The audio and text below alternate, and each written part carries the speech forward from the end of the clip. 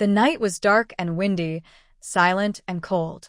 The biting chill woke Mu Xiang from the suffocating darkness that had swallowed her in the flood. So it really is freezing. This cold is truly unbearable. The long night made her already weak spirit sink again, and she fell back into sleep. When she opened her eyes, daylight had already filled the room. Now she was awake. She was still Mu Xiang, yet no longer the same person she once was. The Mu Xiang who had gone hiking during a trip was swept away by a sudden mountain flood caused by heavy rain. And now, she had arrived in a completely different world, a broken, radiation-filled world. A world where civilization had fallen, the seasons were chaotic, and radiation was everywhere. Here, Mu Xiang was an orphan. Her parents had died during their last mission, fighting mutated beasts in the cold season. She had been forced to move, taking all her belongings from the inner safe zone to this small, shabby courtyard on the outer edge. There was no real compensation. The only kindness shown was that her parents' mission points were not taken back. Her old home was given to someone more useful. Without asking her opinion, the authorities cleared out her family's house and exchanged it for this small courtyard. The only compensation was that she didn't have to pay the safety tax for 1 year. If she couldn't pay next year's tax, she would be driven out to the chaotic slum beyond the walls. Overwhelmed by grief and unprepared for hardship after years of protection, Mu Xiang couldn't handle the shock.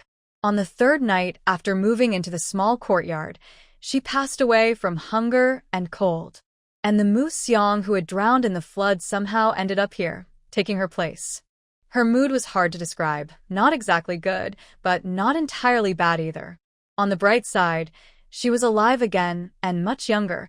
She had been nearly 30 before, but now she looked half that age. On the other hand, this world was in ruins. The environment was harsh, and survival itself was uncertain. Money no longer had any value. People struggling to live in this harsh world now used points as currency, unique to the human safe zones. She looked at the smart wristband on her arm, a device unique to this world. Her account showed all her possessions, 532 points. Of these, 12 were hers, and 520 were inherited from her parents. Her small courtyard had an annual safety tax of 480 points. Although it was enough for now, she wasn't sure if there would be any left by the end of the year. The place was called a small broken courtyard because, apart from the sturdy walls, there was almost nothing left. Inside the yard stood only a simple hut made of straw. That was one of the reasons the previous owner had died. The cold season had just ended, and the nights were still below freezing. The tax for next year wasn't what she needed to worry about right now. What mattered most was building a safe and warm place to live. With her current physical condition, she couldn't do the work herself.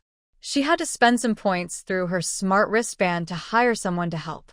Thankfully, her parents' inheritance gave her the means to place the order. Even though she was now an orphan, the safety zone had strict rules and its own law enforcement, so she didn't have to worry about dishonest workers. Soon after she placed the order, someone accepted it. After she quickly packed her few belongings, there was a knock on the gate. The construction team had arrived. The rebuilding cost her 30 points in total. She asked for a 20-square-meter wooden cabin and for the courtyard walls to be repaired and reinforced. The materials for the cabin and the wall repairs were included in the 30 points. It might seem like a lot of work for little pay, but actually it wasn't. Here, 1 bag of nutrient solution cost 5 points. If used carefully and mixed with some water, 1 bag could last 2 days. Those 30 points could buy 6 bags, enough for one person to live on for nearly half a month. Even a strong scavenger might not find anything useful every day, and sometimes they came back empty-handed. Anyway, she had already paid, and how the workers divided the points was their business. What she needed to do now was go to the trading post to buy some food. Her belongings were few. 2 quilts, a change of clothes, and a small pot slightly larger than a lunchbox. That was all. There must have been more before, but whatever was left was now gone, and even if she found it, she wouldn't be able to take it back. That was probably why the previous owner had lost her life. Fortunately, she still had some points left, so she could buy what she needed. But she couldn't buy too much. It would draw attention, and she had nowhere to hide it. If she lost it, that would be a real pity. As she was lost in thought, she suddenly sensed a small space, only about 3 cubic meters in size. But it was a space. A must-have gift for anyone who had crossed into another world. Muxiang didn't mind that it was small or that it lacked spring water and soil. She was already happy just to have it, especially since she immediately understood its special traits. Time inside it stood still, things stayed fresh, and it could be expanded. That was good enough, no need to ask for more. Even though she now had this space, when she went to the trading post, Muxiang only bought 2 packs of the cheapest nutrient solution, a small bag of salt and 2 wooden buckets. The nutrient solution cost 10 points, the salt 15 points, and the buckets 1 point. Then she went to the management office and bought 20 points worth of water. Yes, in this world where survival itself was difficult, the safe zone not only had houses and yards but also running water. Although the water came from treated underground sources, it was piped directly to each home and measured by a water meter. After paying at the management office, she could simply scan her wristband at home to get water. Much easier than waiting in line outside. Carrying the buckets back, she saw that her small wooden house was almost finished. Most of the workers were now reinforcing the walls of her tiny yard and, at her request, installing a ring of barbed wire along the top. All the work was done before noon. After locking the gate, Muxiang moved her few belongings into the wooden house. It was called a yard, but compared to the home in her memories, it was really quite small, only about 80 to 90 square meters in total. The water tap was on the right side of the gate, about a meter above the ground, with a small basin underneath. Her new wooden house stood beside the basin, leaning against 2 walls in the right-hand corner of the yard. She hadn't torn down the old thatched hut in the center. For one thing, hiring someone to remove it would cost points. For another, she hadn't yet planned how to use the rest of the yard. The hut might still come in handy later. For example, when she wanted to cook, she could dig a small stove in the middle of the hut and use a small pot to heat a diluted version of the nutrient solution. That way, she could cook without worrying about smoke filling her new wooden house. For Muxiang, whose sense of taste still belonged to her original world, the diluted nutrient solution tasted truly indescribable. It was sticky and bland, almost tasteless, yet somehow full of strange flavors. Especially after heating it with water. Ugh, best not to think about it. After taking a small sip, Muxiang had to gather her courage for a long time before finally lifting the small pot and drinking the rest in one go. Then she quickly rinsed her mouth with water. She wasn't sure if the nutrient solution was actually nutritious, but it did make her feel full, probably because she had drunk so much water. At least after gulping it down, even the odd taste of the filtered water didn't bother her anymore. She could count that as a proper meal. She kept the fire going to boil more water. She had drunk too quickly earlier and hadn't boiled enough. It was always better to heat what she drank. Luckily, she had bought 2 buckets, one to keep in her storage space for hot water. While boiling water, Muxiang sorted through the original owner's memories and occasionally checked the base forum on her smart wristband. First, she made a list of what she still needed: a cup, a few wooden buckets or water jars, and a larger pot for boiling water.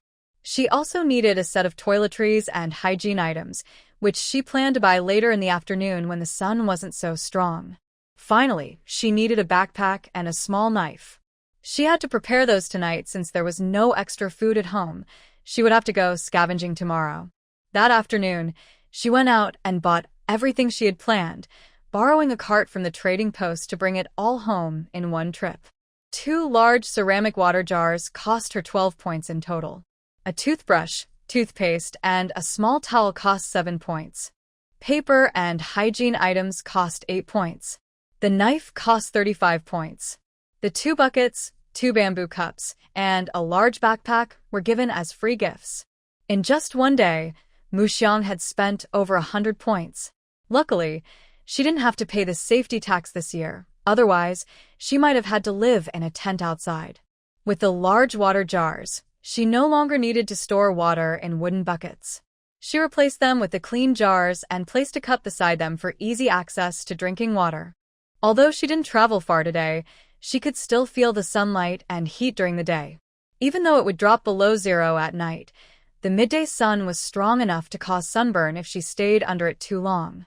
Toothbrush, toothpaste, small towel, tissues, sanitary pads, a small knife, and her only set of spare clothes. She cleaned them all and packed them neatly into a wooden bucket, then stored them in her space for easy access. These were her main daily items, and keeping them in the space was safer in case of emergencies. What remained were 3 water buckets, 1 jar, 2 pots, and a quilt. She left those in the small wooden cabin to avoid drawing attention. After checking everything again, Muxiang decided to rest early. She needed to get up early the next day. From memory, her parents used to leave before dawn to collect scraps and wouldn't return until late afternoon. There was also a mercenary convoy in the safe zone that departed at 4:30 every morning. For just 2 points, residents could hitch a ride to a more distant collection area. Fewer people went there, so there was a better chance of finding useful things. A recent beast attack had driven most of the mutated creatures away, and the remaining few had been cleared by the mercenary teams. Although it was still somewhat dangerous compared to nearby areas, it was manageable with caution. In the afternoon, she only needed to wait by the roadside at the agreed time to catch the same vehicle back. The fare stayed the same, but extra cargo would cost more. That night, Muxiang only drank some hot water and didn't eat dinner. She simply cooked a pot of porridge with a little salt, let it cool, and stored it in her space for the next day's meal. The next morning, after washing up, she drank half a pot of porridge and a large cup of hot water. Then, wrapped up tightly and carrying her big basket, she set out. At the gathering point, she quickly found a vehicle, paid the driver, and agreed on the return time. Pulling her hat brim low, she closed her eyes to rest. Because of the strong ultraviolet rays and radiation, everyone's outerwear came with large hoods and high collars. Once zipped up and with the head lowered, no one could see the face beneath. The vehicle soon filled up and left the safe zone. Along the way, Muxiang saw many scavengers, walking on foot. Everyone was dressed the same, heads down, hurrying along, just like people rushing to work in the old days. The ride was fast, and by the time Muxiang got off, the sky was still dim. As soon as the passengers got off, they scattered in all directions.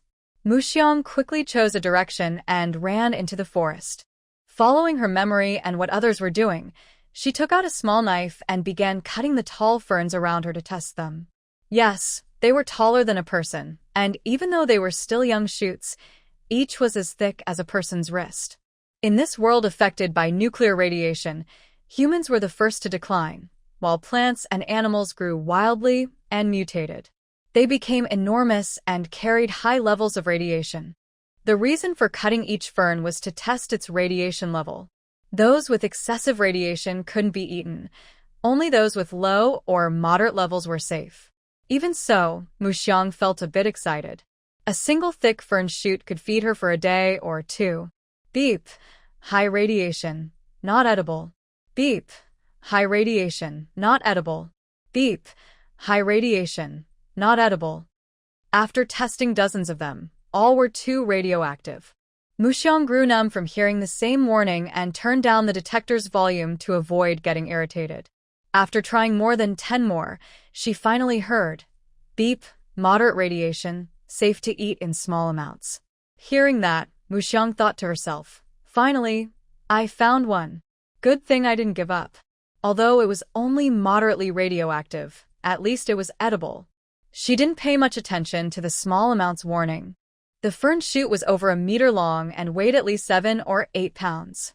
Muxiang carefully cut it from the base with her knife and stored it in her space container. Then she repeated the same process again and again, hearing the same warnings. By the time the sun rose high and it was noon, she had found only 2 moderately radioactive fern shoots. The midday sun was scorching. For safety, everyone stopped working and rested in the shade of nearby trees. Muxiang did the same. Carrying her empty basket, she sat under a tree to rest. Using the basket as cover, she took out a small pot, drank half of it quickly, then put it away and drank plenty of water. No matter how many times she ate it, the strange taste still made her uncomfortable. But she had no choice. Without food, she would have no strength, and without strength, she couldn't find more food. Then she would die. Faced with survival, a little discomfort meant nothing. As a true worker of the new era, taking a break was never an option for her.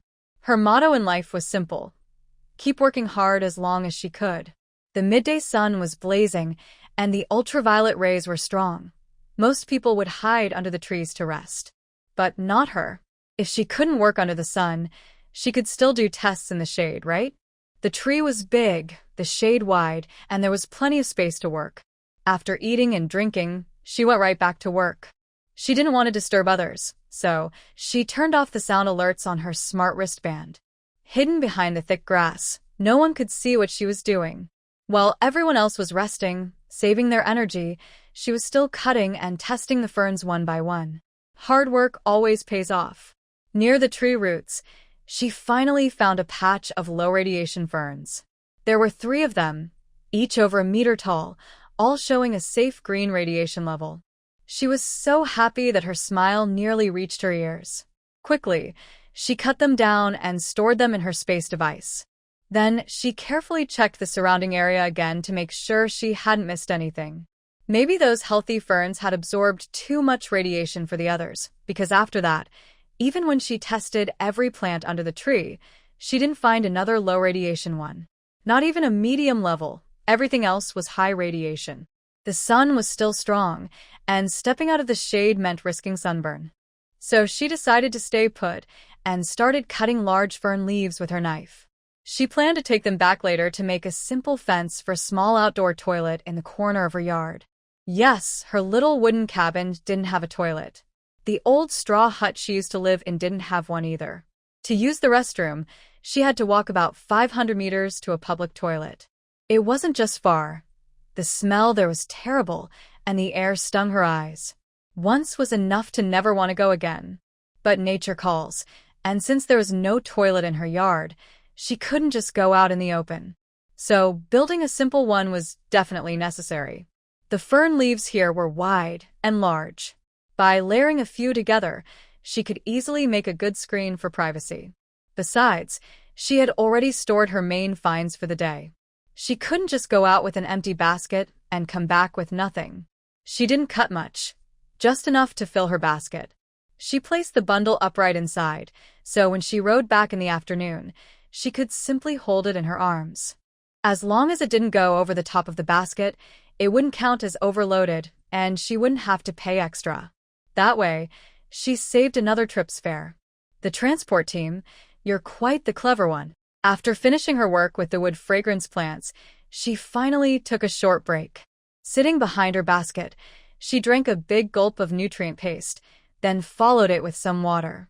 When the sun softened and it was safe to go out again, she was full of energy once more. Since the basket was already filled with fern leaves, she left it under a tree instead of carrying it.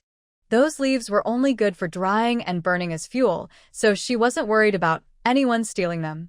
She took her knife and went into the fern patch to continue her work. Maybe she had used up all her luck in the morning, because even after a long time searching in the afternoon, she didn't find a single edible plant. When the alarm she had set for gathering time rang, she dragged her tired body back to the basket. From her storage space, she took out a piece of moderately radiated moss fern, cut it in half with her knife, stored one half, and carried the other. Then she lifted her basket and went to the roadside to wait for the vehicle. One by one, the people who had ridden together that morning came out from the grass by the road, each carrying baskets of different sizes. Since the area was wide and far from the safe zone, everyone had gathered a fair amount. No one paid much attention to the large basket of fern leaves that Mu Xiang carried. As long as it wasn't a basket full of food, no one cared whether she was carrying grass or soil.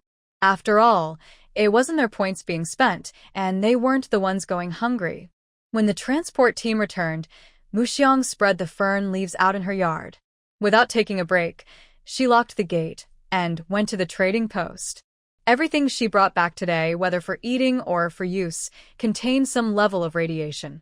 To make it safe, it needed special treatment.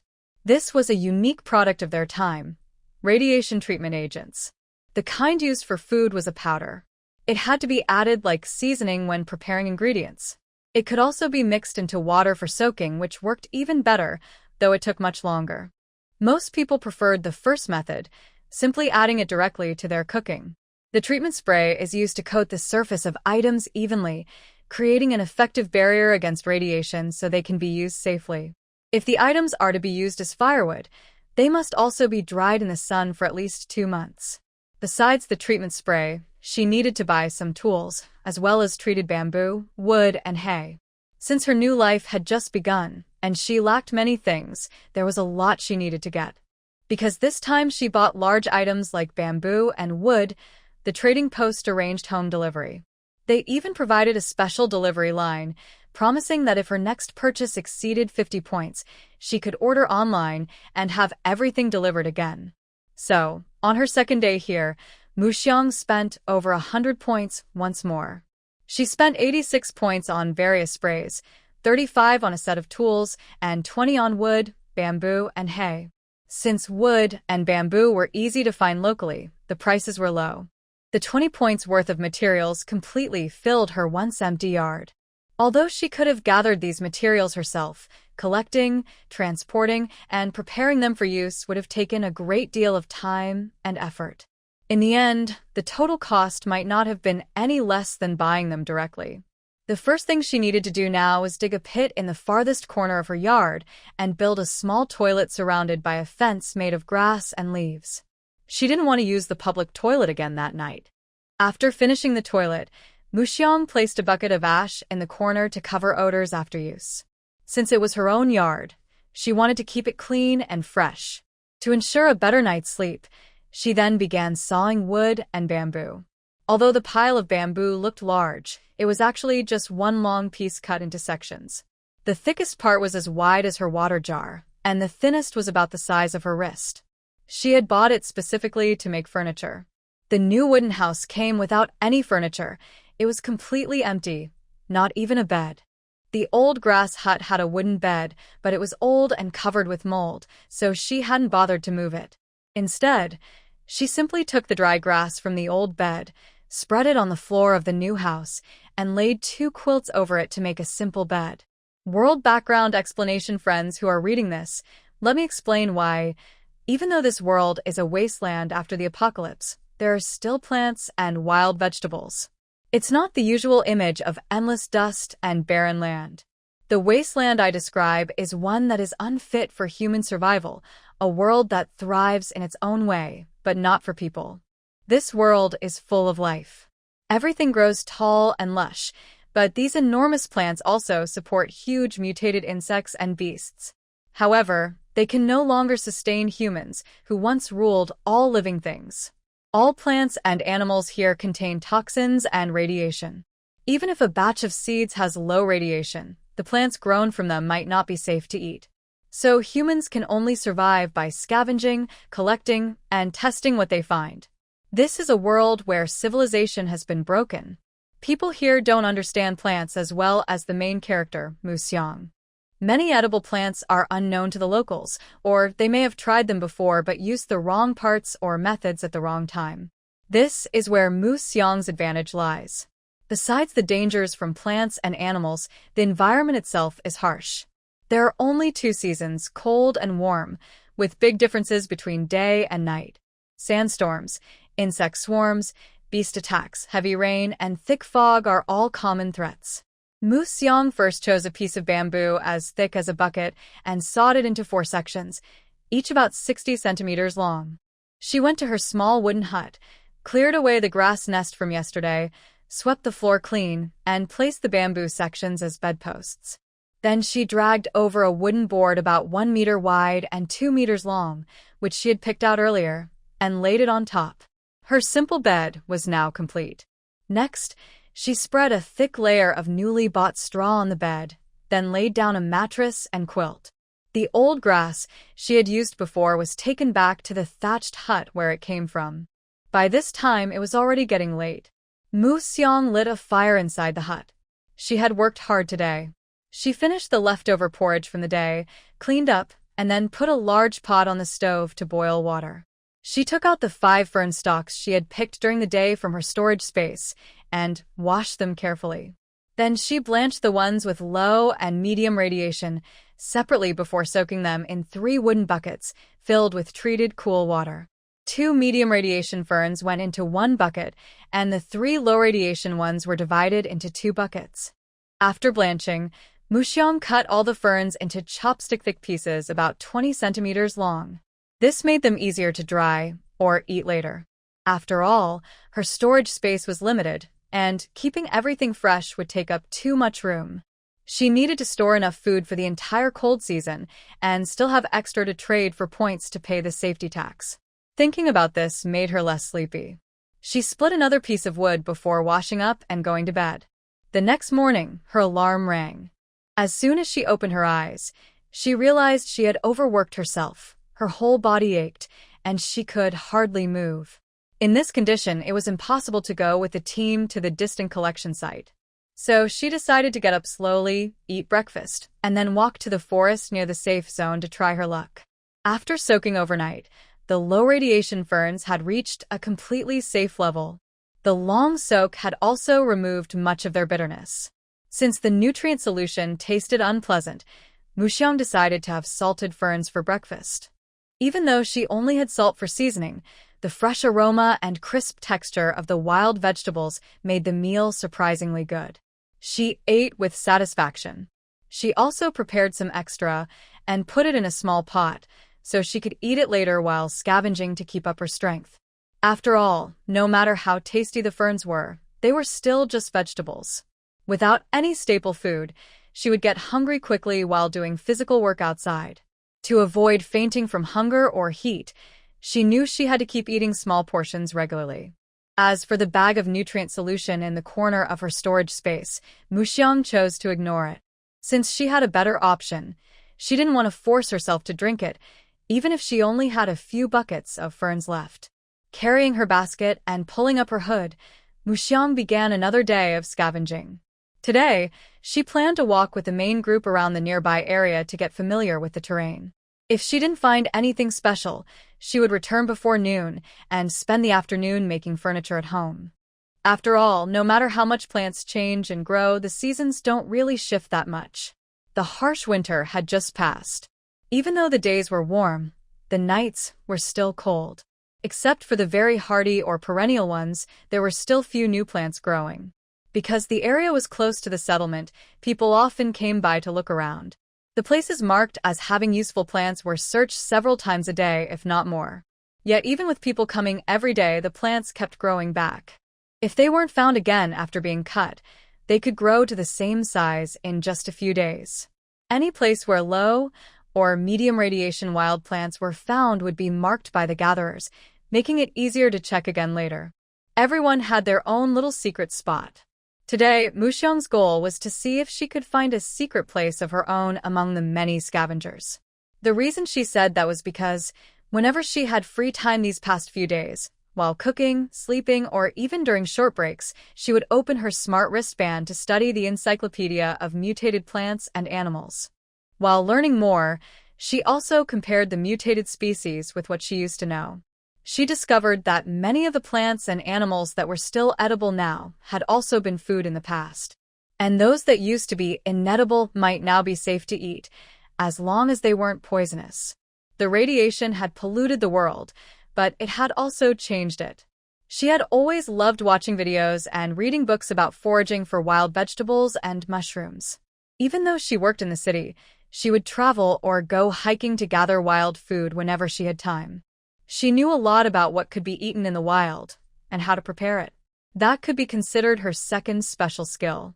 Her knowledge of plants and animals was quite different from that of the people in this post-collapse world. Many plants she recognized as edible were unknown to the locals, or they didn't know which parts to eat or how to cook them.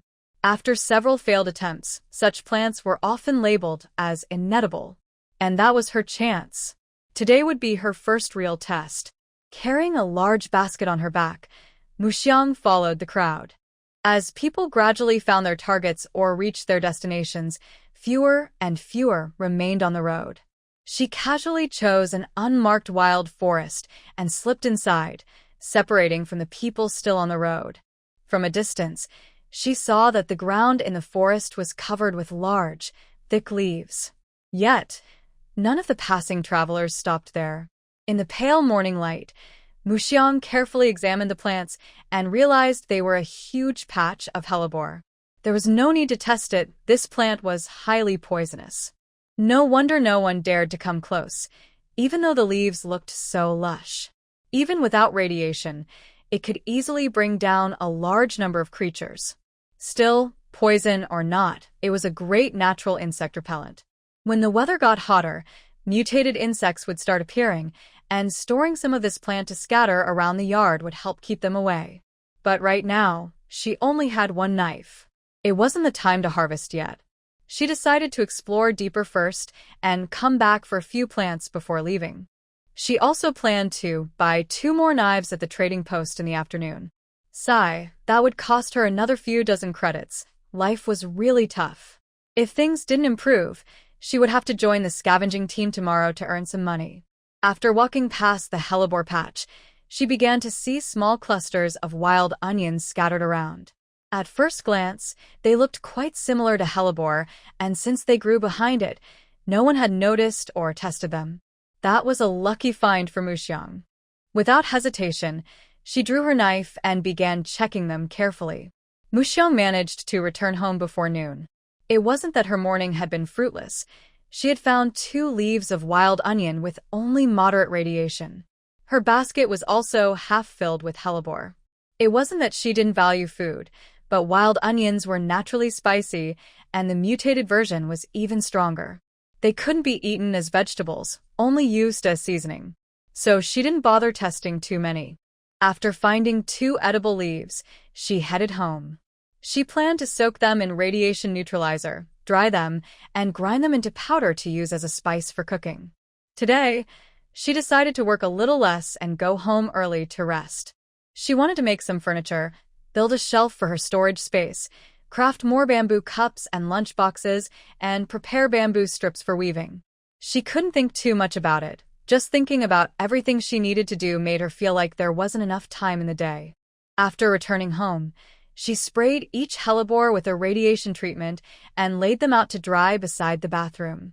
The freshly picked wild onions were washed clean, half-rolled, and soaked in a bucket filled with treated water. Then, using her wristband, she opened the official trading hall page and bought 2 daggers, 2 bars of soap, and a pack of laundry powder. After paying, she left her address for delivery. In less than 3 days, her original 500 points had dropped to just over 100. The delivery arrived quickly. To tell the 3 daggers apart, she tied a braided grass cord around the handle of the one used for cutting poisonous plants.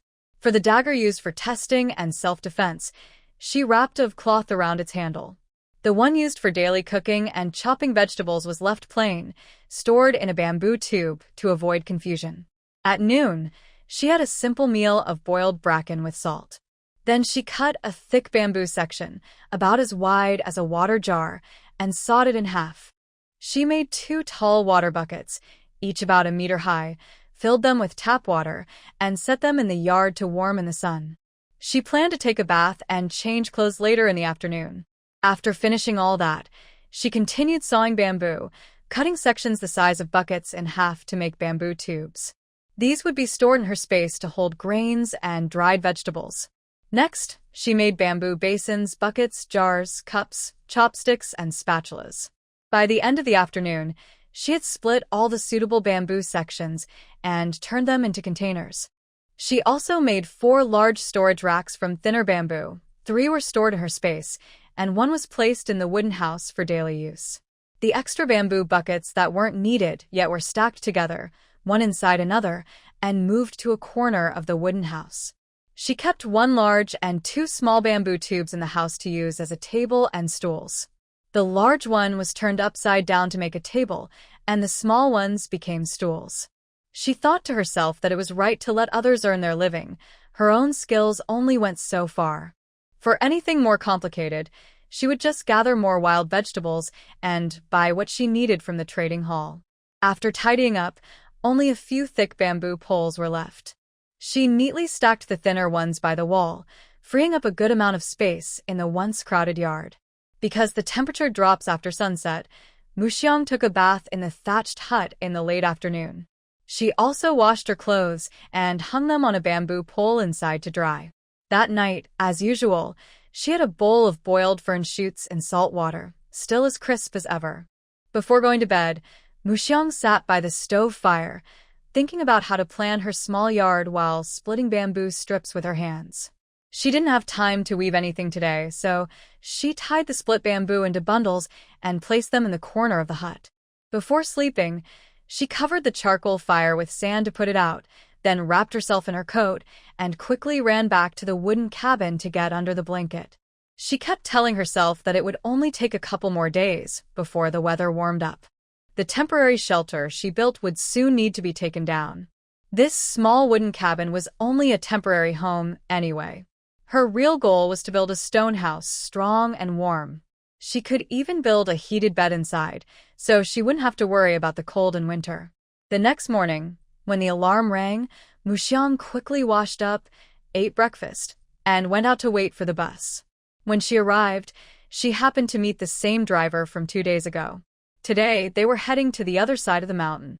Checking the map, Muxiang noticed that area didn't have any marked edible plants yet. Just because it wasn't marked didn't mean there weren't any.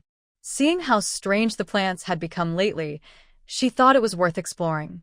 After all, she only had fern shoots to eat right now. Maybe she could find something new if she looked around more. So Muxiang set off on another journey into the wild, truly fearless like a young calf unafraid of tigers. A few more people joined along the way, and once the vehicle was full, they departed. Just like before, the driver dropped them off by the roadside and continued on his way. Since it was wilderness, the group discussed staying together for safety. But Muxiang chose to go her own way. Even though they came together, she had her own secrets. Exploring together was fine, but digging for wild plants together was not. If she found something valuable, it could become awkward. The first rule of survival in the wild is never to test others' honesty or limits. Every time she entered the wilderness and saw those enormous plants, Muxiang couldn't help but feel amazed. Compared to before, it felt as if people had become smaller. If only these things were free of toxins or radiation, it would be wonderful.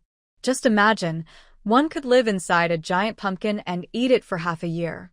The thought alone felt like a dream. While her mind wandered, her hands kept moving. There were many ferns growing on this mountain too, but they grew too fast. Most had already matured, leaving very few that could be harvested. After testing them for half a day, she didn't find a single one that was safe to eat. Looking at the lush ferns, Muxiang felt a wave of regret, as if she had missed out on a fortune. Unwilling to give up, she remembered seeing a video that said fern roots were rich in starch. If crushed and filtered, they could be turned into fern root powder. That powder could be used to make porridge or noodles. Both could serve as staple food. Once she had the idea, she acted immediately. She took out a shovel from her storage space. Tools bought with points were always kept close at hand. Because the ferns were so large and thick, she had to cut away the leaves before digging up the roots, which slowed her down. Fortunately, the roots had also mutated like the leaves, growing thick and strong. Each root was nearly a meter long and weighed about 100 pounds. She shook off the clumps of soil, set the roots aside, and didn't test them right away. Instead, she hurried to dig up another one before noon. In the past, she could have dug up dozens of plants in a few hours, but now each one was so big that she had to dig a pit more than a meter deep for a single root. By the time she stopped to rest at noon, she had only managed to dig up 5. She used her storage space to move them back and forth twice before finally piling all the roots under a tree. Using fern leaves as cover, Muxiang rested for a while, drank some water, and ate a little food. Then she began testing each root one by one. Beep. High radiation. Not edible. Beep. High radiation. Not edible. Beep. High radiation. Not edible. Muxiang had grown numb to these warnings. Without losing heart, she continued testing each root patiently. She refused to believe that among hundreds of pounds of roots, she couldn't find at least a few that were safe to eat. Sure enough, after a while, a pleasant voice sounded, beep, low radiation detected, safe for consumption. After hearing unsafe for consumption so many times, this sudden safe result made her eyes light up. Muxiang weighed the fern root in her hand. It was about 7 or 8 pounds. From the cut, she could tell it was rich in starch. Her energy returned instantly, and she sped up her testing. After checking the whole pile, she found 5 roots with low radiation and 12 with medium radiation. That was a pretty good yield. Looking around at the mountains covered with ferns, Muxiang felt that her small goal was within reach. It wasn't realistic for her to secretly dig them all up herself. It would be too much work and too risky. But she also couldn't announce the discovery right away. She wasn't that generous. She decided to dig for a few more days, collect some roots, make a bit of fern starch, and then go to the trading hall to sell the information to the authorities. After all, the cold season had just ended, and the warm season was only beginning. The only food available now was wild vegetables and nutrient solution. Plants rich in starch were just starting to grow. To make sure her afternoon digging went smoothly, Muxiang rested quietly under a tree for a while. Afternoon passed. She went back into the grass and continued digging. She tested each root she dug up, keeping the safe ones and putting the unsafe ones back into the holes, covering them with branches and soil to hide them. That way, she wouldn't attract any unwanted creatures, since these high-starch roots were very tempting to animals. Humans couldn't eat the high-radiation ones, but other creatures seemed to enjoy them just fine. She didn't dig every plant in a row. Instead, she left some between each one. The environment was already harsh, and she didn't want to cause soil erosion or desertification by overdigging. Even though the plants were growing well now and desertification seemed unlikely, she still believed that everyone should do their part to protect the environment. Muxiang kept digging until it was almost time to gather. She quickly tested the roots she had collected, stored the safe ones, then cut 2 fern stems and a bundle of fern leaves, put them in her basket, and started walking toward the road. Just like last time, although everyone was puzzled about why she carried another basket full of grass leaves, no one came up to ask her about it. After returning to the small courtyard, Muxiang opened her smart wristband to make some purchases again. This time, she mainly wanted to buy a small millstone and some gauze. To reach the delivery points needed for free shipping, she also added 4 jars and 6 meters of cotton cloth, spending a total of 92 points. In just a few days, the more than 100 points left by her parents had already dropped to only a few dozen. There was no time to feel sorry about the points. She quickly tidied up the yard. To make washing and filtering easier later, she planned to place the millstone near the water tap once it arrived. She needed to saw a wooden block first. The delivery service was very fast. Before she even finished sawing the block, the delivery person had already arrived. She asked them to leave the items in the yard and decided to organize them later. After locking the door, she stored the cotton cloth in her space and moved the jars into the thatched hut. She quickly finished sawing the wooden block, then used her space ability to move the millstone onto it and set it firmly in place.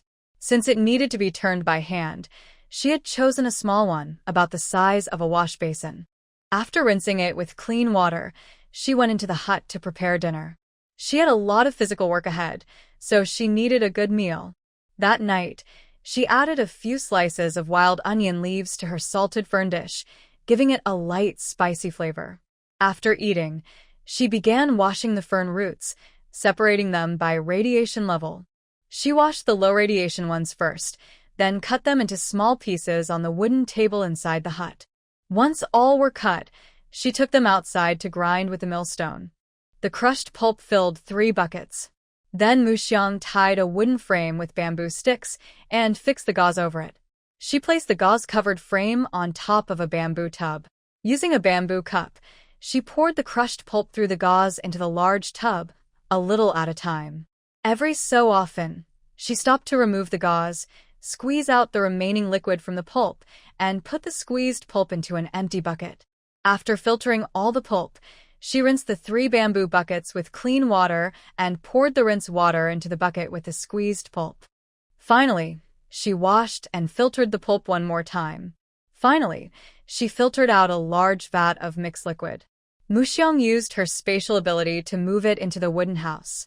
This was all food, so she couldn't afford any mistakes. Next, she repeated the same process to handle the medium-level radiation materials and obtained 3 more vats of mixed liquid. She moved them into the wooden house as well, making the small cabin feel even smaller. After that, she cleaned up, washed all the tools, and lined up the leftover plant residue neatly along the wall.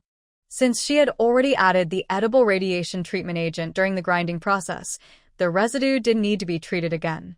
Once dried, it could be stored and used as fuel for the fire. That night, she went to bed early. The next morning, Muxiang got up at dawn to check the sediment in the bamboo vats containing the fern root starch. Seeing that the water on top had become clear and there was sediment at the bottom, she carried all the bamboo vats outside. Since it was still early, she lit a bonfire in the yard. By the firelight, she carefully scooped the clear liquid from the top of each vat into a large container, setting it aside to use later for washing the mud off the fern roots. Then she added water to the vats again, stirred the sediment into starch slurry, and took out the wooden frames and clean cloths she had prepared the day before. She placed them over another clean vat to filter the mixture. After filtering each vat, she washed the cloth. The low and medium radiation materials were filtered separately, starting with the low-level ones. The low radiation batch filled only half a vat of cloudy liquid, while the 3 medium radiation vats were combined into one. As usual, after finishing, she carried the 2 vats of starch liquid back into the wooden house. She took out the cotton cloth she had bought the day before, cut it into 3 sections, each about 2 meters long. She covered the bamboo vats with 2 pieces of cloth, pressed them down with bamboo poles, then quickly ate some fern shoots, locked the door, and ran toward the meeting point. She hurried as fast as she could, and by the time she arrived, most of the vehicles had already left. Fortunately, one was still there. Muxiang quickly lined up, handed over her points, and got on the vehicle. To avoid conflicts over prey during hunts, each team went in a different direction every day. Today, Muxiang's group arrived at a new wild forest, a pine forest. The pine trees, which used to be only as thick as buckets, had now grown as tall and massive as giant redwoods, each one standing like a towering wall. Anyone she picked could probably build a house. If her abilities weren't so limited right now, she would have liked to live in a big tree. Different trees had different wild vegetables growing beneath them. Here, although there were a few patches of bracken, the main plant growing in large areas was a wild vegetable called purple-flowered rock cress, also known as stone stem greens. The wild vegetables were tender and grew close together. This was the second kind of wild vegetable she had found after bracken. Following her usual routine, she took out her small knife and began testing. Beep. Moderate radiation, can be eaten in small amounts. Beep. High radiation, not edible. Beep. High radiation, not edible. Maybe because there were so many stone stem greens here, after testing a large patch, she found a small bundle with moderate radiation, 8 plants in total. Even if she didn't find anything else today, this was already a good harvest. Before noon, Muxiang quickly went back to test a few bracken plants she had seen earlier, while checking the stone stem greens. She also dug up the bracken roots and moved them under a nearby tree for shade. When the alarm reminding her to avoid ultraviolet rays rang at noon, Muxiang stopped working and hurried to the shade. Because of the tall pine trees, the sunlight in the forest wasn't as strong as in the past few days. As usual, she ate first crisp bracken shoots.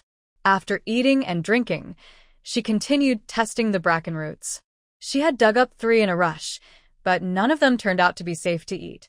She wondered if any of the dozens of pounds of bracken roots could be taken back.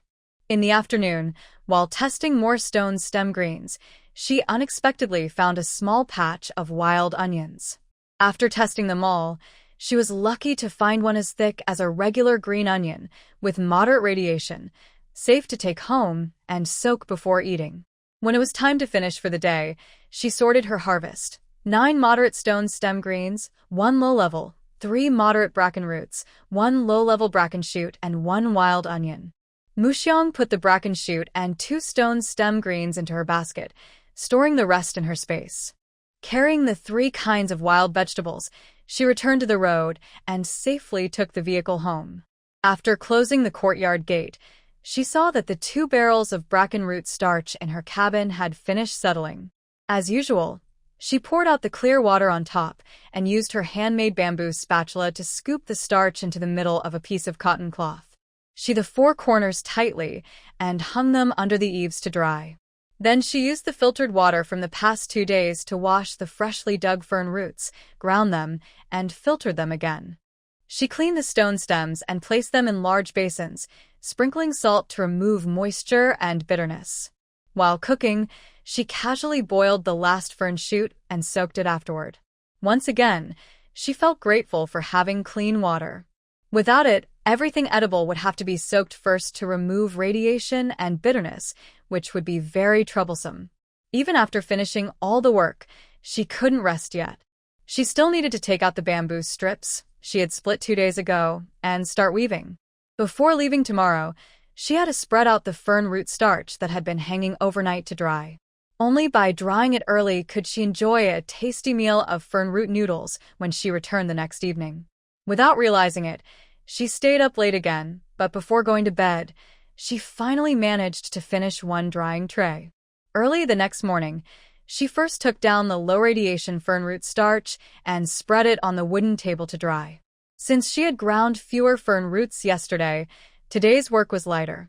After finishing everything and eating breakfast, she went to the meeting point, where many vehicles were still waiting. Muxiang joined a team heading to the fern forest and paid the fee. She planned to dig for 1 more day, rest at home tomorrow, and take the processed fern root starch to the trading post to exchange for points and information. It was another fruitful day. Muxiang brought back about 100 caddies of fern roots, 15 with moderate radiation and 2 with low radiation. She didn't process all of them that day, leaving 2 moderately radiated roots untouched to show others at the trading post tomorrow. Since the fern root starch had dried, and she had also gathered fresh stone stems and wild onions yesterday, tonight's dinner was especially rich: a bowl of translucent fern root and wild vegetable porridge. Because of plant mutations, the stone stems were even more bitter than usual. Even after being salted overnight and soaked in clean water for a day, they still tasted slightly bitter. But that only made Muxiang feel more content as she ate. After dinner, she carefully packed the dried fern root starch into bamboo tubes according to grade, sealed them, and stored them away. Her once empty heart finally felt a bit more at ease. As usual, before going to bed, she wove another drying tray. The next day, Muxiang had breakfast at home, then used some wood to make a few simple drying racks so she could place the trays later. After that, she filtered the fern root powder that had settled overnight for a second time. Muxiang filled half a bamboo tube with the processed fern root powder, which had a mild level of radiation, and put it into her basket along with some fern roots she had saved from yesterday. She locked the courtyard gate and arrived at the trading hall just as it opened. "Hello, I've discovered a new type of starchy plant and would like to speak with your supervisor," she said. "A starchy plant? Right now? Where is it? Do you have a lot of it?" The staff member immediately asked a series of questions. "Yes, it's a starchy plant. I brought some samples and would like to talk to your supervisor," Muxiang replied. "All right, please wait a moment." At this point, the staff member didn't care about the quantity. Any new discovery was valuable. They could always post a mission later to gather more if needed. What mattered now was reporting the news to the director quickly. Maybe he'd even get a bonus this month. Before Muxiang could ask to go along, the staff member had already run off. Well, since she was already here, she didn't mind waiting a bit. The hall was quiet and spacious, with few people around this early in the morning. She wandered around, reading the posters about dangerous mutated creatures on the walls. "Hello, my name is Su Shuangren. I'm the department director of the Safe Zone Trading Office. I heard you were looking for me?" As Muxiang was reading an introduction about a mutated bear, A middle-aged man's voice came from behind her. When scavenging in the wild, it's important to learn as much as possible about these creatures. Every living thing except humans has mutated now. The more you know, the better you can make the right decisions when you encounter them, he said when he noticed Muxiang pause. Yes, I think so too, Muxiang replied. If you want to study them more closely, I have some related materials. I'll ask Xiao Wang to bring them to you later. Oh, by the way, Xiao Wang is the staff member you spoke to earlier at the counter. All right. Thank you very much, Muxiang said with a nod. The reason I came here today is that a few days ago, while foraging in the wild, I accidentally discovered an edible root. There seemed to be quite a lot of that plant. When I got home, I compared it with the plant information on my smart wristband, but couldn't find a match. So I decided to bring it here to see if it's really an unrecorded species. Oh, really? Please come with me to the office so we can talk in detail. Mu Xiang then followed Director Su into the office. This is the starchy root I found. And this is the starch extracted from it. It's already dried. You can cook it into jelly-like cakes or simply mix it with hot water. Oh, just hot water? May I try it? Director Su brought a small bowl and Mu Xiang prepared it. Soon, a bowl of translucent paste was ready. As the hot water was poured in, a pleasant fragrance spread through the room, making it very tempting to taste. Director Su couldn't resist. As soon as Mu Xiang stepped back, he eagerly picked up the bowl and began eating with a small spoon. The more he ate, the better it tasted. It was far more delicious than the bitter wild vegetables people usually found. When he finished the bowl without realizing it, he suddenly noticed the situation. Ahem, sorry, that was rude of me. It's just so tasty that I couldn't stop. It's fine. The first time I tried it, I ate even faster before it was fully mixed. Ha ha ha. Understandable. Very understandable. So, what plant is this root from? It's from a fern. I also brought 2 unground roots. Mu Xiang took out 2 fern roots from her basket. Out of habit, Director Su scraped a bit of the root's juice and tested it with his smart wristband. Moderate radiation detected. High starch content. Recommended for limited consumption. His wristband seemed more advanced than hers. It could detect not only radiation but also the plant's composition. You said this is a fern root? The same kind that grows all over the hills? Yes, that's right. Director Su's eyes seemed to shine with excitement. Do you have any plans today? Would it be convenient for you to take our staff to collect samples now? Don't worry, we won't waste your time. You'll be back before noon, and once everything is confirmed, you'll receive points as a reward for discovering a new food source. I don't have any plans. We can leave right now, Mu Xiang replied firmly. She had come here for this purpose, so of course there was no problem. She even hoped that once the government confirmed it, they would organize the excavation, processing, and sale. The past few days of washing and drying had already tired her out. After hearing her answer, Director Su immediately went out to arrange the team. A short while later, he returned and said everything was ready. Outside the trading hall, a military truck was parked at the entrance. In the back sat 10 soldiers, along with Xiao Wang. Director Su asked Xiao Wang to place Mu Xiang's basket in the truck bed, then open the passenger door for her to sit in front and give directions. Mu Xiang had never ridden in such a vehicle before, not even in her previous life. She was so nervous that she could hardly speak, let alone give directions. Fortunately, Director Su had already told the driver roughly where they were going, so even without her guidance, the truck sped quickly toward a fern forest. After getting out, Mu Xiang carried her basket, took the small knife and shovel handed to her by Xiao Wang, and led the way into the forest. She found a nearby fern, made a small cut to test it, high radiation again, then cut off all the leaves and dug out the root with her shovel. As she started digging, Xiao Wang came over to help. Once they unearthed the root, he took the initiative to cut a piece to check the starch content, then tested each one for radiation. All of them showed high radiation levels, but after watching Mu Xiang's demonstration, everyone understood what to look for and began their own testing and digging. Xiang, may I call you that? I'm about 12 years older than you, Xiao Wang asked. Sure, that's fine. At least you didn't call me Little Moo, she replied with a smile. Haha, I do have some sense, you know. So, what do you think? Should you join us in digging or focus on testing? When Director Sue left, he told me that after we identified the plants, we could start digging on our own. Whatever you dig up belongs to you. We'll head back before noon, and I'll call you when it's time to leave. As he spoke, Brother Wang handed over his wristband so he and Mu Xiang could exchange contact information. I won't delay your work, Mu Xiang said. I'll look around nearby. Call me when it's time to go. I won't wander far.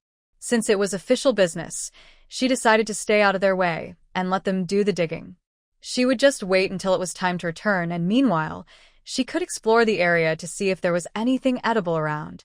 Mu Xiang walked past a patch of dense ferns, carefully observing the plants around her. About 200 meters past the fern grove, she found a small, slightly raised hill. On that hill, tangled vines of wild peas were growing.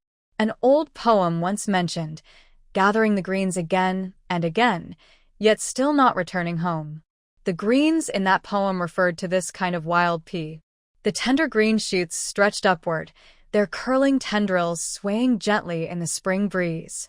Looking closer, she noticed a few small purple flowers hidden among the thick leaves. What a fine wild vegetable, she thought, though it was a pity it had already bloomed. This type of wild pea contained mild toxins throughout the plant. Before it bloomed, it could still be picked and boiled thoroughly to eat as a vegetable. But once it flowered and produced pods, the toxins became stronger. Considering the current environment, Mu Xiang decided not to take any risks. She simply marked the location on her smart wristband and left. Perhaps luck was on her side today.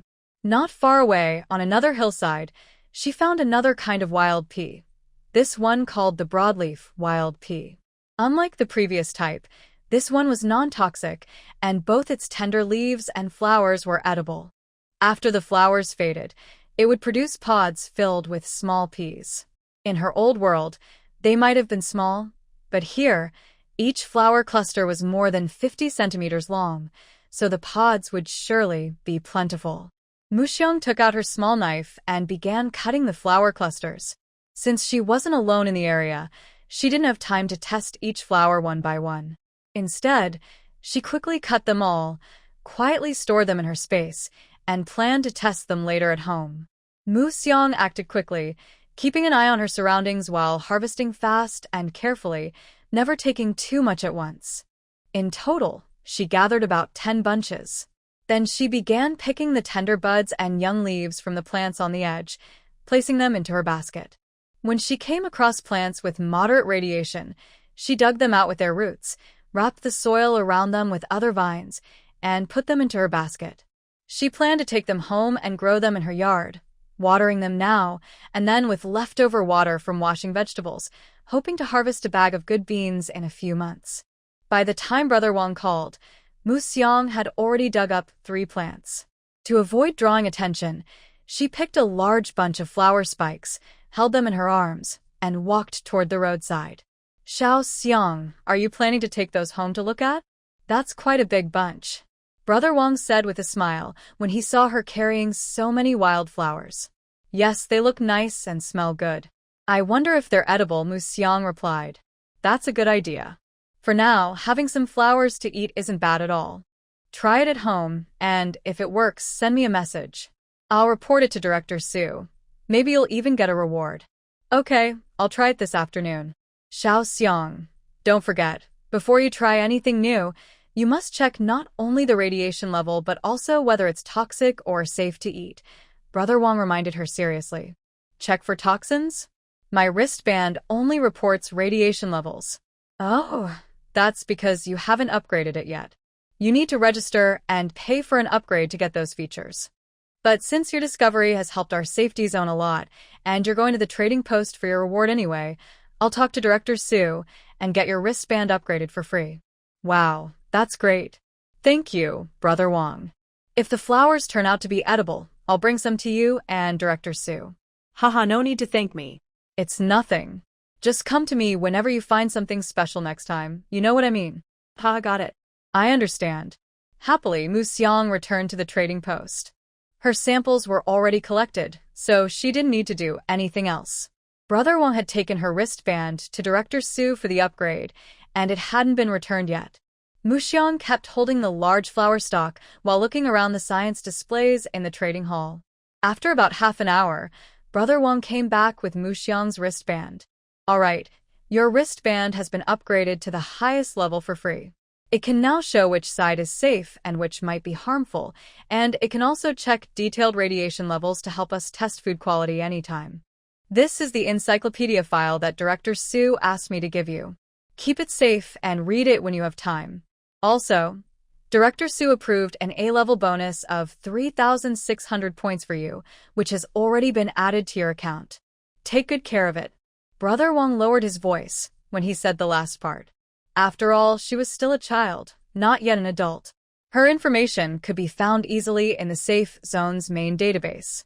Everyone knew her parents had just passed away, and she was living alone, so it was natural for him to speak to her with extra care. I understand. Thank you, Brother Wang. By the way, how many points would it take to build a small stone house in the Safe Zone? I want to build one in my yard. I just saw that in about a month there will be sandstorms and rainy days. My wooden cabin is new, but now that I have some money, I think a stone house would be safer. You just built a wooden cabin? Didn't the people who helped you move give you a house? They did, a small thatched hut. But it didn't feel strong enough, so I spent some points to have someone build a wooden cabin. I was planning to save up for stone bricks and build a stone house before the bad weather came. Now that I earned some extra points, I wonder if it's enough to hire someone to build it. It's enough, definitely. A 2-bedroom stone house in the Safe Zone costs about 5,000 points. Since you're alone, a 1-bedroom house will do. Just transfer me 1,500 points, and I'll handle the rest. I'll arrange for people to start building in the next few days. Stay home for now. It's a small house, so it'll be done quickly. Once it's finished, you can go out again, all right? Yes, that's fine.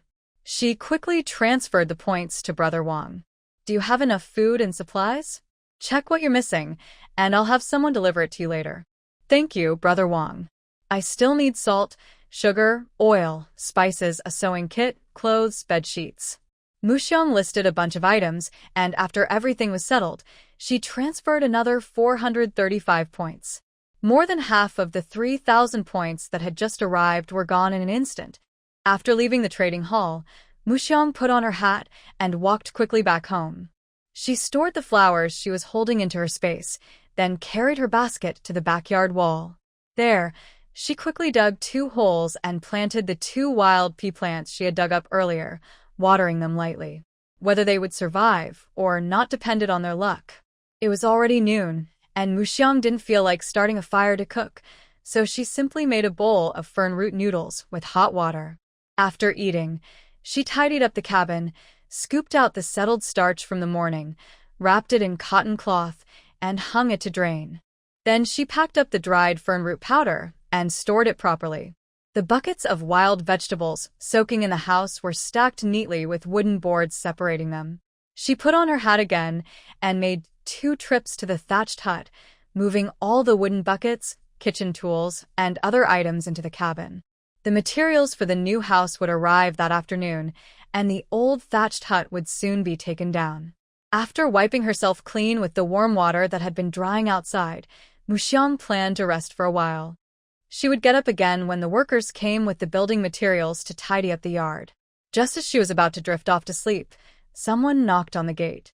It was noon, and the workers had arrived, fully covered and carrying large sunshades, ready to start work. What could she say? Times were tough for everyone. She quickly put on her hat, opened the gate, and made space for them. The workers were well prepared. They unloaded several L-shaped sunshades from the truck and set them up along one side of the yard. In an instant, the entire construction area was covered in shade. Since Muxiang had bought a lot of wood, straw, and bamboo earlier, the yard was still cluttered with materials. The bamboo was almost used up, but the wood and straw were still piled around. Before unloading their own materials, the workers helped her cut the wood neatly and stacked it by the backyard wall together with the bamboo and straw. They even brought over the items she had just purchased and placed them by the cabin door. Then, a small excavator drove into the yard and began tearing down the thatched hut in the middle with a few quick moves. When Muxiang opened her eyes after arriving here, the first thing she saw was quickly knocked down by an excavator. Then the excavator moved aside, and a small forklift came in. It lifted a big pile of straw with 2 forks and placed it by the courtyard wall. After that, the forklift left, and the small excavator returned. It gently leveled the ground in the middle of the yard where the new house would be built. Then several builders came in quickly, marking the outline of the house on the ground. The excavator dug out the foundation for the outer walls according to the markings. A shadow passed overhead as a crane outside the yard lifted a steel frame tied with iron wires and carefully placed it on the freshly dug foundation. Under Muxiang's amazed gaze, about 10 workers moved quickly, attaching panels to both sides of the steel frame, leaving only an opening at the top. Then a pipe extended from outside the yard to the opening, pouring in concrete. Since the house wasn't large, the work finished quite soon. The workers packed up and left. Huh? Is it done already? Muxiang asked in surprise. No, not yet, one of the workers replied. We just poured the concrete. After 3 hours, when it's dry, we'll come back to remove the panels, install the doors and windows, and level the floor. Oh, I see. Thank you for your hard work, Muxiang said. No problem, it's our job, the worker replied. By noon, except for the time spent cleaning up at the start, the work was already finished before the lunch break ended. Muxiang moved her newly bought things back into the wooden house, washed up, set an alarm, and took another short nap. When she woke up again, she sat in the yard and continued weaving drying trays. In the afternoon, the workers were just as efficient. After confirming that the concrete had completely hardened, they removed all the panels. A small gray concrete house now stood there. Next, the workers installed the doors and windows, applied waterproofing, and finished everything before dark. The door was made of solid wood covered with a layer of metal, and the windows were triple glazed, each layer as thick as a finger. The waterproofing was done for the entire house, from the roof to the walls. First, a layer of polymer was applied, then a layer of asphalt, and finally, the whole house was covered with waterproof sheets. A layer of wire mesh was added on top of the sheets. The walls were coated with mortar and then decorated with small, egg-sized stones. The roof was also coated with mortar and then covered with tile-like boards to help drain rainwater. Over the next 2 days, the floor was leveled, partitions were built, a loft was added, and a fireplace was constructed. The speed was unbelievable. Muxiang's cabin was visibly taking shape. The more than 1,000 points she spent were truly worth it. It was far better than the old 30-point cabin, which now looked more like a storage shed in comparison. After the new house was built, the old one really did become a storage room. The new house had no issues like harmful fumes from renovation, so she could move in right away. What Muxiang didn't know was that the house couldn't have been built for the price she paid. It was only because Brother Wang and Director Su reported her situation that such a good house was approved. Otherwise, the stone house she could afford would have been made of rough stones stacked together. Normally, her old house couldn't have been exchanged for a smaller one, especially in such a remote area. At best, she would have gotten a similar-sized house on the outskirts. But somehow, her house was exchanged for a small, run-down courtyard far from the main area, with barely any proper buildings. It was said that even her belongings had been taken away. If no one had noticed or reported it, the matter might have been forgotten. But once it came to light, and since Muxiang had recently made an important contribution, Director Su reported it to higher authorities, leading to a full investigation. It turned out that a small team leader who worked with Muxiang's parents had tampered with the process. After verification, the authorities dismissed him from his position, expelled him from the safe zone, and issued a public notice about the case across all government departments. They also required internal reviews and self-checks. Of course, Muxiang knew nothing about any of this. With the new house completed, she looked at the remaining points in her account. Gritting her teeth, she spent another 167 points to buy a bunk bed, a set of cabinets, 2 sets of bedding, a table and chairs, and a beanbag sofa. Currently, Muxiang's account still has a total of 1,100 points. Items purchased online are delivered quickly, and furniture includes free installation. After tidying up, Muxiang officially moved into the new house. She took out 2 bundles of pea flowers from the space the other day, checked that they were not edible, and sprayed them with radiation treatment. She placed one in a bamboo tube in the bedroom and another on the dining table on the left side of the entrance. Muxiang's small house is a horizontal rectangle. It is divided into 2 halves, one for the bedroom and the other for the dining and living areas. The left side is the bedroom, and the right side is the dining and living room. The entrance door is on the right side. Upon entering, the first thing you see is a lazy sofa in front of the fireplace. The fireplace is built into the partition between the bedroom and the living room, making it easy to keep the house warm during cold seasons. On the right side near the window, there is a small dining table with 2 chairs. A bundle of purple flowers in a bamboo tube is placed on the table, giving off a light floral scent. Next to the dining table is a corner cabinet with a food preparation and cutting area on one side. The countertop has a chopping board and a sink. The corner wall has a connected cabinet with storage below and a display shelf above. Since there is no plumbing inside the house, a rack for water buckets is fixed above the sink, making it easy to place water buckets for washing vegetables later. Below the sink is a fake cabinet that, when opened, contains a wastewater bucket. The bedroom door is on the right side of the partition. Upon entering, you see a shower room that Muxiang specifically requested to separate for easy daily cleaning. The shower room does not have a toilet. Only a water bucket holder similar to the one in the dining area is fixed on the wall, making it convenient for Muxiang to place a hot water bucket while washing. To ventilate, the bathroom wall has a window, a circular window with a diameter of 50 centimeters. Turning left after passing the bathroom, you can see Muxiang's new bunk bed. She bought the bunk bed to hang curtains and mosquito nets during the cold and warm seasons. Thicker curtains keep warm in winter, and mosquito nets are used in summer to prevent insects. The bedroom faces the front yard wall, with a large window on the left side of the bunk bed. On the right side of the bunk bed, near the shower room, there is a small wooden ladder leading to the attic. After climbing up, there is a triangular space used as a storage room for storing miscellaneous items. Including the day she guided someone here, today marks the 4th day she has stayed at home without going out. She notices her food supplies are gradually running low, and going out to scavenge is becoming urgent. Currently, her food supplies include 1 bucket of high radiation quality fern moss, half a bucket of low radiation quality fern moss, 3 buckets of medium radiation stone stem vegetables, and 1 bucket of low radiation quality stone stem vegetables. She has about 30 pounds of medium radiation fern root powder and 10 pounds of low radiation fern root powder.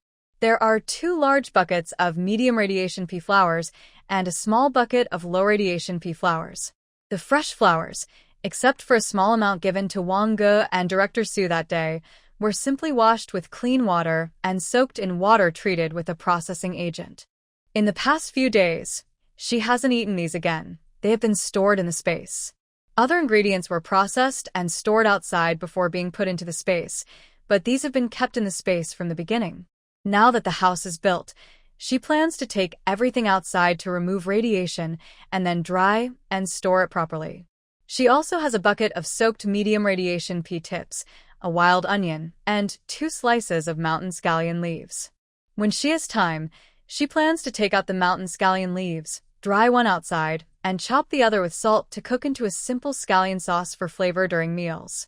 The dried leaf will also be crushed and stored in a bamboo jar as seasoning.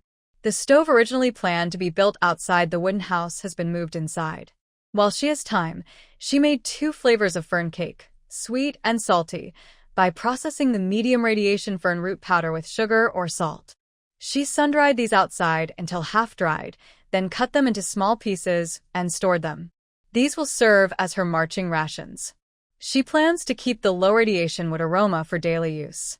After finishing everything, she surprisingly did not work overtime tonight and went to bed early. The next day, everyone wore the same scavenging gear. Today, I added a small crossbody bag on my chest, holding a cup and a small bag of salty fern roots as a snack. Although the officials haven't announced the existence of fern root powder yet, Every day trucks bring people out and others covered with cloth return. It's obvious what's inside.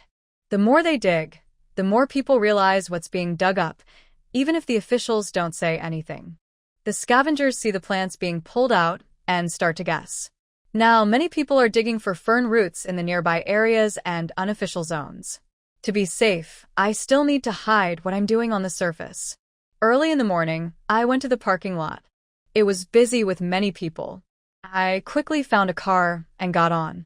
With so many people, it was impossible to choose, so just getting a seat was lucky.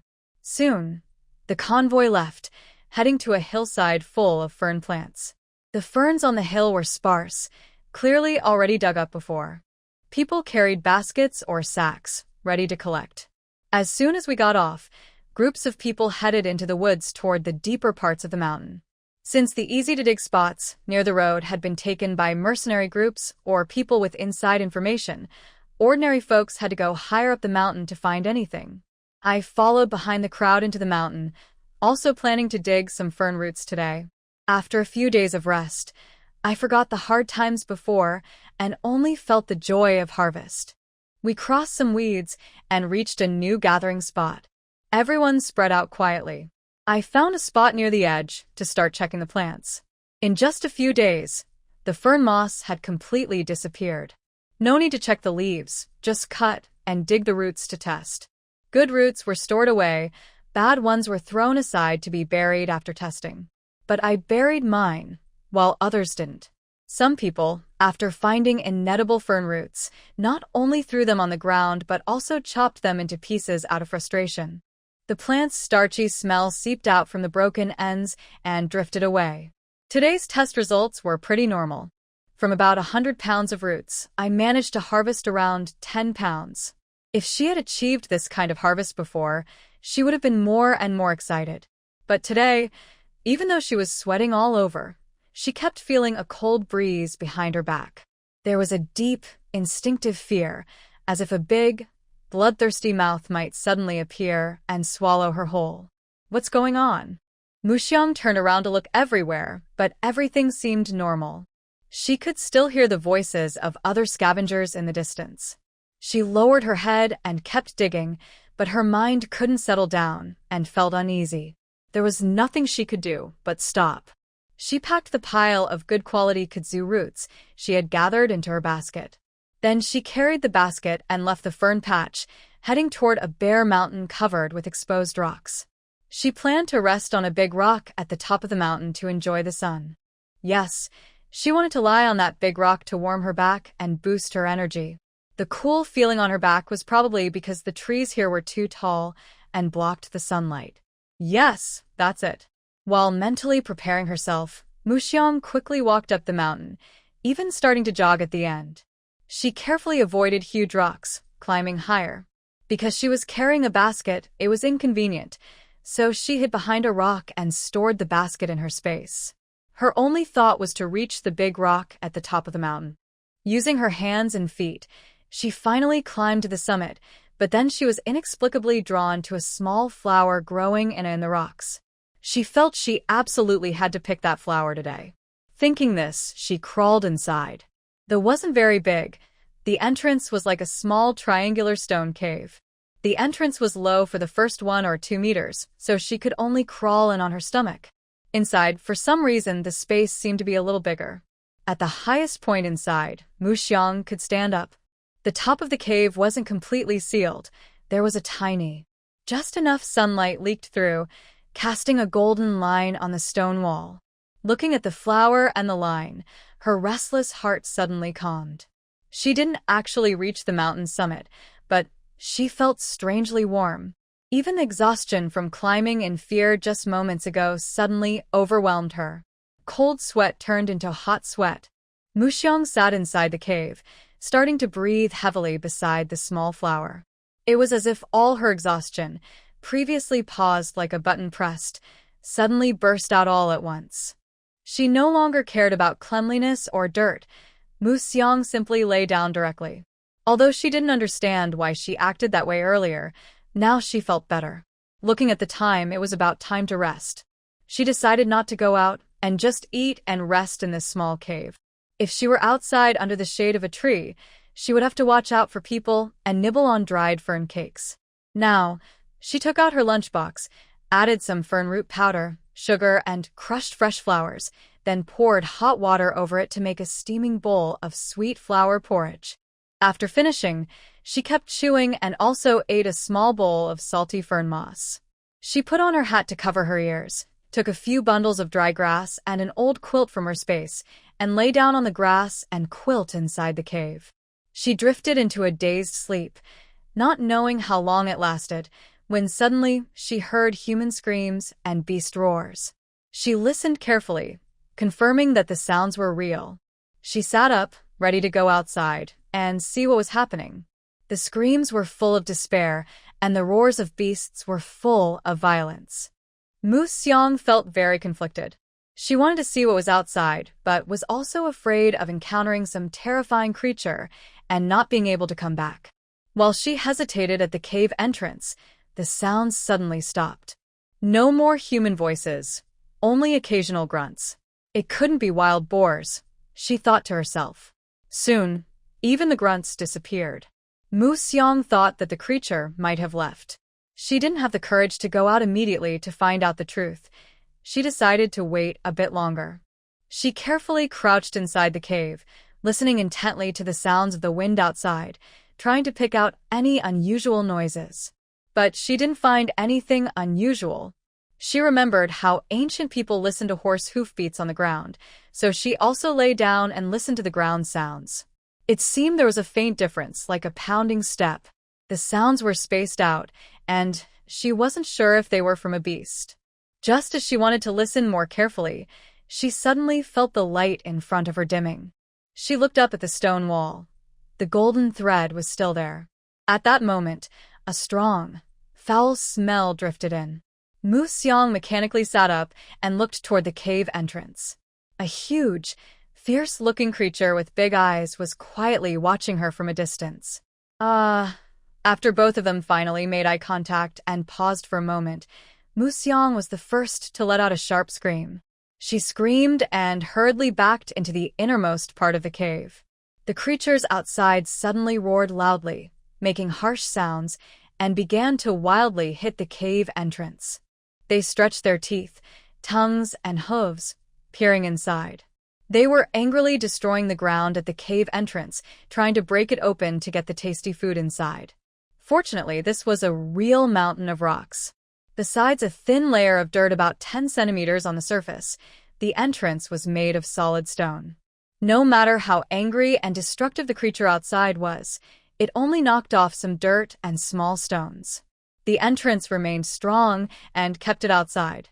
During the chaos, Mu Xiang managed to regain a little bit of her calm. She turned on her wristband and first called the morning convoy. She knew that most of the vehicles out there in the morning were for hunting, and she was just riding along.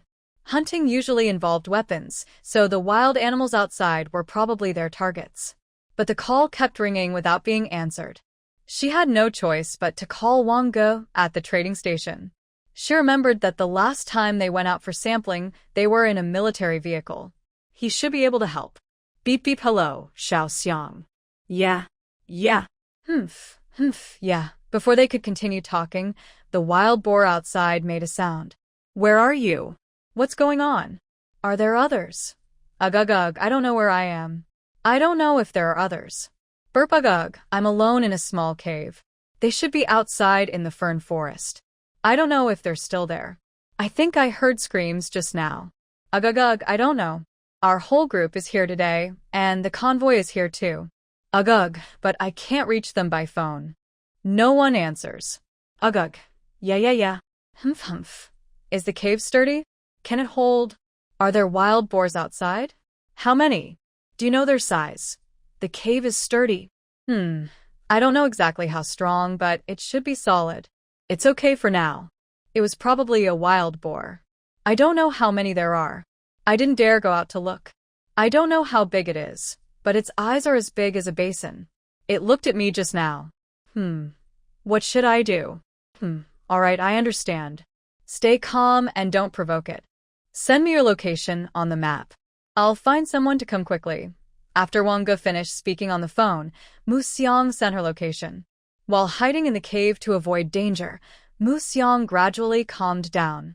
She first put the grass and blanket on the ground into her space. Then she took out a shovel for protection and slowly moved to the side of the cave, so the wild boar could smell her, but not see her. The wait felt very long. Mu Xiang thought the golden lines on the stone wall might widen from the wild boar's constant hitting. Suddenly, loud gunfire and the wild boar's howls came from outside. There were several different howls. It wasn't just one wild boar. As the fight outside started, Mu Xiang quickly took a sack, rubbed it on the ground for a while, then put 3 fern roots inside. She tied the bag and moved it to the front of the cave entrance, waiting for the chaos to end.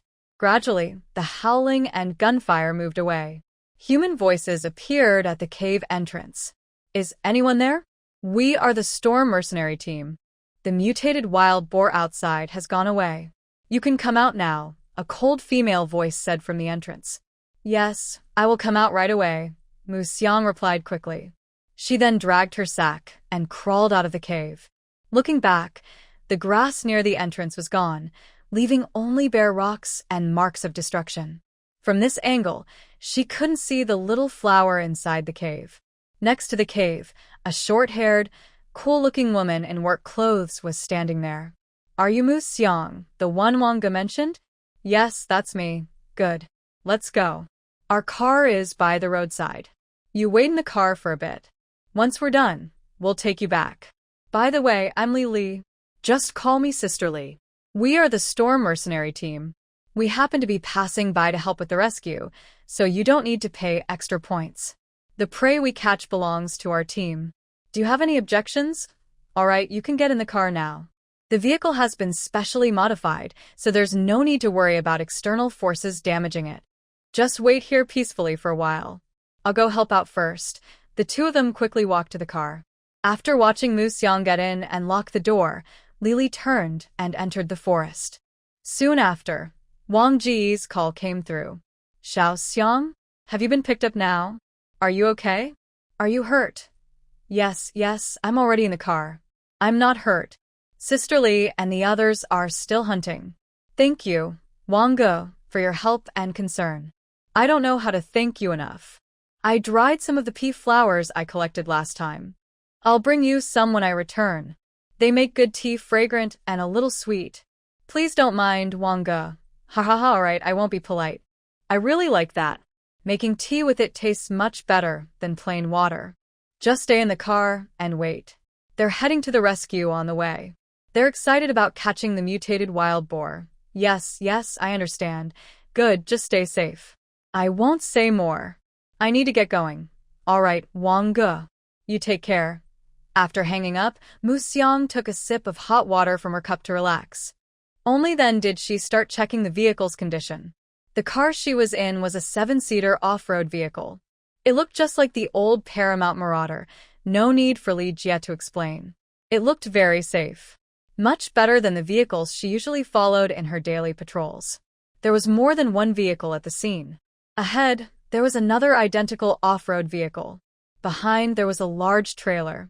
When she got in, she saw a canvas covering something on the back of the cab, probably a catch. They were still hunting in the mountains. Besides the one that blocked her, there might be others. If they really caught that big-eyed creature, how much meat would there be? The thought made her a little hungry. She silently took out a finger-thick fern cake from her small backpack and started gnawing on it. Right now, she could only find a substitute snack to chew on. In a little while, she planned to call her cool sister to ask if she was selling the meat from the wild boar. She was already mentally planning her menu, completely ignoring the radiation level issue. The car has good soundproofing, so inside, I couldn't hear any gunfire from outside. Just after experiencing a thrilling chase, Mu Xiang accidentally fell asleep. It looked like some unknown substance was dripping from the corner of her mouth. She was dazed and swaying, not knowing how much time had passed before Lily woke her up. "Hey girl, wake up. Xiao Xiang, wake up, we're at the place. Time to get up." Huh? Mu Xiang opened her eyes and sat up straight, instinctively wiping her mouth. "Are we there? Where are we?" What's the place? She looked around confused. Ha ha ha, you're really brave. You were chased by wild boars just at noon, and now you're sleeping without a care. Where are we? Of course, we're in the safe zone. Why don't you want to leave and join our storm team? Joked a middle-aged man sitting in the front passenger seat. Oh, we're in the safe zone. I'll get out now, thank you. Li Jie, can we exchange contact info? Of course, no problem. Come on, stay in touch anytime. After exchanging contact details, Mu Xiang quickly got out of the car. She stood by the roadside watching two off-road vehicles and a loaded truck heading into the safe zone. From afar, she could still hear the teasing voice of the man, calling Li Jie chatterbox and joking about how ordinary people only get to see such things once, but she had seen it twice. It wasn't until the convoy turned a corner and disappeared from sight that Mu Xiang turned to head home. She still needed to prepare dried flowers to give to Brother Wang. Today, she was truly saved, whether by someone personally or not. She had returned safely. Most of her things were stored in her space. When she got home, Mu Xiang first washed up and changed into clean clothes. Then she took 2 bamboo tubes from her inventory, each containing 4 complete dried flowers, about the size of her palm. Though only 4 flowers seemed few, crushing them to brew tea would make quite a lot. After packing everything, Mu Xiang put on her hat, carried the bamboo tubes, and headed to the trading hall. On the way, she also sent a message to Brother Wang in advance. When she arrived, not only was Brother Wang there, but also a sturdy middle-aged man talking to him. Mu Xiang didn't interrupt their conversation, but quietly waited on the side until they finished. It didn't take long. The two soon stopped talking. The middle-aged man sat drinking tea, and Brother Wang came over to take the dried flowers Mu Xiang brought. Wow, so many! They smell so good. Brother Wang eagerly opened a small tube as soon as he got it. Carefully, he peeled off a small petal and split it into 2 halves. One half was placed in his cup, and the other in the middle-aged man's cup. Old Feng, today you got lucky, because of me. Try this, it's really good, very fragrant. Xiao Xiang, let me introduce you. This is Storm, the leader of the team that came to rescue you today. Just call him Uncle Feng. While bragging to his old friend, Brother Wang introduced Storm to Mu Xiang. Thank you, Uncle Feng. Mu Xiang quickly bowed in thanks after hearing the introduction. All right, no need to thank anyone. Today, he got a big deal, caught a huge wild boar, and got some meat. By the way, there's wild boar meat exchange in the hall today. Do you want some? If you do, hurry up, or the good meat will be gone soon. Before Uncle Feng could say anything, Brother Wang spoke first. As for what else the storm team gained today besides edible wild boar meat, Mu Xiang didn't know. But from Brother Wang's incomplete words, it seemed to be something even more valuable than the meat. Still, what they got and how they got it was their own skill. Mu Xiang thought she was more interested in the pork right now. In the office, the middle-aged man scolded his old friend after Mu Xiang left. Old cucumber, who do you think you are? You're a pig, I'm a tiger. Who'd you call uncle? He always ruined his first-rate mercenary image. Uncle what? Do you want to hear what you're saying? You're almost 40, okay? Still young. Almost 40? So what? I'm going to be 40. And you're already almost 40. Aren't you ashamed? Give me that flower. You're so stingy, tearing off just a little piece. What's that enough for? What are you trying to do? Stop it. Don't come any closer. If you try to again, we're done for today. Just give it to me. Bye-bye. Don't forget me next time, there's a good deal. Uncle Feng, now serious and upright, came out of the office holding his lute. Storm, you're finished. We're done. Do you know? Stealing someone's favorite thing is like killing their parents. I won't forgive you. Ignoring Wang Feng's shouting behind him, Storm happily left the trading post. He first placed a bamboo tube in his car, then went back to meet his team members. Little squad leader Feng Ming is very restless. He couldn't wait for the meeting to end, so he told his dad, the squad leader, and left early to go back to the vehicle. It's still more comfortable in my own car. Feng Ming got into his car, turned on the stereo, crossed his legs, and leaned to the side of the car frame. He adjusted the seat to recline back. His line of sight just happened to meet the dried flower tube behind the storm team seat. What is this thing? Ming was surprised and picked up the bamboo tube. He opened it, and a floral scent wafted into his nose. Hey, it smells pretty good. Who hid such a tasty thing? Then little Feng just gobbled up the dried flowers that Ming had just taken to brew tea. After eating, he commented that it tasted quite nice. When the storm team finished their meeting and came back to the car, little Feng asked, "Who owns the dried flowers in that tube?" "They're pretty tasty, but there's not enough." The storm team quickly looked for his bamboo tube, but it was obvious. They hadn't watched this little rascal carefully, and he had cleaned it out. And it was tasty? "I told you it's good. I told you it's good." Somehow, squad leader Feng pulled out a wide bamboo stick about thick and started giving Ming a stern lesson. The other team members silently got out of the car and closed the door, leaving Ming alone inside, facing his dad's storm of words. "Good to eat, huh? Not enough, huh?" Smack smack, it was already pretty tasty, sweet, and nice. "I wasn't wrong, old man. Why are you hitting me again? If you hit me again, I'll fight back. I'm already 17. I don't care about face. I told you it's sweet." Smack smack, I told you it's good. Smack smack, I told you to try to fight back. Smack smack smack, I told you. Smack smack. You're out of words now. You can't find a reason. Old man, you've gone too far. You can't find a reason, so you keep hitting. What's wrong with hitting you? Smack smack, I need a reason to hit you? Smack smack. The team members outside the car instinctively stayed away from the battlefield and wandered around the trading post until the squad leader called them back to the base. "Ahem, so, Lily, you and that girl today exchanged contact info, right?" Foam Storm pretended to cough twice. "Yes, I did. Did you ask if she was scared? Did you tell her there's pork today?" No. Lily was confused and puzzled, but she was too smart to ask questions. "Quick, go ahead and make a call. The meat might be gone soon." "Huh? Oh, okay. Ding, ding, ding. Hello? Sisterly? Yes. Have you arrived home?" "Yes, I have. Today, one of the wild boars was moderately mutated. We can eat it, and the extra meat can be sold to the trading post. If you want, you can come and buy some." "Huh?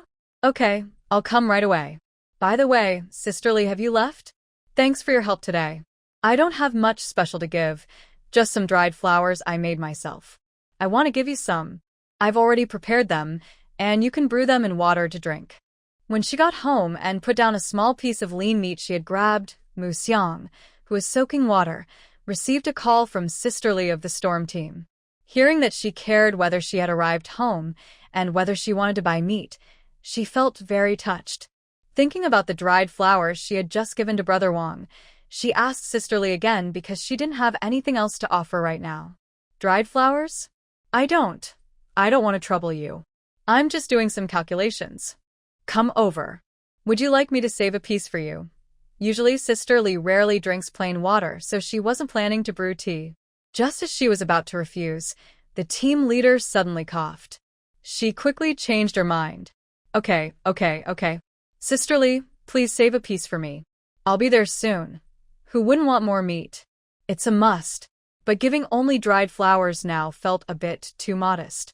Considering their team was quite large, and they had saved her once again today, she decided to go all out. She first packed all the remaining moderately mutated dried flowers and counted them. When she collected the flowers, she had already given some to Brother Wang and Director Su. Later, after drying, she gave 2 more containers to Brother Wang. Now, after packing everything, only about 4.5 barrels remained. She decided to give 3 barrels and then use small bamboo tubes to pack 5 gin of fern root powder. Carrying her basket, she loaded everything onto Mu Xiang and headed once again to the parking lot next to the trading post. Earlier, Sisterly had told her over the phone that she could just come directly here. From a distance, she saw the impressive off-road vehicle before she even saw anyone else. Sisterly called her at the roadside intersection. "Thank you, Sisterly. Today, these 3 bamboo tubes contain dried flowers. You can soak them in water, cook them in soup, or eat them directly. I've prepared everything. The small one has fern root powder. When you go back, just add some sugar, mix it with warm water, then pour boiling water over it, and it's ready to eat. It tastes pretty good." You can also add crushed dried flowers to it.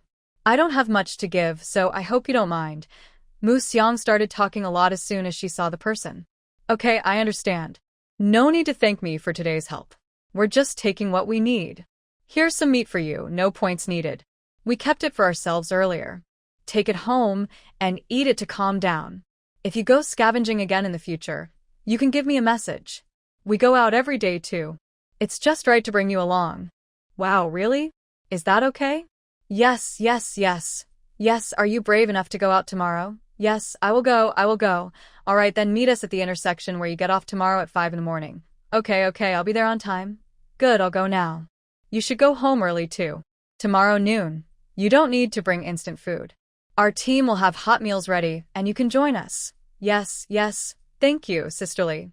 Mu Xiang waited until Sisterly got into the car, waved goodbye, and drove off before she carried the meat home. Once in the car, Lily handed the dried flowers to Storm. Cough, cough, just give me one tube. The rest, you can share among yourselves.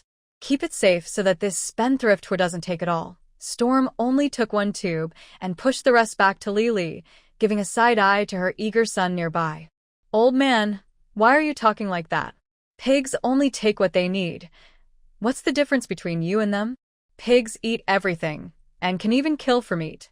If they can't eat meat, they still get a crystal core. And you? Besides waste, what's left? Dear Dad, if you say that, I'll be sad. Do you hear me? Epsilon. Noon. I told you to hear me. Clap, clap. I told you to hear me. Clap, clap. Your tongue's all tangled. Speak up. I'll help you straighten it out and iron it. Huh? No. Old man, where do you keep pulling out those bamboo sticks? They're everywhere. Didn't I just throw that one away? I'll throw it, clap, clap. I'll throw it, clap, clap. Dad, do you not love me anymore? Dad, did I come from you? Has your love disappeared? Love, clap, clap. I love you so much, clap, clap. Do you feel my love, do you? A bunch of dried flowers caused another bloodshed. Today, only Feng Xiaoming was injured and the world was like that. The other team members looked at their fingers at the car roof, out the window, silently thinking they should be outside the car, not inside. The young squad leader is really something, bad at fighting but loves to play. Every time they get beaten, they still provoke. Every day, they walk the fine line between life and death. Back home, Mu Xiang quickly started processing wild boar meat. She managed to get about 3 jin, around 1.5 kilograms, for 36 points. Sisterly gave her about 5 jin, around 2.5 kilograms, but she didn't pay. Both pieces had no skin, so she didn't need to prepare them separately. She sliced the meat along the grain into thin pieces, then soaked them in water for 3 hours, checking regularly. After this, she started preparing tonight's dinner, salty fern root cakes with pea tips, making a soup rice. The cooked fern root cakes were chewy and soft, the pea tips fresh and smooth. A bowl of soup rice made her feel like she was back in her old world, living a normal life. After eating and drinking enough, she began processing the fern roots she collected today. Not many, but every little bit counts. She'd slowly accumulate more. She didn't know when the safe zone would start selling things officially, nor how the people in today's convoy were doing. She had been too distracted today to ask. Oh well, better to take care of herself first. In the future, she'd try to go out with Sister Lee's team. Their vehicles are so good, and they can wipe out wild boar groups easily. They must be strong, and following them would be safer. At this moment, Mu Xiang was lost in her fantasies, completely unaware that a team like the Storm Mercenaries wouldn't go to ordinary places. All the small tasks were finished, and the meat slices had soaked well. Despite limited conditions, Mu Xiang planned to make all the meat into shredded meat at once. She would add a little each time she ate, slowly building up. She placed a large pot on the stove, then cooked 8 jin of meat slices in batches, with wild scallions and mountain scallions. After cooking, she rinsed the meat slices with warm water and picked them out. Slowly tear the meat into thin strips in a bowl, then pour it into a pot with salt, sugar, and soy sauce, mixing well. Cook over low heat, stirring constantly with chopsticks. When the moisture evaporates and the meat begins to become fluffy, stop cooking. Add a little chopped scallion, mix well, and knead the meat again to make it finer and more loose. Then, turn the heat back to low and dry the meat again slowly. It took until after midnight to finish making this simple version of shredded meat.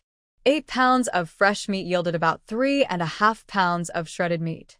The aroma was evenly divided into 8 small bamboo tubes, each filled with a portion. 7 tubes were stored in the space, and 1 was placed in a smaller bottle for outside use, making it easy to carry the next day at noon. After cleaning the cooking tools quickly and neatly, she placed them on the small wooden shelf in the cabin and locked the door. Then, she returned to her room, set the alarm, washed up, and went to sleep. The next day, Museong got up at 4:10 a.m. to prepare. While making breakfast, she also packed a lunchbox, which was made of metal and could be used to heat water and cook fern cakes at noon. Next, she packed shredded meat, salted fern cakes, and a small packet of salt wrapped in white paper into the lunchbox. She also brought a large pot of hot water and a small knife. Her small backpack today felt especially heavy. Behind her, a basket held burlap bags, ropes, a sickle, and a small iron shovel. After locking the courtyard door, Museong set out in the dark toward the meeting point. It's better to arrive early for the first ride. She arrived early, and the storm team was also early. Soon after she reached the spot, Lily arrived driving a car. Lily helped her put the basket into the trunk and then took her away. Besides Lily, there were 2 other women in the car, one with short hair named Li Yi and another with long hair named Wang Mimi. "Hello, little beauty. Thank you for the dried flowers and fern root powder. They are very tasty," Wang Mimi said. "Haha, you are very beautiful too. Just call me Little Fragrance or Xiang Xiang, then I'll call you Xiang Xiang. Today you can dig freely. We are nearby, and we've been there many days in a row. It's definitely safe. I didn't expect that my gentle older sister would be such a chatterbox. Her shy personality makes it hard for me to resist her charm. Yes, okay. All right, Demay, stop talking. It's still early. Let the little one sleep a bit longer. She needs to grow strong." Li Yi, sitting crookedly nearby, interrupted Wang Mei, who was about to speak again. "Go ahead and sleep, little one. Sister Li is driving carefully. When we get there, we'll wake you up." Although Museong suddenly couldn't fall asleep, she decided to close her eyes and rest rather than keep chatting with big sister Demay. She swayed a little, pretending to be asleep, and actually managed to doze off. When Li finally woke her up, everyone in the car had already gotten out. Only the 2 of them remained inside. She was still leaning on Li Yi, sleeping. "Let's go. If you don't drink the food and water, leave them in the car. They're pretty heavy. You can start looking nearby, by the roadside. We'll be inside. We'll meet under this big tree at noon for lunch." After waking her, Li got out of the car and explained. Museong took off her small backpack as instructed, then carried the basket that Li Yi had already taken down for her, obediently starting to search the woods beside the car. It's hard to tell how far they are from the safe zone. She had gotten in the car at dusk, and now it was beginning to dawn. The distant area was wild land with no marked plants. Usually, mercenary groups that come this far are after wild mutated beasts, not collecting plants. Their targets are meat and other things that can't be spoken of openly. Although many here are still struggling to survive, trying to gather wild vegetables for a meal, there are plenty who can afford and enjoy eating meat. It seems that a tough life only belongs to the poor. The wealthy still live comfortably, eating and drinking without worries. The first thing Museong saw was the tall grass everywhere. Clusters of grass, not even reaching her waist. And this was just the new shoots of the early warm season. Museong remembered that the roots of this grass are best harvested in spring and autumn. Eating them raw is sweet and tasty, and boiling them in water is also quite good. She first used a sickle to cut down the surrounding grass to prevent anything from suddenly jumping out at her from inside. Although Sister Li and the others said they had cleared this area and no large wild animals would appear. However, she still needed to be cautious. They could fight fiercely, and if they could cause big damage, they would also be able to clean up smaller threats thoroughly. Moreover, this was wild land, and in this environment, even ants could grow to the size of pet dogs. As expected, the mutated plants were different. After digging a little beneath the surface, Mu Xiang found that the once thin grass roots had grown as thick as fingers. If she found a good processing liquid and treated them properly, they could be eaten like small sugar cane. She first cut off the branches and leaves of this section, digging it out completely. Then she carefully checked each root, sorting the good ones into piles by quality. After finishing the inspection, she rolled them up into 2 bundles and placed them in her basket. The ones that didn't meet the standards were buried back into the ground.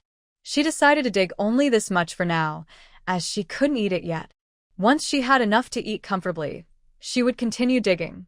The basket already held several pounds of roots, enough for her to eat for a while. She walked while knocking on the roots with a stick, following the navigation toward the jungle. The tall grass was so dense that no other plants could grow nearby. She took quite a while to pass through this grassy area. Climbing up a small hill, Mu Xiang sat on the top to rest briefly.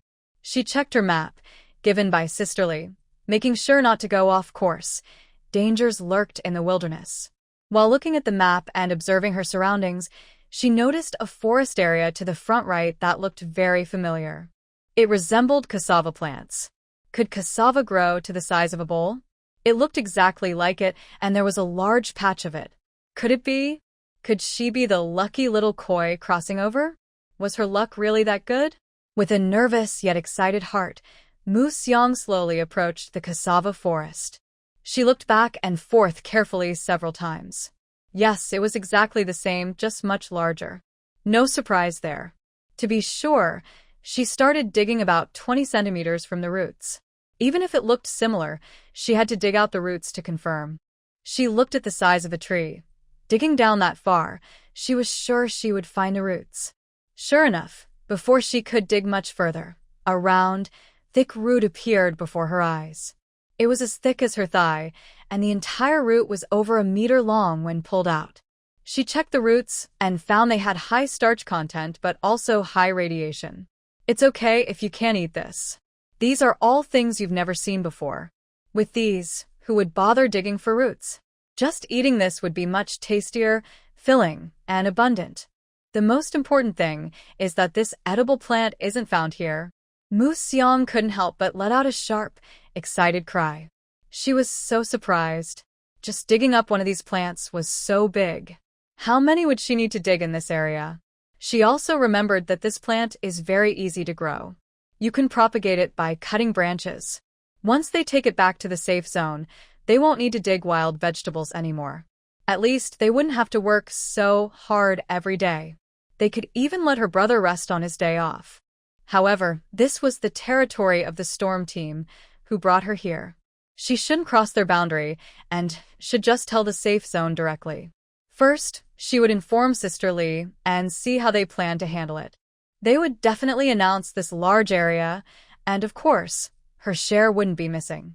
Then she could hitch a ride and bring back more for herself. She would be very happy. Worried that calling suddenly might disturb Sister Li and her team's hunting, Mu Xiang first sent a message saying she had a major discovery and asked if they had time to talk on the phone. She emphasized that it was a major discovery. Not long after, Sister Dame called her. "What's wrong, Xiang? Did you find something? Could it be some mutated creature like a snake or insect? This area should mostly be cleared out. If you think it's dangerous, just hide for a while. Brother Yi and I will come over soon." "Hi, just casually mentioning it. It's that short-haired sister who was sleeping against you this morning. We all call her Yiga." "Oh, I see. Mei, it's not dangerous. I found a plant with high starch content, quite a lot of it. Since this is your territory, I wanted to tell you first." "Oh, about that, no problem. Dig as much as you want. We don't mind. Dig as much as I want? All of it is mine." "Ha, what's wrong? Is your basket full or too heavy to carry?" "Haha, don't worry, dig as much as you can. If you can't carry it, just leave some. When we come back at noon, we'll pick it up from you. Send me the location, and we'll help you carry it." "Ha." Mu Xiang looked again at the large cassava forest. Was it safe to dig? It wasn't impossible. She hoped Sister Mei wouldn't be too surprised when she arrived at noon. I hope she won't be criticized by the team leader. She has said everything she needed to say, and Sister Mei was just too enthusiastic. She had no choice but to accept it. Yes, thank you, Sister May, Musyong said, trying to hide her smile as she gratefully accepted the gift. She honestly sent her location and looked forward to Sister May discovering the truth at noon.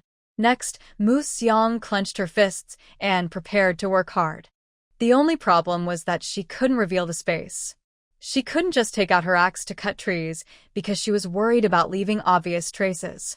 Earlier, someone had personally carried her basket up and down.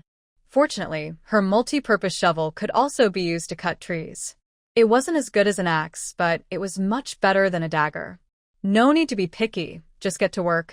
To motivate herself, Musyong started shouting a chant. 80, 80, 80. Shouting made her feel different. Each scoop felt like earning money. Soon, the cassava tree was cut down. Musyong dragged it out and kept working. Next was digging.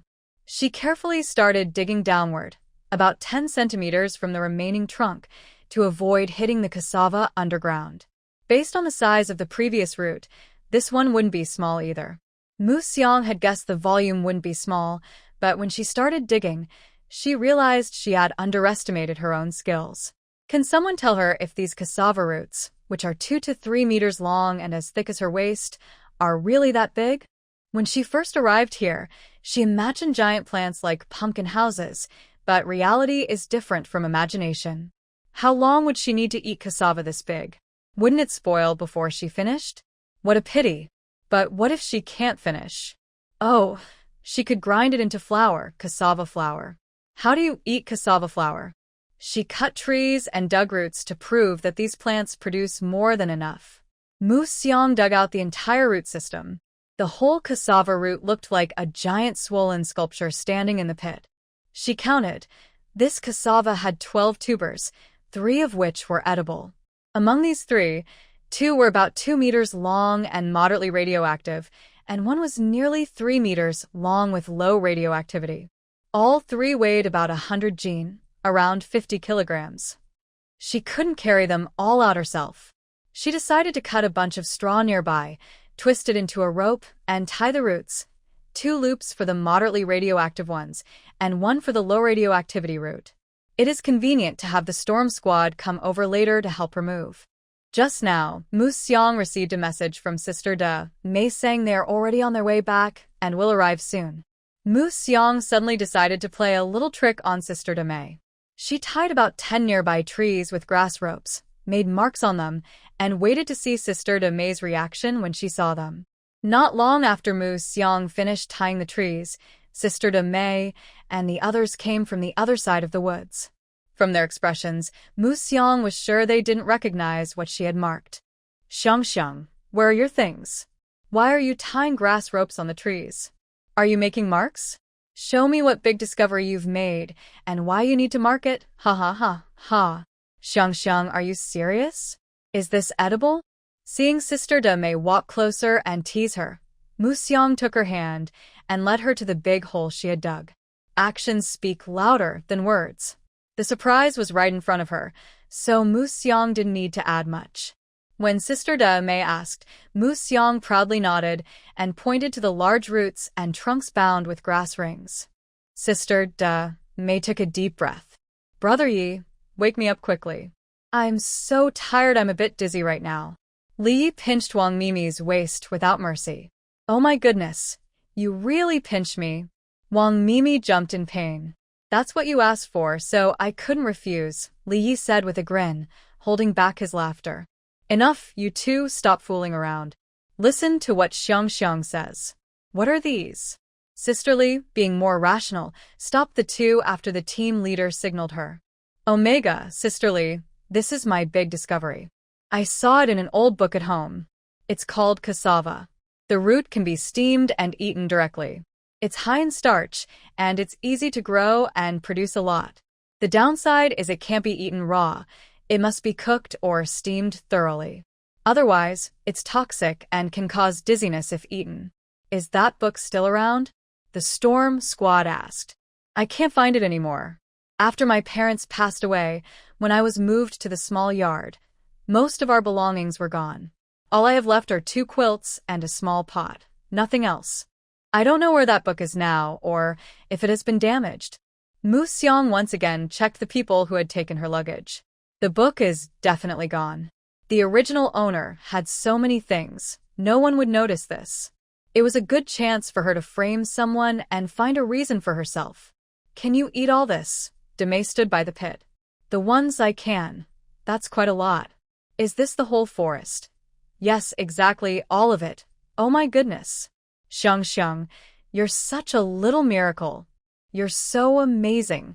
Cough cough, I'm just average.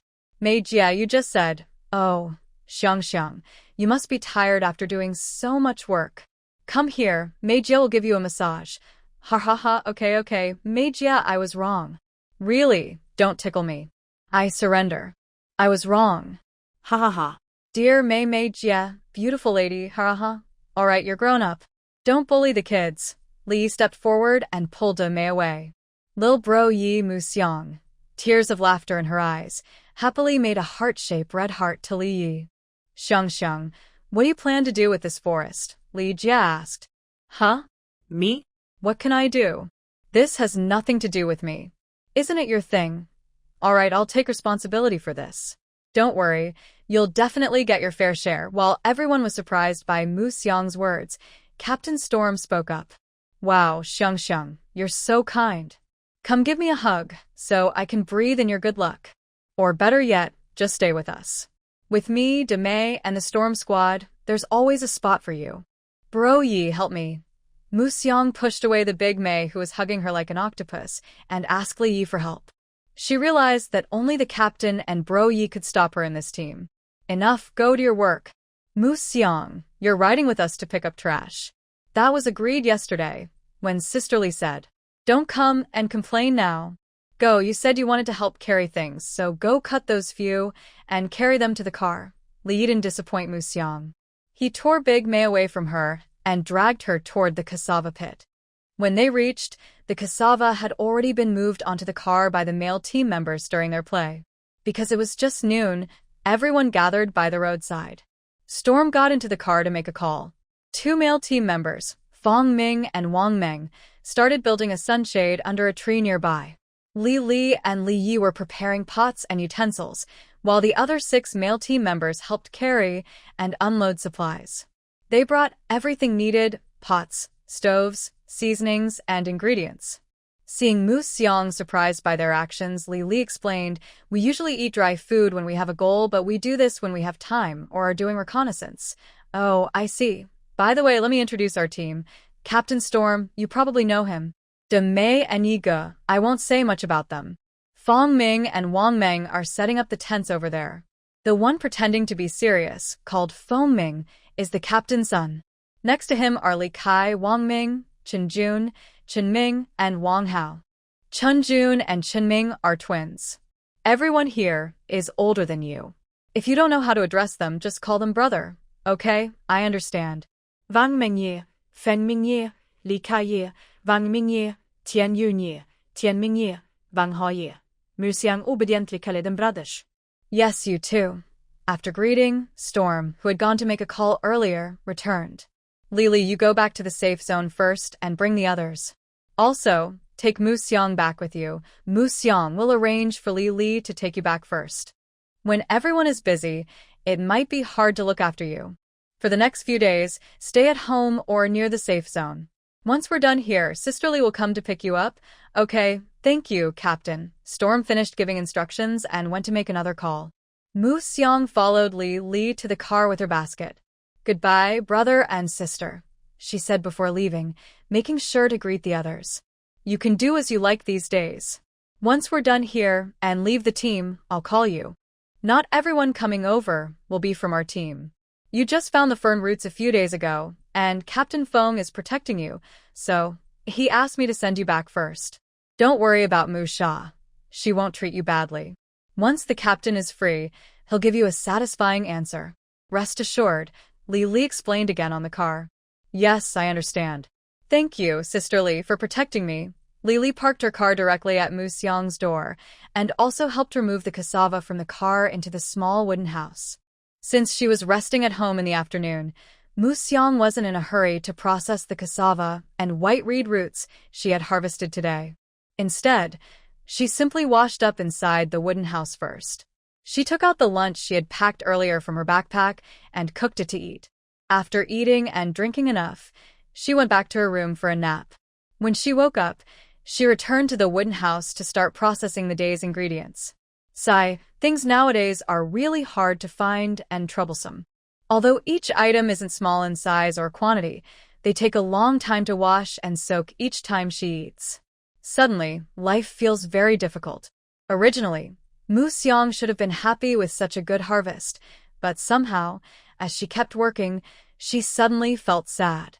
Because cassava is quite large, Mu Xiang didn't process all of it. She washed the one with low radiation, cut it into pieces, ground it into a paste, and filtered it. The remaining half was peeled, cut into big chunks, and soaked in a bamboo tub with a processing agent. After soaking overnight, she planned to cook half into cassava syrup and steam the other half as dry food. The white reed roots were also washed and soaked directly. She wasn't planning to eat them right away. She wanted to dry them after processing and then use them to boil water later. Since there wasn't much to do in the afternoon, by evening, the fresh cassava flour was already spread out on a drying tray to dry. Between the wooden house and the stone house in the yard, 2 rows of wooden stakes had been set up. Mu Xiang built a rain and wind corridor using wood from the yard. Of course, she didn't expect it to fully protect against rain and wind. She was worried it might get damaged, so she might have to take it down later. The main reason she built it was to reduce her exposure to direct sunlight when moving between the wooden house and the stone house during the day. Although the distance wasn't far, she was forgetful and often left things in the other house. So she had to go back and forth to get them. It's like going shopping, knowing there's no toilet at the shopping spot, so she drinks less water and goes to the bathroom at home before leaving. But once she gets there, she always feels the urge to go. Even when there are public toilets nearby, she doesn't necessarily use them, but she prepares just in case. Still, problems can happen unexpectedly, and even if she hurriedly finds a place to go, she might not be able to go easily. When she is at home not doing anything, there are no problems. But once she starts working, she always complains about missing this or that.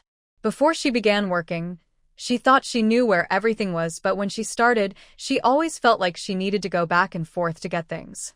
Sunshine is fine for a little while, but constant exposure can be harmful. She feels like she's getting darker and rougher from being outside every day. Help! She's still a young girl, and being so sunburned and aged-looking isn't good. Going outdoors can't be avoided for now, but she needs to set up a simple shelter at home to protect herself from the rain and sun. She remembered the big sunshade used by construction crews when building houses. She opened her smart bracelets trading app to search. Soon, she found what she needed: UV protective tarp.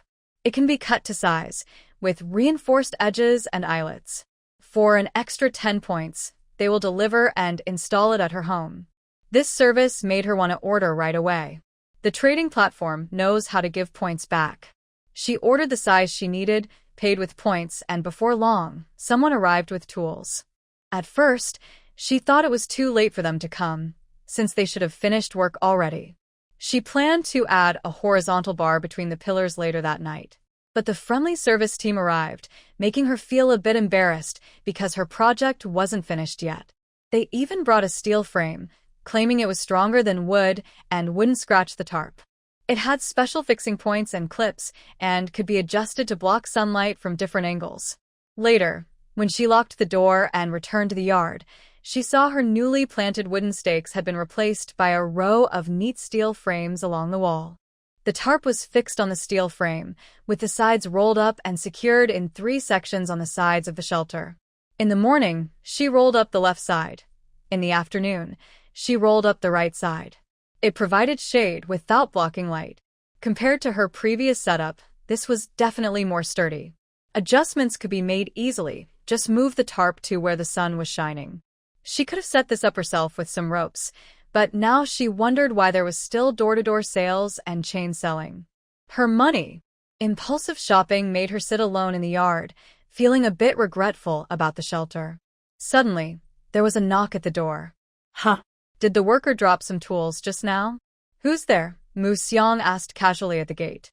It's me, came Li Li's voice from the storm team outside. Mu Xiang opened the gate. Outside, besides Li Li, Storm Captain Uncle Feng was also there. Uncle Feng? Yes, do you have a moment? We like to talk inside. Oh, sure. Please come in. Mu Xiang led the two inside the small house. She hadn't expected visitors at home, so the small living room only had 3 seats, 2 chairs, and a beanbag sofa. The beanbag was just a large, soft cushion, not suitable for guests, so Mu Xiang moved it to the dining table and sat there herself. Uncle Feng and Li Li sat at the table. Today, I came late to talk to you about the compensation for the cassava forest. This afternoon, we remeasured the area of the cassava forest. The trees inside are bigger, and the roots are larger. Discovering this plant is very important for us, the safety zone, and even for human survival. After discussing, I will bring you the rewards and compensation. First, you'll get some points. Lily will transfer 10,000 directly to your account soon. Also, I have this, said Uncle Feng, pulling out a small box from his pocket. He opened it to reveal 10 beautiful gemstones. This is called an energy crystal core, a product unique to our time. It comes from mutated insects or animals. The clear white one is a normal crystal core. It can improve body functions and, if worn long-term, can protect against radiation. After wearing it, you can directly eat low to medium-level mutated radiation plants and animals. When it works, the crystal will gradually become cloudy. When it turns gray and opaque, it means the energy inside is used up. You need to replace it or stop eating radiation plants and animals. The green ones are support-type crystals. Their only function is to heal injuries, whether physical injuries like gunshot wounds, cuts, or poisoning. They can restore health, with the level of healing depending on the condition of the injury and the size of the crystal. When their energy is used up, they become cloudy and opaque. There are a total of 10 crystals here, 5 white, 3 purple, and 2 green. Please keep the information about the crystal core secret. One reason is for your safety, and the other is to prevent the relationship between the crystal cores and mutated creatures from becoming public, which could cause unnecessary panic among ordinary people. Yes, I understand, Mu Xiang replied, taking the box and promising. All right, if you have any other questions, Lily has already told you everything. I'll be leaving now. Yes, thank you, Uncle Feng. Goodbye. Mu Xiang quickly stood up to say farewell. You don't need to be nervous. Captain Feng is like that, serious-looking but actually very kind. Once you get to know him better, you'll see. Here, let me transfer the points to you. As the points were credited, Mu Xiang seemed to hear the sound of coins falling. She had just spent nearly 100 in the afternoon, but that evening, 10,000 points were credited, easing her wounded heart. Make sure to hide the crystal cores. They can be life-saving. Li Jie warned her again with concern. Yes, I understand. In the next couple of days, or maybe 3, we'll be busy with the cassava forest. We won't go to new places. You can arrange things on your own during this time. The small wooden cabin is your storage, right? I'll bring another load of cassava tomorrow night. Do you need anything else? I saw you brought that grass root yesterday. Do you want more? The roadside there has been dug up all around, but I can bring you some too. Thank you. I want some cassava branches to plant along the wall. If they grow, they can block the sun. All right, I understand. I'll bring them to you tomorrow.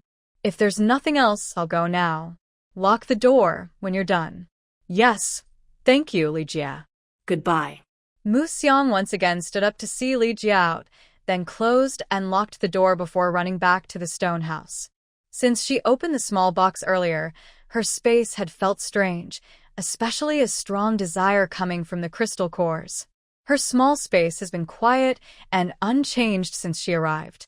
She knows it can change, but she's never had a clear direction. It seems this is where the change will begin. Looking at Uncle Feng's serious expression, it's clear that this item isn't easy to obtain.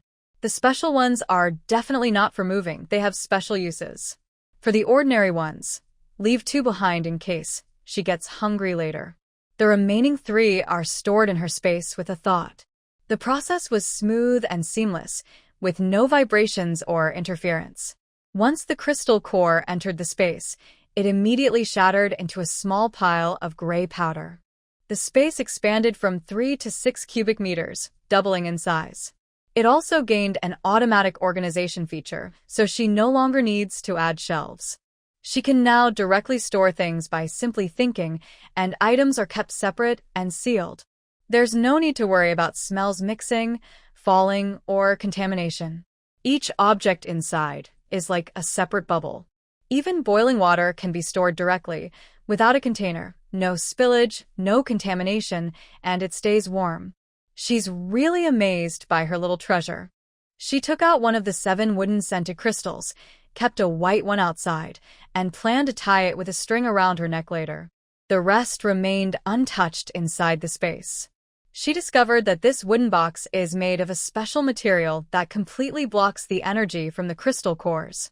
When stored inside, the cores won't be absorbed by the space and turn into powder. Speaking of powder, she removed the leftover powder from the 3 crystal cores and poured it into the watering can for her plants. She still has 2 large peas at home. Although the powder has dissolved, mixing it into water can serve as fertilizer. She kept the white crystal core, made a small net with fine steel wire to hold it, and threaded a sturdy string through it to wear around her neck.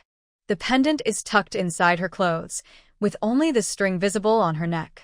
Right now, the main use of this crystal core is to improve her health. Although she still complains about the trouble of preparing ingredients during the day, once she found a shortcut, she was reluctant to use it directly. The trouble is minor, just some extra bubbles, and it's not hard. She has enough food after all. Tomorrow, she plans to go to the wild bleak forest nearby. She can pick fresh ones and bring them back for processing, and maybe find other special treasures. After a good night's sleep, she woke up, washed up, and ate breakfast. She deliberately prepared extra food and packed it into her lunchbox for later. Since she was alone today, she could take some shortcuts. Her usual backpack and shoulder bag remain the same. She followed the main group, passing through the reed forest, and arrived again at the place where she found scallions last time. She took out her small knife to test the plants, selecting a few leaves to collect first. Compared to last time, the scallion plants had grown much taller. Fortunately, they weren't as dense as a grass thicket, so her view was still quite clear. Although there are only 2 seasons, hot and cold, the transition between them is gentle. For example, now the cold season has just ended, and the warm season has just begun. The weather isn't too cold or too hot, making it easy to avoid the cold at night and the heat at noon. Wild plants are now growing rapidly. The beast tide has just passed, and more mutated animals will appear in the future. Mutated insects haven't become widespread yet, even after the cold weather. This is a good time for foraging, thanks to the favorable weather and environment. After collecting enough scallion leaves, she stopped. The current mutated spicy flavor was too strong, so she could only use them as seasoning. Gathering too many wouldn't help. It was better to collect a moderate amount and look for other edible wild plants. She marked the location on her wristband for easy finding later. After she finished eating, she could come back and harvest again. It wasn't far away. She cut a straight branch, swinging it from side to side as she walked into the woods. From a distance, she saw some gray mushrooms growing on a tree trunk ahead. Gray mushrooms? Are they common mushrooms? She decided to go see. Excited, she moved closer. Yes, it was them wild mushrooms. But even if she recognized wild mushrooms, changing environments could make them unsafe to eat. With this amount of time and points, they would rather gather a little more wild vegetables and buy a few more points. Some might ask, why don't people with high-level detection systems check these items and promote them? Friends, in this era, even if you grow crops with low radiation, they might not be safe to eat, let alone wild ones. Who has the time to use advanced systems every day to check? People are already spending a lot of money and would rather join high-level teams for fun. Dangerous things are better marked as toxic. Many things can't be eaten anyway, so missing out on this isn't a big loss. Those who are hungry won't be the ones risking it. This is why mushrooms are so close to the road and still so well preserved near the safe zone. In the normal world, Wild mushrooms usually grow to about the size of 2 palms, which is considered top quality. If they grow bigger, they are either old or eaten by bugs.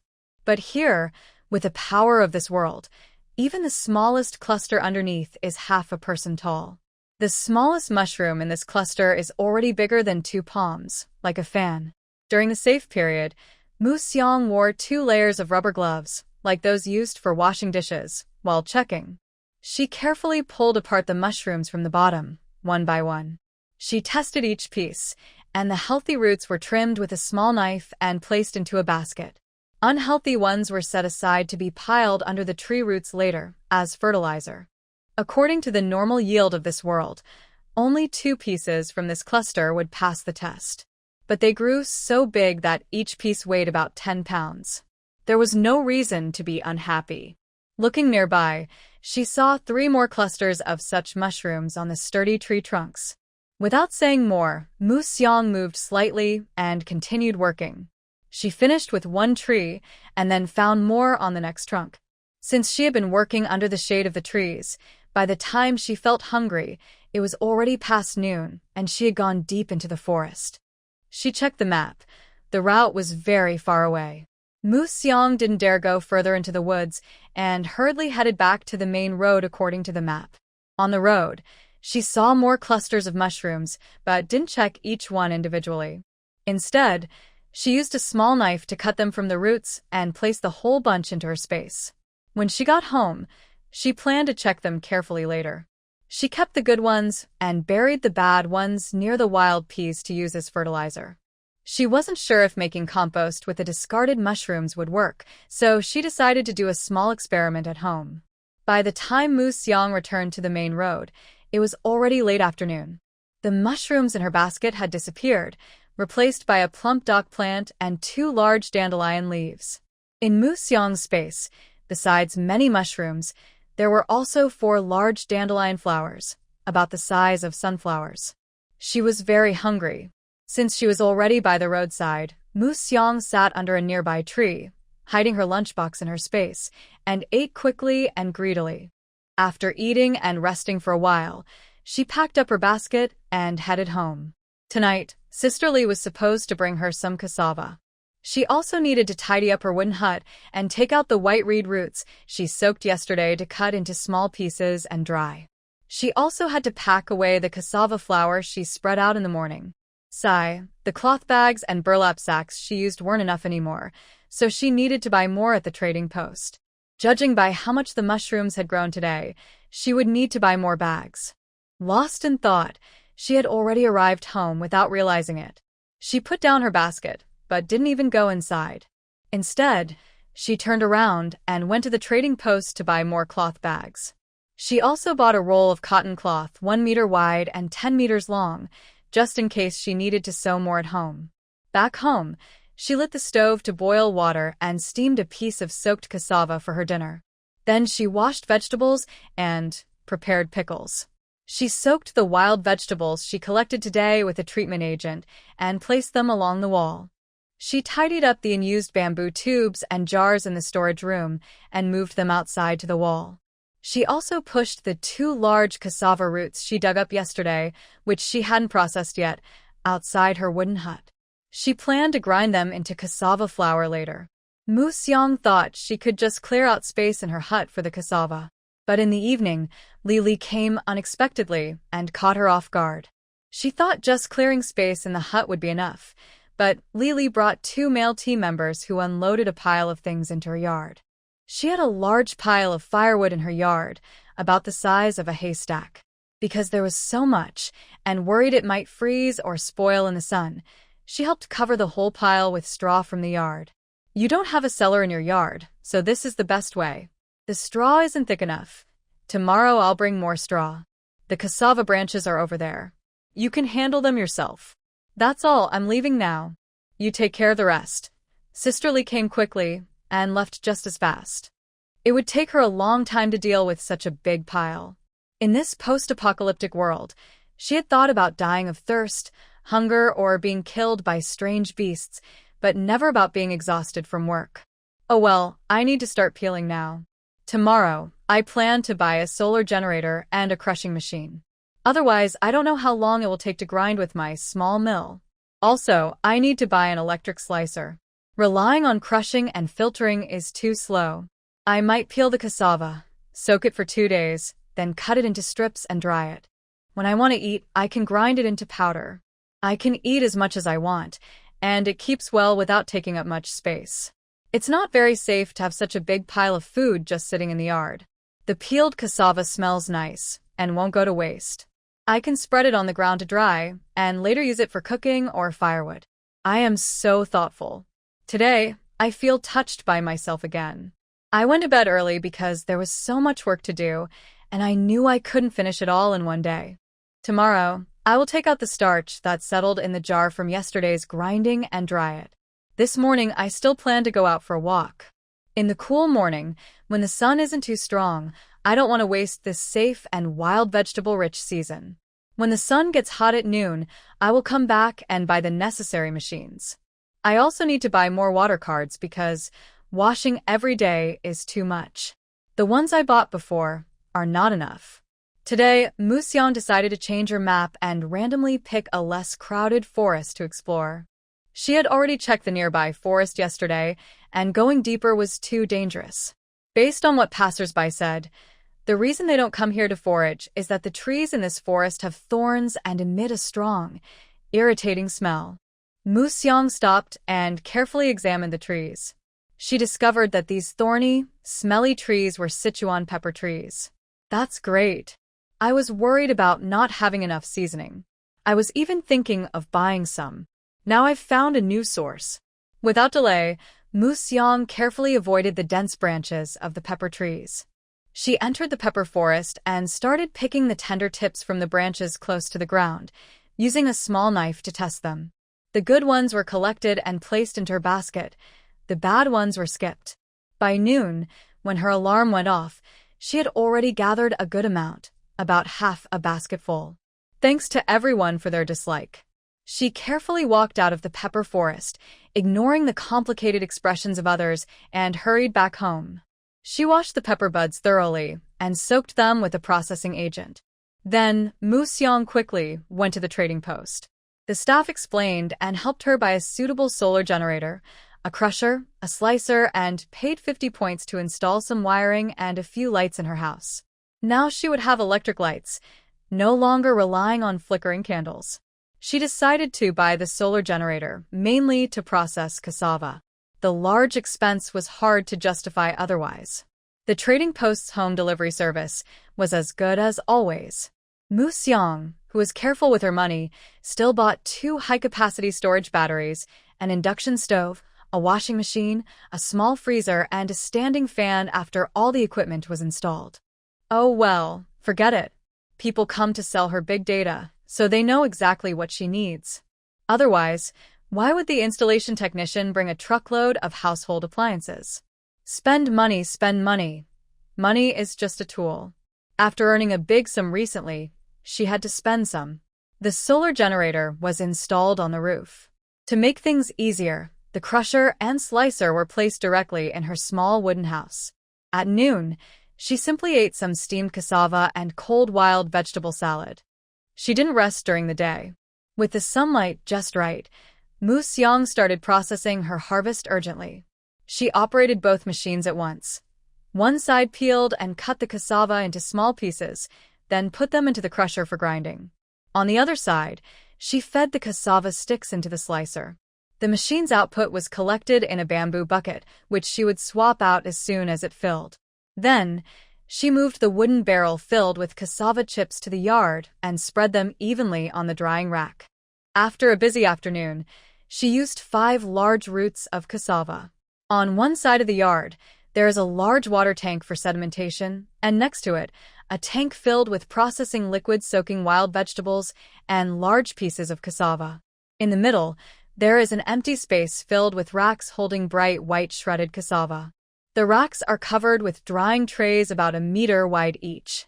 Under the lights, looking at the full yard, a deep sense of satisfaction makes her feel completely tired but happy. She cleaned the door of the small house and moved out her only recliner sofa to lie on. She turned off the yard's lights and sat in the dark night, gazing at the starry sky from her sofa. Actually, from a different perspective, this world is quite beautiful. Before she could become too sentimental, Lily, who had been busy all day, brought over some thatched grass for her. Along with the grass, there was also a large pile of untested thatch roots. Here, I saw you looking for some the other day, so I brought you some. They were dug out together with the cassava by the machine. No one wanted them, so I just brought them to you. You're pretty quick. Maybe I'll bring you some more tomorrow. Your method is good. Drying them saves space and makes storage easier. All right, I've covered them up. You can clean up the rest. I'm heading back now. I still have a lot to do. Thank you, Sisterly. Before she could finish speaking, Lily helped cover the new thatch grass over the cassava pile, then left without giving her a chance to refuse. She looked back at her full yard, unsure of what to say. How did Lily see that there was still space in her yard for more cassava? Oh well, no choice but to get to work overnight. First, peel the cassava and cut it into suitable strips. After cutting, soak them in a few more tanks so they'll be ready to process tomorrow. The yard is full of things, isn't there a roof too? Life never stops, and the fight continues. She used every available space to stack large tanks. Yes, to soak more cassava. She used her space efficiently, stacking the big tanks that were originally only one layer high. Even with overtime, she cut a lot and stored it in the space. I was busy all day, and only when dawn was near did I finally manage to clear most of the cassava piles in the yard. I was really too exhausted to continue. Let's leave it at that for now. After all, even if I finish everything, there's nowhere left to put it. I took a shower, went to bed, and set an alarm for 3 hours. When morning comes, I'll have to get up and turn the dried cassava threads from yesterday out in the sun again. Then, I'll gather the semi-dried cassava threads from yesterday and continue drying them on the lower drying trays. The ones on top will be used to dry new cassava threads. I also need to go to the market to buy more drying trays. I plan to bring back bamboo mats so I can make better use of the roof space. Today, I can't go out. If I can finish processing the cassava in the yard, I'll be very happy. Oh, I should sleep quickly. If I keep thinking about it, I'll have less time to rest. I hurriedly sliced and dried the cassava. Tonight, Sisterly is coming. The water tank was laid flat, half filled with settled starch, and the other half packed with soaked cassava strips. The drying rack was placed directly on top of the water tank, making full use of the small yard space. The big pile of cassava was gone, but the trays filled with dried cassava threads were stacked up. Finally, I finished cleaning the cassava in the yard. I was too tired to deal with the additional white grass roots Sisterly brought. I could only check and roll the qualified ones into bundles, then store them in the small wooden house. The high-radiation ones were piled with the grass and left aside to be used later to cover the cassava. Then I set the alarm and went to sleep. At night, looking at the newly stacked cassava, I thought, sure enough, Sisterly is still Sisterly. She never disappoints. It's as if she already knew she'd work overtime to finish processing the cassava in the yard. With such a big load, wouldn't anyone have opinions? That's exactly what I asked her. Opinions? What opinions? You weren't there to see how much was harvested after the machine dug up that large forest. And after harvesting, they replant it. By the end of the year, there will be another batch. Plus, some cassava branches are taken to other mountain areas to be planted. All right, you can handle it yourself. No need to be polite to us. With the recent excavation of the cassava forest, Captain Feng's serious face has become hard to maintain. By the way, here's a gift for you. We think this will be more useful than giving you points. Don't refuse or be polite to me, just take it. These ordinary crystal cores are not too hard for us to get. If you really want to thank us, you can also give Captain Feng some dried flowers. He likes to brew tea. Yes, thank you, Sisterly. Thanks to Captain Feng and everyone. I just found another type of flower yesterday, but haven't had time to deal with it. Once I do, I'll bring it to Captain Feng. All right, handle it yourself. Originally, we thought we could finish in 3 days, but the cassava forest has too much storage, so we need 2 more days. If you're not in a hurry, just wait 2 more days. Okay, no rules. I've been working overtime these days. It's a good time to rest. Sister Lee, you don't need to keep pushing me. Look, I've already laid out cassava strips on the roof. Haha you. Everyone else is worried about not having enough, and you're still trying to push things out. Alright, I get it. Rest well. The things in the yard can be handled slowly. I'll go now. After saying goodbye to Sister Lee, Mu Xiang returned to her room and opened the small wooden box Sister Lee gave her. Inside, there were still 10 crystal cores, more common ones this time, fewer special ones. This time, there were 7 common cores, 1 purple and 2 green. She took out the wooden box that stored the crystal cores from her space, placed the new special cores Sister Lee gave her inside, and after thinking for a moment, added 2 more common cores to it. Now, she had 4 common crystal cores, 4 purple special cores, and 4 green special cores. The 5 new common cores would be used to upgrade her space. She took out the exhausted crystal core powder and threw it into the watering can. The special wooden box that stored the cores was put into her space. These special supplies were safest stored there. She also took out the dandelion flowers she collected yesterday morning, carefully examined each one, and sorted them by grade. After checking, she soaked the qualified ones in processing liquid and labeled them. Although she guessed that Captain Feng and the others probably ate their meals directly, it was their business. She would handle her part properly. If she was going to do something, she had to do it well. After finishing the flour processing, Mu Xiang finally went to sleep. The next morning, she woke up early to wash up and eat. Then she carried her basket and headed to the parking lot. No matter how much supplies she had at home, she still needed to go out. Today, she planned to visit the pea field she saw before, to pick some pea flowers while the season was right. Since that was the only place she could see a good number of fresh flowers now, she asked for directions and then got into her car, heading straight to the pea forest. When she arrived, the dense ferns along the roadside had become much thinner. Everyone dispersed to their own gathering spots as usual. Mu Xiang quickly made her way toward the pea field. Last time she came, the field was full of blooming pea flowers, and now it had grown much larger. The pea vines were tangled and longer than before. Because it was risky to go alone and pick the flowers, Mu Xiang only stayed around the edges of the field, cutting all the flower clusters she could reach and putting them into her space for testing. She only collected the visible pea tips after testing them, then put them into her basket on her back. Mu Xiang had become much more skilled at picking, and after about an hour, her work was done. After a short rest, she headed toward a mountain valley beside the. She faintly heard the sound of flowing water, but didn't see any river.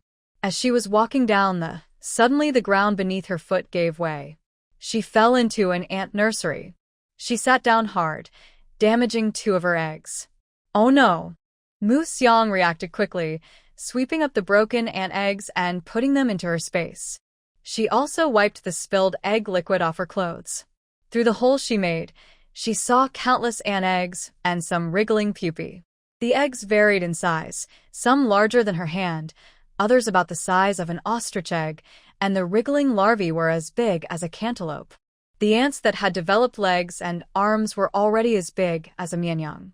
Looking up at the hole above, she realized she couldn't climb out directly because it was too far, and there were no supports around. She had all her tools in her space but didn't have a ladder. Even if she had a rope, she couldn't reach the top. In order to see the wide world outside again, Mu Xiang first stuffed her clothes and pants with dry grass. Then she took out 2 broken ant eggs and smeared the egg liquid all over her body, hands, feet, neck, face, and hair. She covered everything completely. She even used 2 pieces of soaked cotton cloth to wipe her soles and then wrapped them in the cloth. The remaining eggshells were torn apart using the sticky egg liquid to stick to her exposed skin, making sure nothing was missed. After finishing all this, she even killed an ant that had legs and arms but couldn't move, using a knife. She cut off its head, stuffed it with straw, and tied it to her head with a rope. She also cut off its remaining limbs, tied them in pairs with ropes, and strapped them to her back, spreading her arms outward. She adjusted the joints of the ant legs to make them bend, creating a protective barrier around her body with their shapes. Next, it was harvest season.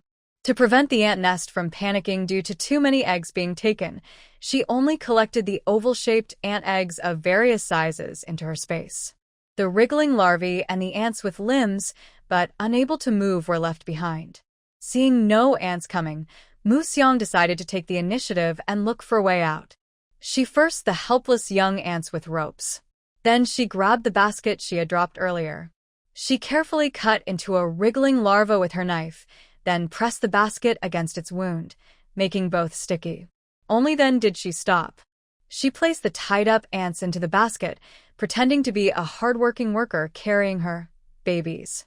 Of course, she didn't forget the scattered pea tips on the ground. She picked them all up and put them back into her space. As she carried the small, heavy ants, there was finally movement at the entrance of the hole.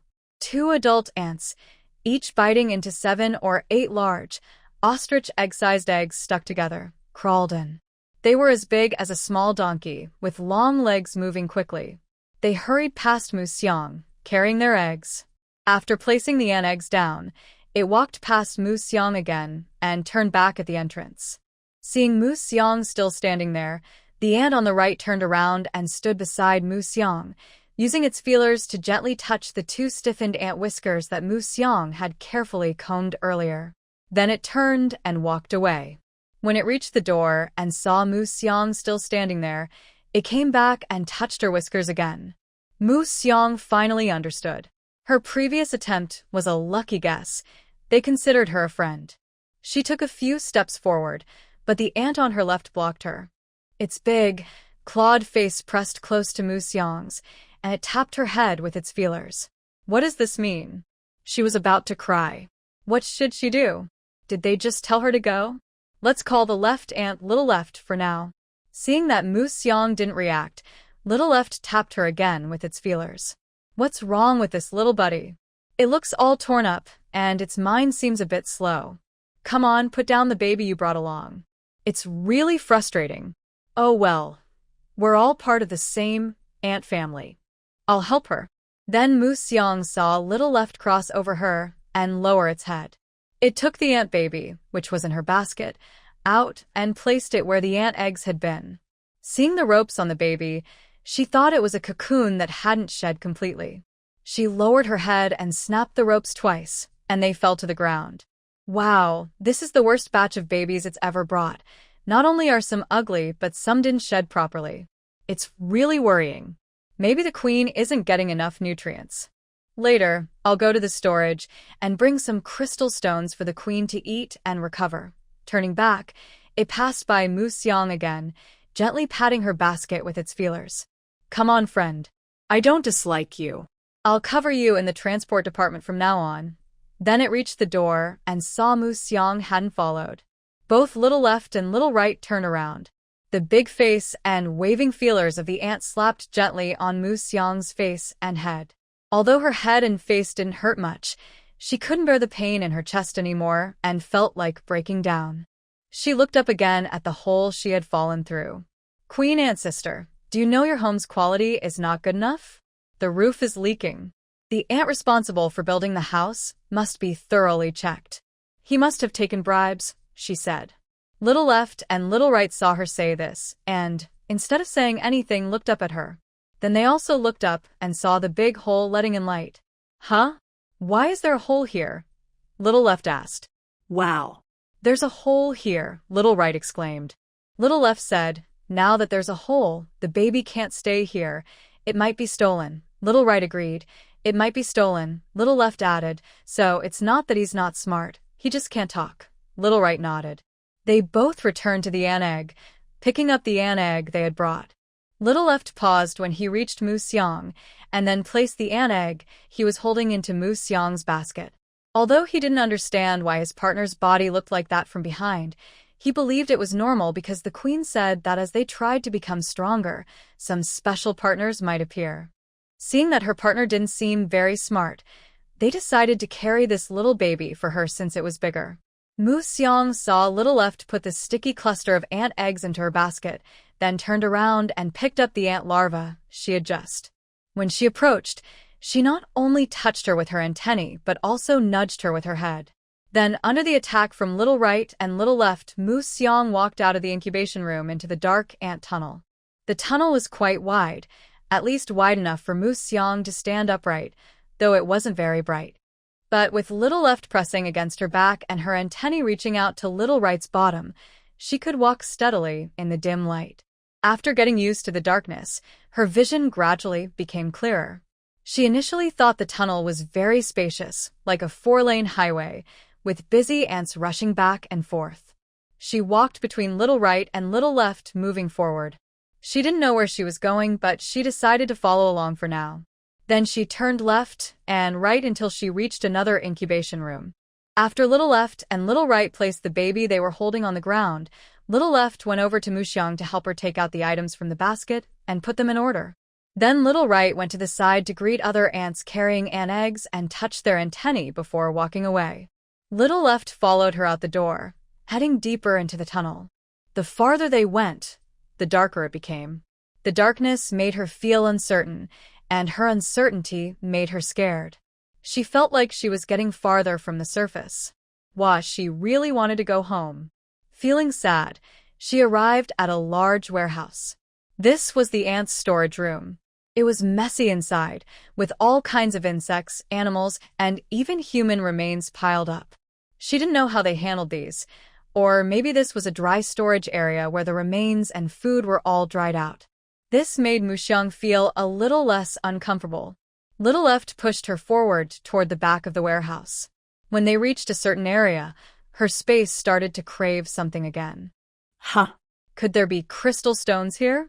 Then little left pushed her to a pile of crystals. Mu Xiang was excited, screaming silently with joy. She didn't dare make a sound. What does this mean? How embarrassing. What should she do? Should she take some? While she was thinking, little left went to the crystal pile and started picking up crystals to put into her backpack. Is this okay? It's their first meeting, and they're giving such a big gift. Mu Xiang turned around, and to make it easier for little left, she even squatted down close to the crystal pile. Little left tilted its huge, fierce beast-like head, not understanding what this not-so-smart creature was doing. But since it couldn't speak and was not very clever, it paused for a moment and then continued to carry crystals into Mu Xiang's backpack. The crystal core in this ant nest was much larger and more beautiful than the one given by the Wind Team.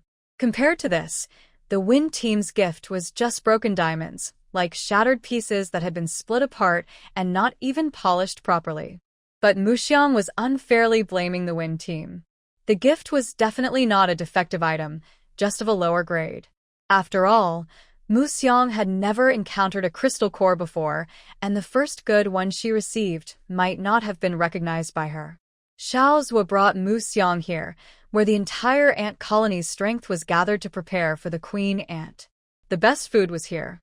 When the army of 1,000 to 1,800 ants appeared, even Zhu Ganglai would be caught and turned into dried meat.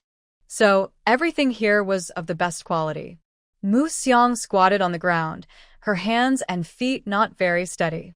She quietly reached back, hiding under the basket, watching as someone used their hand to support the basket, but in fact, her palm was facing downward.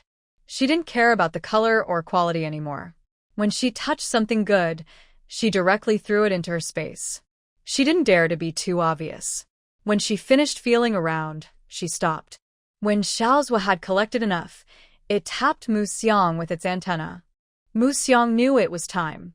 This time, she didn't walk in front but moved behind Xiaozhua, pushing its backside toward the hole. She signaled Xiaozhua to walk behind her. This pushing action was understood, and Xiaozhua led the way forward. But before it could walk a few steps, a mischievous little hand slapped its backside. Xiaozhua disappeared. Mu Xiang immediately stored Xiaozhua into her space. She didn't think the crystal stone was for her to eat. It might be meant for the queen ant. It was safer to pretend in front of these little soldiers. She didn't dare to show off in front of the queen ant. First, she took down the basket and stored it in her space. Then she turned around, turned on the screen on her bracelet, and set the brightness to the lowest. She went to the pile of crystal cores, picked out the largest and brightest one, and placed it into a special small wooden box. The smaller ones were all poured out and absorbed by her space. She closed the small box and stored it away, then collected all the crystal cores on the ground. She quickly turned and ran toward the hatchery she had passed earlier. Inside, she quickly collected all the egg-shaped crystals. Then she ran, although she didn't know the exact direction. She followed the navigation, which pointed to the closest ground location. But she ended up in a dead end, with no way out. After wandering around, she was completely lost. The navigation only showed the surface, not underground. It marked her position on the ground, but how to get there depended on Mu Xiang figuring it out herself. She didn't know what else to do. She looked around quickly to see if anyone noticed her, then hurriedly took out her shovel and started digging a hole. Recently, she had been fighting with the ground, either digging or on the way to dig. While digging forward, she was also filling behind her, but not completely sealing the hole, leaving some gaps to prevent suffocation if she kept digging. The straight path upward was the shortest, but it was hard to dig and climb. So, she followed the zigzag pattern described in the tomb robbing stories, digging upward step by step. It seemed the ants had dug out the entire mountain. She was now on opposite sides of the place she had fallen from before, one side on the left, the other on the right. She fell from the mountain on one side and climbed up from the other. She emerged covered in dirt and dust, and it was almost dark outside. The vehicle in the safe zone had definitely left. Now, she could only rely on herself to reach the safe zone. First, she closed the hole she had climbed out of, filling it with the dirt she had dug out, and piled it at the entrance. Quickly, Mu Xiang took out her flashlight, turned on the navigation, and ran toward the main road. Fortunately, this area used to be a fern forest. After the base excavated it, the sparse plants made it easy for Mu Xiang to reach the roadside quickly. Then, she released the small creature called Xiaozhua from her space. She had an immature idea in her mind. Xiaozhua hesitated for a moment after coming out, then circled around Mu Xiang.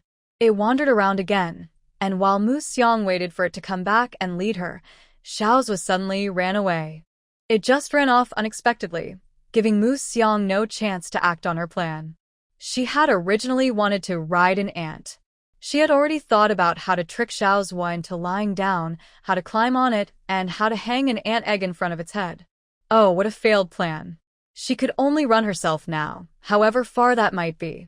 First, she needed to leave this place. She didn't know if Sisterly would come looking for her today, or if she had noticed she hadn't returned. She was so far from the safe zone, unsure when she could reach it. It was getting dark. She wondered if she had stayed in the ant nest or was on her way home. The worst was if she got stuck near the safe zone. The more she thought about it, the sadder and more scared she became. The more scared she was, the faster she ran.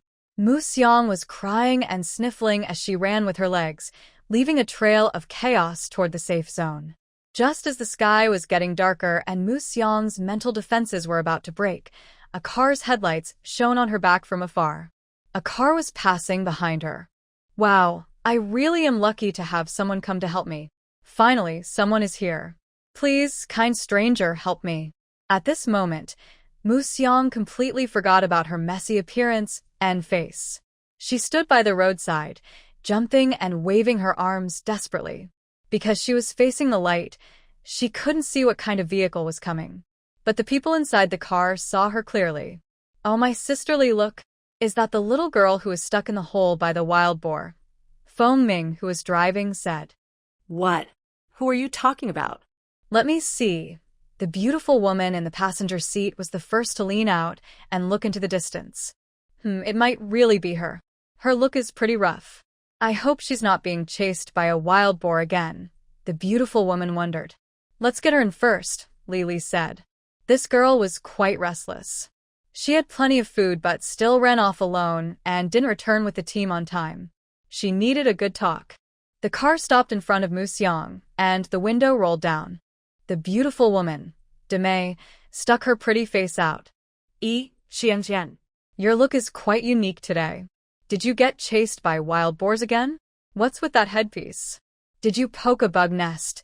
Seeing someone familiar and hearing her familiar voice, Mu Xiang, who was nervous and overwhelmed, suddenly burst into tears.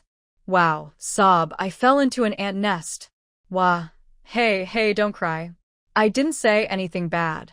If you keep crying, your face will be all messed up, Demei said. Ugh, sob. Mu Xiang cried even harder, feeling sad and wronged. This scared Demei, who was already worried. Finally, Li couldn't stand it anymore.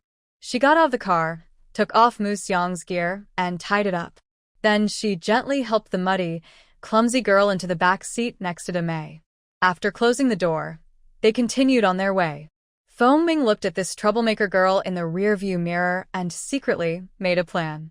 After a while, he directly drove the car back to their storm squad base to show his father that he was still well-behaved compared to others. So, after Mushong finally calmed down, she experienced another social setback.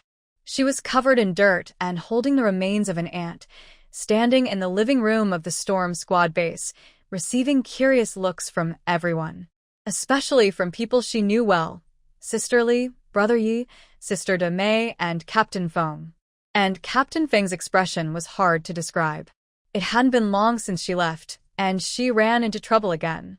Why does she always get into trouble? Her level of mischief is just as bad as that rebellious kid. Thinking this, she looked at the rebellious kid. Fengming was standing behind Mushong, making funny faces at him.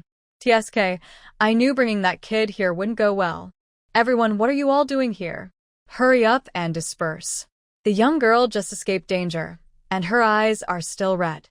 Stop staring and clear out, said Sister Foam, who was in charge of the storm squad. She dispersed everyone with a glare and gave Fengming a distant look, then turned to Mushong with a gentle face. Leave this messy stuff here for now. You must be scared after today. Are you hungry now? Suddenly, Mushong's stomach growled. Her face, which was a mess, turned red. Okay, I got it. Haha, you go wash up and tidy yourself. I'll make you some dumpling soup, said Sister Feng. Sister Feng pushed Mushong to Demei, while she herself took Fengming's ear and went to the kitchen. From a distance, Mushong could still hear Fengming shouting in pain and complaining that his mom didn't give him face. When she came out wearing the dress Demei picked for her, only Li was sitting in the dining area outside.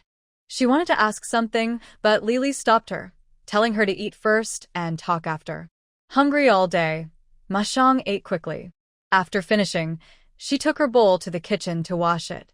When she came out, Brother Yu was sitting on the sofa. Xiang, what's wrong with you today? Demei asked.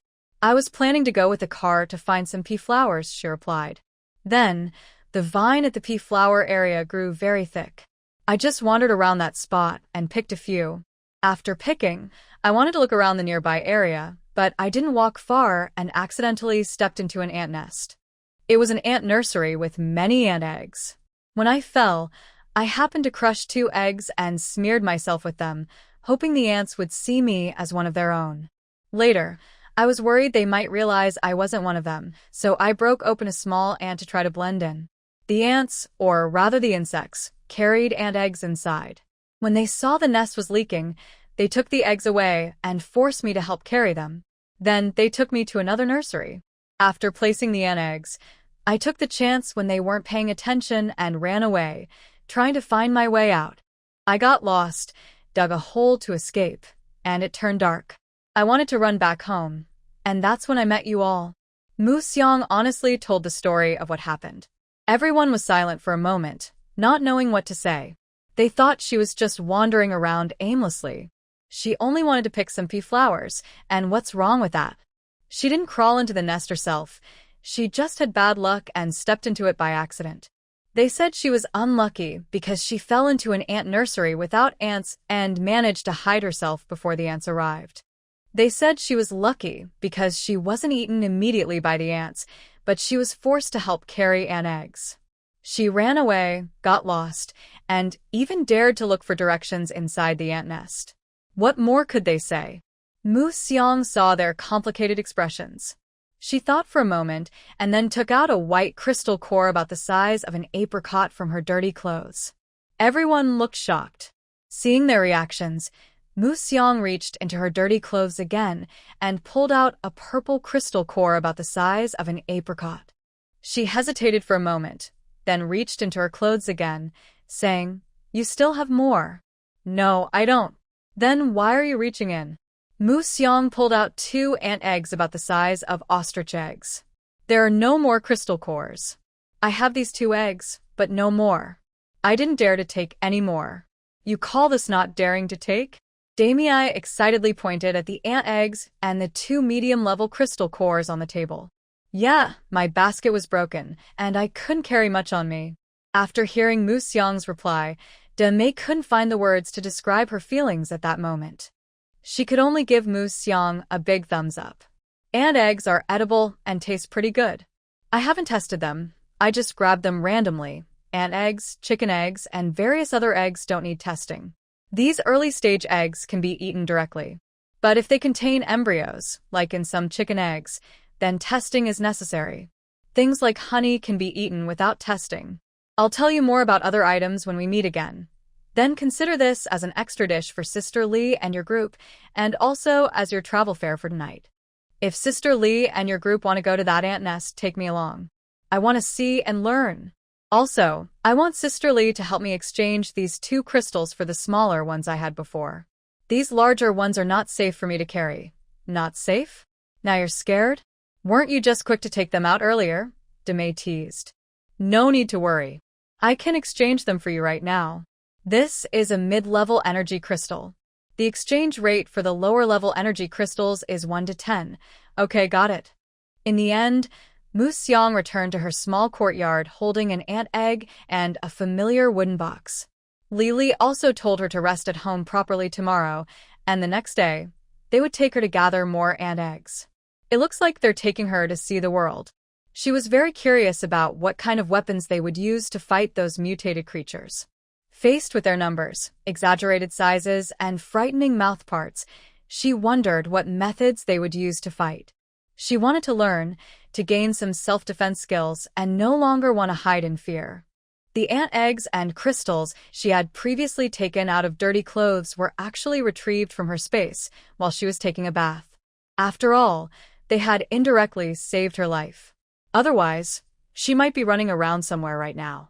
She also noticed that her space seemed to have reached a new stage during her bath. The small pile of crystals she collected from the ant nest was not fully absorbed yet. There were still about 20 left. Plus, she had stored some in a special wooden box in advance. Now, she considered herself quite wealthy. First, she took out all the crystals to see what she had. First, the 10 ordinary white crystals she just exchanged, and 10 ordinary purple crystals. There are 11 medium white crystals, 8 medium green crystals, and 5 medium purple crystals. There are 2 top-grade purple crystals, 1 top-grade green crystal, and 7 top-grade white crystals. The medium-grade crystals are leftovers from space absorption, while the top-grade ones are stored in her wooden box. The current space has a volume of 80 cubic meters. In the future, to upgrade further, she will need all top-grade crystal cores.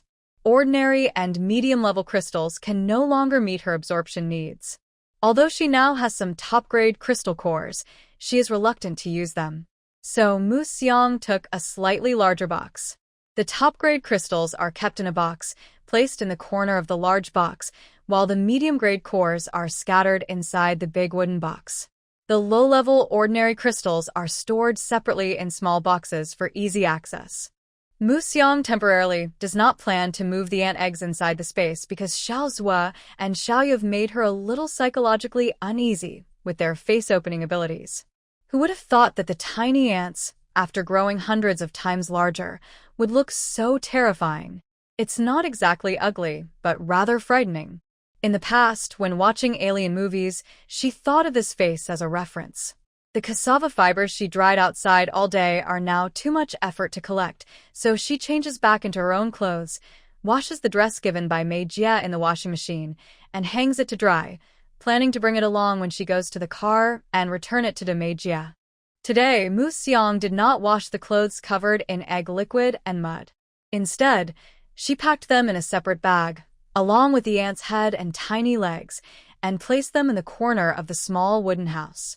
She plans to wear them when she goes out with the storm squad to dig ant nests. At least, it counts as a set of lucky ant nest gear. Perhaps she was really exhausted today because Mu Xiang slept very deeply and continued sleeping until the sun rose the next day. Since she arrived here, she usually gets up around 5 or 6 in the morning, sometimes even before 4. Whether it's her biological clock or the alarm on her wristband, both are set for around 5.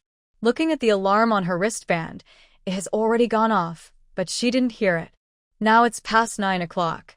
She stretches and cooks herself a bowl of cassava sugar water. After eating and drinking enough, Mu Xiang begins to pack away the dried cassava fibers. The first batch, dried for 2 days, is completely ready. She packs them into a cotton bag and places it on the attic of the small house. Then, she collected the semi-dried cassava strands from yesterday and placed them on the bottom drying tray. She also cut the soaked cassava strips from the water tank into pieces. Everything was done step by step: washing, cutting, drying, soaking. Although her space is now large enough for her to indulge and store everything she has, Xiao Qinlian, who is careful and thrifty, still carefully processed and packed each ingredient in its original form before putting it into her space. Currently, her small yard only has various forms of cassava. All other ingredients are stored in her space. She has a bucket of fresh fern moss, 2 pots of stone pole vegetables, 4 bundles of fresh white bamboo roots, about 80 jin of prepared mushrooms, 5 jin of prepared water celery, 2 jin of prepared dandelion leaves, 6 jin of prepared mountain scallion leaves, 10 jin of prepared Sichuan pepper buds, 3 large jars of freshly cut cassava sticks weighing 300 jin, and about 700 ant eggs of various sizes. There are also 15 jin of unprocessed pea tips and 45 clusters of wild pea flowers that haven't been tested. Dry ingredients include 15 jin of fern root powder, 200 jin of cassava flour, and 5 bags of dried cassava strands weighing 200 jin. In her yard, there are still over 1,000 jin of unprocessed ingredients and 3 bags of dried cassava strands weighing 120 jin stored on the attic. She is currently processing and drying cassava strands, soaking cassava strips, and sedimenting cassava flour, which amounts to several hundred jin. Without counting, her stockpile is quite large, enough to feed herself without much effort. However, all these items only fill a small corner of her space. Most of it is cassava and ant eggs. She still can't rest. After a day exploring the ant nest, Xiao Xiang reorganized her tools. Besides various repair, digging, and foraging tools, she added another set of cooking utensils, a bundle of cotton cloth, 3 sets of clothes for changing, 20 burlap sacks, 20 cotton bags, various bamboo tubes, 2 sets of large and small ceramic jars, 2 ladders of different sizes, 2 large cotton quilts, radiation-proof tent, and a moisture-proof mat measuring 2 by 2 meters. She also has 20 pairs of waterproof gloves with long sleeves, 3 raincoats, 3 pairs of waterproof shoes, 3 pairs of sports shoes, and even 2 pairs of slippers. There are 3 sets of toiletries, 3 towels of different sizes, tissue boxes, and 2 boxes of sanitary supplies. Finally, she has various life-saving crystal cores. After organizing and replenishing all the existing and missing supplies, Mu Xiang continued to handle the cassava spread across the yard. She crushed all the soaked cassava strips to extract the starch and let it settle. She then refilled the empty water tank with chopped cassava strips to soak again. She also dried some processed mushrooms on the drying rack, planning to keep only a small amount fresh for immediate eating, while drying the rest for storage. This way, she could place a package in the attic of the small house, which would give her a reason to explain if anyone asked. Thus, Mu Xiang spent a busy and fulfilling day at home. She went to bed early, as she needed to participate in a big event the next day. At dawn, she set out again. Today, Mu Xiang's role was logistics. She only needed to wait by the vehicle for the team to bring back the mutated ants from the front lines. Her job was to finish off the already confirmed dead ants, breaking them down. According to Mu Xiang's description and their own tests from yesterday, the storm squad was working directly with 2 other squads and the authorities. The area was not too close or too far from the safe zone. It was a usual hunting spot for their convoy. A bed that lies on its side cannot let others sleep peacefully.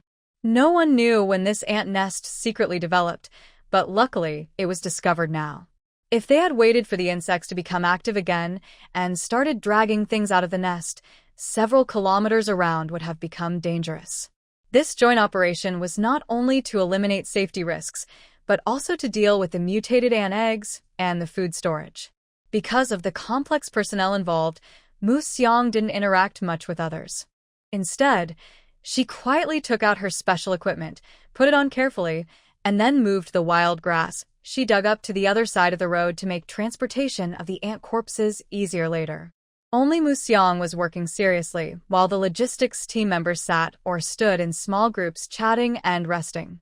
They thought they had plenty of time before their turn, so they could delay working a little longer. But Mu Xiang immediately started working and busying herself after the wind squad left. As gunfire echoed nearby, she had just dragged a wild grass stalk to the opposite side of the road and felt a familiar pat from behind. She was stiff and dared not turn around, afraid that what she might see would be a large mouth. After calling out several times with no response, Xiaoyu opened her mouth, grabbed the basket behind Mu Xiang, and dragged the lost, not very clever girl back to the cave. Big brother, the one sitting in the car smoking over there. If you turn your head and look this way, you'll see a colleague being dragged away by ants, Mu Xiang silently shouted in her mind. Of course, he didn't look this way. He even lowered the back of his chair to sit more comfortably. Even if he turned around now, he wouldn't see her disappearing into the grass. Forget it. Mu Xiang gave up struggling and quietly shared her location with Sisterly. Soon, Sisterly sent her a message telling her not to run around. Mu Xiang didn't explain, quietly raised her hand, and recorded a short video, especially a close-up of Xiaozhua, who was dragging her into the hole. Open the video and mute it. Don't hang up, Sisterly replied immediately. Mu Xiang responded with an okay. After contacting Sisterly and explaining her situation, she felt more at ease. Now, she just needed to quietly follow the work. There was no need for Xiaozhua to keep dragging her. She quickly stood up and followed, no longer looking at her clumsy movements as if she were disabled, to avoid being mistaken for a waste and eaten. Mu Xiang followed Xiaozhua and Xiaoyu to a new incubation room. Xiaozhua loaded a basket of ant eggs onto her back, and he also carried a large one himself. Then Xiaozhua and Xiaoyu led the way, with Mu Xiang following behind, retracing their steps out of the ant nest. After passing through some bushes, they arrived at a mountain wall. Behind a large rock near the mountain wall was a cave. She followed Xiaozhua and Xiaoyu through a dark corridor and entered a huge lava cave.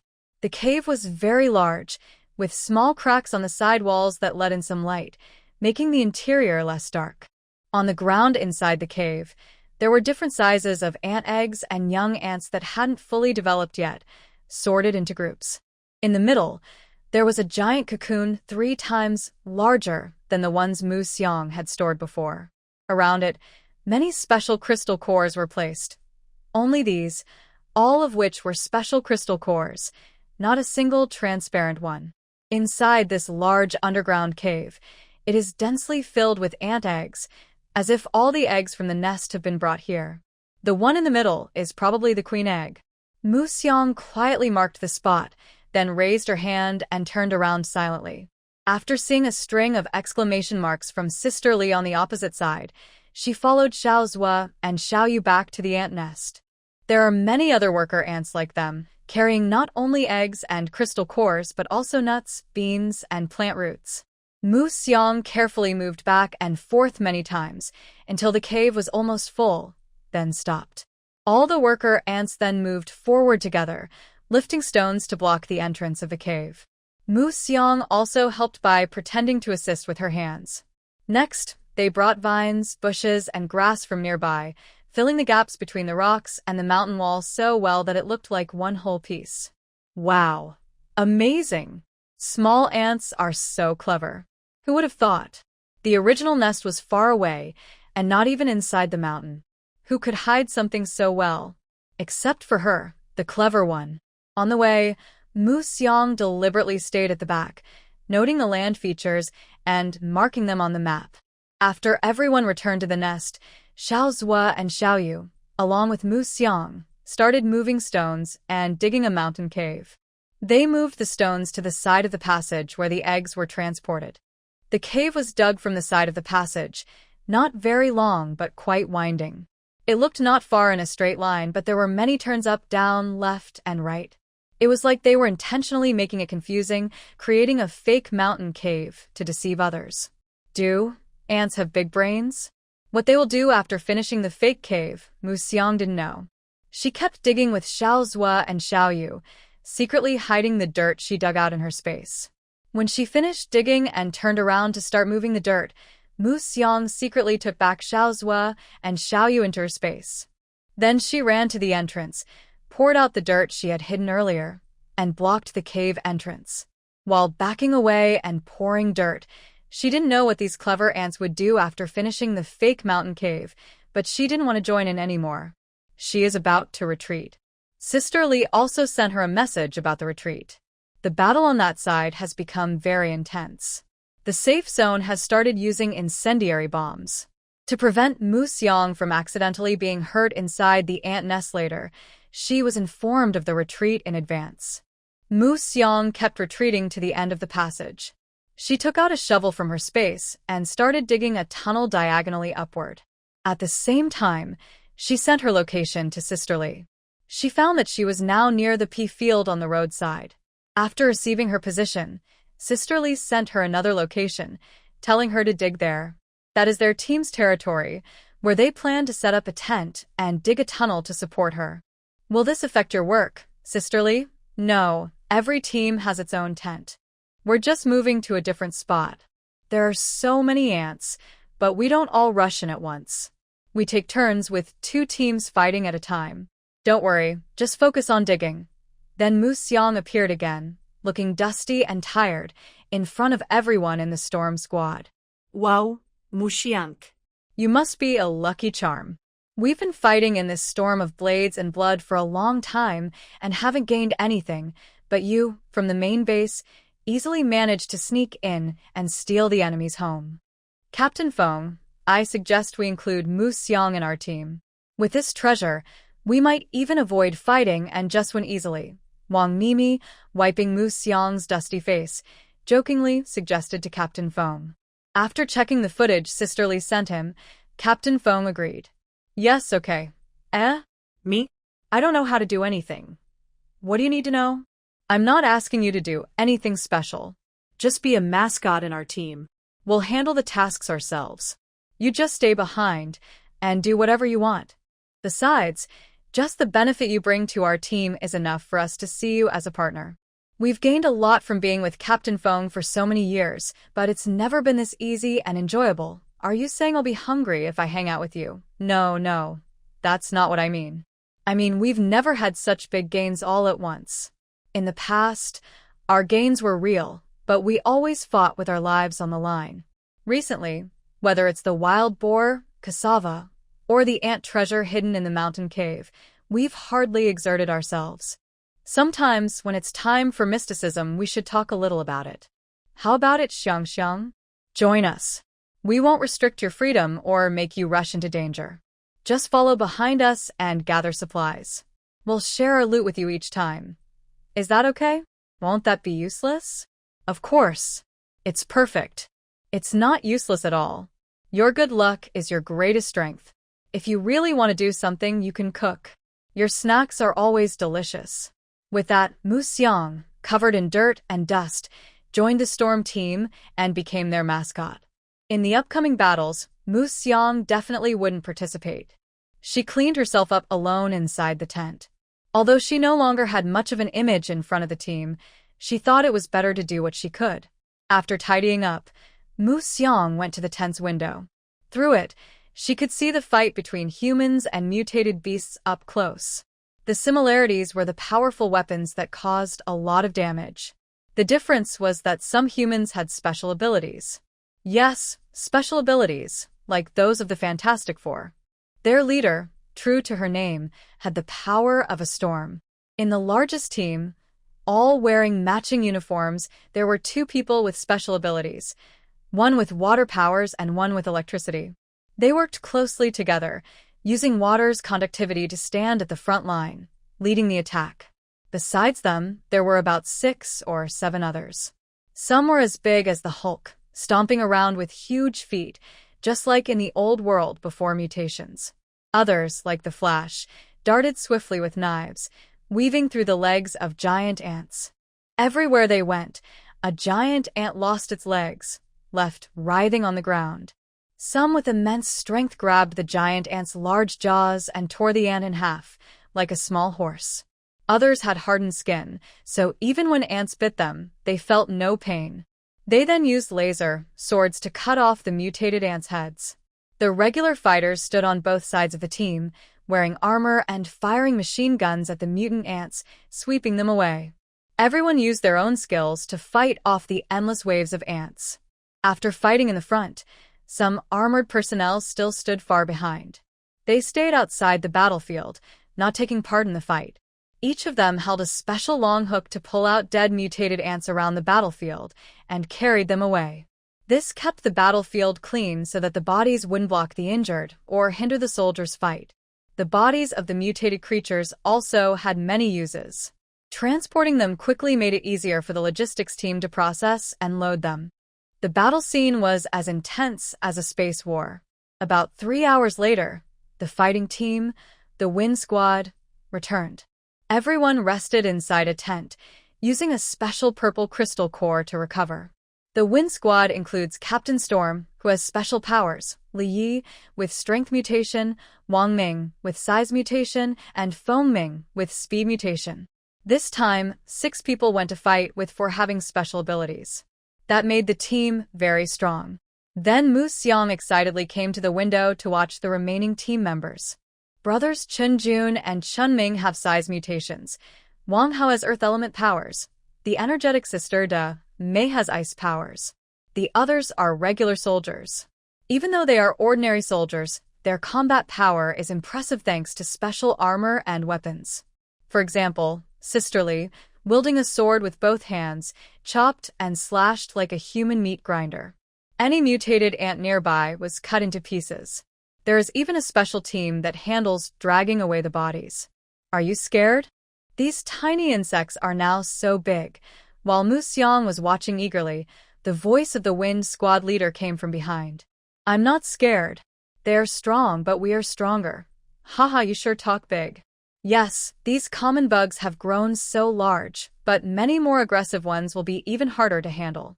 Their strength is shaped by the environment, but ours is driven by survival. If we aren't strong, we will die. In the past, I didn't tell you to join the team because I didn't want you to see how harsh this world can be. As mercenaries, we face not only high pay, but also life and death battles. We initially thought you could stay safe in the safe zones or places we confirmed as safe, but in just a few days, even the safest places can become dangerous. Everyone says you're lucky, but I see it as bad luck. You can't live well and are doomed to struggle just to protect yourself. Since there's no way to avoid it, just like Li, protect yourself. You have 2 days to adjust.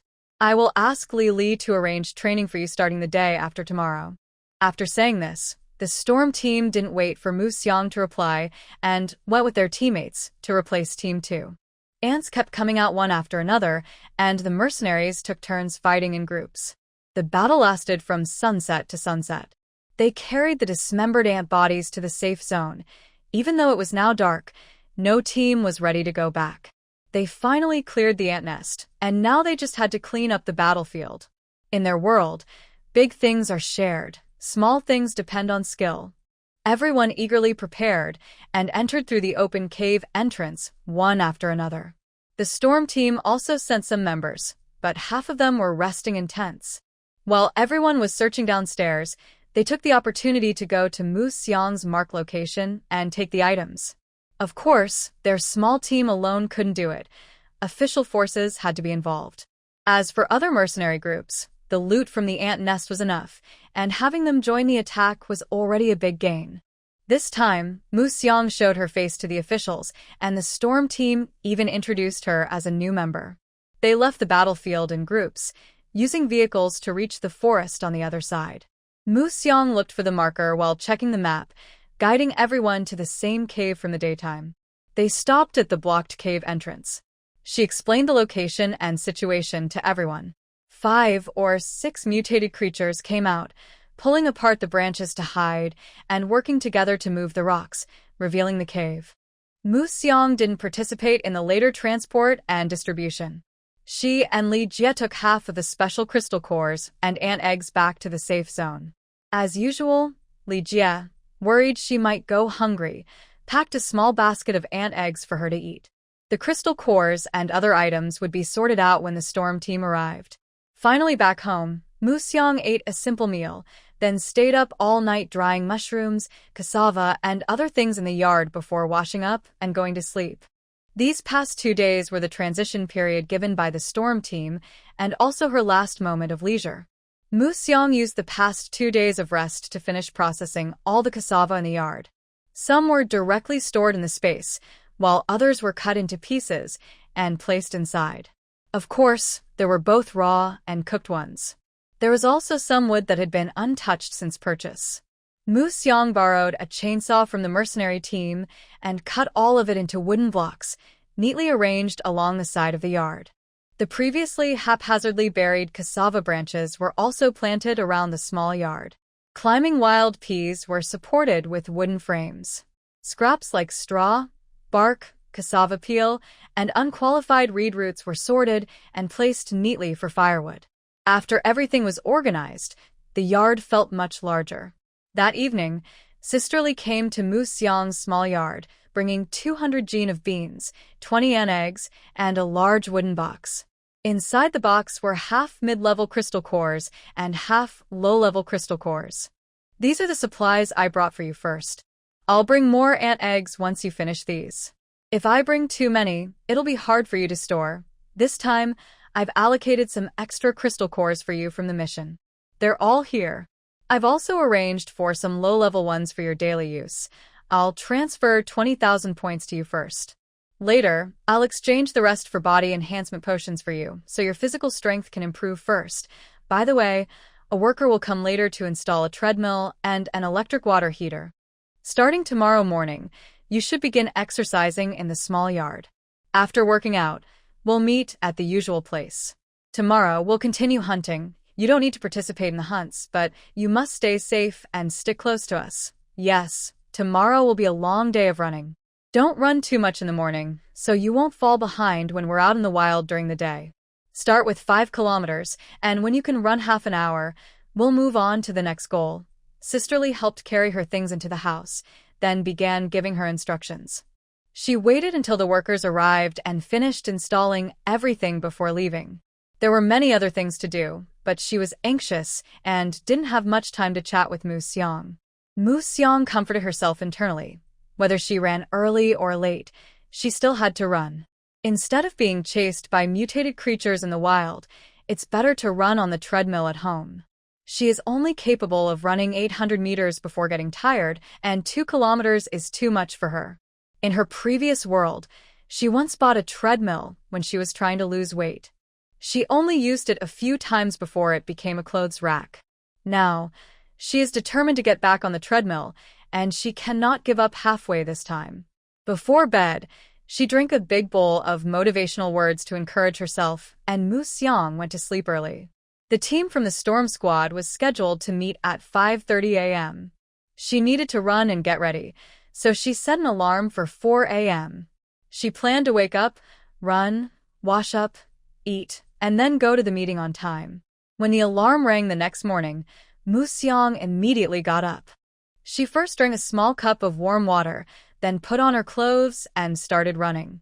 Even though she had changed to a different body and had been working nonstop recently, she was still herself, the person who could only run a few steps. That night, running wildly under the moonlight probably lit up some survival skills, allowing her to run for so long.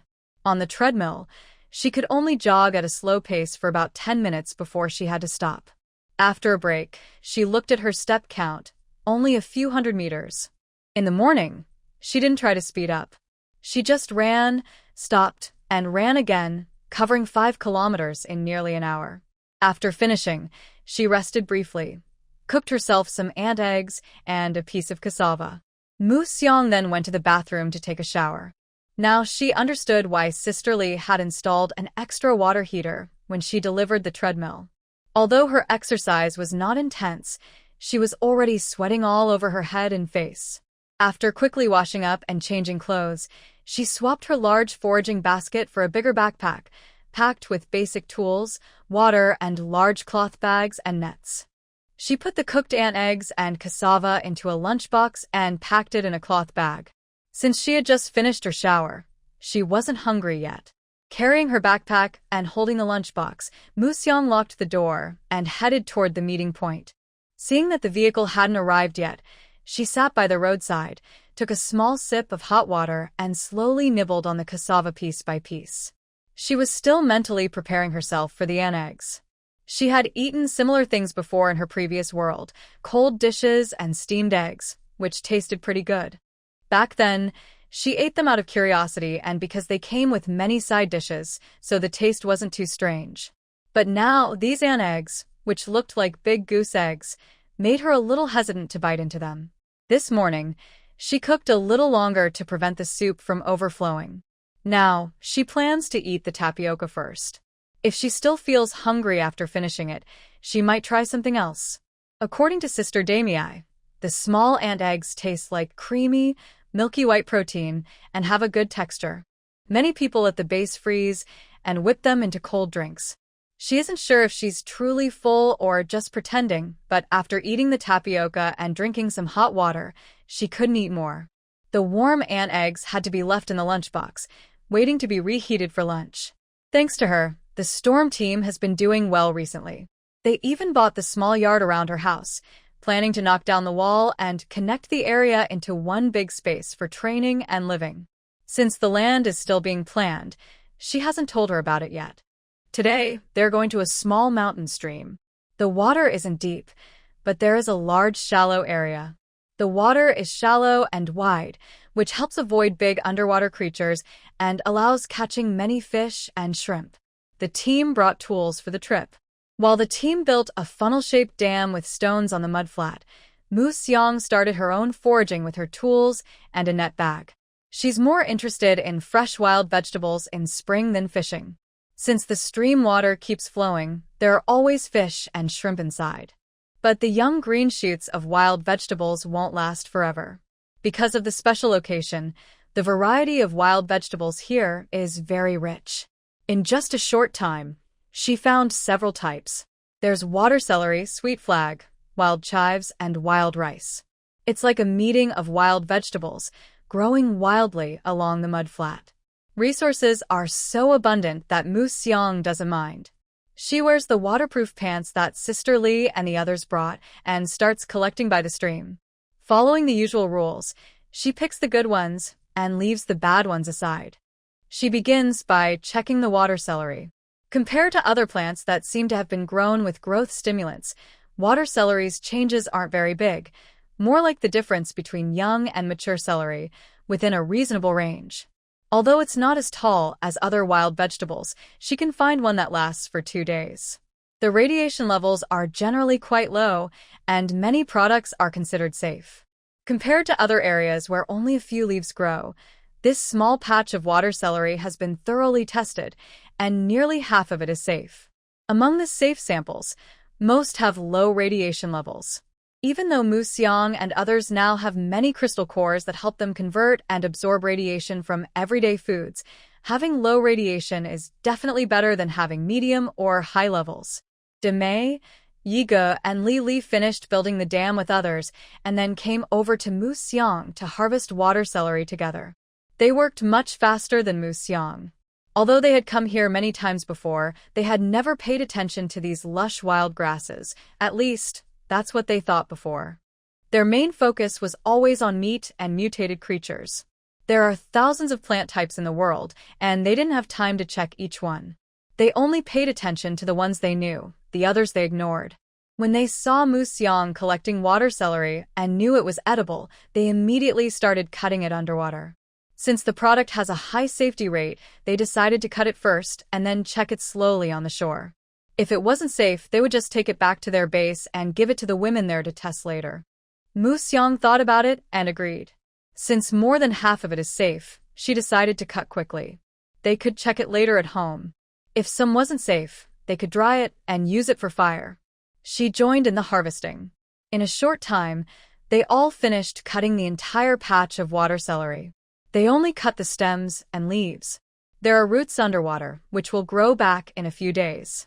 After cutting enough, Mu Xiang didn't move on to the next patch of water celery. Instead, she started collecting a different plant. It was cattail, whose tender stems can be eaten raw or stir-fried.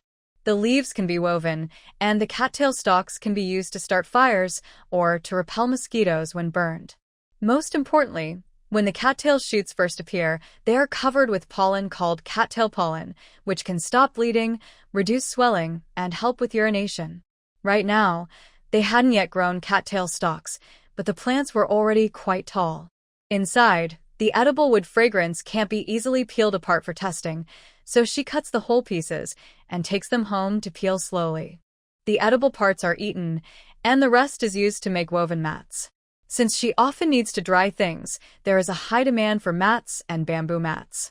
While cutting, she also casually collects a few pieces to store in her space, saving space for later. Today, there are many types here.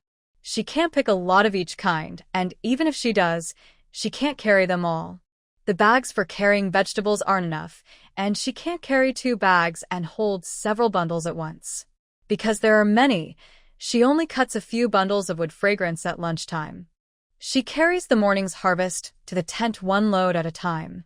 She also puts the ant eggs she didn't eat in the morning into a pot to steam, along with a few freshly tested tender reeds of fragrant bulrush. With limited conditions, she just boils and eats them. Although they can be eaten raw, boiling them in water is better in this environment. In the pot, there are ant eggs and tender bulrush stems boiling. Meanwhile, she also checks the water celery and bulrush she collected earlier. Qualified water celery is tied into bundles with grass ropes.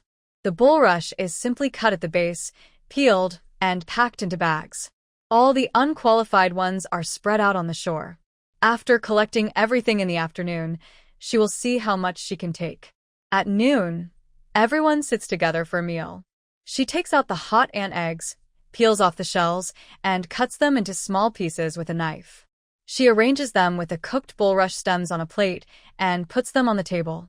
Others also bring out simple heated or freshly prepared food to eat. The cooked, chopped ant eggs look like pieces of egg whites, with a similar texture and a milky aroma, which surprises her. The storm team also prepared a table for lunch after a morning of fishing. Some food she recognizes, some she knows, and some she can't believe. She knows about fish, shrimp, and as well as creek snails and field snails. But is that a ginkgo leaf cicada the size of a ping-pong paddle? Or a dragonfly the size of a small turtle? And a water centipede about 10 centimeters long, boiled simply and served on the table. Are they serious? The key isn't just their fierce appearance, but also the team members' crazy enthusiasm for them. They ignored the fragrant ant eggs, the small shrimp the size of a palm, and the crispy, fried small fish. Several people fought fiercely over these special dishes, especially the unique scented osmanthus cicadas, which everyone loved most. Although the river shrimp is a type of insect, compared to the others, Mu Xiang chose the river shrimp. Those unusual-looking insects were left for others to enjoy.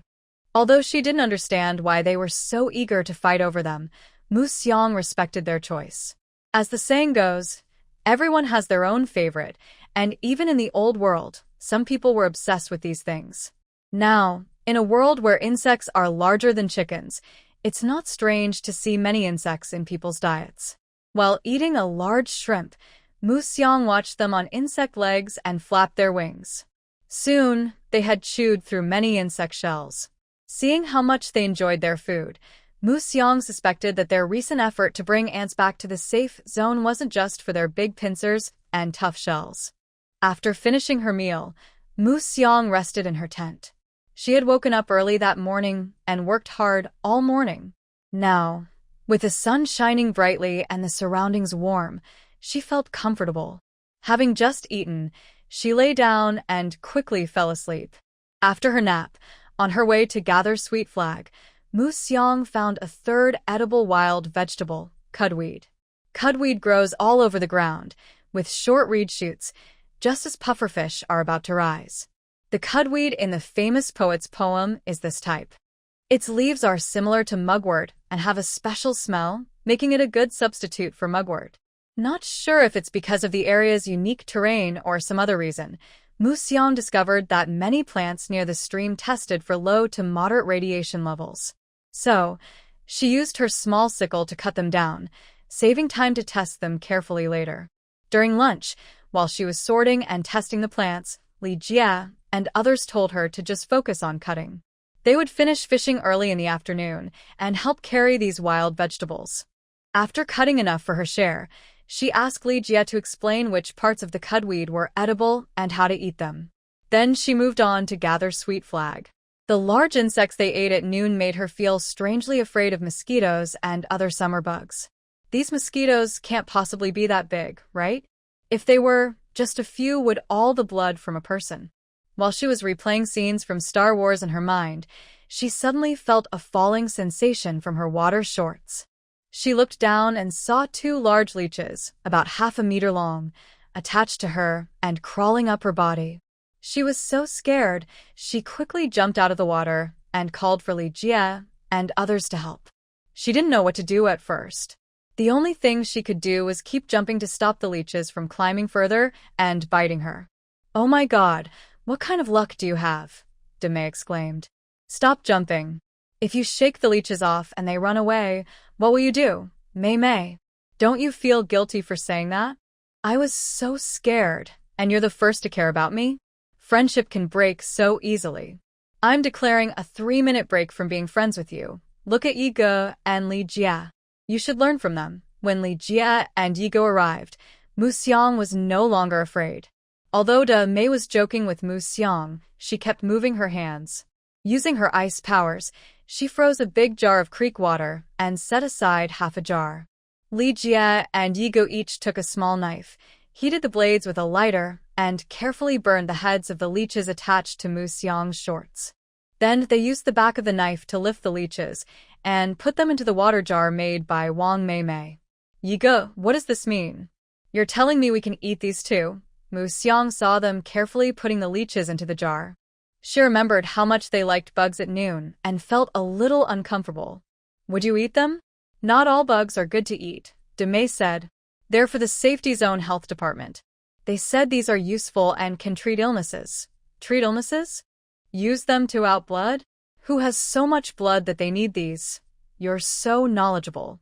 Who told you they blood? Then what else could it be? I wonder how I would know. If I knew, I wouldn't be here cutting grass with you. I would be wearing a white coat and working in an office." Next, when going into the water, Mu Xiang was much more careful, afraid of something else happening.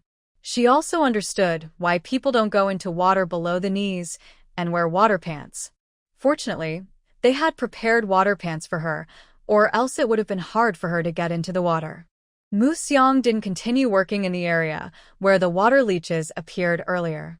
Instead, she moved forward a bit and changed to a different shoreline. Xiangpu thought she had already cut enough, and it was time to pick some water bamboo shoots. This didn't require putting her hand into the water to pull them out. She just snapped the stems. Mu Xiang quickly snapped a bundle of water bamboo, tying a knot at the top of the leaves, and placed them in bundles on the shore. After about 4 or 5 bundles, she stopped. Then she went to the shore to check them. She cut off the top leaves of the good ones, leaving only the swollen roots, and put them into a bag. She collected more than 2 bags like this. Because space was limited and fresh wild vegetables were hard to store, Mu Xiang stopped collecting after her purchase.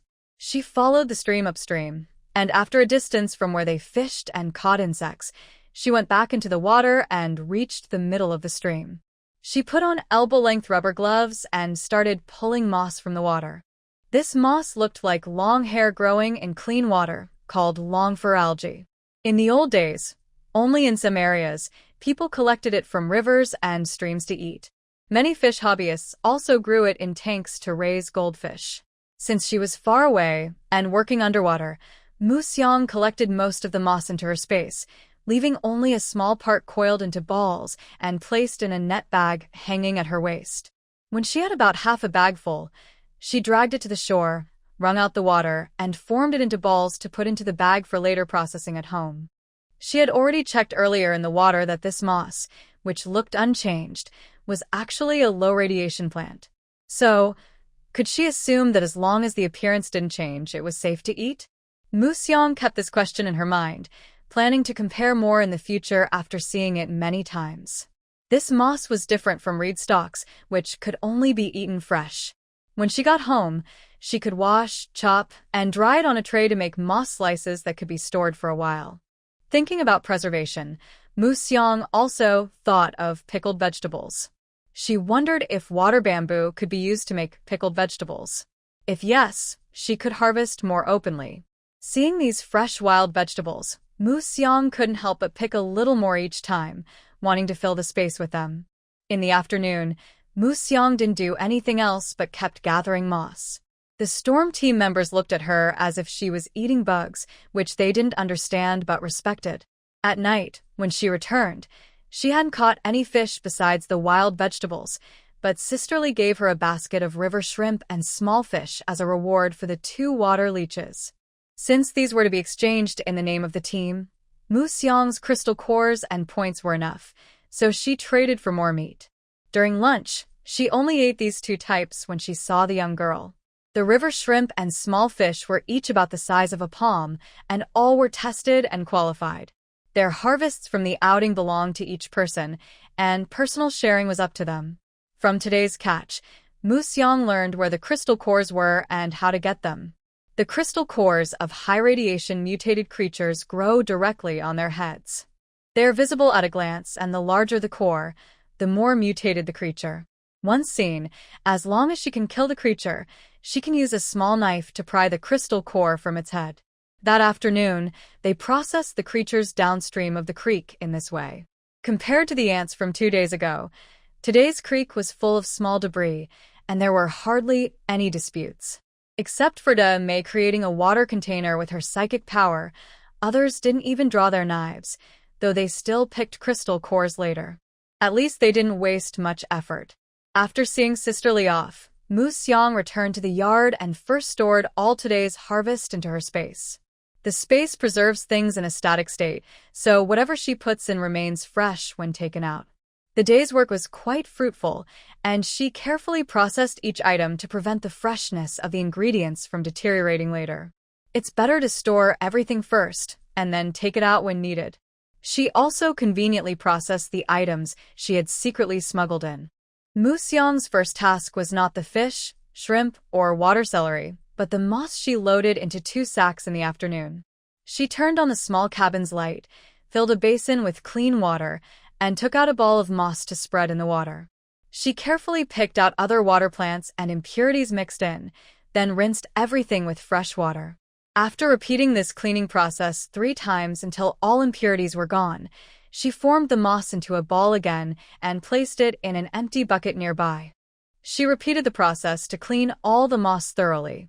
Next, she used a large kitchen knife to chop the moss into small pieces and scattered them into a large basin. Then, she took a small drying tray about 30 centimeters wide, similar to traditional papermaking trays. She dipped the tray into the water, spreading the chopped moss evenly on it, and then took it out. She carefully placed each tray of moss outside in the yard to dry, stacking them gently on a large drying tray. By the time the last tray was drying, most of the moisture from the first tray had evaporated. With limited tools, she simply sprinkled some salt, chopped scallions, and pepper buds on the moss. Then, she used a small bamboo stick to pat the moss, helping the salt and seasonings fully absorb. Tomorrow, she planned to leave them out to dry all day. That evening, she could gather and store them. The day after, she would fry some and eat them directly, or enjoy them with cassava. She also planned to make extra to share with Sister Lee and others, hoping to change their negative views about moss. Since she needed to wake up early for training the next day and continue foraging during the day, she went straight to rest after finishing the moss. The next morning, her alarm rang, and she remembered the side effects from yesterday's 5-kilometer walk. Although she used her legs for walking and running, her whole body still ached. But exercise is mainly about persistence, and she was doing it for herself. So, she kept running, just like yesterday, half running, half walking. That morning, she ate a soup made with fern powder and wild vegetables. Before leaving, she also took a bag of sliced, salted fern strips. Because the stream nearby was rich in resources, she went to the same creek, but different sections. Today's section was a bit deeper than yesterday's mudflat, and the river was narrower. The deepest part was about 1 meter deep and 5 meters wide. This was already a small river, and since she was not very brave, she didn't plan to go into the water or get too close to the riverbank. Today, she only wandered around the nearby shore and the mountain. Today's wild foraging was quite interesting. At first, she smelled a strong fishy odor. The smell came from the foot of the mountain, not from the river. Mashong was worried there might be some amphibians nearby, so she carefully approached to check. She found a patch of wild fiddlehead ferns. They looked similar to before, just with slightly larger leaves, but their smell was much stronger than before. However, Mashong considered this mutation to be harmless. She had previously doubted, tried, and grown fond of it. After preparing it as a cold dish, she could eat a big plate before even serving it with rice. Today, when she found these, she decided to dig up all the good ones, even if she didn't do anything else. She dug and checked all morning, collecting about half a bag from the mountain foot, which she carried back to the riverside tent. At noon, she cooked a big pot of fern root soup using the prepared fern cakes for everyone. In the afternoon, when she planned to go back and continue digging, Sister Lee told her they would be moving to a new place. They had caught many fish in the morning, and after processing, they threw away the unqualified ones into the river. Although the river flows, to avoid attracting predators with blood smell, they decided to move to another spot in the afternoon. That new place had the flowers Mashong liked. She marked this spot on the map, so the team could come back later to continue digging. Yesterday, Mushong's gathering of moss in the water already puzzled the team members.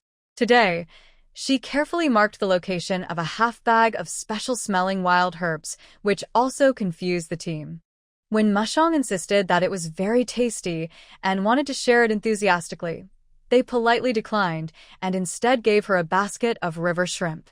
The new place they went in the afternoon wasn't far, just on the mountain across the road. The team's goal was a huge beehive, but Mushong's goal was the wildflowers covering the mountain. She picked many familiar flowers to take home and examine later. The beehive the storm team planned to harvest was on the back of this mountain, which was full of mountain flowers, with many crevices where numerous beehives were hidden. Near the previous area, Mu Xiang was also given a protective suit. It looked like an old-fashioned diving suit, mostly made of thick leather. On her hands and feet, she wore an extra layer of special gloves and boot covers, with the cuffs and pant legs tightly sealed. She wore a large glass helmet connected to her body by a backpack-like frame. The helmet and frame were one piece, with the frame strapped onto her shoulders and upper arms. After putting on the frame, she also wore a thin but tough leather coat over it. That wasn't all. She also carried 2 oxygen tanks on her back to breathe inside the suit.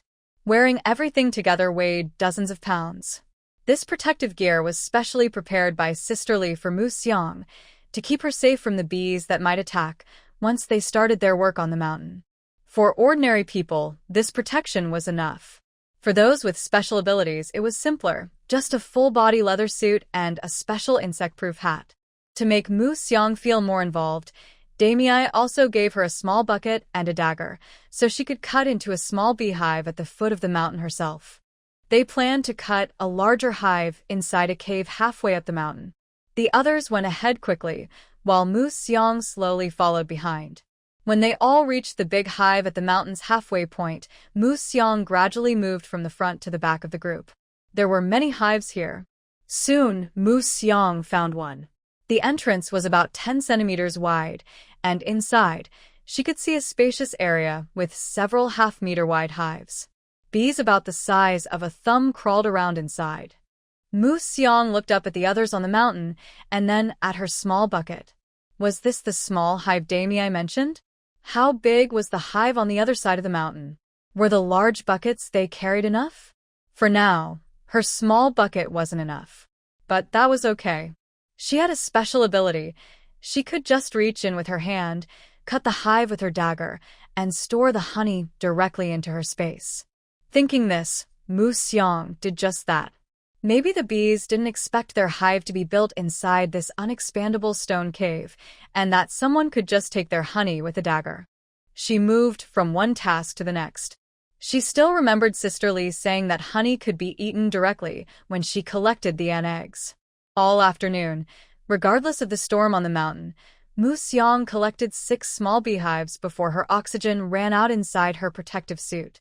She used a dagger to reach into each hive and collect honey directly from the space inside. She only filled half a small bucket with honey. She had tried, but the entrances to the hives were small, and the rocks on both sides were very solid, so she couldn't widen them. To get the honey inside, she had to cut it out little by little with a small knife. Normally, being able to fill half a bucket was already quite an achievement. Seeing that they were still busy above, Mu Xiang slowly carried her loot toward the car. Her protective suit was punctured all over. She understood why it was so thick now. The mutated bee's stingers could shoot out like in cartoons, and soon enough, she was stung by a patch of needles. After collecting several hives, she looked like a walking cactus. Luckily, she was wearing a special protective suit, otherwise, she would have been pierced through. Even after she left, she could still feel the occasional sting from the bees shooting needles at her. To prevent the bees from following her and making it impossible to take off her suit, Mu Xiang quickly found some dry wood and straw on the mountainside, lit a fire and covered it with fresh straw, creating a lot of smoke. Along the roadside near the convoy, Mu Xiang lit 4 such smoky fires. The thick smoke covered the area, and the bees retreated and left. After waiting a while for the bees to leave, Mu Xiang climbed into the car, took off her oxygen tank, helmet, and protective suit. Phew! She didn't feel much when collecting the honey, but now that she took everything off, she suddenly realized how good the air was, except for the smell of smoke in the air. The vehicle she was in was a truck with a large cargo area. After removing her protective gear and placing it on the rack, she set her half bucket of honey and beehives aside near the truck. To avoid being stung, she stayed inside the vehicle, sent a message to Sister Lee about lighting the fire on the roadside, and didn't go out again. Instead, she sat on the ground by the truck, using the gap in the door to throw the bees off the honeycombs inside. To avoid her having to be very careful when returning home to handle the beehive, she had already picked out the honey from her small bucket before loading it onto the car. She cut a small piece with a small knife and put it in her mouth. It was full of honey, big bees, large honeycombs, and lots of honey inside. That's why it felt like drinking a big mouthful of honey. Taking such a big bite was very sweet. Next, Mu Xiang didn't cut a full honeycomb, but chose a small, unsealed piece from the hive to chew slowly. Soon, the car door opened, and Li Yi, Chen Jun, Chen Ming, and others returned carrying large buckets filled with honeycombs. They didn't seem to use any special method, as there were no active bees on the honeycombs. They brought back 6 large buckets. After placing the full honeycombs into the car and stacking the lids, they took the empty buckets back up the mountain. It took several trips to fill half a truck before they stopped transporting. Mu Xiang's fire was completely extinguished by De Mei Jie's ice ability. Everyone returned to the car, took off their protective suits, and drove away. While sitting in the car, Mu Xiang listened to the dense thumping sounds coming from the roof, which gradually faded after about an hour. Back in the safe zone, Mu Xiang brought her half bag of special wild herbs and a small bucket of wild honey home. Li Jie said the team would rest tomorrow, so she could train and arrange her own schedule. She planned to carefully sort out the honeycombs and wild vegetables from her space. Tonight, She would wash the water celery and prepare it so she could just take it out and cook when needed. The next morning, after exercising, Mu Xiang started frying green moss slices, draining the oil, and packing them in paper bags to give to Li Jie and others to try. After delivering the moss slices, Mu Xiang bought 50 large glass jars at the trading post, planning to use them for honey or pickled vegetables. At home, she took out the wooden frame and gauze used for filtering fern root powder and cassava flour. She prepared to filter honey later by placing the wooden frame and gauze on a large plastic bucket. First, she poured the honeycomb from the small bucket into a clean stainless steel basin. Carefully, she picked out each bee larva and placed them into another basin.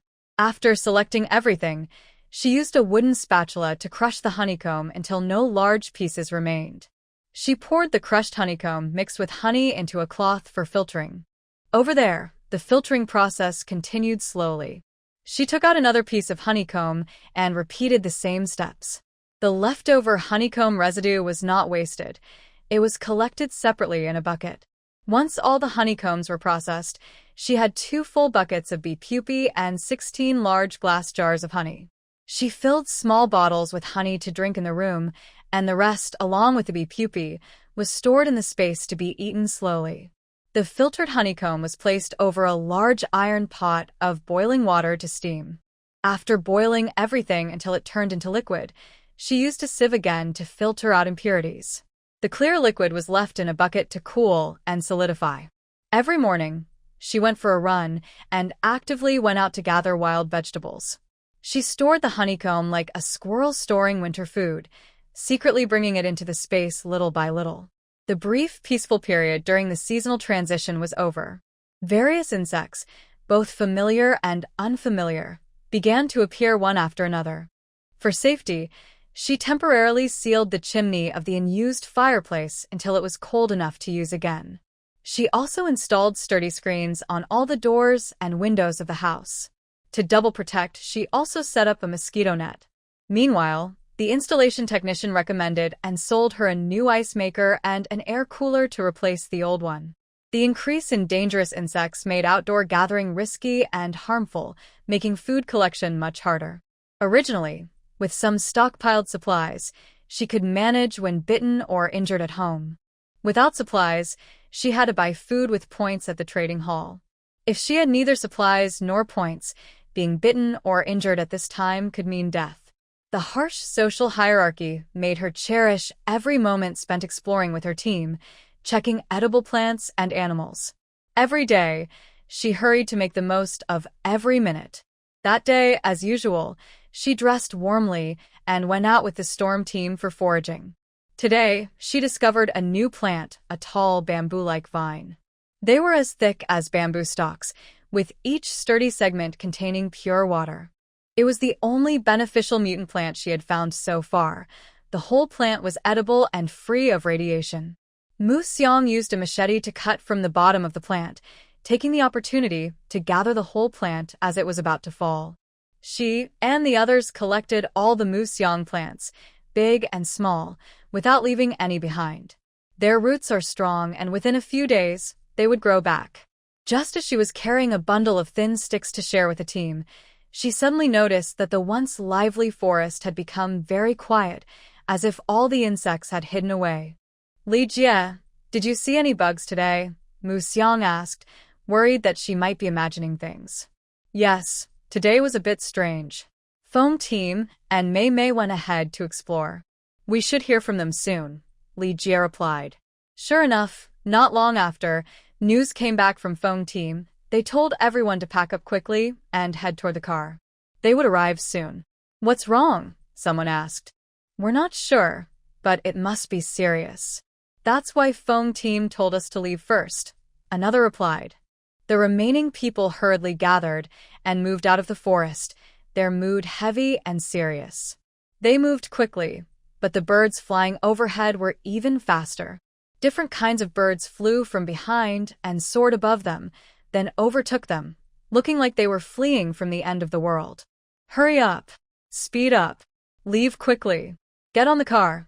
Foam Team's wind-powered psychic, Feng Ming, shouted as he ran ahead to check the situation. At the moment of escape, Mu Xiang's recent training paid off. She managed to keep up, at least not falling behind. While she was struggling, Yigo ran from behind and suddenly picked her up, carrying her on his shoulder. He quickly caught up with the others running ahead. Foam Team and the others who had started early arrived at the car almost at the same time. Everyone quickly got in and started the engine to leave for the safe zone. Soon, Mu Xiang understood why everyone was fleeing because of a sandstorm, a typical dust storm of the wasteland world. It was an orange-red sandstorm, swirling with a lot of sand and stones, carrying intense heat like an ancient magic spell. They stepped on the accelerator, and this time, the storm squad was truly at the front of the storm. They hurried and sped through the flying sand and stones, making it back to the safe zone. Everyone dispersed, returning home or to their shelters. In the safe zone, alarms sounded, and broadcasts urged people to hurry home and close their doors and windows. Mu Xiang returned to her small yard through the wind and sand, locked the gate, and started packing. She stored everything from the small wooden house and yard into her space, including thatched grass and dry firewood. She used water jars and stones to press down the wild peas and cassava planted in the yard. Back in her room, she sent a message to Sister Li and others to confirm she was safe. Mu Xiang took out a portable toilet she had bought from a salesperson and placed it in the bathroom. She removed her dusty scarf, soaked it in a basin of water. After checking that the doors and windows were tightly closed, she returned to the bathroom and took off her dusty clothes. She washed herself to remove the dirt, then washed her clothes from today and used the soapy water to mop the entire room, preventing dust from floating up from the floor. Outside, the sky was completely darkening, with an orange-red hue seen through the window. Occasionally, small stones hit the screen window. The newly installed screen hadn't yet endured many insect attacks and was now being tested by sand and stones. Fortunately, the screen protected her. If the stones had hit the glass directly, it might have shattered. She wondered how long this dust storm would last, and what would happen to the scavengers living without sturdy shelters. Mu Xiang stored the dining table, chairs, and recliner sofa into her space to clear the area. Then she took out a small stool and a plant called huzhang to start processing. No matter how fierce the sand and stones outside, it didn't concern her. She told herself not to think too much and focus on living well. In this world, kind-hearted people are often abandoned first, and everyone is struggling to survive. She stopped worrying about others and cut the huzhang into sections, placing the water inside into clean bottles and storing them in her space. Next, she peeled off the outer skin of the huzhang, boiled the remaining sticks briefly in hot water, then soaked them in a cold water basin. Once cooled, she split the sticks into small strips and soaked them in a bucket of water to remove excess acidity. Later, she could cook or make cold dishes with them. Of course, Mu Xiang didn't throw everything away. She kept some as small snacks for her free time. The sky outside was getting darker, and the storm showed no signs of weakening. Inside the house, the floor was already dry. Mu Xiang mopped the room again after watering it. Because she had just cooked kudzu root, the house felt a bit stuffy. Mu Xiang installed filters on the ventilation holes in the corners of the windows and then opened them, allowing the air inside to circulate. The house was built strongly and sealed well. The master had installed the windows and ventilation openings, but Mu Xiang didn't understand the purpose of the vents at first, especially since she had to buy special valves and filters just for those small vents. Since the house was built, the vents had been blocked by sealed valves. It wasn't until today that she finally understood their usefulness. Luckily, she had bought many of them on the advice of others. Today, she didn't plan to open the windows for fresh air. After about an hour, Mu Xiang left only the vent on the living room window open, while she closed the vents in the bedroom and bathroom with sealed valves. Because of the heavy dust, even with filters, opening all the vents made the air inside the room feel stuffy and choking. Moreover, it was hotter inside than outside. The strong wind kept heating the air around like a warm fan. So Mu Xiang could only close half of the vents, water the room again, mop the floor, and also gather the clothes from the wardrobe and the food stored in the attic. She added ice water to the air conditioner to cool the bedroom. The high temperature, dust storm, insects, she wondered what the outside world would look like after the storm passed. Restless, Mu Xiang started practicing again. She didn't want to be carried away every time by Yi Ge. Just as she finished her training and was about to wash up, Demei called her. Xiang, Team Wind said that tomorrow, when the dust storm lessens, we need to go on a long trip. If everything goes well, it will take about 4 or 5 days to return. Do you want to come? Do we have to go before the storm stops? Exactly because of the storm we need to go, huh? Why? I see the dust storm might get bigger. The stones are hitting the door loudly. Will the storm really lessen tomorrow? Isn't it dangerous to go out in this weather? Risks also mean opportunities, Xiang. Look at how much dust there is. Many plants and animals are probably caught in it. We want to become storm chasers, walking on the edge of storms to pick up the bodies or crystal cores of mutated creatures. Will I hold you back if I go with you? No, you're our mascot. Maybe with you, we'll have better luck. Also, the wind team asked me to call you. Yeah, you always find some special plants. Since this trip will be long, we're counting on you to bring fresh food. I really don't want to drink that strange-tasting nutritional liquid anymore. Okay. You all don't mind the trouble. I'm happy to go and see more. Sister Demei, what do you think I should bring? Just bring your change of clothes and personal items. We've prepared everything else. All right, I'll start packing now. Good. You pack up. Tomorrow, you don't need to go outside. We'll pick you up at your house when we leave. Call you when we arrive and you come out then.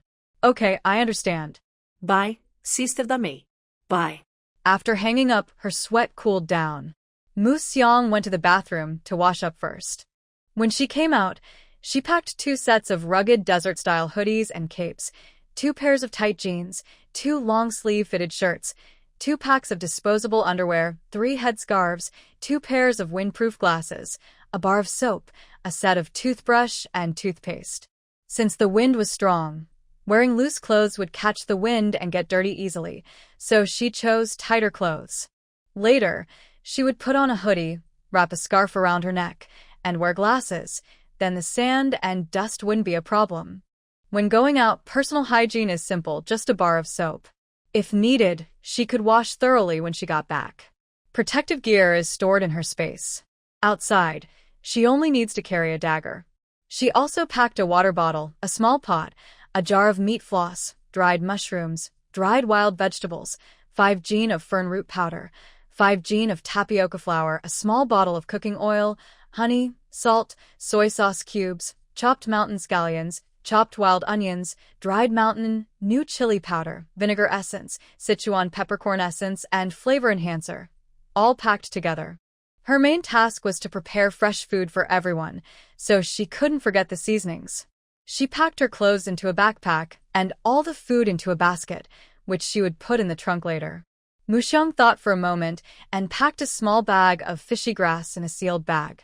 She felt responsible for clearing up their misunderstanding about it. The next morning, the alarm rang and Mu Xiang got up.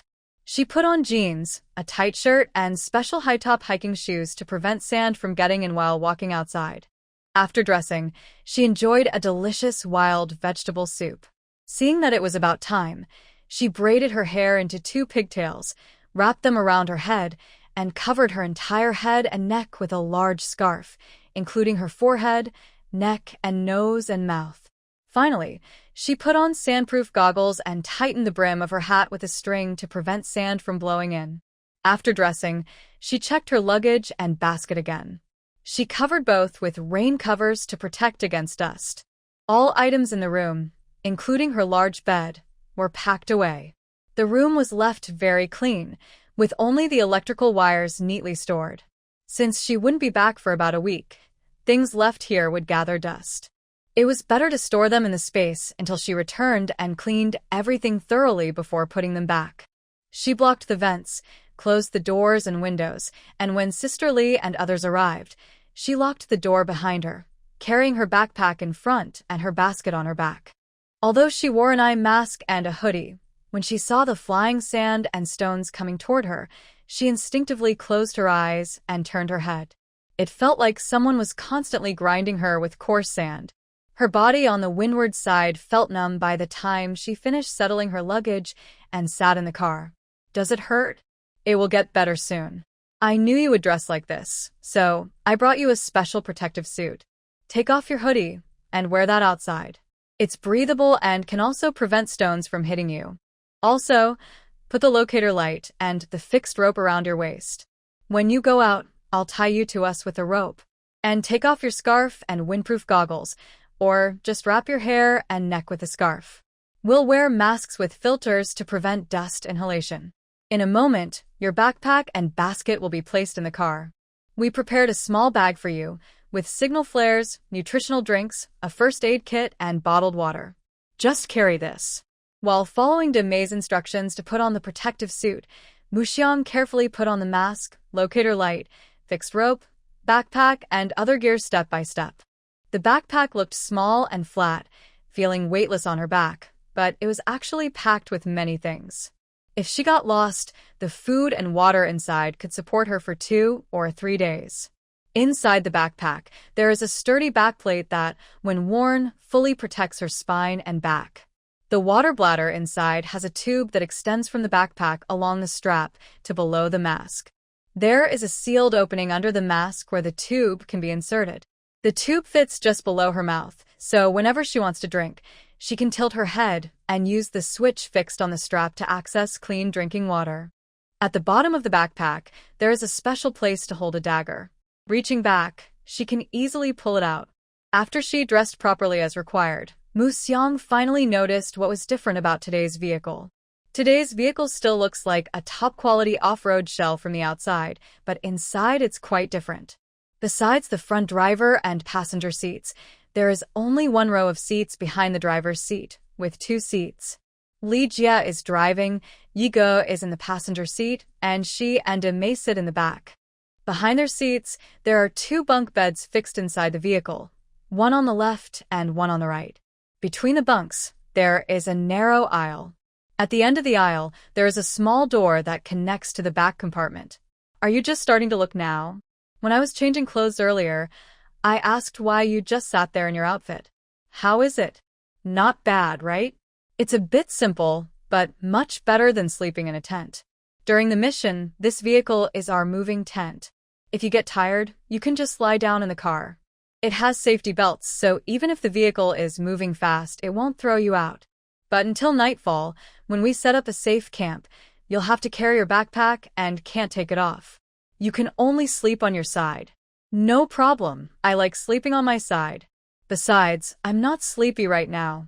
Demei, how far do we have to go? I don't know either. We never have a fixed destination. We just follow the lead vehicle's convoy. Oh, okay then. Why? Can't sit still? No, it's just that I don't know what to expect. What kind of situation? It's just the junk mountain. A big mess of trash. Only you can't think of it, and you can't see it. When the vehicle stops, just get ready to scavenge the trash.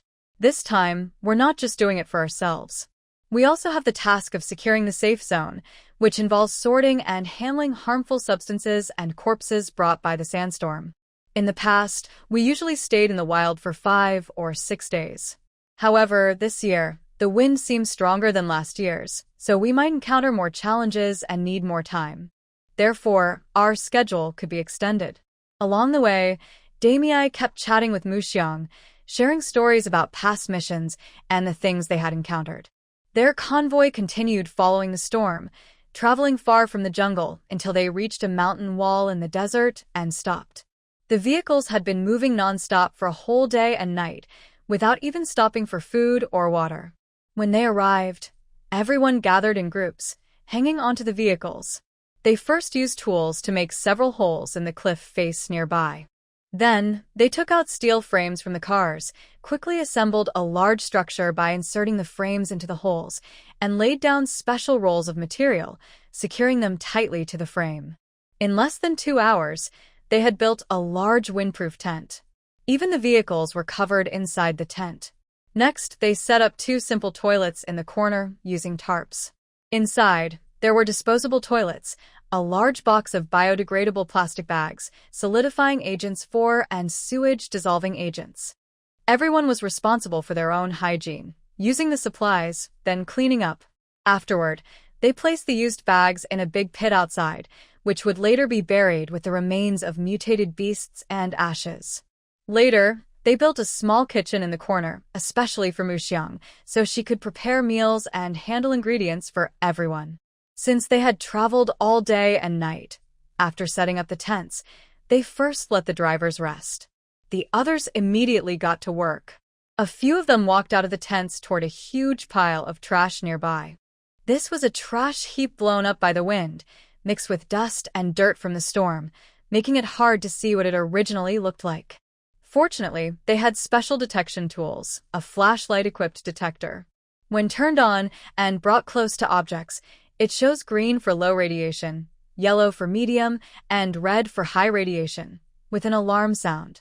When they arrived, everyone took turns using the tools to make metal loops in the ground, then clipped their safety ropes to the loops.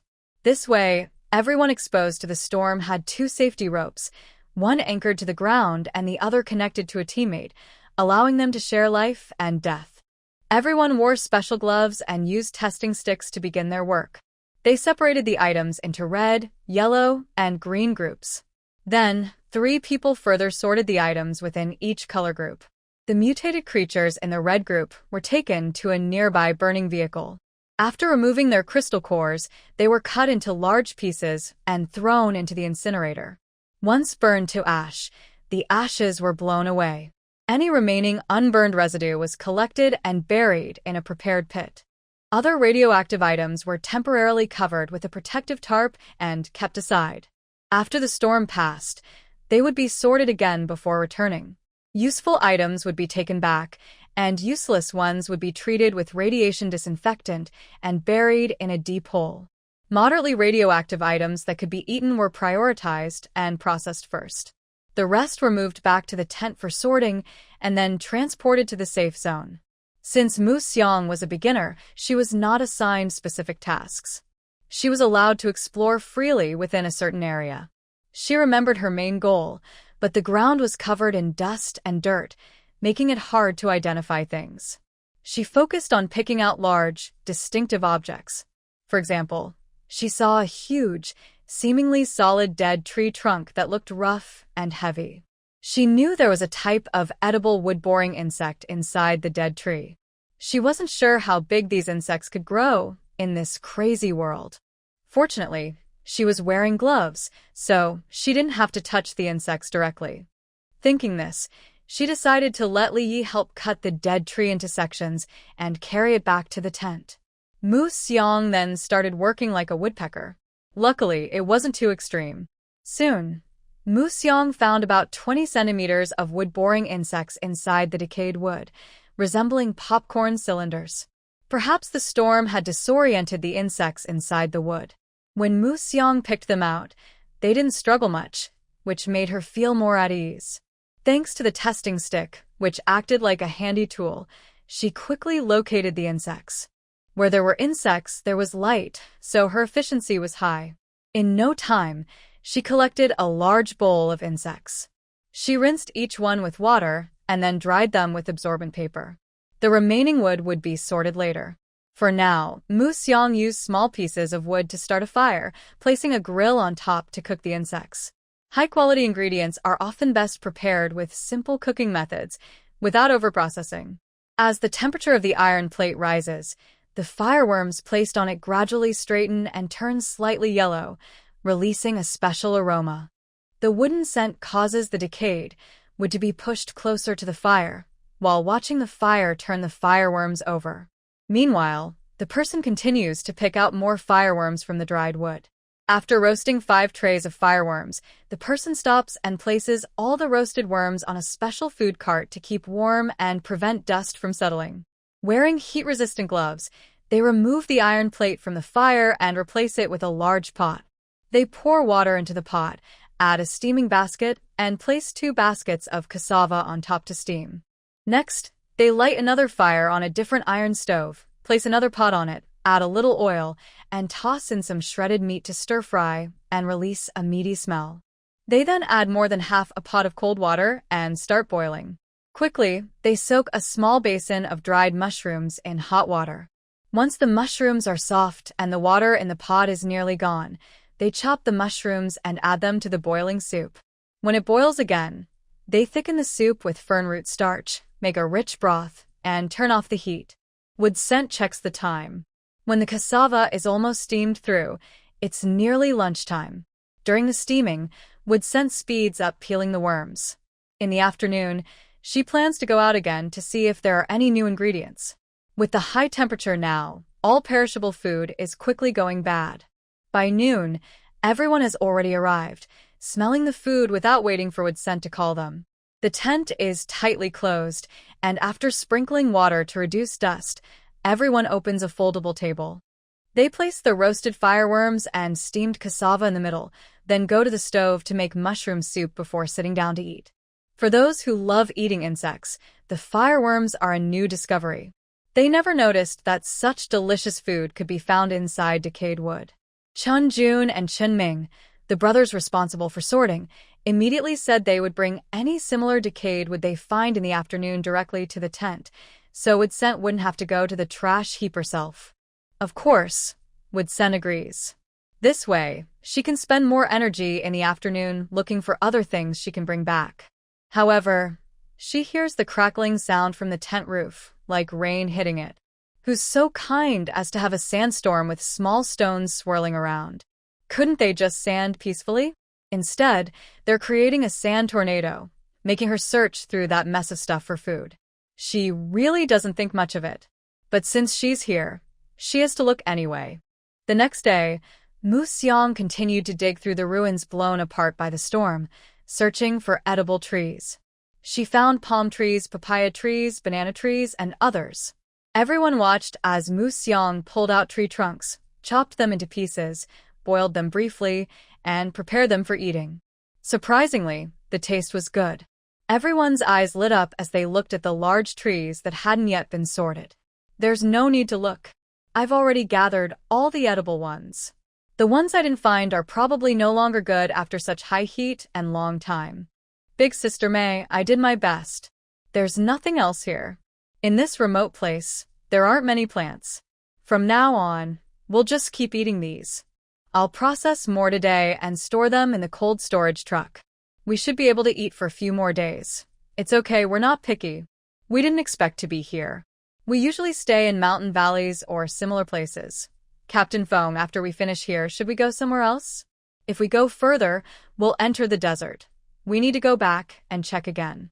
Given the size of this storm, the damage and the plants and animals blown away are probably more than what we see now. We must act quickly. The insects and flies are already breeding in large numbers. If these messy corpses rot and the insects carry them to the safe zone, the consequences won't be good. Flies and mosquitoes that haven't bitten corpses are already dangerous. With these rotting bodies, there's a risk of disease spreading. Yes, there are bugs and flies too. Mu Xiang had forgotten about them during the windy days. We really need to handle this quickly. Now, the mosquitoes are divided into two types, the big ones that everything and the smaller, more toxic ones. It's already very frightening. Plus, there are biting flies that eat meat. Thinking about them biting corpses and then biting living people in the safe zone makes Mu Xiang feel uneasy. Once we go into the desert, the sandstorms will bury them, right? The small ones can be buried, but the big ones might not be. It's better to check. Wang Meng, usually quiet, spoke now. His wife and children had died a few years ago from mosquito bites, bitten by insects that flew out of the desert after the storm. He used everything he had to find Captain Feng and exchanged his own green crystals for help, but it was too late, and the crystals couldn't save them. From then on, he joined the small team. He was quiet and worked silently. Every year, when the storm started, they would go scavenging, and he always participated. He also took on the work of dismembering and burning the bodies. For some reason, the atmosphere during meals became a little quieter. The storm will be over in 2 days. Even if there's sand, it can't cover all the bodies. We need to move quickly and find them before they fully decay, then burn them. Also, we might find crystal cores. Everyone's been collecting quite a bit these days, said Wind Team, noticing everyone's low spirits. That's true. I even found a big one today. That's nothing. Look at mine. Mine is special too. What's so special about yours? Mine is special as well. It's a green crystal core, the crystal of life. Stop talking, everyone. Look at mine. Mu Xiang sat quietly to the side, eating while watching their argument. Xiang, don't look at them. After we're done, I'll give you a share that's better than theirs, said Dame, nudging Mu Xiang with her shoulder. You're the only one who can do that. We have some too. Xiang, I'll give you some as well, said Yi Ge. Although Sister Li didn't say anything, her expression showed she would share too. Originally, Mu Xiang wasn't out for crystal cores. She wanted to learn more about this world and work hard to improve herself. She wasn't a supernatural ability user. Even if she got a crystal core, it could only help prevent illness, relieve pain, or expand her space. And she had already collected quite a few. Unexpectedly, Sister Li and the others wanted to compensate her, which moved her so much she started crying happily. Dame, you're the best. Wait, I'll add some more dishes for you, she said. Of course, she couldn't refuse, so she could only prepare extra food. Mu Xiang went back to the food cart, took out the fishy grass she brought from home, which had been kept in the fridge but not cooked yet. It looked fresh and tender, making her drool. Dame and the others would definitely like it. When she brought the fishy grass back, it was already cleaned. Now she could just eat it cold. Since the conditions were limited, after cutting it, she couldn't add chili or cilantro. She had to use some tech tricks. In a small bowl, she added a little water, then chili powder, Sichuan pepper, vinegar, flavor enhancer, salt, and mixed everything well. She used chopsticks to taste and adjust the flavor. Not bad. Closing my eyes and tasting it is almost like pure natural flavor, even a bit better. Pour the prepared sauce into a small bowl with the sliced root vegetables, then lightly heat some oil over the stove's residual heat. Sprinkle some chopped wild green onions and pour it into the bowl. Suddenly, the aroma of the marinated fish and grass in the bowl becomes even more intense. When the cold dish is served, Dame immediately recognizes that this is the foul grass from the creekside. Xiang, what is this? For us? She asks in disbelief. Yes, for you all. Thank you for taking care of us, Dame. Please try it, it's really delicious, Mu Xiang enthusiastically promotes. Are you sure this is gratitude? Or is it some kind of revenge? Dame recalls the fishy smell of the foul grass from that day and takes a step back. Yi Ge and Li Jie, however, bravely take a bite with polite smiles. The taste is a bit strange. Maybe next time. Weird. They take another bite and suddenly, they find it quite addictive. The flavor is good. Dame watches as the two seriously eat the dark dish made by Xiang, one bite after another. There's no need to push so hard for Xiang's creativity. Dame questions. Yes, Xiang means well. We shouldn't discourage her enthusiasm. You enjoy your own, and Li Jie, and I will try this bitter fruit, Yi Ge declares heroically. But Dame notices that the two keep eating without stopping, and something feels off. She tentatively picks up a small piece with her chopsticks. The seasoning is good, but it really smells bad. Seeing them boast about it loudly, she tries a small taste again. No. Confirmed, this is a dark dish she cannot accept. Yi Ge, you guys worked hard. Since you're sacrificing yourselves, I won't compete with you tonight for the firefly larvae. The two who have tasted it don't explain that they aren't actually suffering. Dame looks delicate, but she fights fiercely for food, just like when she fights with her. It's rare for her to give up voluntarily, but today she does so willingly. Li Jie, how is it? Delicious, right? After the mission, we'll go back and dig there again. I've marked the spot. Li, who is eating, doesn't speak but nods. Due to the environment and temperature, Mu Xiang hasn't gone out to explore again in the following days. The occasional smell drifting in indicates that the food is starting to spoil. Mixing those things together, nothing edible could ever be eaten again. She quietly stayed in the tent, peeling palm cores, banana cores, and removing bark from papaya trees, while searching for insects in the dead wood.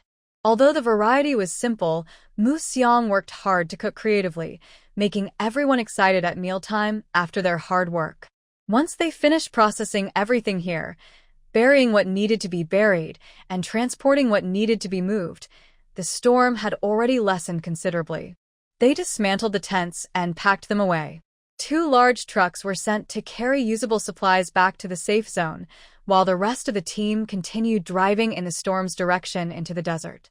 They stopped again near a sparse grove of poplar trees. Because of the trees, a lot of messy debris had gathered here. They set up camp nearby and quickly got to work. The longer they delayed, the harder the work would be. Finish early, go home early. Just after setting up camp, the weather changed from a vast, sandy daytime to a heavy downpour at night. It rained heavily all night, but in the morning, there was no water left on the ground. Only the sound of rain and muddy marks on the tents proved it had rained. The wind had calmed down a lot, and the rain had cleared away the dust.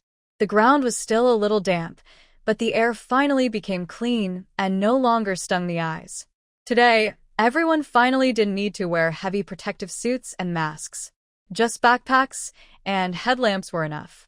Everyone went to work. After breakfast, Mu Xiang, eager and ready, prepared to go for a walk. She believed she would make a big discovery near the poplar forest today. She told Sister Li and others the location, then carried her large basket and set out. The poplar forest wasn't as big as the one near the safe zone, but it was still quite large. Because of the recent strong wind, all the fallen leaves had been blown away, and the grass was much greener after the rain. Next to the grass roots, Mu Xiang saw a raised mound of earth. When she placed her detection stick, the green light turned on. Wearing gloves, Mu Xiang carefully used a small shovel to dig away the sandy soil, revealing a plump, white mushroom underneath.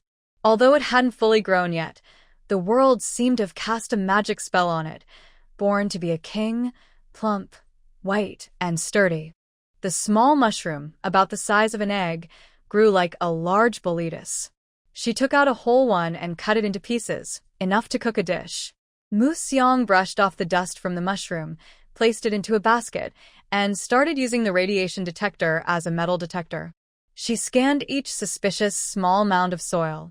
When the alarm sounded and the red light flashed, she stopped digging. For yellow and green lights, she paused and did not dig. She collected 3 mushrooms out of 5 she found. She kept exploring and collecting as she went, because the mushrooms were quite large. Even though she had already stored most of them in her space, her basket quickly filled up. She clipped the detection stick to her waist, carried the basket, and hurried back to the tent to unload the mushrooms. Then she quickly returned to the poplar forest with the basket and resumed her search with the detector. Besides the underground mushrooms that hadn't yet sprouted, there were also newly emerging chicken leg mushrooms, about the size of a turkey leg. Mu Xiang enjoyed the fun of mushroom picking again today, just like she hadn't experienced before. She made several trips between the forest and the tent, piling up her finds on the ground near the food cart. By noon, everyone enjoyed a fresh mushroom feast. This is so fresh and delicious. If I weren't busy, I'd love to go mushroom picking with you, Demei said while sipping mushroom soup. All yours. I'll go again this afternoon. Wow, Xiang, I love you so much.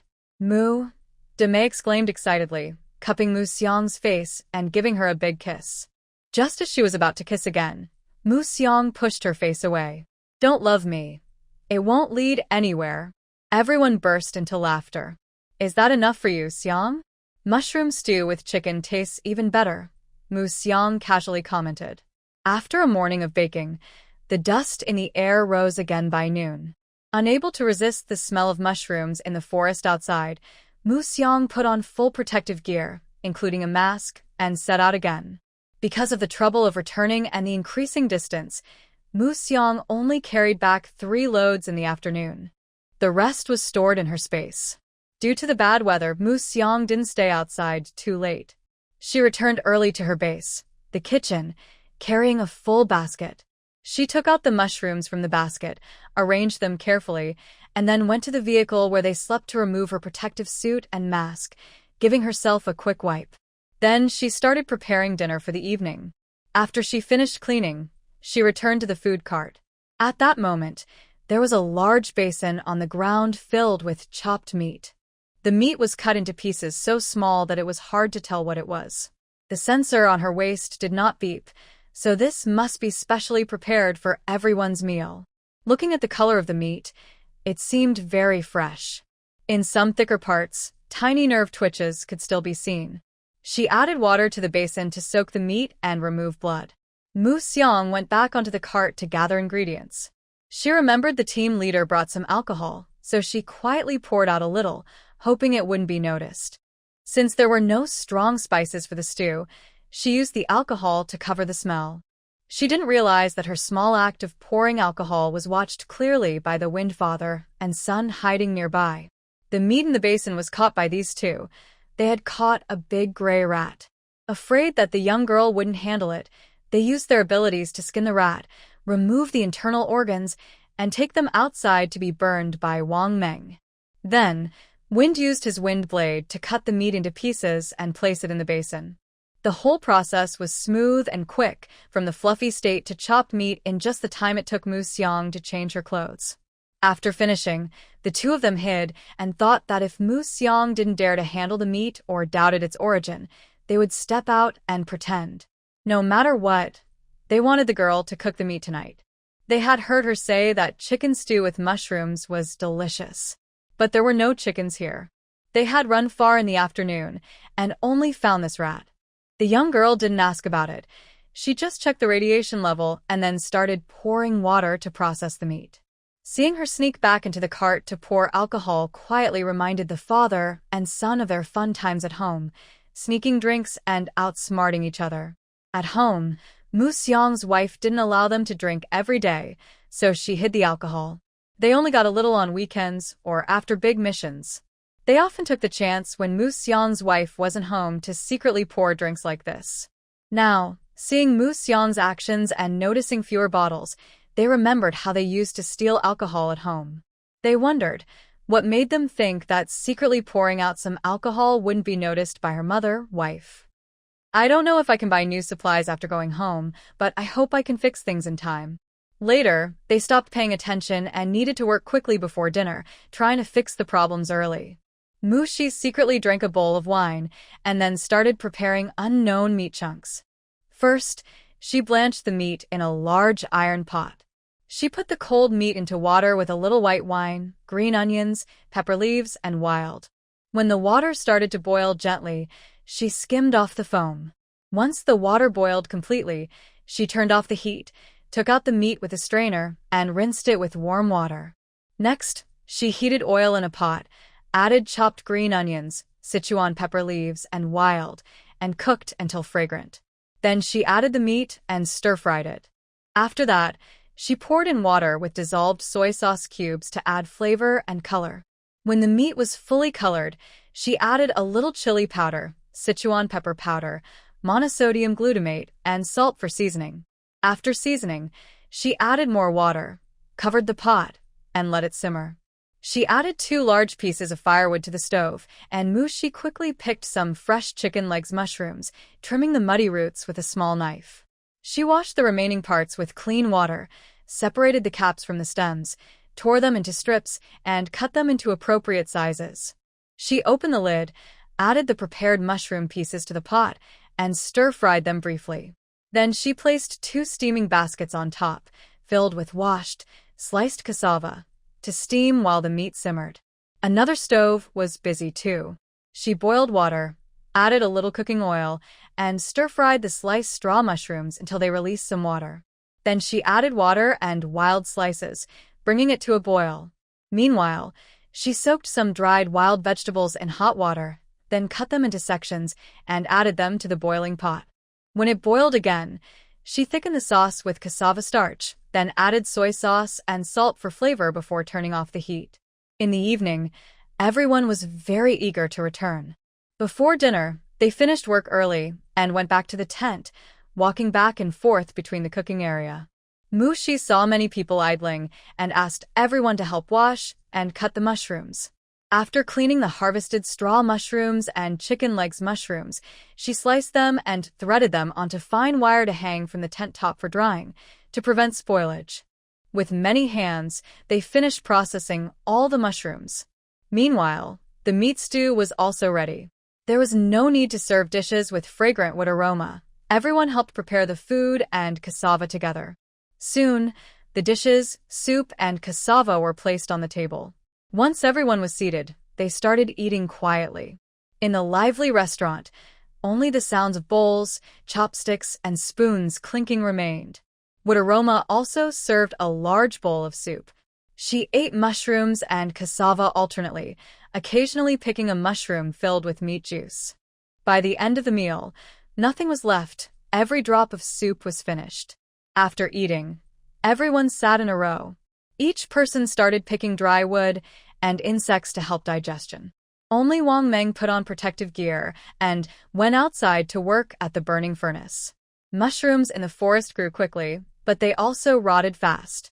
Due to heavy rain overnight, mushrooms sprouted rapidly, and during Wood-aroma's sleep, they grew even larger and older.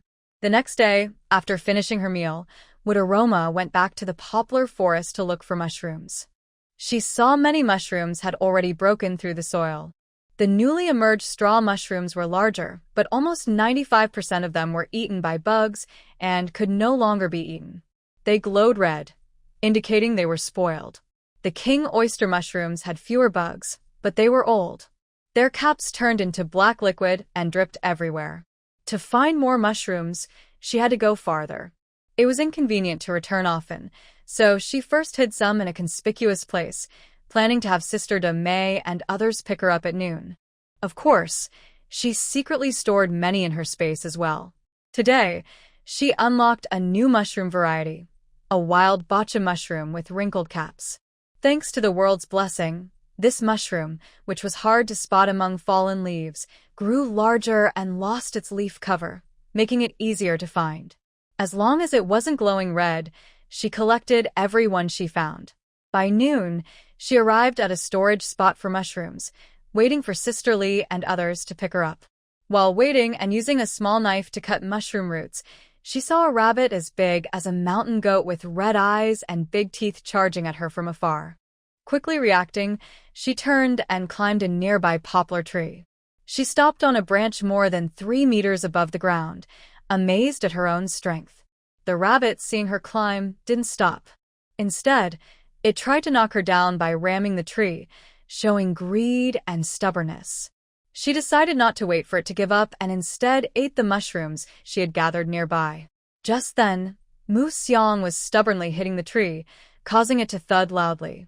I just want to know who said rabbits hit trees and pass out or die from it. Mu Xiang was sitting on a branch, hugging the trunk, complaining while video calling Sister Lee for help.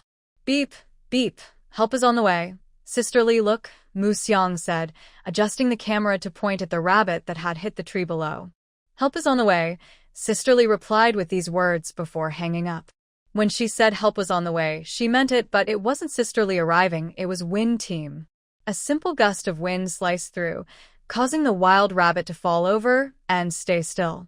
Can you come down by yourself? Huh? I think so. The team leader is always the leader. With a wave of his hand, the problem was solved. Mu Xiang admired the leader's skill while holding onto the tree trunk, trying to find a foothold by feeling around. How did she get up there just now? Where did she step? Seeing Mu Xiang like this, Wind Team knew she probably forgot how to climb down. Using her special power, a gust of wind appeared, solidified under Mu Xiang's feet as she tested. She thought she found a good spot to step, and it felt sturdy, so she put her other foot down. Before she could look for another foothold, Wind Team used the wind to lift Mu Xiang and quickly set her down on the ground. Mu Xiang was still a bit confused after landing, and once again marveled at her special ability. Go back first. I'll wait here. Huh? Oh, okay. The team leader spoke, and Mu Xiang immediately obeyed, turning around and walking away. Whenever she was alone with her leader, she felt very nervous. Hearing the leader tell her to leave, she didn't hesitate and ran off right away. On the way, she met Sisterly, who sent her the locations of all the mushroom storage points before she continued her journey. The wind had lessened, and the fierce mutated creatures had come out.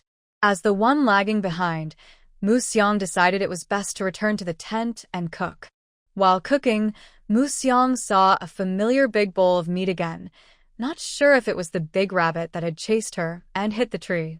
At noon, everyone enjoyed a new dish, braised pork with cassava, along with cassava cake and mushroom soup. The side dish was fried wood-boring insects, and everyone ate until their mouths were greasy. In the afternoon, Musyong didn't go out again. Everyone was busy working and didn't have time to go mushroom picking with her. She didn't have the courage to go out exploring. Instead, she stayed quietly inside the tent, drying mushrooms and gathering firewood. Firewood was more reliable. No matter where they were, there were always old, dead trees. The pile of dead trees was endless, unlike before when they had to raise them. Sigh, I want to eat popcorn. I wonder when she will see real corn cobs in this world. I don't expect them to be as big as mountains, just big enough to eat and produce a lot. Thanks to everyone's hard work, their task was quickly finished. It was already the 8th day since they left the safe zone, several days longer than planned. But their work wasn't completely done yet. Their small team still needed to finish patrolling their area. They packed up the tents, loaded the vehicles, and moved to a new place. A convoy of wild off-road vehicles and trucks traveled along the road at the border of the desert and wasteland. The area around the road was golden, looking like a scene from a post-apocalyptic movie. After a long drive, they stopped in a desert filled with giant cacti. They set up camp next to a huge rock. This was the last part of their mission area. Once they finished here, they could go back. But this was also the harshest environment. The temperature here was higher than elsewhere because there was no shade. Most plants were thorny, and if they weren't careful, they could get pricked. Some thorns were poisonous and barbed, causing immediate pain, swelling, and a burning sensation if they were hurt. The creatures living here often ate these poisonous plants, so most of them were also toxic. The team could only eat dry food during their missions here. Plus, it was windy now. Even a small gust could in tiny poisonous creatures or knock over a thorny cactus, which could be deadly. Moxiang didn't need anyone to tell her to hide inside the tent. She tried not to cause trouble for others. But was avoiding trouble really possible if she didn't go out? Of course not. While she stayed inside the tent, quietly cooking cassava syrup for everyone, she used a stick and a machete to catch about 10 small scorpions, 5 lizards about the size of shoes, and 2 spiders as big as porcelain bowls. These things she didn't understand. Musyong didn't rush to handle. She neatly placed them on the ground, took a photo, and sent it to her brother Yigo. Someone is inside the tent, but trouble comes from outside. Brother Yi, please tell Mei Jie to come back a little earlier for dinner. Make a magic spell on the sweet potato syrup I cooked so we can have ice-cold food at noon. Okay, you take care of yourself. Leave those things there. We'll deal with them when we return at noon. After hanging up, Musyong remembered that her main reason for messaging Yigo was to ask if those things were edible. But since Yigo told her to rest assured, she focused on using the limited ingredients to make some special food. Today, she wanted to make the sweet potato look beautiful. Because ingredients were limited, Musyong's plan was to first cut some sweet potatoes to cook, then use sweet potato starch to make sweet potato balls, fries, and chips.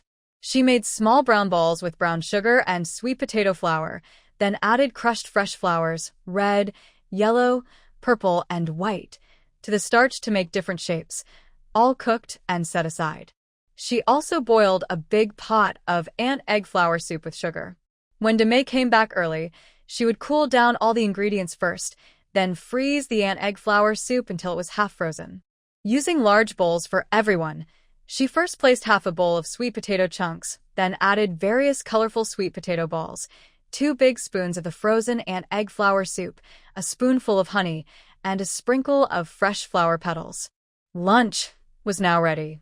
After Demei looked over the process, once more, she helped Musyong set the table. To make sure everyone was full, Musyong also prepared roasted wood-boring insects and steamed sweet potatoes.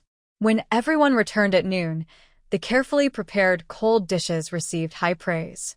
Usually, when they went out hungry, they could only take a couple of sips of nutritional supplements. But now, the food was delicious, sweet, and chewy. They had never eaten so well at home. Seeing the corpses of scorpions and lizards at the door, everyone spontaneously checked the tent thoroughly again. As a result, they found not only many scorpions, lizards, and spiders, but also 3 rattlesnakes about 3 meters long. Musyong was so scared, she didn't dare stay alone in the tent. She would rather go outside dressed neatly to get some fresh air. After the rest, Musyong took her shield and went out with Yi Go and the others. Her task in the afternoon was to find a flat spot near their work area, protect herself with a shield, and wait until they finished work. The shield carried by Musyong is made of 2 very light special materials, and it looks like the shell of a clam from a folk art performance. Musyong wears it on her back using straps, and she can easily open and close it by holding the handles on both sides. She can also keep it slightly open with a latch without holding it. If she wears leg exoskeletons, she could stand or sit inside the shell freely. But she didn't plan to sit down. Since she was out, she took the opportunity to look around for anything useful. Then she saw a dense cluster of chubby cacti. She remembers that some types of these cacti are edible. She might not have tried them before in the wild, but now she has a smart bracelet that can detect whether they are poisonous or not. She carefully checked the area around the cactus cluster. There were no toxic little creatures on the branches or underneath. She then used a dagger to pick a tender leaf, cut it open, and drop some juice onto her bracelet. The result was good, non-toxic, and edible. However, the radiation level on that leaf was high, beyond the safe range for eating. But that's okay. As long as it's non-toxic and edible, she's fine. Next, she tested this plump cactus. Yes, this cactus was also mutated, but its mutation might not be very friendly to itself. Or perhaps, under the influence of the world's power, it lost its sense of self and expanded. A plant that used to have sharp spines to mark its identity has now swollen into a succulent. The spines that once showed its status are still there, but they've become lazy and fewer in number. She wondered how it managed to survive in this crazy world. Musyong circled around it and guessed the reason. Maybe it absorbed nutrients well and grew aggressively. There were hardly any other plants around this large cactus. The few that were there looked dried out and unhealthy, almost dying from malnutrition. Some had even been crushed or pushed down by its thick, heavy arms. Indeed, existence justifies itself. But today, she considered this cactus her natural enemy. Next, she was no longer afraid and began checking nearby pieces one by one. Once she confirmed there was no poison, she could use the test strips directly. A quick scan would show if it was good or bad. She didn't understand how the small leaves growing on one leaf could be so uneven, some good, some bad. Sometimes the good leaves were underneath or on top of the bad ones, or in the middle, with the surrounding leaves being bad. Only the middle leaf was low radiation. Finding food was hard, so when faced with this situation, she had no choice but to cut everything down. She separated the good leaves from the bottom or middle, kept the bad ones from being scattered, and neatly placed the good leaves aside. Later, she would dig a hole and plant them, hoping this area would soon turn into a cactus forest. That afternoon, Musyong worked busily, even busier than Wild Brother and the others. Every time she approached a cactus plant, she would check the ground nearby for any small new growth. Then she would test, cut, and plant the leaves. When the alarm went off, she had not only picked several bunches of edible cactus leaves, but also neatly inserted a large number of cactus leaves into the open space around her. The team members, when they finished work, each carried some of her afternoon's harvest back to the tent. Since Musyong and the others worked until after hours, everyone cooked dinner together that night. The men roasted cassava, wood insects, mushrooms, scorpions, spiders, and rattlesnakes, anything they could find to eat. The women, including Musyong, boiled wild vegetable soup. Li Yi and others gathered the tenderest cactus leaves, sliced them into strips, and made a cold salad, which was surprisingly delicious. Tonight's main chef was the man who roasted everything. Mu Xiang ate a ready-made meal, but she only tried the roasted cassava. She didn't taste the other dishes. After dinner, Mu Xiang took 2 small leaves and put them in her luggage to take back to her small yard and plant later. She also kept a few remaining leaves, standing them upright in a cardboard box and placing them on the food cart to eat tomorrow. Because of the special environment here, everyone checked the tent again before sleeping and assigned someone to stay on guard. The next morning, after breakfast, everyone set out together. The storm outside had stopped. Today, Mu Xiang could move around a little within the nearby area. She didn't continue harvesting the chubby cactus. She picked enough yesterday to eat today, and she would pick again tomorrow when needed. This plant cannot be dried and stored. It's better to harvest it just before eating. Today, she didn't carry the shield with fragrance again. She just put on a knee-high shoe cover to prevent small creatures from crawling onto her feet and biting her. She wore the 3 items she prepared at home: a hooded cloak, a large scarf, and a sandproof goggles.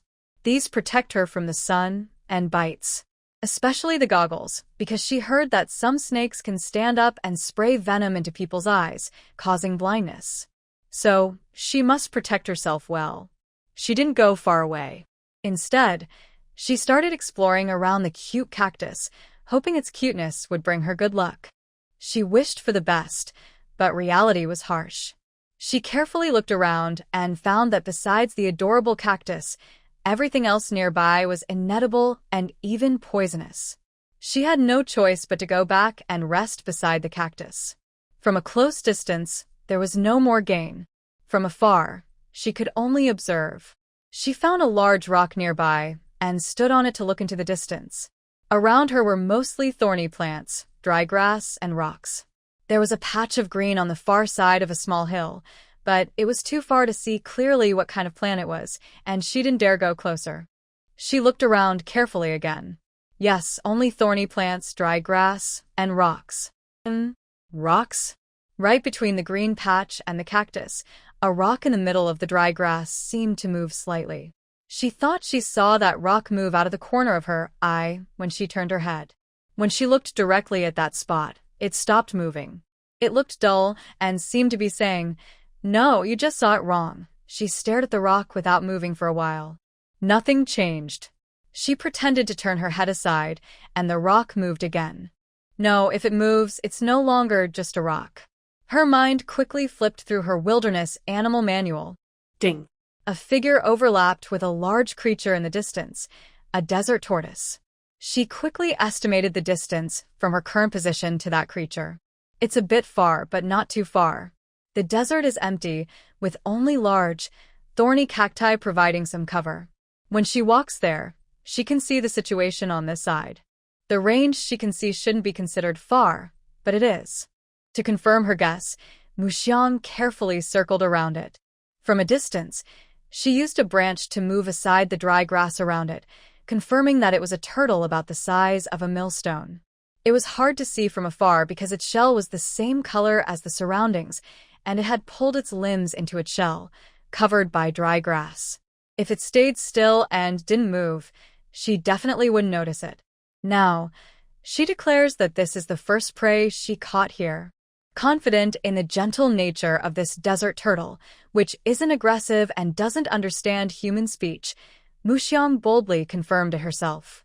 Finding it was one thing, but bringing it back was another. She stood on the turtle's shell and called Wild Gidge for help. Beep, beep, beep. Oh. Before the call was answered, she heard a loud roar behind her. Turning around, she saw a huge wild camel running toward her from the distant green area. Wild Gidge, help, she shouted before he could speak, grabbing the phone and running toward the others. Mu Xiang sprinted desperately, putting all her strength into running away. Wild Gidge, who answered the phone, also saw the enormous creature in the distance. He quickly gathered his team and rushed toward the wild camel. Fengming was the first to reach Mu Xiang. He brushed past her, flipping his cloak to reveal bright red underneath. He waved his cloak to attract the camel's attention and led it toward an open, empty area. Everyone else, except Li Yi, ran toward that direction, spreading out to form a circle. Li Yi ran to Mu Xiang. lifted her up, and hurried toward the tent. He pushed her into the car they came in, telling her to hide and not come out. Then he took a large bag from the car and climbed onto a big rock behind the tent. Roars and gunshots sounded outside. Inside the car, Muxiang listened nervously and fearfully, unable to see anything. The waiting time felt very long, and only the constant sound of gunfire outside made her feel that time was passing. Gradually, the shouting stopped, and the gunfire ceased. Yigo was the first to return to the car and tell her everything was safe. Only then did she finally breathe a sigh of relief. The aftereffects of escaping danger showed up. She was covered in sweat, and her limbs felt weak. Seeing Yigo finish speaking and turn to leave, Muxiang spoke up. Yigo, there's a big turtle over there in the grass pile, near where you picked me up just now. It's in a bush, about the size of a millstone.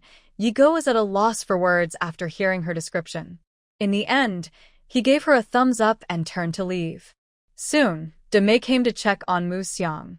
She had been busy fighting a mutated wild camel earlier and had only seen her being carried back by Li Yi from afar.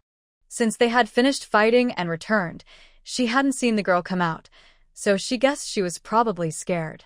What's wrong? Are you scared? Don't worry, we're here. We've already taken it down. Do you want to go out and check? No, I just sat too long and my legs went numb. Muxiang stubbornly refused to admit she was scared and her legs had gone weak. Just don't look then. I've already checked the front. It's nothing special, just a nose and 2 eyes. Nothing remarkable. Ha, yes, a nose and 2 eyes. That's right. Muxiang's reply made Demei laugh. Take your time to rest. I'll go out and handle things. The captain said we should do our best today and try to get back home tomorrow. By the way, where's Yigo? Isn't she right here? Why isn't she seen? Yigo probably went to carry the turtle for me. What turtle? Carry what turtle? Suddenly, a loud thud came from outside the tent. Demei didn't ask further and turned to check the situation outside. Li Yi followed Muxiang's instructions and found a large turtle slowly trying to escape from the grass. In Li Yi's memory, this creature was something that only existed in trees, but because it was slow, he hadn't seen one in the wild for a long time. He never expected to find such a big one today, thanks to Muxiang. This was practically a living fossil. It had to be taken back to the safe zone for protection, so she used her supernatural power to carry the big turtle back. The Wind team was very surprised to see Li Yi carrying something back. They hadn't seen it in a long time. When did you see it? You're so lucky, they said. It wasn't me who saw it. Xiang saw it and just told me to help carry it back, Li Yi replied. Look, Captain, I told you Xiang is like a lucky charm. Look at that big camel and that big turtle, things we haven't seen in a long time. See? Wow, I used to not believe in luck, but today I do. Next time we go on a mission, we must bring Xiang along. Exactly, this girl is so lucky. When Muxiang finally recovered and came out, everyone was already busy working. The camel had been frozen and loaded onto a truck, covered with a tarp and emitting white smoke. The turtle was fixed in the shade of the car with several steel bars stuck into the ground. Xiang, are you feeling better? Wang Munga asked as he organized things near the cremation furnace. Yes, I'm fine now. Team Wind said everyone will work overtime at noon, drinking nutritional supplements and not coming back for lunch. You can prepare your own meal. We plan to leave in the afternoon to head back. You can start packing your things now if you're okay. Okay, Wang Munga, would you like to eat with us? I'm not going. I can't leave my post, and it's not appropriate for me to eat with you. Don't worry about me. All right, I'll go inside to pack my things. Go ahead. Rest well after packing. The more you see this, the easier it will be. Rest well today. Maybe when you wake up, you'll be home. Okay, I understand, Wang Munga. Hearing that they were finally going back, Muxiang no longer felt like cooking. She took out a piece of cassava from the space, hiding behind the basket, and ate it. After finishing, she started tidying up the pots and bowls. She didn't know where to put other things, but she knew how to organize the kitchen. Once the kitchen was cleaned, she sorted the leftover ingredients, cassava, dried mushrooms, cactus, and wood-boring insects, and packed them into categories, then put them into the food cart. Meanwhile, the storm team outside had finished their task, cleared the area, loaded what needed to be loaded, and buried what needed to be buried. All matters were quickly handled before dark, and everyone decided not to stay overnight. The convoy started, turned around, and headed straight to the safe zone that night. It took them a day and a night to reach the first mission point, then half a day to get to the second, and another half a day to reach the third. The return trip was non-stop driving, which took about 2 days and 2 nights. Fortunately, many people came out this time, so they could take turns driving. They didn't stop except for bathroom breaks, rushing back to the safe zone. Li Jie and her team took her directly to her doorstep. Rest at home today. I'll come to pick you up tomorrow afternoon.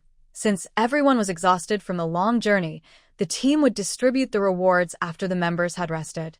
Mu Xiang didn't expect that. As her only partner in the mission, she would get a share even though she didn't do much. Hearing that Li Jie would pick her up tomorrow for the distribution made her so happy that her fatigue disappeared. Back in her familiar small yard, Mu Xiang first opened the windows to air out the house. She packed all her belongings into her storage space. Since the sun was bright, she connected the water hose and washed the entire small house and yard. After washing and rinsing, she took out the furniture, sofa, bedding, and clothes from her storage and arranged them neatly. She then took her clean clothes into the bathroom and carefully took a good shower. After washing and drying her hair, she threw the dirty clothes into the washing machine. She also changed the bed sheets and blankets to new ones. Because the dirty clothes needed time to wash, Mu Xiang lay on her bed and mumbled to herself. When she opened her eyes again, it was already early morning, around 4 or 5 o'clock. The clothes she washed yesterday had been sitting in the washing machine for over 10 hours.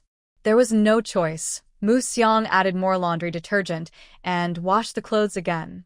She also washed the bed sheets and covers she had changed yesterday. In the morning, she simply drank some vegetable soup, hung the clothes and bedding outside to dry, and hurriedly released the wild peas and cassava she had previously tied in the yard during the storm. She had forgotten about them yesterday. Then, in the backyard, she planted the 2 remaining cacti in the middle of the yard. Seeing the toilet, now just a hole, Mu Xiang remembered she needed to fix it. The original toilet was okay most of the time, but when the wind blew strongly, its problems became clear. On good days, it was barely usable, but during bad weather, I had to use a portable toilet at home, which was very inconvenient. Because of the environment, even wealthy families wouldn't build a sewer inside their house, since no one knows what kind of small creatures might come up from the drain while you're sleeping. So, the small cabinet in the room and the shower area both used dirty water buckets.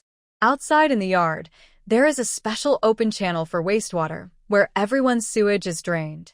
During bad weather, using a portable toilet inside the house is fine, but normally, it's better to use the yard. She still wanted to keep using the old pit and ash method, but now it needs to be rebuilt. Adding a new pit inside would look strange, like wearing a suit on top and beach shorts below. Since it was just a toilet, it wasn't a big project. Mu Xiang quickly messaged a worker from the small team that built her house, asking if he knew anyone available to help build her a toilet. Compared to building a house, this was a small job, and she didn't want to hire a big construction team. She wasn't very familiar with casual workers either, so she thought of this worker. He responded quickly and said someone could come to install it right away. He asked if she was home and if it was convenient for the workers to come now. Just like a team, the workers arrived efficiently. Although she didn't want to bother a whole team, she enjoyed their service. Since she received the call, she hurriedly packed up her clothes. She thought that even a small construction would create dust, so she washed her clothes twice already and didn't want to wash them a third time. While packing, she heard a knock at the door. The efficient team had already arrived with tools and was ready to start. Hello, sorry to trouble you, sir, she said quickly, leading the worker to the backyard where the toilet would be built. She described her requirements for the toilet, and the worker patiently listened and confirmed the details with her. She left the space to the worker to do his job and quickly gathered the remaining clothes in the yard. Then she went to the stove at the small wooden house to heat some water. Before the water was ready, she saw the familiar crane lifting a complete, ready-made toilet from outside her yard and placing it where she planned to build the toilet. A whole, ready-made toilet was simply brought and placed into her yard. The worker was a bit clever. Since she already had a toilet, she wondered why he asked about how to build or leave space here and there. She was a little annoyed but didn't say anything, letting the worker guess. After placing the toilet, a few workers drilled holes in the ground and walls to secure it firmly in place. "Girl, it's fixed now. Come and take a look. Is there anything you want to change?" "Okay," Mu Xiang replied, walking over. But she thought to herself, if there's really a problem, I probably can't change it now. It's not built from scratch. Mu Xiang checked the toilet. It was ready-made but sturdy. It had a retractable roof, windows, a wash basin, and a storage shelf. Everything looked good and met her needs. Very nice. I'll transfer the points to you now, she said. All right, good. By the way, girl, did you buy a portable toilet for inside? I have one at home, but I haven't bought one for the yard yet. Oh, we often help people buy these when building houses. What kind are you thinking of? I can give you some advice. Is there much to choose from? I didn't pay attention. I just bought one randomly from the trading post. There are definitely choices, functions, size, appearance. You have to pick carefully, he said. Next, the worker introduced various products. Mu Xiang then bought 2 smart toilets, a box of biodegradable trash bags, and 4 bags of deodorizing mats and sand. He also helped install both toilets, and the extra materials and the old toilets were placed outside the yard toilet as she requested. Delivery workers who don't know how to sell are not good craftsmen. After the worker left, Mu Xiang stored all the leftover items in the space, then watered the yard and the new toilet to clean everything. Once done, she hung the clothes she had previously packed away and brought out the firewood, dry grass, shelves, wooden buckets, dried vegetables, and cassava flour stored in the wooden house, placing everything back as it was. In the afternoon, she rode with Sister Lee to the Mercenary team's base, a large yard with 2 villas. In the middle of the yard, Storm and a few team members were busy dividing wild camel meat. Originally, a large camel weighed only a few hundred kilograms, but after skinning and removing internal organs, the remaining bones and meat weighed over a ton. This time, she wasn't counted as part of the team for the mission. The combat team has 12 members and the logistics team has 33. After dividing the meat based on each person's contribution, more than half of the fresh meat would still be left. This afternoon, the Storm team gathered to split the meat and points.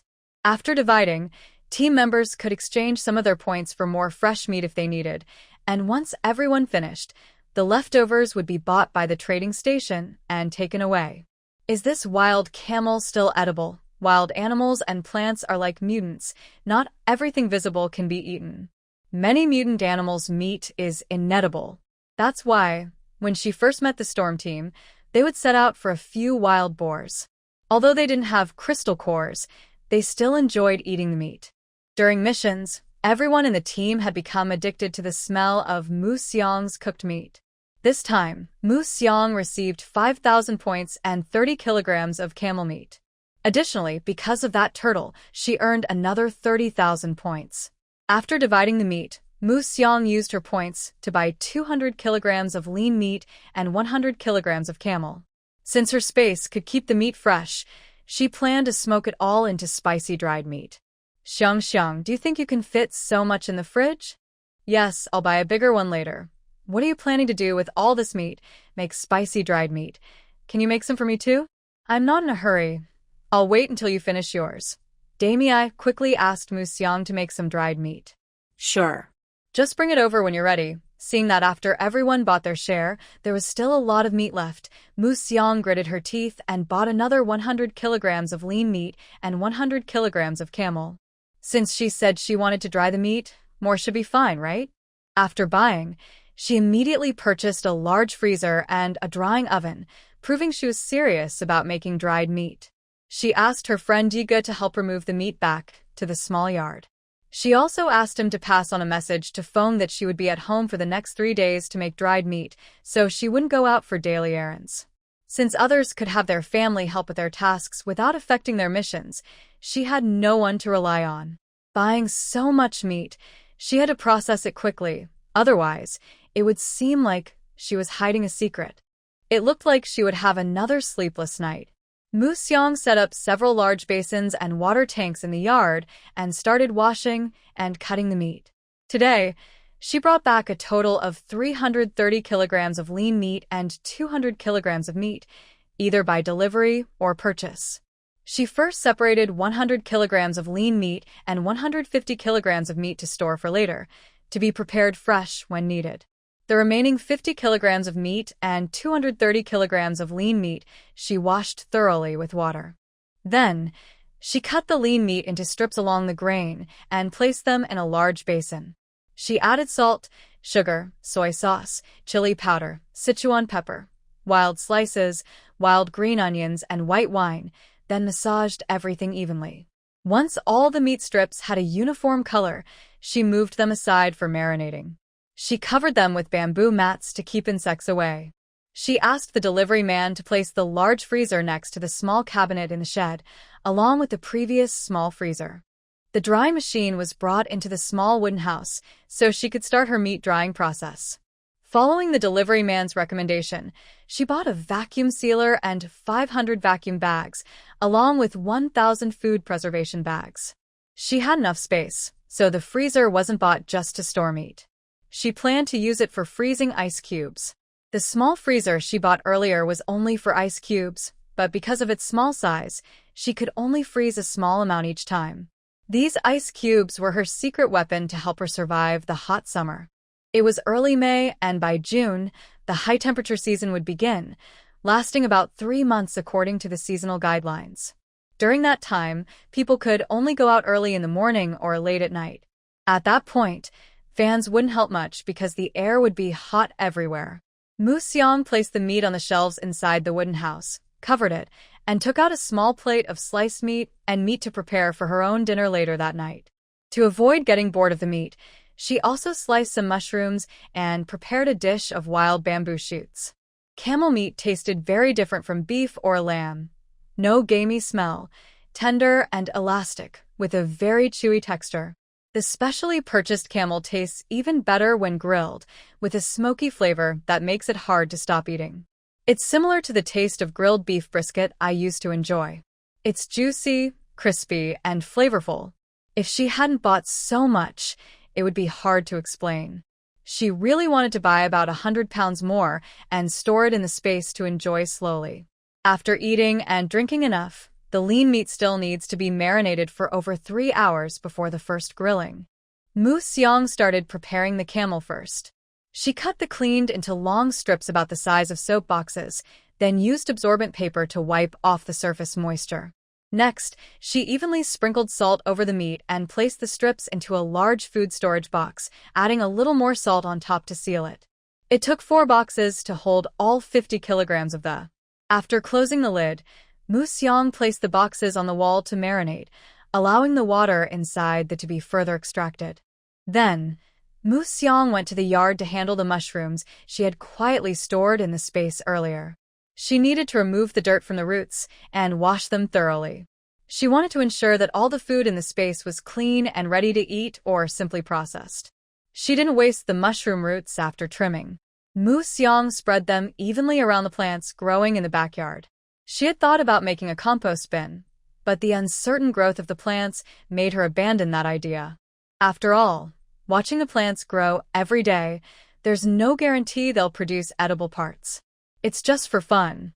If she spent effort making compost and it turned out to be toxic instead of fertilizer, who would she argue with?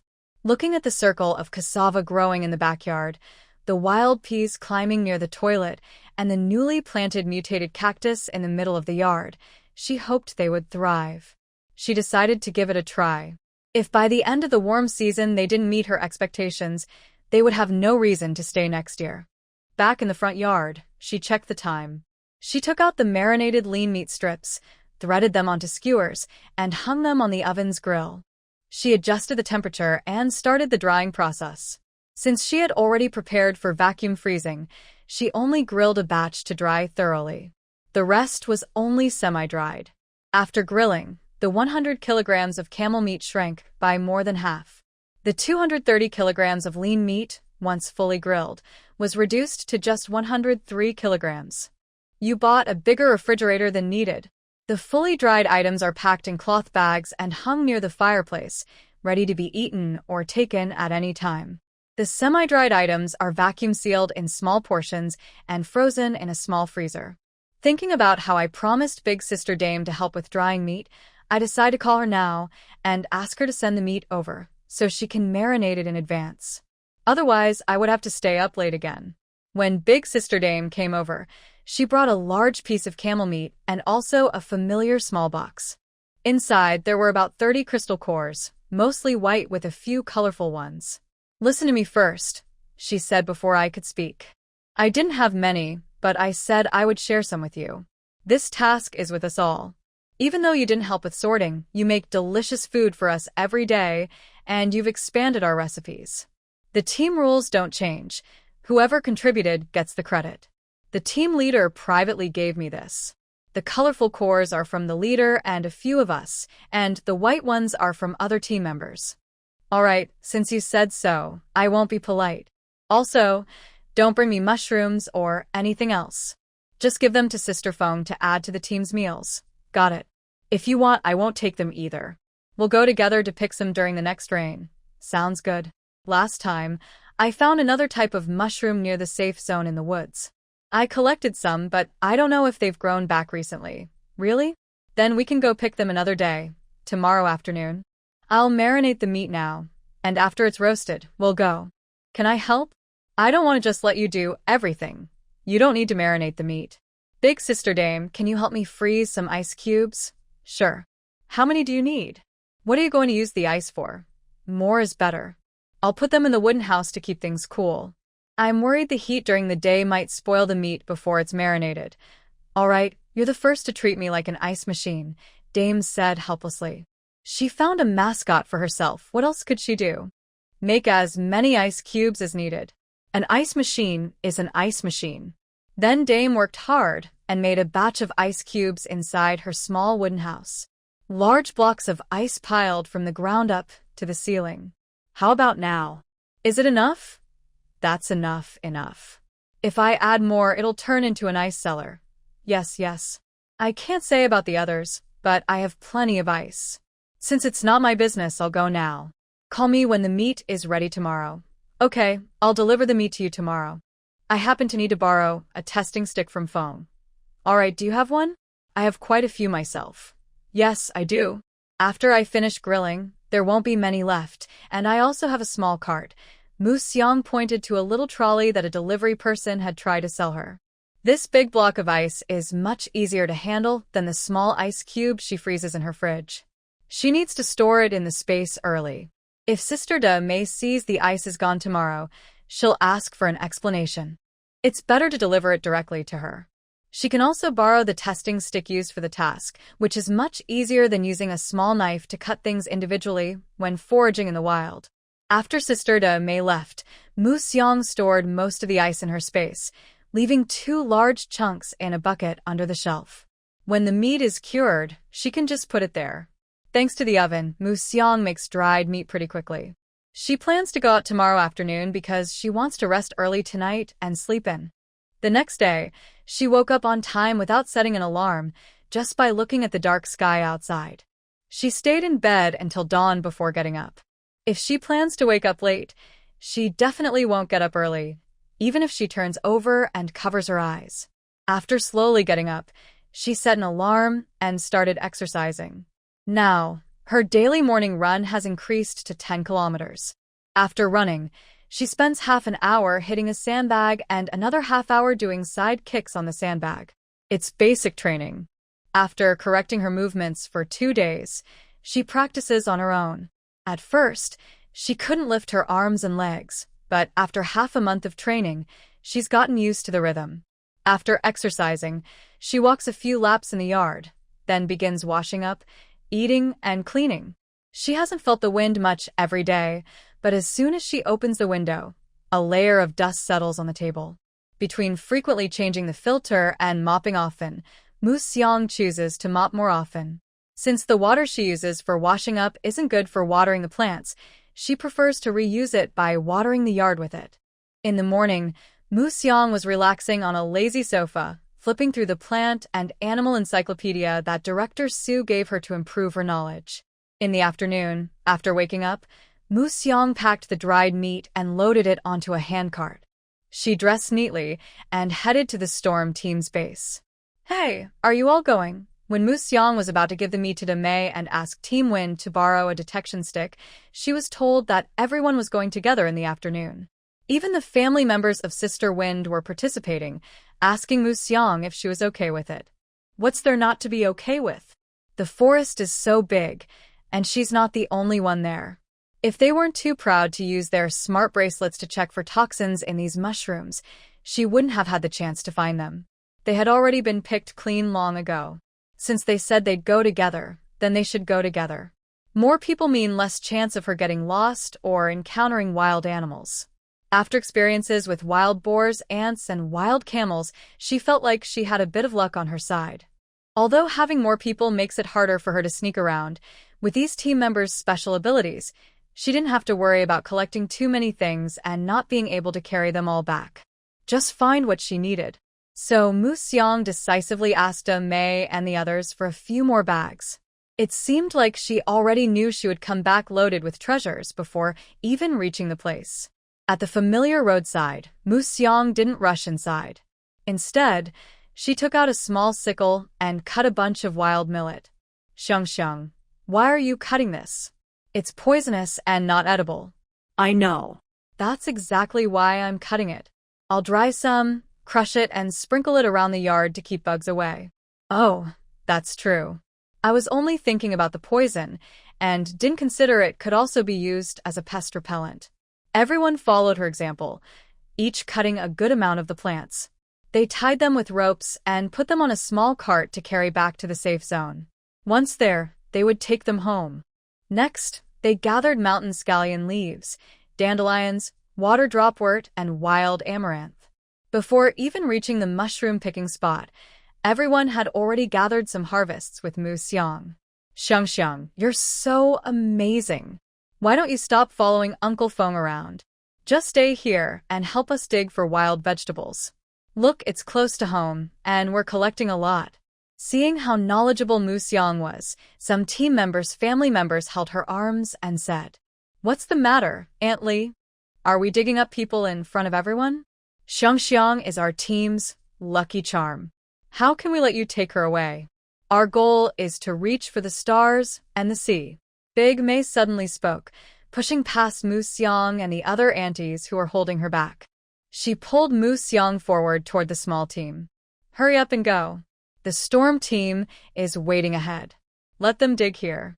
Don't listen to these aunties trying to flatter you. They're clever. Stay away from them so you don't get tricked and sold for some money." "No way, they're all part of the team," Mu Xiang replied. "Not true. Do you remember why we came here today? Just a little while ago, your hand was barely outstretched. Even if they're all family members of the team, there could still be a few odd ones. Besides, you're now a member of the storm team. Your team is waiting for you up front. You should act like a team member." Mu Xiang thought that Big Mei might be right. She had come out this afternoon just to pick mushrooms. How did she get so distracted by the auntie's praise? Let's go straight to that forest. We only have half a day, and who knows when we'll get another chance. Hearing this, Mu Xiang quickened her pace. Big Mei was right, there are mushrooms here, but compared to going on a mission with her team, the harvest from a mission is definitely better. Plus, she could secretly cheat and find new types of mushrooms. She also wanted to eat fruit, bread, and delicious rice. If the Annies kept pulling her around near the safe zone every day, she'd only get to eat vegetables, and there might not always be enough. "Let's go, Big Mei. We're heading there now." "I marked the spot last time," Mu Xiang said. The mushrooms in the same forest where she found the flat mushrooms last time had grown back. They arrived a bit late. So many of the flat mushrooms were already old. To avoid being surrounded by the aunties behind them, Mu Xiang pointed out the flat mushrooms to everyone. She reminded everyone to check each mushroom carefully before picking, to make sure they weren't toxic. The team members who often go on missions had upgraded wristbands that let them test for toxins themselves. Mu Xiang and Big Mei continued walking further into the forest. Last time, she had only gone this far before turning back, because there wasn't enough time. Today, she decided to start from here. She didn't need to explain much more. Everyone used their detection sticks, lighting up when they found something, cut the mushrooms, and tested whether they were edible while packing them away. This second check was requested by Mu Xiang, mainly to prevent her from accidentally picking poisonous mushrooms that look similar to edible ones and causing harm. Since this was Mu Xiang's first time in this forest, she noticed that besides mushrooms growing on trees, many also grew on the grass. However, many of these mushrooms were beyond her knowledge, so she didn't try any new or risky types. She only picked the ones she recognized. During this outing, the mushroom guidebook was updated with 2 new edible types, shiitake and wood ear mushrooms. Everyone didn't want to leave and only left when it was getting late, feeling satisfied with their harvest. Picking mushrooms is so addictive. I want to keep going, Demei said. You're just enjoying the thrill. We all know you shouldn't eat the pretty ones. You're picking all the beautiful mushrooms, but none of the edible ones are in your basket. Are you trying to accidentally eat something harmful? Yiga replied. Oh, come on, don't worry about these details. I just want to have fun. I already took a basket of mushrooms home, didn't I? You want to take them? If Feng Dui hadn't looked at you, would you have been able to carry them? Yigo asked. Hey, Shaoli, you're ruining the fun with all these rules. It's better not to expose others' faults. Life is tough enough without that, Mu Xiang said. Despite the forest growing darker on the way back, everyone was chatting loudly, and the short walk seemed to pass quickly. Soon, they arrived back at the camp. That night, Mu Xiang didn't stay up late to process ingredients. She simply dried the wild yam in the backyard, washed the collected wild vegetables and mushrooms briefly, then stored everything in her space, and went to bed early. In the afternoon, the team received a new task to provide security for the logging team in the safe zone. With previous experience, Mu Xiang packed her things quickly this time. She finished her training early, pulled her cart, and waited at the roadside gathering point for the vehicle. The logging team needed to cut 2 types of wood, pine and bamboo. They arrived first at the pine forest, based on proximity. The logging team waited on the spot while Storm Team went ahead to check for dangers, such as large or group-living mutated creatures nearby. Mu Xiang was positioned between Li Li, Demei, and Yiga. Demei was at the front, with Li Li and Yiga behind, forming a triangle to protect Mu Xiang in the middle. This was also requested by Li Li. As Mu Xiang participated in more missions, she couldn't hide in the tent every time. She wasn't expected to reach the level of teamwork immediately, but she should at least be alert and able to scout. A team of 12 people was divided into 4 groups exploring in different directions. Mu Xiang's small team was assigned to check along the forest edge to the left. Their search targets included special landforms like cracks, pits, unusual insects, snakes and rats, aggressive plants, poisonous plants, and large mutated creatures. Tall trees and dense jungle surrounded them. Although they were exploring the outer edge of the jungle, the light was much darker here. The area was filled with huge ferns. Unlike the well-traveled forest, there were no clear paths, so they had to keep chopping through to move forward. They marked trees that met the standards along the way. The first phase of exploration wasn't very far, only about 100 meters into the jungle. After clearing some small problems and confirming there was no danger, they sent messages to the nearby logging team so they could cut down the outermost trees. Groups 1 and 2 continued exploring. Group 3 turned back for a second check of the already surveyed jungle, and Group 4 went outside to meet the logging team for protection. Mu Xiang's team was assigned as the third group, doing a second survey of the already explored jungle. Because the area was large, they decided to explore separately. Mu Xiang volunteered to go alone. Li Jia, I want to go in one direction by myself. The other team already checked this area, so there shouldn't be any dangerous creatures. I want to practice on my own. That's fine. You check the outermost part of the area we just examined. If anything happens, run away first and then find a chance to call us. Check your gear again, tighten your cuffs and pants, put on gloves and a mosquito net hat, cover your neck and face. Take out your self-defense knife and stun baton to check. Also, look over your first aid kit to make sure everything is ready. Remember, if you encounter danger, run first. If you can't escape, find a place to hide, climb a tree, squeeze through tree gaps. If you can't climb or find gaps, run around the tree while calling us, understand? Yes, yes, I understand. I've checked everything. Thus, Muxiang began her solo exploration.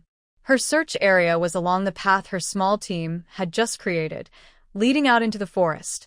Muxiang used a stick to test the ground in a zigzag pattern through the pine forest. Maybe because she had been foraging for wild vegetables recently and it went smoothly, today she hadn't found any edible plants after walking for a long time. Instead, she encountered spiders, small snakes, and mosquitoes. Spiders and mosquitoes are unavoidable and very annoying. Luckily, she followed Wild G's advice and wore a mosquito-proof hat. Without it, the mosquitoes would have kept hitting her face, and the spider webs on the netting would have made her very upset. When Li Jie and the others were with her before, she didn't see so many insects, so she didn't wear the hat then. But now, she's been rolling spider webs off the netting of her hat with her stick twice already. The small snakes are called small because they're still within Muxiang's acceptable size range. The longest is only about a meter, which is still tiny compared to the huge creatures she's used to seeing. With space and protection, whenever she encounters a snake, she uses her stick to hold its tail. If she didn't have enough space to control it properly, she wouldn't dare or be able to do it. But she can still handle the tail. She took a cloth bag from her backpack, used her stick to hold the small snake, and then carefully placed it into the bag using her space to store it. She hasn't checked if the snake is edible yet. Since she can't leave snakes in the mountains, if she encounters one, she must take it with her. Afterward, she will give it to others to handle. Besides this bag of snakes, she didn't find anything else worth noting. While checking and walking forward, Muxiang suddenly encountered another frightening creature, a land leech. They were standing on a small tree, covering a large area with their bodies. When Muxiang approached, they suddenly stood upright from the tree trunk, as if she were a big magnet. When she moved left, they moved left. When she moved right, they moved right. While precisely tracking Muxiang's position, they were also gathering strength. As she was thinking about how to deal with this problem, they noticed her. They acted like a spring, quickly compressing their bodies after aiming at her, then shooting forward to hit her. They used the suckers on their rear ends to cling tightly to her body. The strong launching force of the dry land leeches clearly allowed her to feel where they landed on her body. Fortunately, she was afraid of death and listened to advice, so she was fully prepared. These mutated leeches are highly sensitive and can shoot out forcefully. Although they accurately find their target and attach precisely, they cannot find a way to break through. They could only crawl randomly on her clothes, trying to find a gap to enter and feast. After a brief moment of being stunned, Muxiang saw that they had no special attack methods left and gradually calmed down. She checked her cuffs, pant hems, shoes, mosquito net hat, and the connections of her clothes to make sure everything was sealed tightly. Once confirmed, she felt more confident. Since she was wearing gloves, she used her hands to grab the dry land leeches that she could see on her body. She squeezed them to make them curl up and then threw them into a small bag. She kept grabbing and throwing until she could no longer see them crawling around on her front. Since it didn't seem to cause any harm, Muxiang continued her patrol. It had already taken some time. Her thin mosquito net hat gradually became a target for these leeches to walk on. Muxiang kept walking and grabbing repeatedly. The leeches stuck to her didn't decrease. Instead, they increased. When she finished a round and met up with Sister Li and others, her bag was almost full, and she had many leeches standing on her head, like Medusa, all aiming at Sister Li and the others. "Oh my goodness! Where are you standing? Don't move," Demei immediately called out when she saw Muxiang's appearance.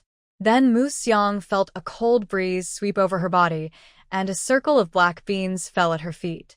The leeches stuck on her, which needed to be pulled off by hand, were all frozen and shriveled by Demei's magic, falling off her. Step out, jump in place, and see if anything is stuck or has fallen to the ground. Mu Xiang obediently moved to the side and jumped a few times. Sure enough, a few more leeches fell out. Thank you, Sister Demei. What about these land leeches? Do they need to be cleaned up? Mu Xiang remembered that by the creek, 2 large leeches had crawled on her, and Sister Demei had specially put some in a container to sell. But those 2 were big, and these land leeches are smaller. Here, you take it. I'll find a bottle to put these in, and when the woodcutting team comes back in the evening, they can bring it to you. Sister Foam will help you exchange it. This needs to be sold alive. It will take us several days to return. Okay, I'll listen to Sister Mei. Good job, Xiang Xiang. You're quite brave. Well done. Hee, I wear gloves and dress carefully, so I'm not afraid. This time, you did both right and wrong. Catching the dry leeches and completing the exploration was very good. But it was also because you were careless and didn't dodge quickly that they stuck to you. Luckily, they're dry leeches. If you had encountered mutated pine caterpillars, it would have been very dangerous. They don't blood but twist their bodies to shoot tiny, poisonous hairs. If they get on your skin, it can cause redness, swelling, and sores. Your body was protected, but the mosquito net hat can't block those tiny hairs, Sisterly summarized for Mu Xiang. Yes, I understand. I'll be more careful next time. Sisterly, what should I do if I really meet the pine caterpillars? Just stay far away as soon as you see them. Go as far as you can and send us your location so we can come help. But if they are too close and you can't get away quickly, tighten your hat, cover your nose, mouth, and eyes, and back away quickly. After leaving their flying range, carefully take off your outer clothes and change into new ones. Clothes that have been touched by their hair should be burned on the spot, Sisterly replied. Okay, I got it. At noon, they returned to the camp to eat. Mu Xiang went back to the sleeping car, took out her backpack, and started searching through it. Using the backpack as cover, she took out the protective goggles she had prepared during the windy weather last time from her space. She planned to wear them just in case when she went out again this afternoon. The forest was dense, and sunlight couldn't fully. So, neither they nor the workers sat down to rest. Their afternoon task was to recheck the forest areas explored earlier by Teams 1 and 2 in the morning. Since Mu Xiang had returned alone after exploring and getting stuck with dry leeches in the morning, they decided not to split up this afternoon. Instead, they walked together in a line, not far apart, sweeping through the woods like mountain guides. Sometimes, people really shouldn't speak carelessly. The more you fear something, the more likely it is to happen. Not long after they started their task, Mu Xiang saw a large, fluffy patch on a big tree ahead. She immediately stepped back and called out to Sisterly and the others when she noticed something unusual here. Sisterly, there is a situation. There are caterpillars on the tree in front. Step back and don't get too close. I'll go back to get a sprayer and come over right away. After saying that, Sisterly quickly ran back to the camp. Demei and Yigo also moved to Mu Xiang's side. Demei used a few large grass leaves as a base to activate her special power, creating a curved ice wall in front of them to protect everyone. Sisterly was very fast. She returned fully equipped, carrying a flamethrower on her back and wearing a protective suit that covered her entire body. She nodded at them as she passed by. Then, about 2 meters from the tree trunk, she opened the nozzle and started spraying flames. Through the ice wall, Mu Xiang saw the caterpillars on the tree start to twist and move as they were roasted by the fire. Their fluffy hairs, like willow catkins, instantly caught fire. The caterpillars, after losing their toxic hairs, twitched and fell from the tree, releasing brown juice and rolling around. Sisterly stepped back a little and continued to spray fire at the caterpillars on the tree. Soon, all the caterpillars on the tree fell to the ground. Sisterly kept up her fire until the insects on the ground stopped moving. When Mu Xiang saw that everything was handled and was about to leave, Yigo grabbed her. Then Demei released a blast of cold frost outside. Mu Xiang finally understood why Yigo had held her back. She saw that the grass, plants, ground, and even Sisterly's body near the caterpillars had grown a layer of fine, colorless fur after being touched by the frost. The tiny, transparent fur became visible under the frost's touch. They densely covered all nearby grass and plants. If Yigo hadn't stopped her, She would have gone out openly and likely been stung by the toxic hairs. Next, Sister Lee started spraying fire on the tree trunks, ground, and ferns covered with the fur, burning them. After all was burned, De May released frost again. Some of the remaining toxic hairs that weren't burned showed up. This time, Sister Lee first brushed the fur off her body, then pressed the trigger on the flamethrower again to burn the remaining hairs. They repeated this process 3 times until all the toxic hairs in the area were completely destroyed. Next, Yigo and Mu Xiang took their turns. Yigo was responsible for collecting the burnt, black, and shiny caterpillars from the ground. Mu Xiang cut down the messy, burnt ferns and small bushes, piling them up for Yigo to use a large steel fork to dig out and burn completely. After finishing, they marked this area of the forest specially, warning loggers that there had been many caterpillars here. The nearby tree canopies might also be affected, so extra protection was needed when cutting trees in this area. Once everything was done, the group continued moving forward. They needed to finish their reinspection quickly, or it would delay the logging team's progress. The next part of the check went smoothly, with only occasional encounters with small snakes and leeches. They handled these easily. They finished the inspection early in the afternoon and returned to the camp. Li Jie and the others went outside to help the first and second teams. Mu Xiang stayed at the camp to watch the workers cut trees. The trees here are really big.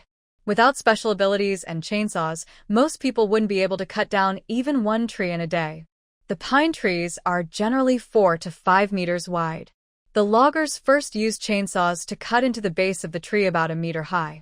Then they cut diagonally upward from the cut, hollowing out the lower half of the trunk. Next, they started sawing from the other side toward the core, leaving a section uncut. They cleared the damaged side of the trunk, making sure everyone stayed back. At this point, the special ability users appeared. They are 2 mutated individuals who carried 2 huge rubber hammers and struck the trunk with force. The tree made a cracking sound and then fell loudly in the direction they cleared, crashing to the ground. The next steps were much easier. They cut off branches, stripped bark, and sawed the logs into neat sections. Then they used cutting machines on-site to turn the logs into large, flat boards for loading. Mu Xiang sat in the camp, watching as the first and second teams returned. She kept watching until mealtime, when she finally stopped. She didn't know why she enjoyed watching this, but she liked seeing the trees go from messy and wild to clean and neat. It made her feel strangely happy inside. The next day, Mu Xiang continued to follow the team into the mountains. The deeper they went into the jungle, the taller the trees grew, with weeds and small bushes scattered on the ground. Earlier, they had encountered dry leeches outside, but here they fell like rain, occasionally jumping onto them. Fortunately, today everyone's clothes had been soaked in salt water, so the leeches couldn't climb very far before falling off. The dark jungle seemed like a paradise for insects. Before Mu Xiang could react to the leech rain, Chen Ming, a team member, spotted a huge millipede peeking out from a tree ahead. Just as she was about to warn everyone, Chen Jun arrived beside her and signaled her to be quiet. He then took out a gas mask, indicating that Mu Xiang should put it on and step back. Mu Xiang obeyed and retreated, while Chen Jun, Wang Meng, and the others wrapped themselves tightly and moved forward carefully. What followed was a smelly hunt. The team members approached the giant millipede, which then crawled out from behind the tree, raising its upper body and waving sharp claws, making a clicking sound. Wang Ming and the Chen brothers were the first to act. They used their special abilities to grow larger, like the Hulk, and uprooted a small tree to sweep at the millipede. The millipede was hit by the tree trunk and was pushed aside into a large tree. When it collided, it curled up into a big ball and rolled to the ground. When it stopped rolling, the ball-shaped millipede sprayed out a stinky, irritating liquid. "Quick, get it packed up before it sprays again. Otherwise, we won't be able to cut down these trees," someone shouted. As everyone was momentarily overwhelmed by the foul smell and started tearing up and stepping back, Foam Team quickly warned them and used his powers to create a gust of wind, blowing away the smell nearby. The others quickly moved forward, wearing gloves, and tied the ball-shaped millipede with a rope before putting it into a special bag. Captain, can we discuss something? Can we take turns dealing with these smelly creatures in the future? It's not fair for only the strongest to handle them every time. The smell sticks to us for a long time and is hard to wash off, Wang Ming said while packing up and giving Feng Team some advice. Just do as I say. No need to complain. It's not like you're not getting covered in it too. Your stinky feet are just as bad, Feng Team replied bluntly. Yeah, Wang Ming, you're always complaining. Look at the Chen brothers. They haven't said a word. Other teammates chimed in to support him. Alright, stop talking. Hurry up and finish cleaning quickly. If you don't want to get caught, just clear this area and move on. Once you go 200 meters further, you'll reach the boundary. If you don't want to catch anything, find a tall tree and sweep all these millipedes into the forest. Although some people wanted the millipedes back in the safe zone, they could easily carry a bad smell for a long time, so everyone preferred to chase them away when possible. Since you're about to leave, you still want me to catch them? Wang Ming asked again. This time, Win Team didn't respond to Wang Ming. The same 3 mutated figures led the way. One carried a bag and walked in front, while the other 2 used long tree branches to hit and chase the millipedes around, causing the ones hiding in the grass to run back into the forest. Thanks to Wind Team's wind powers, they managed to push the millipedes away. But the land contaminated with a foul liquid kept emitting a strong, irritating smell. Some team members who hadn't been involved in the chase earlier stepped forward. They cleared the contaminated soil, bark, and weeds, throwing everything deeper into the forest. Because of the strong smell, no one felt like eating. Everyone worked until evening. The safety check of the pine forest logging area was mostly done. Next, they needed to stay on guard in the forest and patrol the edges of the logging site until the logging team finished their work. Only then could they leave and move to a new location. Apart from the team members who always protected the logging team, the other 3 squads had to move from the camp outside the forest to the edge of the logging area. While thinking about how to build a safe shelter in the jungle, a team member named Fong Ming used an electric drill, some ropes, and safety nails to start making holes in a large tree over 4 meters in diameter. He carefully drove long, special safety nails into the tree, moving upward along the trunk. When he reached about 5 meters above the ground, he stopped. Then he turned around the tree, fixing a circle of large nails. Next, Li Kai and Wang Meng used safety ropes to climb the tree. They used pulleys to lift some wooden planks they had just carried and started building a frame around the tree. After a short while, with everyone's effort, the shelter was finished. Next, they fixed wooden boards onto the frame and lowered the ladder for others in the team to climb up and reinforce and expand the platform. Fong Ming and 2 others used the same method to build simple platforms on 2 nearby trees.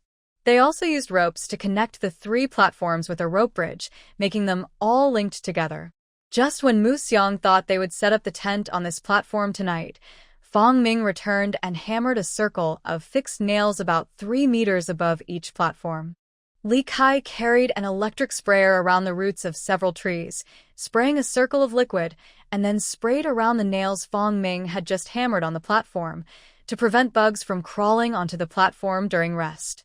Next, everyone started hanging small tents from the fixed nails above the platforms. It turned out their tents weren't built directly on the new platforms but were instead hung above, around the tree trunks, like cocoons. Wow, I didn't know you could do it like this. I've learned something new, sis, Mu Xiang said, admiring the tents. These tents were safe and didn't block the team members from walking on the platforms. They divided into 3 small teams. One patrols during the day, another on duty at night, and the third rests. The teams took turns working.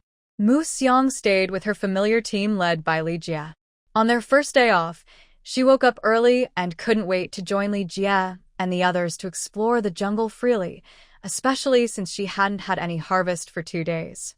Today, their team came to a place they had asked the Wind team about beforehand, a hillside with relatively sparse trees. The Wind team had said they saw mushrooms growing from a distance.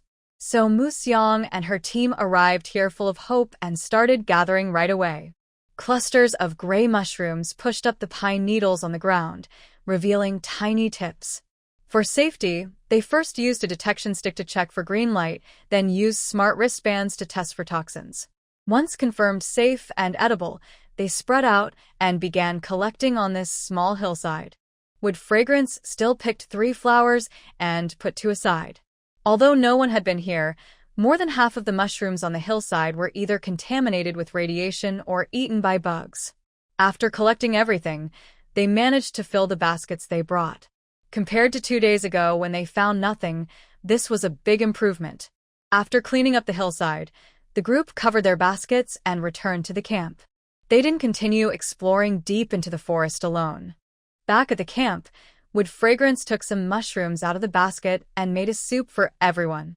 They quickly tidied up the rest, strung some items with wire, and set up a fire to roast them.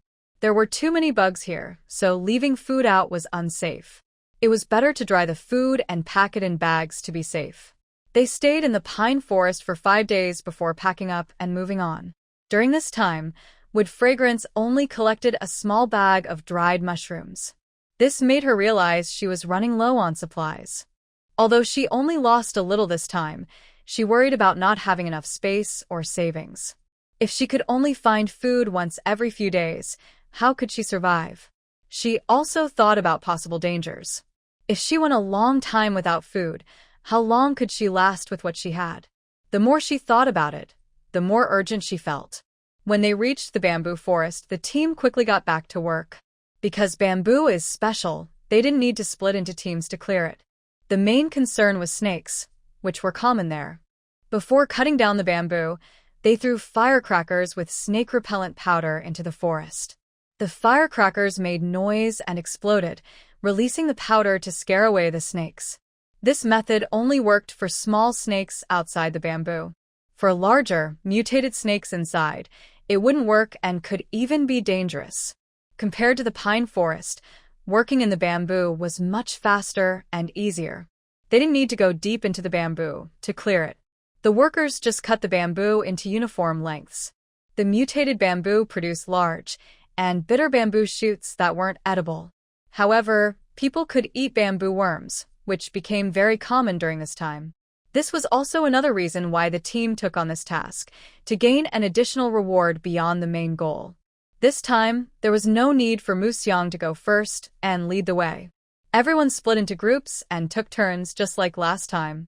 Besides those on duty for security, others were free to explore the forest, choosing sick bamboo with bamboo borers to cut and extract the insects. Once they found the bamboo borers, they would cut the bamboo on the spot, carefully dissect it, and gather the insects into the jars they brought. Then they moved on to the next target. She didn't know how much others had collected, but her own harvest was quite good, meaning the amount she stored in her space. During this trip to the bamboo forest, besides the well-known bamboo borers, she had a second target: bamboo rice. She wasn't sure if bamboo rice existed in this forest or if it was the right season for it, but Musyang hoped it was there. While searching, she lit special snake-repelling firecrackers. When her small bamboo borer collection bucket was more than half full, she arrived at a special area. This part of the bamboo forest looked different from the others. The bamboo here drooped and was yellowed, with many fallen fruit-like objects about the size of eggs on the ground. Musyang approached and used a detection stick to find a low-radiation bamboo. She hammered off the hard outer shell with a hammer, then picked out the white flesh inside and tested it with her wristband. Beep. Low radiation. Rich in starch and trace elements. Safe to eat. Yes, she had found what she wanted most: bamboo rice. Time was tight. She ignored the ground for now and focused on the bamboo that was bent and almost touching the ground, pressed down by the weight of the bamboo rice. She first used an electric drill to make holes around the base of the bent bamboo. Then she gradually narrowed the space between the holes. Under the pressure from the bamboo rice on the branches, the bamboo quickly broke apart. She then used a saw to cut off the connected parts and stored the whole piece in her space. There were only about 10 bamboo stalks in this area. They were large, so when they fell, they took up a lot of space.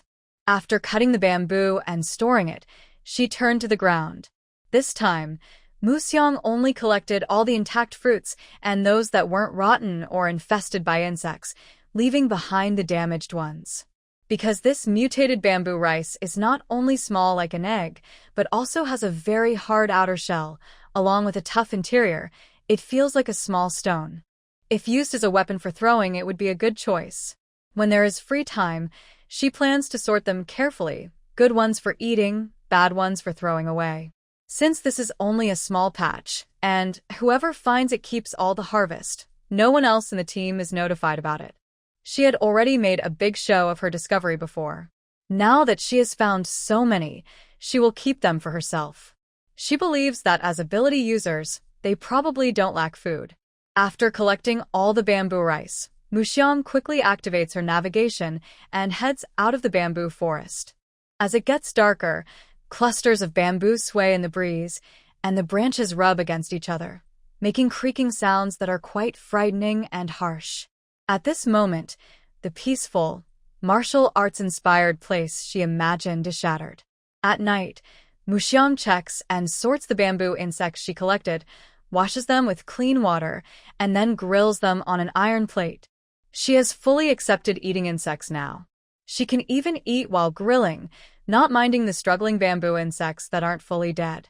Since most of her day was spent chopping trees and collecting bamboo rice, her harvest was the smallest.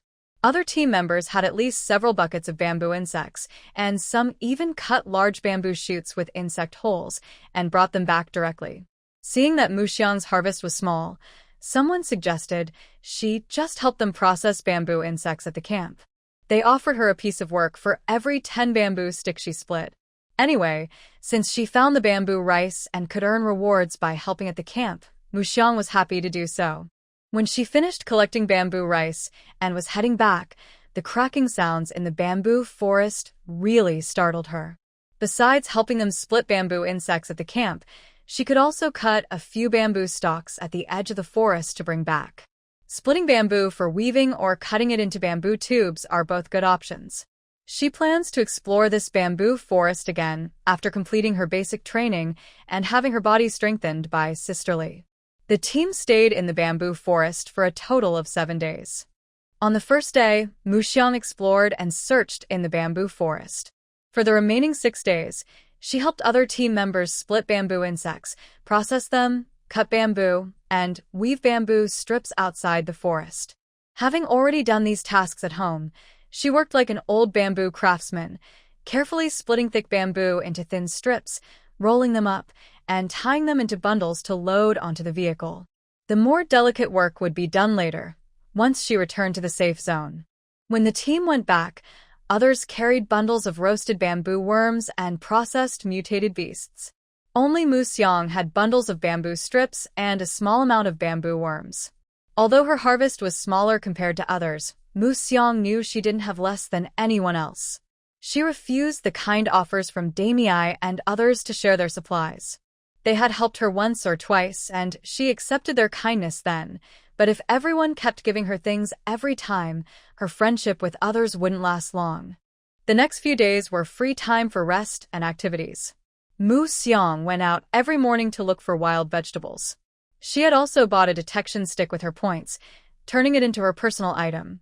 Every day, she took the detection stick into the wild, scanning for edible and inedible plants, both visible and hidden. She used it like a metal detector. When she went out with the vehicle, she would choose a direction and scan the area thoroughly, then test all yellow and green plants for their ingredients. Besides edible plants, she also found many medicinal herbs that had changed a lot.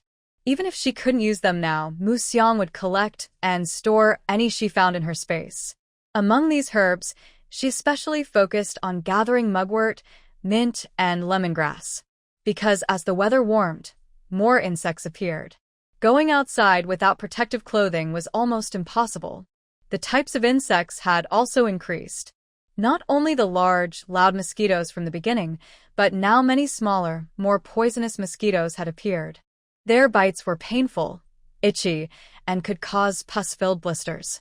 The first time Muxiang saw them by the creek, she was bitten badly. In the end, she covered her mosquito net hat with a piece of gauze to avoid being drained by the insects. She had to run away and only managed to escape the swarm by heading to an open area under the hot sun. Upon returning to the safe zone, she immediately went to the trading post and bought 3 sets of the highest density mesh mosquito hats. She also reinforced her house's doors, windows, vents, and fireplace with an extra layer of very fine, special mesh netting. Of course, she also replaced the mosquito nets inside the house. It wasn't because the old ones were unusable, but she was worried that a new, even smaller mosquito species might appear. She didn't want to waste precious green crystal cores to deal with mosquito bites again. The worker service also brought along some additional products like UV mosquito lamps and wood-scented repellents. She bought several and even installed 2 in the bathroom. In the afternoons, when she was at home, Mu Xiang would process her morning harvest. She would bundle the gathered mugwort and hang it upside down under the eaves to dry. She also added a special fire pit in the bathroom for burning mugwort and lemongrass. She sorted all the bamboo rice stored in her space. The ones that couldn't be eaten were sprayed with radiation treatment and dried in the yard, making them harder. The edible part of the bamboo rice was processed daily during cooking. First, she used a hammer to open the shells. The remaining rice was placed on a steamer to cook, similar to steaming buns, but with a longer time. The outer shell of the cooked bamboo rice turned brown. Gently peeling it off revealed the snowy, white rice inside. The rice had a unique fresh aroma. It was chewier than regular rice.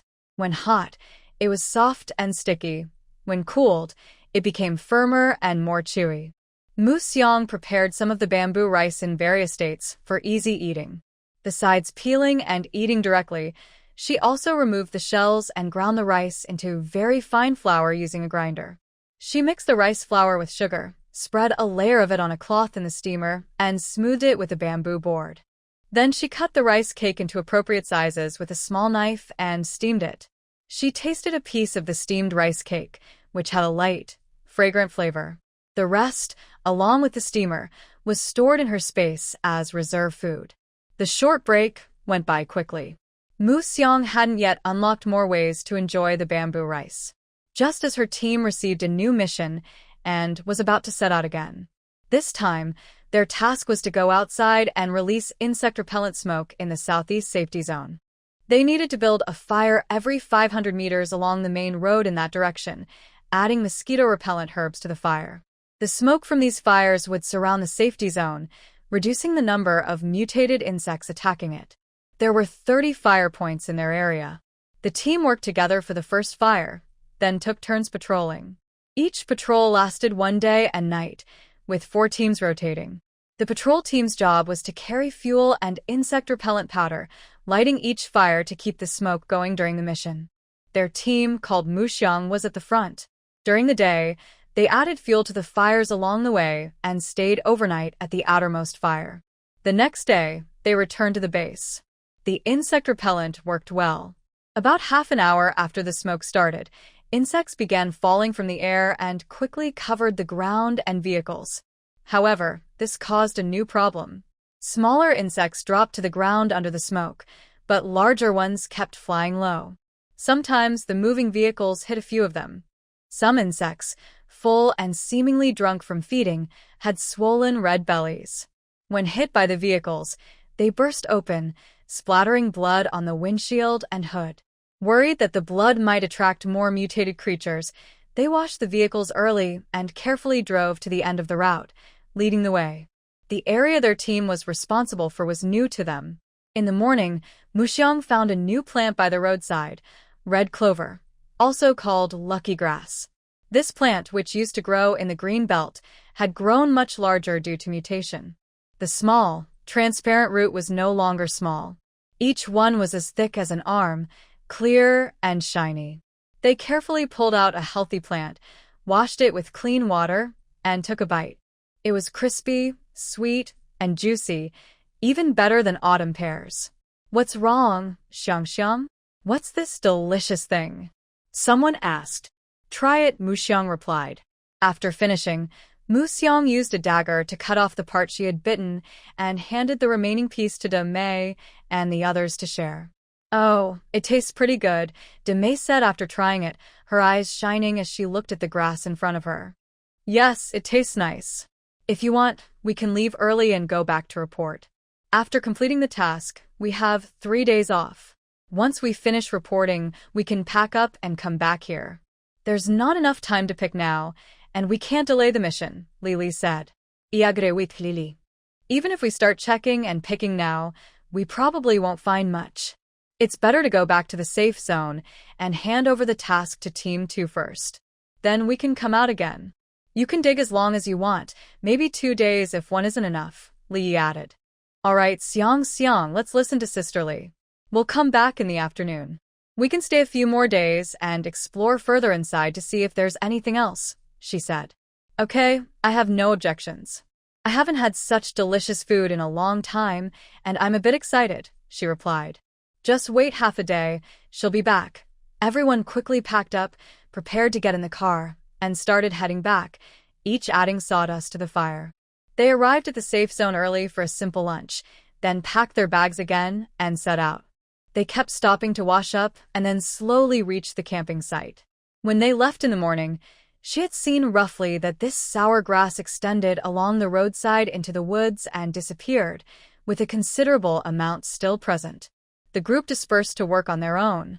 The sour grass not only had edible crystal radishes underneath, but also edible leaves that could be cooked as vegetables. So Mu Xiang first scanned the ground, then the leaves when harvesting. If they found a suitable edible crystal radish, they would pull it out with the leaves and store it. If not, they would scan the leaves separately for harvest. Although it took a long time to find edible ones through scanning, the overall quantity was large enough that even after digging for a while, they still had a good harvest when they returned to the camp in the evening.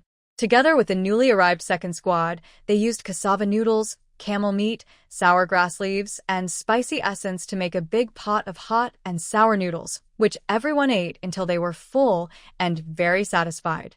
Are you going to eat, or will you share some? If you have extra grass leaves, please exchange some with me. I want to take them home and prepare a meal for my family, said Fong Ming from the team. Brother Fong, there's not much to exchange, but I'll give you my share later. You can split it among yourselves and also send some to Team Fong, said Mu Xiang quickly before Li Jia and the others could speak. It's important to keep good relationships, especially if we want to go farther with the team in the future. I can afford to share a little. Besides these, she also has other things stored in her space. She doesn't have any special powers, just the ability to find a few fresh items. The next day, the second team left early to return home. Mu Xiang and the others rested briefly at the camp before heading back to the place where they harvested sour jujube grass yesterday to continue their work. Today, they will go deeper into the jungle. To save time, they plan not to return to camp at noon. While preparing breakfast in the morning, they also packed special lunch supplies, including ropes and burlap sacks. They plan to hide the collected crystal radishes and sour jujube grass, leave somewhere safe if they are hard to carry back, then transport everything to the camp together in the afternoon. The collection process was the same as before. Everyone worked at a distance from each other. Mu Xiang still followed her routine, collecting one space-accepted item for every 3 qualified ones. They were busy in the clover patch, gradually hunting for a mutated toad. Suddenly, a large tongue shot out and snatched a buzzing mosquito flying in front of Mu Xiang's eyes. Before she could react, the tongue shot again, aiming at her head. She quickly crouched down, and the tongue passed over her head, grabbing another mosquito behind her. Brother Yi Li Jia, there's a big toad. Mu Xiang rolled to the side to dodge and hide behind the clover patch before she could check the items. The tongue shot past again, grabbing a handful of clover. Move quickly, don't stop. Hide behind that tree. Li Jia and the others quickly approached Mu Xiang and gave her directions.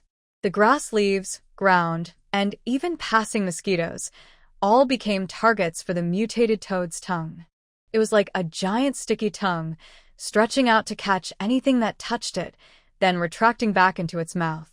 Wood Fragrance struggled to roll behind a tree, licking its tongue along the trunk and peeling off a large piece of bark. Don't stop, keep running, and circle around the tree to lead it into the nearby woods. Li Yi and the others, who were close by, quickly arrived at Wood Fragrance's side as soon as their special abilities activated.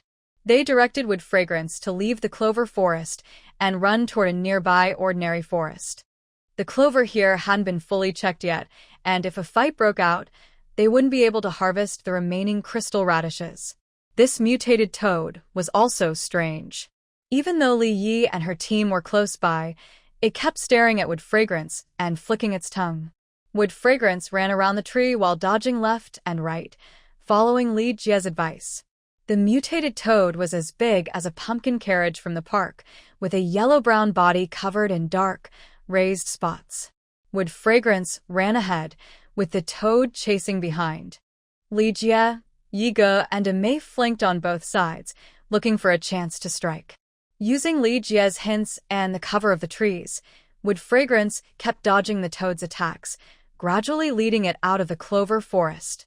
It quickly slipped through a low branch and rolled to the side to hide.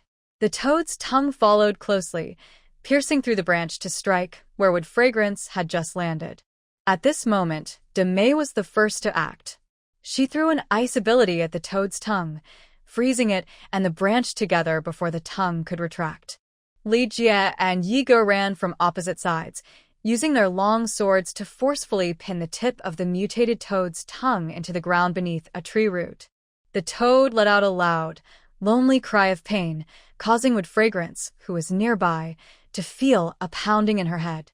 Mei quickly came to Wood Fragrance's side, pulling her up and pushing her aside. She then followed behind, conjuring a curved ice wall with her ice powers. After the toad's tongue was frozen and pinned, it struggled but couldn't pull it out. It grew more agitated, breathing heavily and puffing up like a swollen lump. As it struggled, white, sticky liquid began to seep out and drip. When it touched the ground and plants, it sizzled with a corrosive smell. The object quickly corroded, turning black and emitting smoke. Wow, that's so toxic. At this moment, having been taken away from the toad and hiding behind a large tree, Mu Xiang said with fear. If Mei hadn't quickly led her away and used an ice wall for protection behind her, the splashing poison might have hit her and caused who knows what consequences. Stay here and don't go out. If, before we solve it, it breaks free, you must find a big tree to climb quickly. Climb as high as you can. You saw the 2 mutated crystal cores on the toad's head, right? You can't outrun it now. Besides its extendable tongue and poison, its calls and jumping ability are also very strong. My team and I can only attack from a distance around it and can't get close. Do you understand? Well, start climbing now, go up to that branch. Mei kept giving instructions, but she was increasingly worried.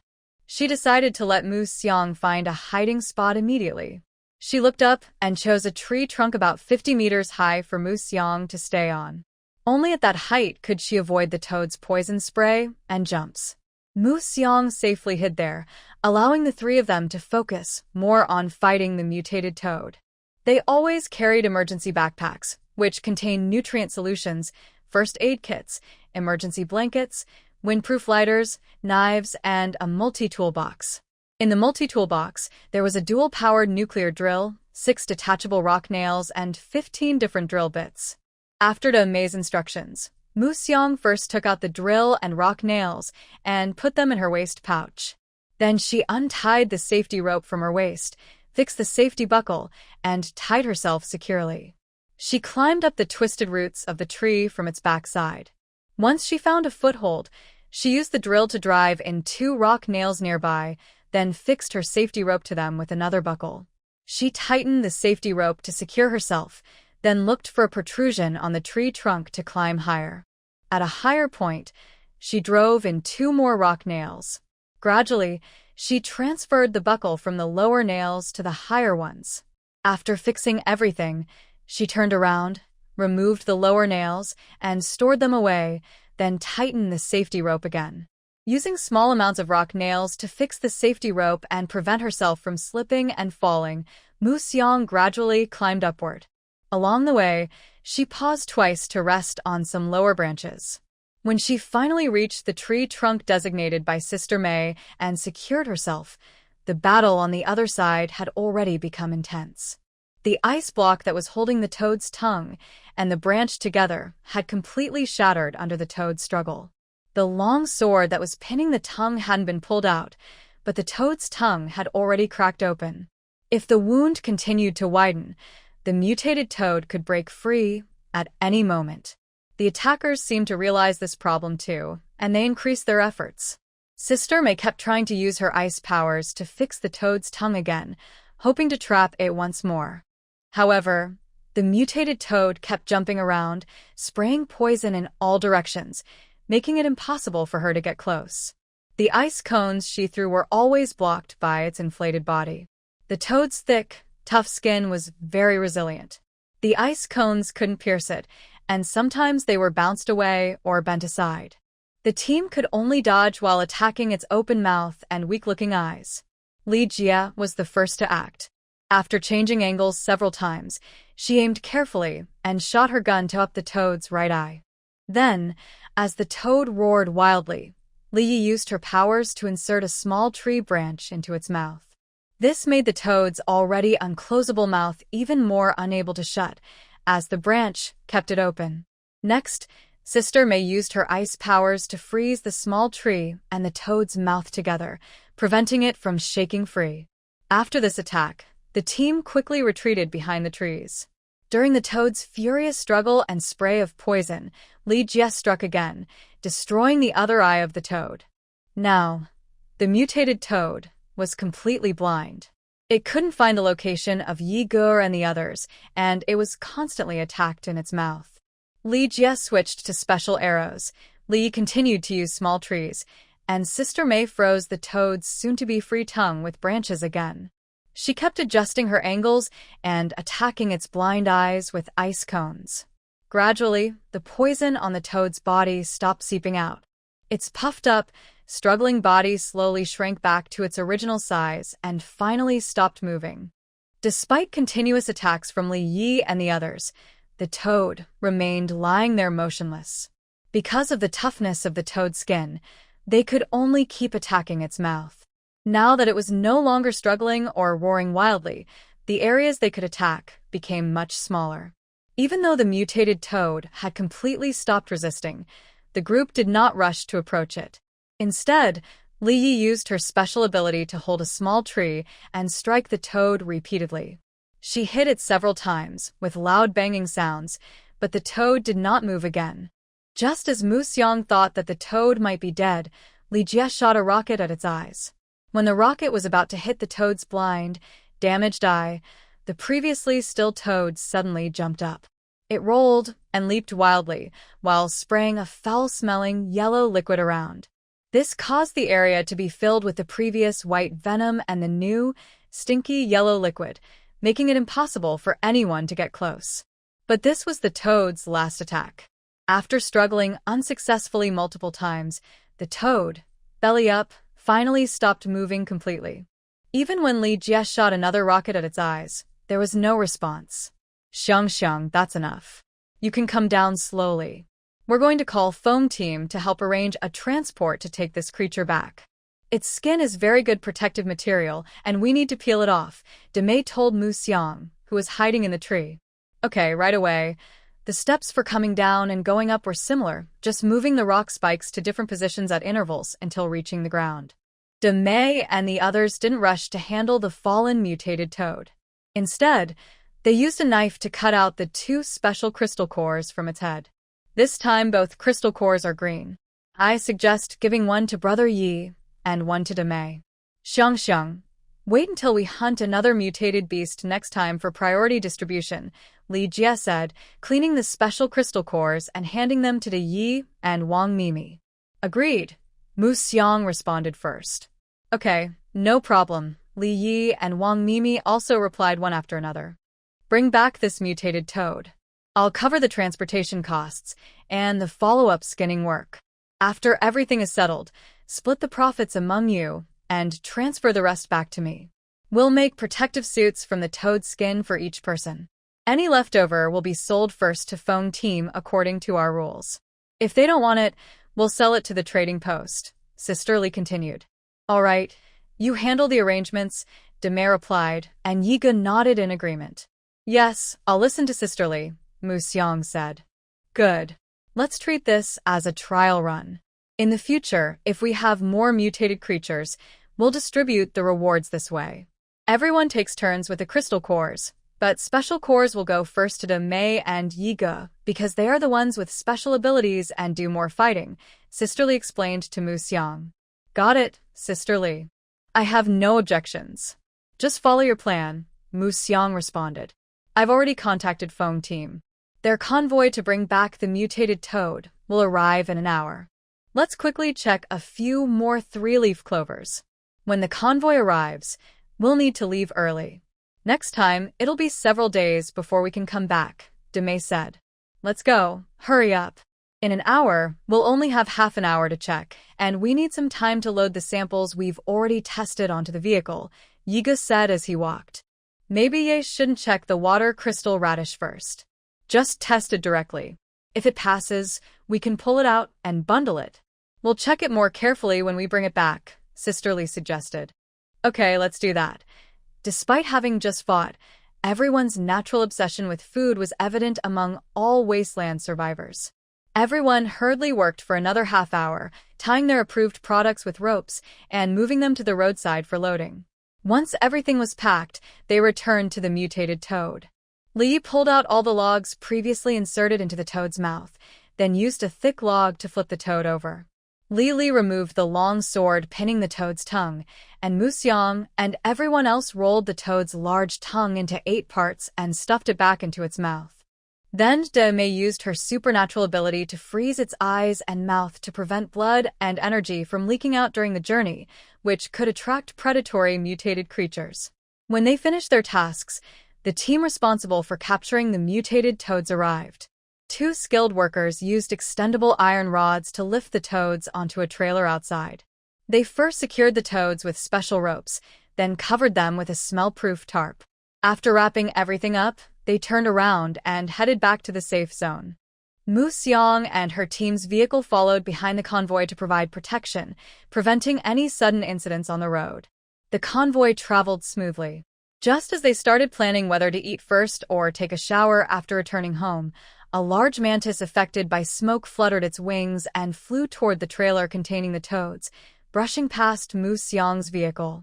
If it caught up, the tarp could be torn apart by its claws. Li Jie immediately took out her gun, leaning out from the passenger seat, and shot at the mantis's wings as it chased the vehicle. A few shots knocked the mantis's wings off at the base. The mantis fell from the sky, rolled a few times on the ground, then got up and swung its large sickle-shaped arms toward Mu Xiang's vehicle. Li, what's happening behind us? The front vehicle's radio asked. Nothing much, just a small bug. You guys speed up. You'll reach the safe zone soon. We'll be there shortly, Li replied while rolling up her window. Li Jie, what should we do? Should we get out and fight? Mu Xiang asked, looking at the small green mantis about the size of a pony. A fight? No. We just finished a battle. It's not safe to get out now and fight it. We'll take it with us. Circle around and come back after the front convoy has gone far, Li Jie answered. What if it catches up to our vehicle? If it does, so what? No problem. If it catches us, we'll just lead it away a little, Li Jie said.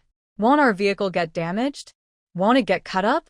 Mu Xiang asked worriedly, looking at the sharp, serrated arms. What could go wrong? Nothing. Let it try to cut. If it damages the vehicle, I'll ask the seller to pay me 10 times back, Li Jie replied confidently. Are our vehicles that tough? Mu Xiang asked in disbelief. Of course. Our vehicle is specially made. Most of our points went into it.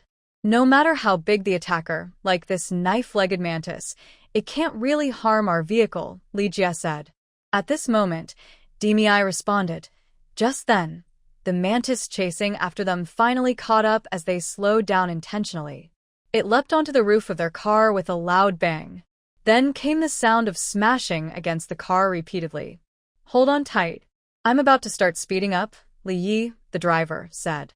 Mu Xiang quickly obeyed, fastening her seatbelt and gripping the safety handle tightly. After a while, the mantis, which had been smashing the car with a banging noise, continued its attack. Suddenly, Yigo pressed the accelerator and the car sped forward suddenly.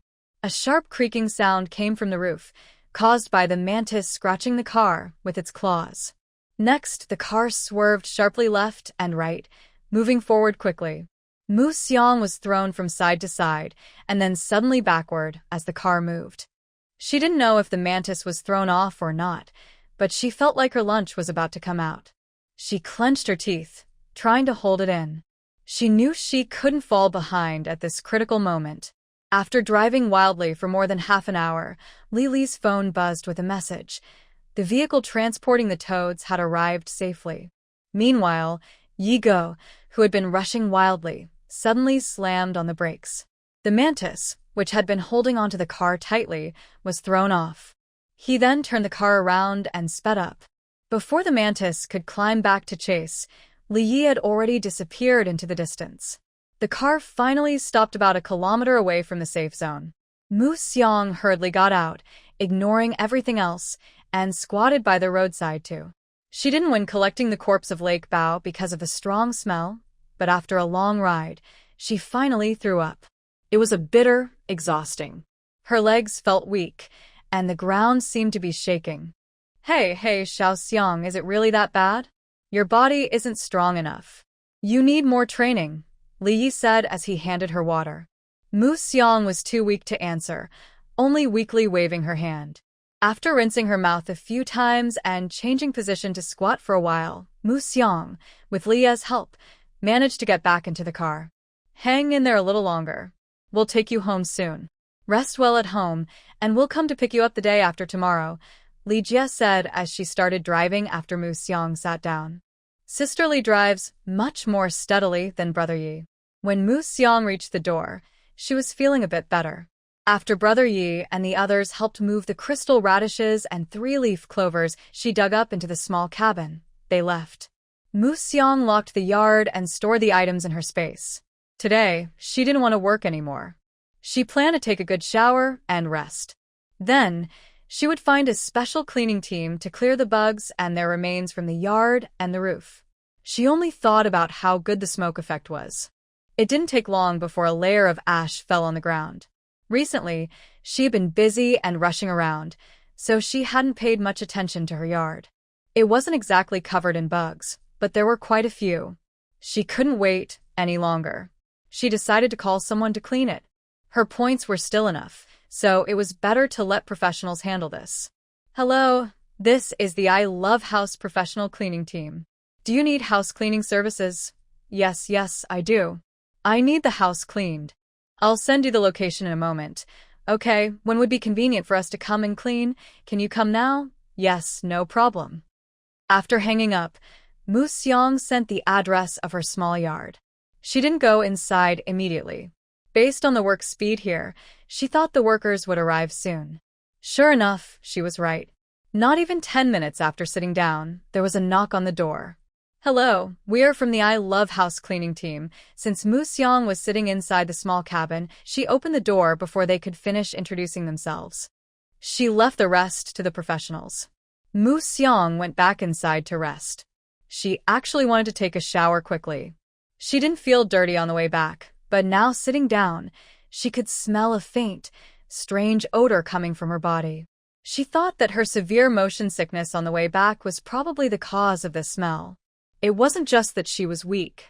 Thinking about the recent fight, she found a new training focus, shooting. No matter if it's a pistol, crossbow, compound bow, or a laser gun, she wants to learn them all. She can't help much in close combat, but she thinks she can do well with long-range fire support. She doesn't want to be like today, where she only distracts enemies and has to hide far away, watching her teammates fight. She also wants to join in. The yard was cleaned quickly. They used a huge vacuum cleaner to clean the entire roof and yard. After finishing, not only were the mosquitoes gone, but all the dust on the ground was also cleaned up. Because she was feeling unwell, she refused the vacuum cleaner sales pitch after paying the points. Mu Xiang locked the yard and went to the shower to wash and change clothes. She put her dirty clothes directly into the washing machine. Even her shoes were washed with water outside and hung to dry. After finishing these tasks, Mu Xiang dried her hair, ate a simple snack of steamed bamboo rice and 2 dried meat strips, and waited until her clothes were dry before lying down early to sleep. She slept until the next morning when the sun rose. She lingered in bed for a while before getting up slowly. Life goes on, and comrades still need to work hard. No matter how badly she fainted yesterday, she still needs to continue training today. First, she completed the basic routine training tasks. Then she went to the trading post to buy 2 sets of darts, a target, 2 slingshots with laser sights, 1 large and 1 small, a box of 20 special slingshot rubber bands, a box of small steel balls, and a box of colorful practice clay balls. She isn't very skilled yet, so she decided to start with darts and slingshots. She still has a bunch of dried bamboo rice bullets she can't use. While she was carrying her shopping home in a small cart, she noticed that the houses next to her had been torn down and rebuilt into a huge new compound. The tall walls enclosed a busy area with workers coming and going. She didn't know which new neighbors had moved in, so she needs to be more careful when using her space in the yard in the future. After glancing at the open yard gate, Muxiang returned to her small yard. She still doesn't know that the storm team is about to relocate. She hung the target on the yard wall and stored the rest in her space, using the cover of her wooden house. Lately, bugs keep falling outside because of the smoke, so she decided to handle some ingredients and cook inside the house. She still hasn't processed the 3-leaf clovers she received from her space earlier. Muxiang connected a water pipe directly to the faucet, leading into the wooden house. While collecting water, she also picked out and checked the clover for quality. She washed the good leaves and crystal radishes thoroughly and stored them in her space. The unqualified leaves were bundled and hung outside the house to dry naturally in the breeze. Since there are many insects everywhere, she couldn't just lay them out in the yard to dry. Fortunately, her yard has a corridor with a relatively clean path to walk on. Without it, coming in and out would be very inconvenient. She really dislikes the feeling of stepping on noisy, crunchy ground. She needs to schedule regular cleaning with the cleaning team, at least during this period. The last 2 cleanings weren't thorough enough. Once again, she realized how different this world is. She understood why the houses are built so solidly and without drainage systems. There are really many bugs here. They develop in various ways even within the same species, big and small. Tiny gaps can pose dangers to her. And this is only about mosquitoes. She doesn't know how many other bugs she hasn't seen yet. With all these insects, how can she go out to gather wild vegetables? If she didn't have some supplies and points from her previous outings with the Storm Squad, and if she had to wear protective gear to go outside and search for edible plants or herbs, life would be very suffocating. This world seems prosperous, but it often makes life feel stifling. Muxiang often feels down, anxious, and sad during these unusual events. She can't stop thinking about things, but if she keeps going like this, she might start worrying about dangers before they even happen. She ends up feeling gloomy at home, and life can't go on like that. The best way to relieve her stress is through exercise. When her mind is exhausted and deprived of oxygen, she doesn't feel so sentimental. She turned on the treadmill and started running. Tomorrow's worries can wait.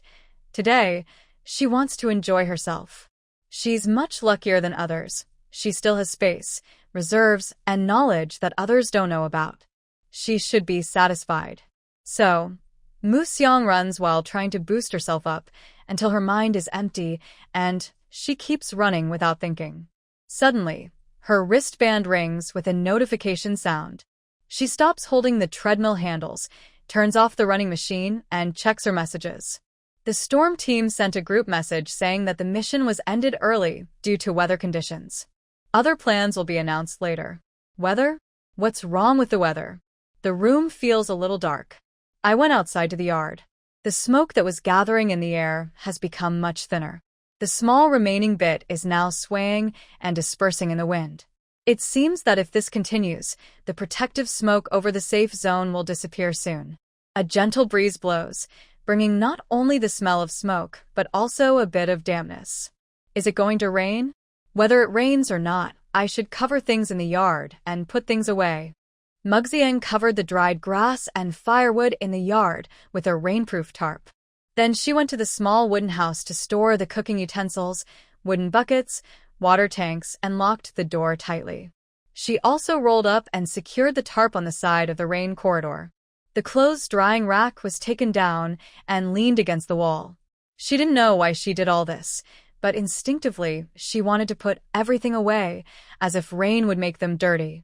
After finishing, the smoke in the sky had completely dispersed. Dark clouds hovered in the air, as if they were about to fall. The moisture in the air was heavy, probably because it had already started raining somewhere far away. Finally, Mugxiang went to the back of the yard to the toilet. She stored the toilet paper, decomposers, and desiccants inside, then closed and locked the windows and doors. She quickly ran back inside and locked the house. The heavy clouds felt oppressive, making her feel uneasy. After checking the doors and windows again, she closed them tightly and shut all the vents inside the house, leaving only one in the living room open for ventilation. She paced around the house twice. Besides the sky looking darker, no rain had fallen. After confirming everything was packed up, Mugxiang stopped wandering. There was no reason to just wait for the rain.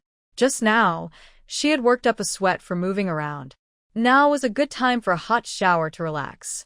After washing and soaking, she used the water from the shower to quickly rinse her clothes and hang them inside to dry. Muxiang no longer wanted to cook anything and simply made herself a bowl of fern root paste. It had been a long time since she last ate it. She added a little honey, making it sweet and fragrant. After eating and drinking enough, it was still early to sleep. Muxiang neatly tidied up the furniture in the living room and took out the previously processed bamboo strips for a deeper treatment. She split them into finer strands to make delicate bamboo crafts. The house had been specially treated afterward, so while she focused on splitting the bamboo, she didn't notice the heavy rain outside or the twisting, curling figures carried by the large raindrops. Because the lighting was dim, Muxiang had turned on the lamp from the start. By the time she finished splitting all the bamboo she brought back from her task in the bamboo grove, it was time to rest. She packed up her tools, did a quick sweep, and decided not to bring out the furniture yet. She would wait to see if it rained again tomorrow, so she wouldn't have to move things twice. The rainy night was a little cool, but very comfortable for sleeping. Muxiang slept soundly until morning, and then washed up and finished her training for the day. The sky outside was still gloomy. It hadn't rained further, but it seemed like it could start at any moment. Today, she couldn't go out, so she stayed inside, continuing to weave baskets. Muxiang opened the door, leaving only the outer insect-proof screen door. She sat on a small stool at the door and started her work. Today, she planned to weave a few bamboo mats to keep as supplies, which would be convenient for drying things or making beds later. While she was working and resting, she looked into the yard and noticed something strange. Near the wall of the yard, under the corridor pillars, there were bunches of red, twisting lumps. She put down her tools, opened the door, and went outside to check. It was a type of red threadworm, similar to those used for feeding fish. The ground was moist, and upon closer inspection, there were small, curled-up worms moving in groups. Because they were small, Muxiang hadn't noticed them earlier. Could they have fallen with the heavy rain? This rain is a bit disgusting.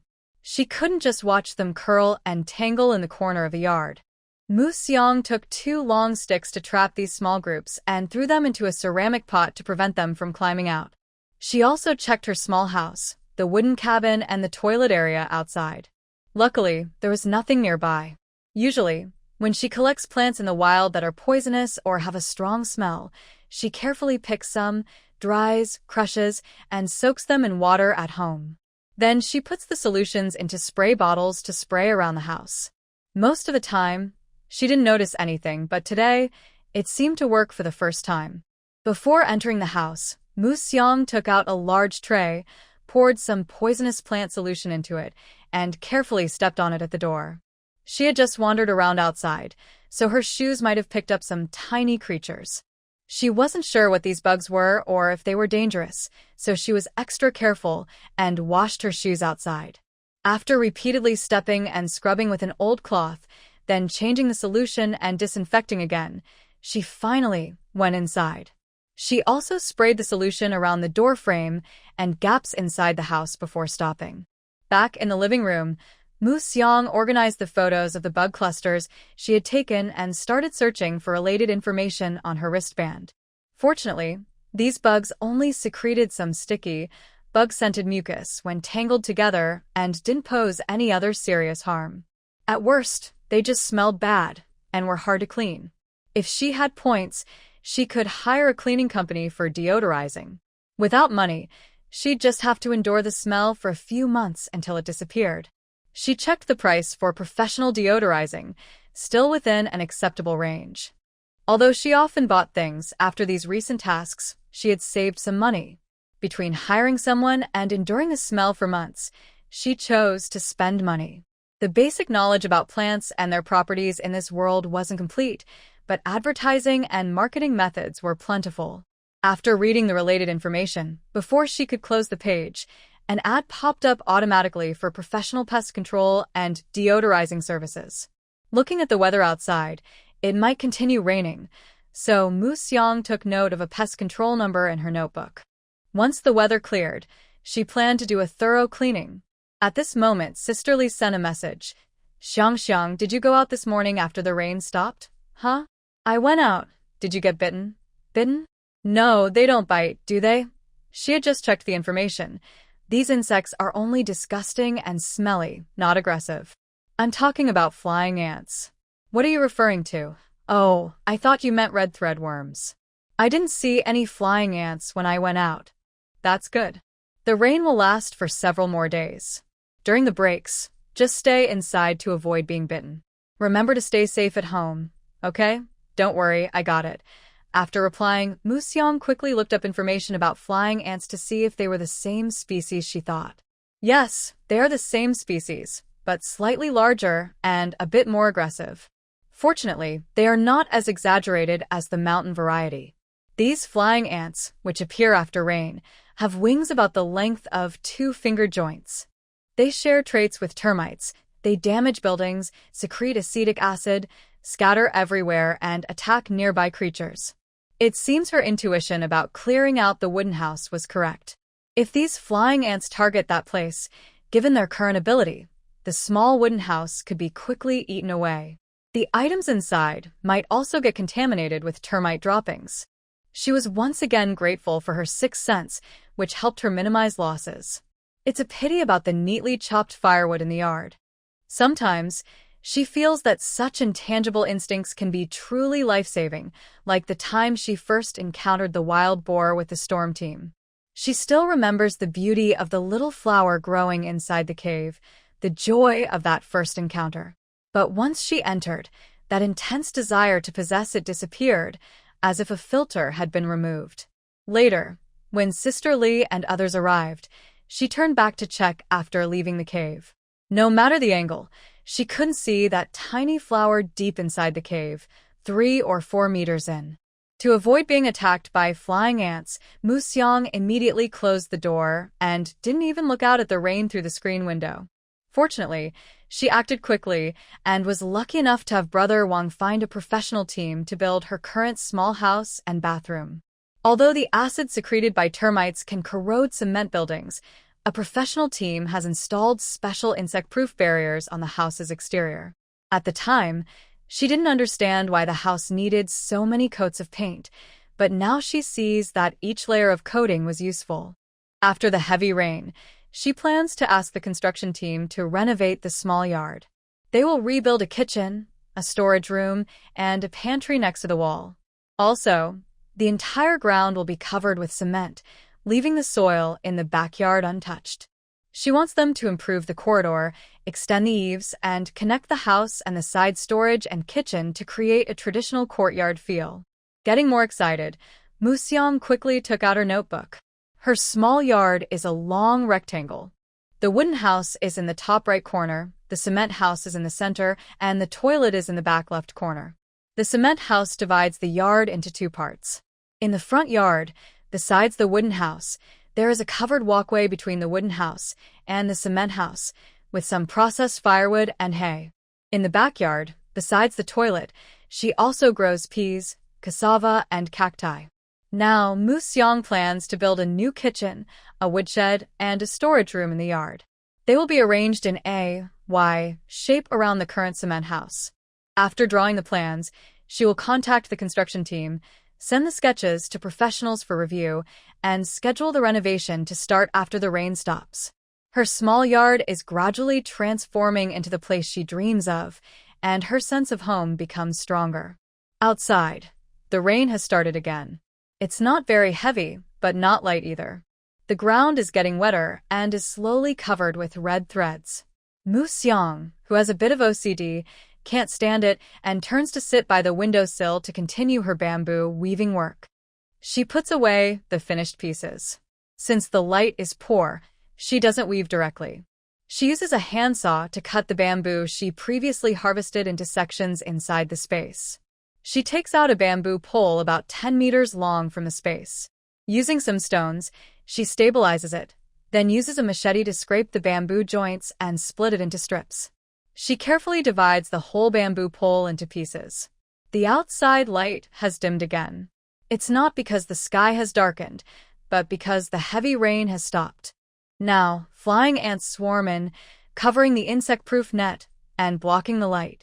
Mako didn't try to approach and scare them away because there were too many, and it wouldn't make much difference.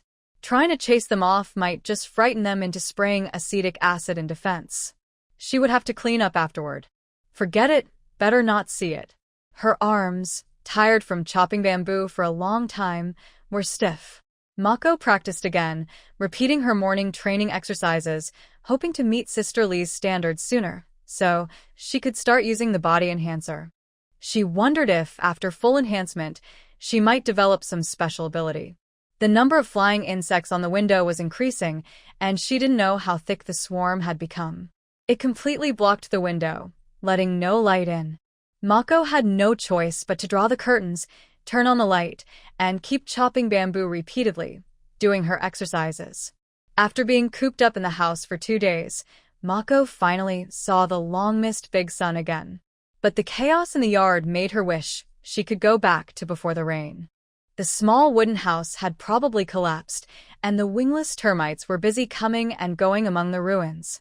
In the corner cracks, red threads twisted and writhed. On the flat ground, there were many snail-sized creatures and mucus worms as big as small rolling pins crawling around. There were visible streaks of sticky slime on the ground. Mako thought that if the rain lasted a bit longer, the safety base might be taken over by these bugs from who knows where. She decided not to go outside and immediately called the pest control team, paid extra, and asked them to come quickly. She carefully put on protective gear, crossed the yard, opened the door, and let the professionals in to start cleaning. Because the streets inside the safe zone had a dedicated sanitation department, the situation was better than in her yard. While the cleaners handled her yard, Mako didn't go inside to bother them anymore. Her attention was caught by a familiar car at the gate of the neighboring yard.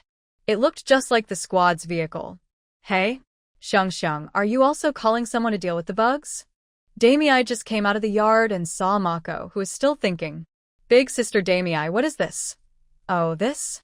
This is our squad's new big vehicle. It's bigger than the one we had before, right? The place is easy to enter and exit, and it's not noisy. The training grounds, shooting room, dormitories, cafeteria, warehouse, and activity room can all be arranged to open when needed. It's close to you, so you can train behind the squad when the time comes. Damei was enthusiastically explaining everything to Mu Xiang. Originally, the plan was for everyone to go out on missions this time, and once those were finished, they would move everything here. But a heavy rain disrupted all plans. The mission wasn't completed, and the unfinished house was attacked by bugs, so they had to clean outside before they could continue building. When it came to building the house, Mu Xiang thought of her courtyard plan. She had planned to start rebuilding after the rain, and she guessed the people would arrive soon. Damei kept explaining as she pulled Mu Xiang along until she was called away by a phone call. Mu Xiang then returned to her small courtyard. Inside the yard, the wooden hut and leftover firewood had been taken away. The bugs had been cleared, and now they were doing the final smell removal and cleaning. The building team seemed to know exactly when the cleaning would finish, so they arrived on time. The pest control team followed and started working. Having experienced this twice, Mu Xiang was no longer surprised by their work methods. She handed the site over to the professionals, then went to the trading hall to buy 10 bottles of drinking water. She stacked them by the wall for the workers to take and drink. After changing her clothes and locking the house, she took her cart and left. She had been at home for several days and urgently needed to go out to find some supplies to increase her stock.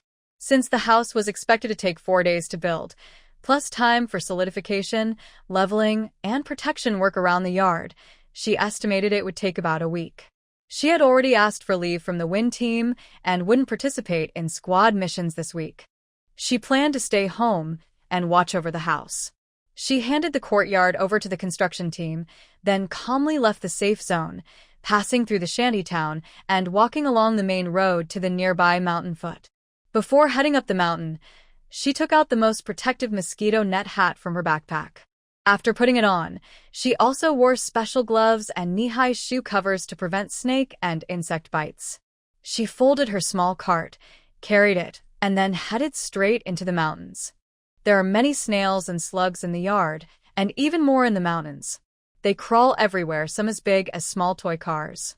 I don't know if these can be eaten. Mu Xiang looked at the passing snails and slugs but finally decided not to pick any, because after the heavy rain, not only are there many insects, but also large, newly grown mushrooms in the mountains. She just went a little deeper into the forest and found a big world of mushrooms, like something out of a fairy tale. There were huge mushrooms like the caterpillar in Alice in Wonderland that smokes. There was a forest of giant boletus mushrooms over half a person tall. Mu Xiang felt like she was a mouse falling into a rice jar. These big mushrooms were exactly what she liked. She could eat them for 3 days straight. Her usual steps were to scan the mushrooms first, then measure their ingredients, always staying alert. No matter how much a mushroom looks like another, she would check if it was poisonous before picking it. Once she confirmed they were safe, she started collecting them happily. She quickly checked each mushroom, cutting them off from the ground with a kitchen knife and putting them into her space. Because there were many snails and slugs, many mushrooms had bites taken out of them. Mu Xiang hurried to pick the undamaged ones, feeling sad for the damaged mushrooms. She quickly ate the bitten parts at home, cutting off the damaged areas so they wouldn't affect eating. Although she liked the sturdy boletus the most, there were other edible mushrooms growing in the mountain forest after the rain. She didn't know if these mushrooms should grow together in her old world or if they appeared at the same time, but here, they grew mixed together. She saw both big and impressive mushrooms and smaller, more normal ones. Some had already started to rot just a day after the rain stopped, which made Mu Xiang feel sorry. She didn't have time to be sad. The longer she waited, the more mushrooms would rot or be eaten. The safest way was to quickly put them into her space to keep them safe. When she encountered a large, healthy giant mushroom, she didn't even have time to grab a knife. She bent down quickly, hugged it tightly, and shook it back and forth until a crisp cracking sound came from the ground. The root of the giant mushroom was broken, and the fragrant wood scent filled the air. She carefully moved the entire mushroom, roots and all, into her space, planning to take it out later and clean it carefully. Today, the fragrant wood scent was from a fallen willow tree. After finishing this patch of forest, she crossed a small hill and entered a new, magical world. It was a land where huge bread-like mushrooms grew all over the ground. On the grassy hillside, there were large, flat mushrooms about the size of a millstone or even a small car. Even just 1 or 2 of these perfect mushrooms would be enough to last half a month. But she might not be able to go back today because there were so many mushrooms here. She simply couldn't pick them all. She transformed again. Now, she was a wood elf with a single horn. She decided to do a quick test on a medium-sized mushroom. She held the big bread-like mushroom with both hands, bent over, and pushed hard. With a clear cracking sound, she suddenly loosened her grip, and the mushroom shifted slightly. She tentatively tried to put it into her space. When it succeeded, she checked inside. The roots of this huge mushroom were as big as the roots of the previous giant mushroom she had pulled out. This gave her a lot of confidence. At first, she was worried she couldn't handle it. but she kept thinking about tearing it off and putting it into her space. She had never tried just touching it to see if it would go in directly. She decided to try immediately. Using her detection stick, she scanned again and found another large mushroom about the size of a small car. She held it with both hands, silently wished to store it, and suddenly felt her hands go empty. She accidentally stumbled forward. And it worked. The large mushroom she had just pulled out was now just a big hole in the ground, with the mushroom safely inside her space. So, all her daily chopping of bamboo and digging roots was unnecessary. She took a deep breath, exhaled, and thought, "It doesn't matter. No one knows. I'll pretend I don't know. I'm still the clever and quick-witted Xiangxiang." The next part of her work became much easier. She only needed to keep wandering and checking the middle of each giant mushroom, picking out the suitable ones to store. On the mountain peak, she still worried about not being able to return today. Thanks to the space ability, she collected all the qualified products on this hillside in just half a day. Seeing that it was getting late, Mu Xiang stopped exploring and quickly turned back along the same path. Even if the temptation on the other side of the mountain was strong, she wouldn't risk going alone into deeper areas. Today, she had already gained a lot. She was so full of mushrooms that she even saw snow. The forest here is dense, and perhaps other forests are the same. If she learns how to use her space ability properly, she can explore another forest tomorrow. She believes she will find good things there too. Today, she had already done more than enough exercise. She broke many large mushrooms and quickly stored them in her space. It was hard work. She was so excited that she didn't eat or rest at noon. Now she's very hungry, her skin is slightly sunburned, and she needs to repair it with crystal cores when she gets back. As it got darker, the sun still hung in the sky. After the mosquito rain, the mosquitoes reappeared like dark clouds circling her head, buzzing non-stop. She wore her protective suit and didn't waste the mosquito spray. She used her space to gather many fern leaves, then chopped them with her machete, testing each one with her detection rod. The good ones were packed into her small cart, and she didn't need to take too many, just a small bundle, then stop testing. She pulled the cart along the road toward the safe zone. Although her main harvest today was mushrooms, she couldn't easily carry the large ones because they were risky to eat. She also didn't dare bring them back to avoid attracting attention or misunderstandings. Back at the small yard, it had changed after a day of renovation. The main framework of the house was finished, and they were now pouring cement into the walls. The steel corridor was dismantled, and the front yard was covered with gravel. Once the cement was set, they could level the ground and let it dry overnight, ready for use tomorrow. Mu Xiang had no objections. She only gave the person in charge a lock, so they could lock the yard door after finishing the work and leveling the ground. She wouldn't go out again, as it was inconvenient to go back and forth. They would open the door and start work tomorrow. She entered the room, pulled the curtains closed, and carefully took off her heavy protective suit layer by layer. She had been wearing it all day and was soaked in sweat. Wearing and removing the suit made her hot and uncomfortable. Not wearing it was dangerous and could risk her life. Life is really hard. By the way, she needed to tell the construction team leader to set up a small changing room next to the kitchen at the door. It was inconvenient to wear the suit outside in the woods all day and then come inside to change clothes. Plus, she had to do a big cleaning of the house afterward because she felt her outer clothes might carry some unwanted things. Later, she planned to change clothes and take a shower in the outdoor washing area, then return to the house clean and fresh. Despite feeling tired, she first took a shower, changed clothes, and tidied up. She also cleaned and disinfected the protective suit, hanging it up afterward.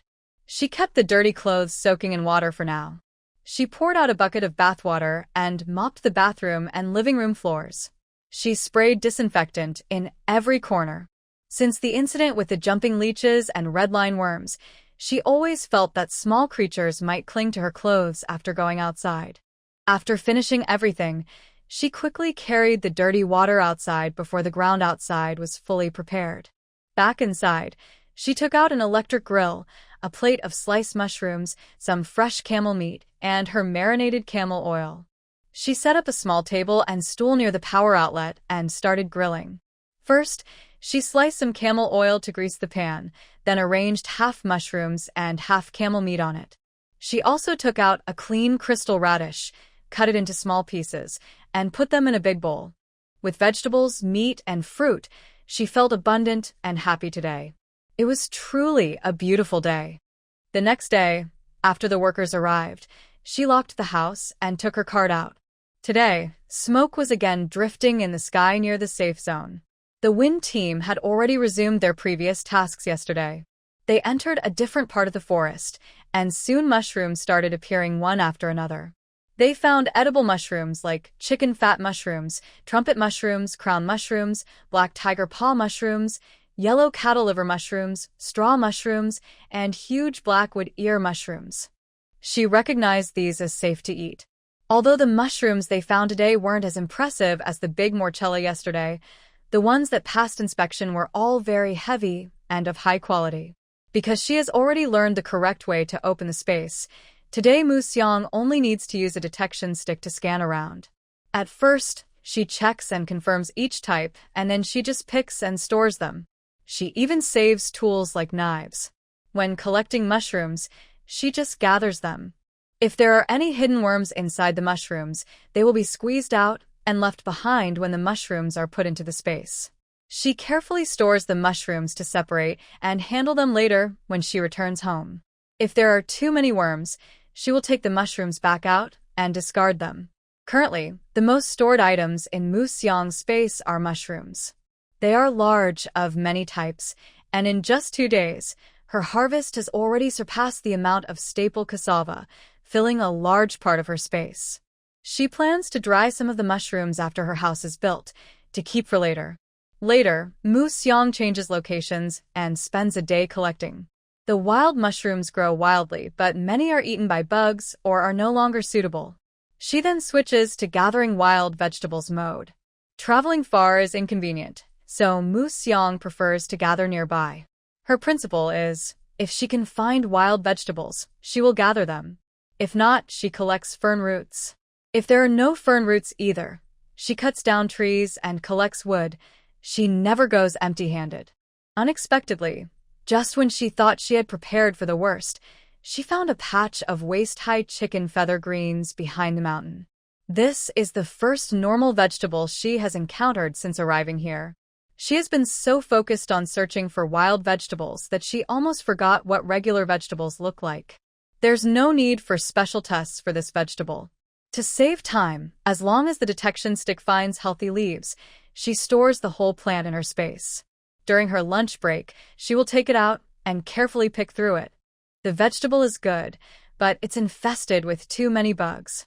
The cabbage worms, which have grown several times larger, are not cute at all. There are many, and they even spin silk. If it weren't for the fact that the chicken feather greens are thriving, she wouldn't have entered this area. While checking and collecting the vegetables, she also has to wave a small stick back and forth like casting a spell, sweeping away the silk threads that float around. Yes, the pests often drift in. The green caterpillars have become quite clever. When they're scared, they spray out sticky silk threads. Their attack isn't very strong, but once they stick to something, it acts like a strong glue, holding everything tightly. Mu Xiang only noticed the caterpillars after 2 pieces of vegetable leaves got stuck on her body. She decided not to tear them off to avoid more sticking. Then, her magic wand appeared.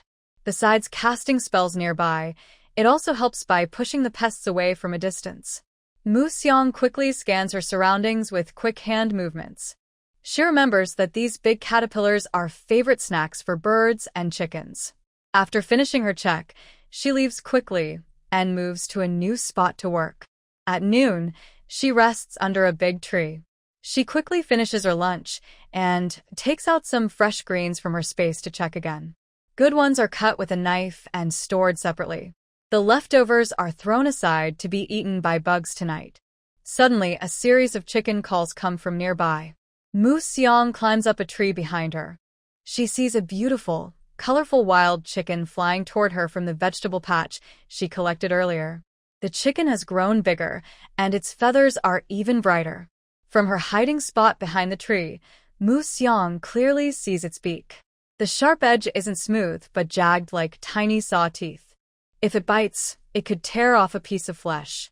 Just as she marvels at how beautiful and fierce the chicken looks, a shadow passes over her head. A huge eagle swoops down and snatches the chicken away. Frightened, Mu Xiang quickly crouches down. She waits on the branch for a long time before slowly climbing down and rushing out of the forest. This place is too dangerous. She wants to go back home. Today, she finishes work early, holding 2 leaves and some fern roots. She tears the leaves while walking toward the safe zone. Her small yard, after a few days of construction, has taken shape. When she returns home, the workers are leveling the ground and applying a coating to the small house. Once everything is done and the doors and windows are installed, her yard will be complete. That's enough for today. She doesn't plan to go out again. I dragged the small cart under the eaves and unloaded the contents. Mu Xiang first went back to the house to remove her protective suit. Because there were vegetable leaves and silk thread stuck on it, she couldn't clean it properly. So, she hung it under the eaves to air dry naturally. She hoped that after drying, the silk threads would lose their stickiness. Mu Xiang then washed the few chicken leaf vegetables she brought back and stored them inside the house. Next, she washed the fern roots she had collected over the past few days with clean water. She cut them into small pieces and used a pestle to crush them little by little.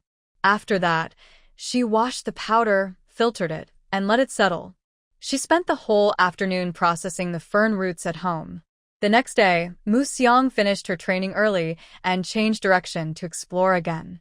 Because of the shadow cast by the eagle yesterday, she chose to walk through areas with dense trees today. She thought that places with many trees were not very convenient for an eagle of that size to hunt. The strategy worked quite well, at least Mu Xiang thought so. She didn't see the eagle, but there were many more bugs around.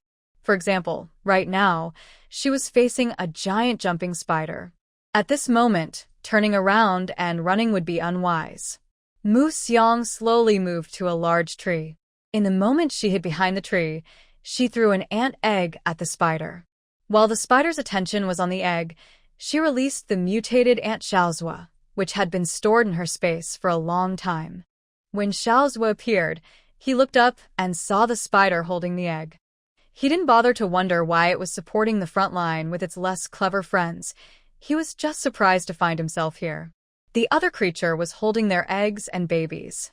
He had to get them back. Mu Xiang successfully diverted the attention of the spider and then retreated, turning around and running away. While running, she also unfastened her mosquito net hat and put on a glass face shield inside it. She remembered how scared she was during the confrontation with the spider, worried it might rub its abdomen and shoot out flying hairs at her. Although her body was protected and it wasn't completely safe, she thought she could handle a little bit of the spider's flying hairs. But her head and face were exposed. No matter how sturdy the mosquito net was, it was just a net, completely unable to stop the spider's flying hairs. Previously, Xiaozhua and Xiaoyu had been kept in the space, and she hadn't decided what to do with them. Although she could have dismantled them directly using the space, since they had once worked together, she felt reluctant to do so. The space was large enough, so she decided to leave them there for now. Mu Xiang had run a long way before stopping to rest against a rock. She thought that since she was so far away, there shouldn't be any problem. As for who would win or lose, she hoped Xiaozhua would win, so it could be free. She wished it could stay away from danger and live well. Suddenly, a familiar tapping sound came from her shoulder. It felt like a greeting from the Grim Reaper. Mu Xiang froze again. She sensed a big head very close behind her, and she felt 2 familiar feelers exploring her body. She stayed still, afraid to move. The feelers were touching her gently, as if checking or exploring. They lingered on her hand for a long time. She wondered how likely it was that she could suddenly grab the feelers and use her space to trap the one behind her. Just then, a familiar yet fierce-looking big head appeared behind her and touched her forehead. Mu Xiang shouted inwardly, "Please don't come closer." Xiao's antenna waved as if saying, You're not very smart. What are you doing here? Where did you go? Your scent is almost gone. I looked for you for a long time. Do you have a pouch to carry the eggs? Have you evolved again? Forget it, you can hold the eggs in your mouth. The eggs are light, but I am carrying food on my back. This is heavy. Come with me. Mu Xiang wasn't sure if Xiaozhua recognized her. After touching her with its feelers, it returned the ant eggs she had previously thrown away back into her hand and even nudged her face. She didn't know what it was trying to do. Was it giving her food? She was too scared to accept. Then Mu Xiang held the ant eggs like a blindfolded donkey turning around, being driven up the mountain by Xiaozhua's feelers, leaving no chance for her to sneak behind and attack. They walked and stopped repeatedly. Xiaozhua kept adjusting its direction. Mu Xiang carried the ant eggs and crossed two big mountains, reaching a rocky hillside. Xiaozhua threw a dead bird-catching spider next to Mu Xiang and turned around to search the surrounding rocks. It stopped beside a stone 5 times its size and started exerting force, as if trying to push it away. Mu Xiang hesitated, put down the ant eggs, and moved closer to help push the stone. I didn't expect him to guess correctly. Xiaozhua really was about to push it away. He started pushing the stone harder than before, and a few tiny legs got stuck in the ground. Mu Xiang remembered the warehouse they moved to earlier, which was sealed with stones. Could this be the same? Feeling curious, she reached out to the stone and tried to collect it. The large stone instantly disappeared. Xiaozhua, pushing too hard, fell to the ground. He quickly got up and looked around. Although he didn't know where the blocking stone went, there was no need to worry, just leave it be. Xiaozhua paused for a moment, then turned around and handed the ant eggs to Mu Xiang. He also carried the big hunting spider on his back and then slipped into the underground tunnel behind the moved stone. It was another storage warehouse, just like the previous one, but even bigger. In the middle of the crystal core pile, the giant queen eggs started to move. Mu Xiang felt they might hatch at any moment. The other ant larvae and limbs, already formed, twitched from time to time, as if ready to activate at any moment. If they weren't discovered, a new ant kingdom could revive in a few days. At this point, Xiaozhua no longer kept watch behind her. He carried the big spider alone to the food storage area and set it down. Then he checked on the eggs and larvae inside the cave. Mu Xiang, at this moment, reached out her mischievous little hand and secretly grabbed him. Xiaozhua was once again pulled into her space. Next, Mu Xiang quickly swept through the entire cave, collecting all the ant eggs, food, crystal cores, and even the spider carcass she just put down. She cleaned the cave thoroughly. Among the items, there were many top-grade crystal cores and special stones beneath the queen eggs. As soon as Mu Xiang stored everything in her space, these special stones and top-grade crystal cores turned to ash. The space expanded significantly and underwent a transformation. It became vast, growing from just a few dozen cubic meters to a huge 100,100,100 space. Although she was happy about the larger space, she was a bit disappointed because it contained top-grade crystal cores she hadn't even had time to examine closely. After gathering everything, she went outside and put the blocking stone back in its original place. Mu Xiang activated her navigation and headed toward the nearest main road. Since it was still early, she needed to hurry home. Long-term training was not in vain. Mu Xiang ran back to the small courtyard just before it got dark. After saying goodbye to the renovation workers, Mu Xiang took off her heavy protective suit to take a shower and change clothes. Wearing this suit is really difficult each time. Not wearing it isn't an option either. She doesn't know when she will be able to go out lightly like Sister De May and the others. Today's harvest was huge. She collected an entire large ant nest by herself. People say a clever rabbit has 3 burrows, and these ants have many hiding places too. She checked the navigation history and compared it with the location of the ant nest. It was quite far across 2 mountains, but they had supplies here too. Could there be entrances to other ant nests nearby? Was their last cleanup really thorough? Thinking about the warehouse door that Xiaozhua brought her to, the stone seal was still solid and unmoved. There probably weren't any ants left that had sneaked in. If there were remaining ants, The warehouse should have been moved long ago, since so much time had passed. Today's warehouse contained eggs, crystal cores, and many beans, nuts, and unknown dried fruits. She didn't know if she could eat them. Last time, she was given 2 bags, but she had forgotten about them.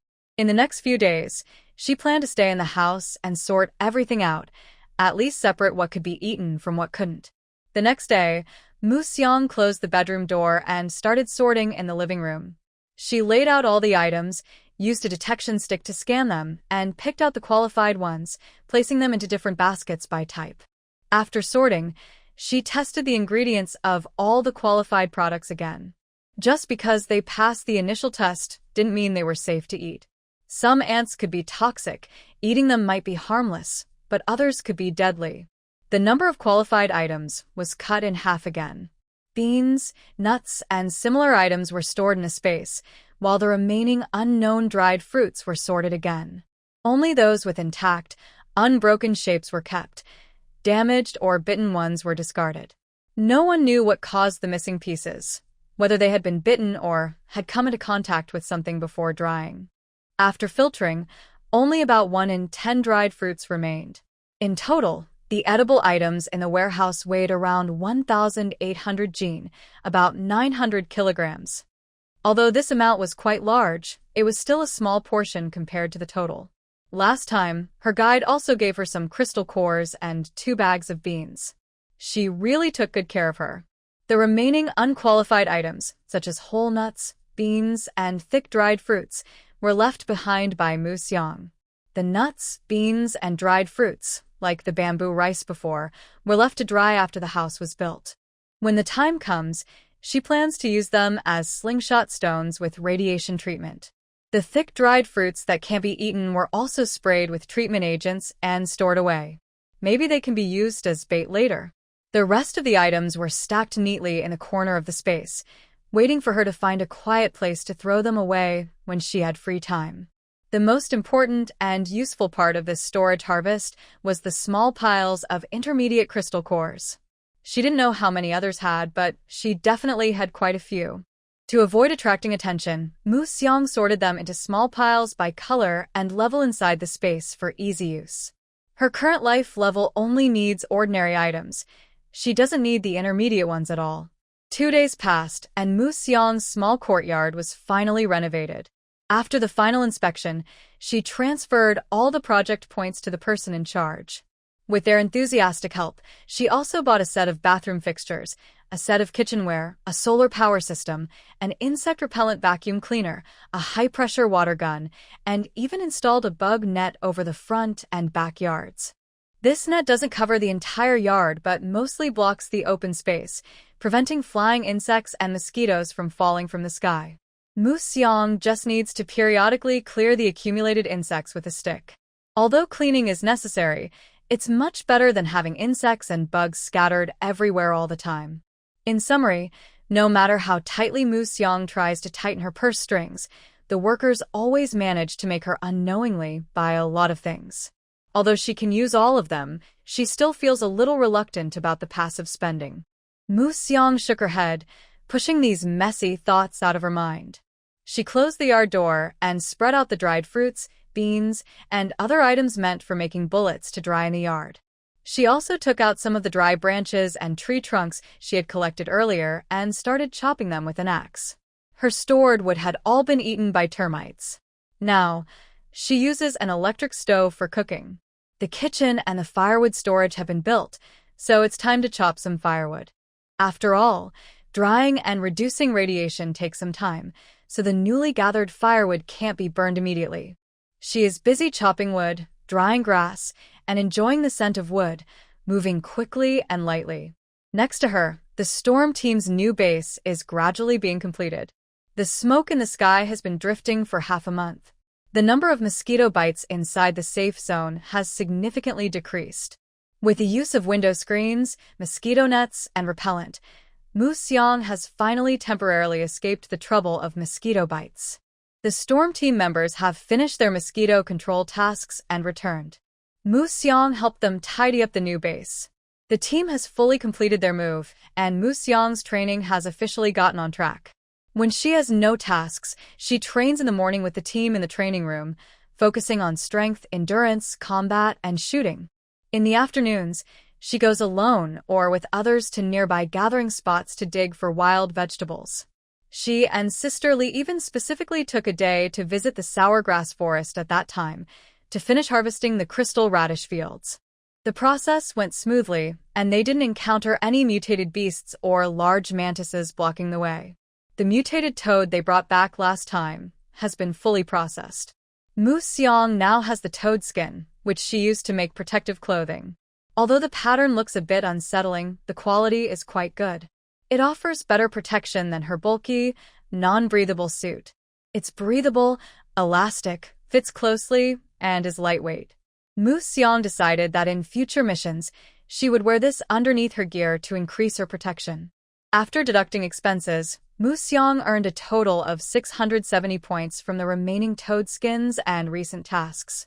Of this, 600 points came from the toad skin share and 70 points from the mission.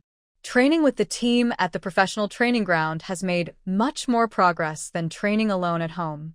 Sister Lee and others can adjust the training plans and pace based on Mu Xiang's progress and shortcomings at any time.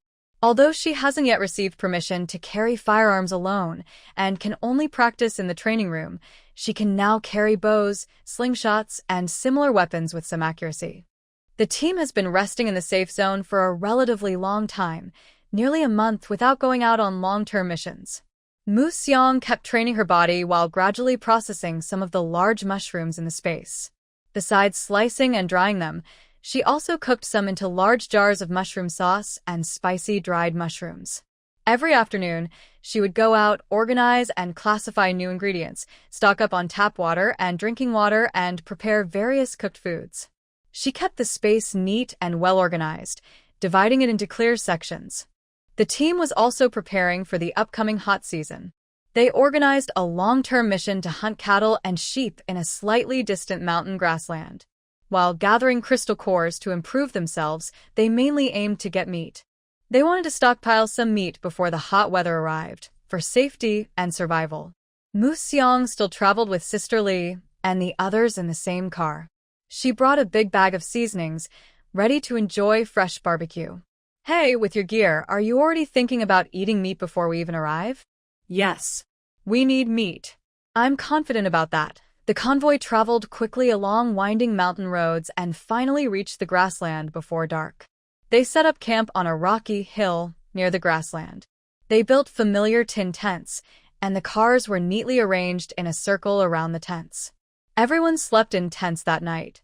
The doors were locked at night, and there was a lookout point on top of the tin tent.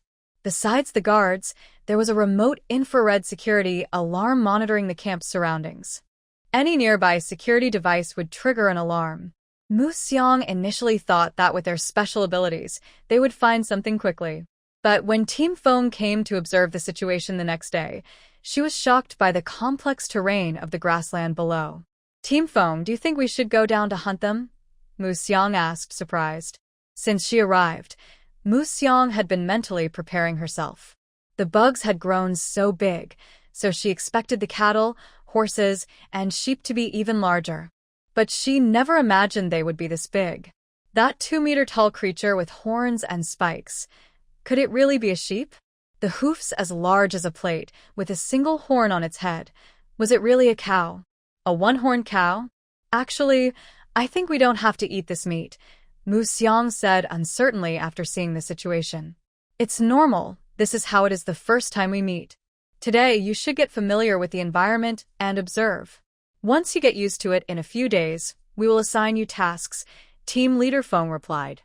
Mu Xiang stayed on the mountain with 2 other team members.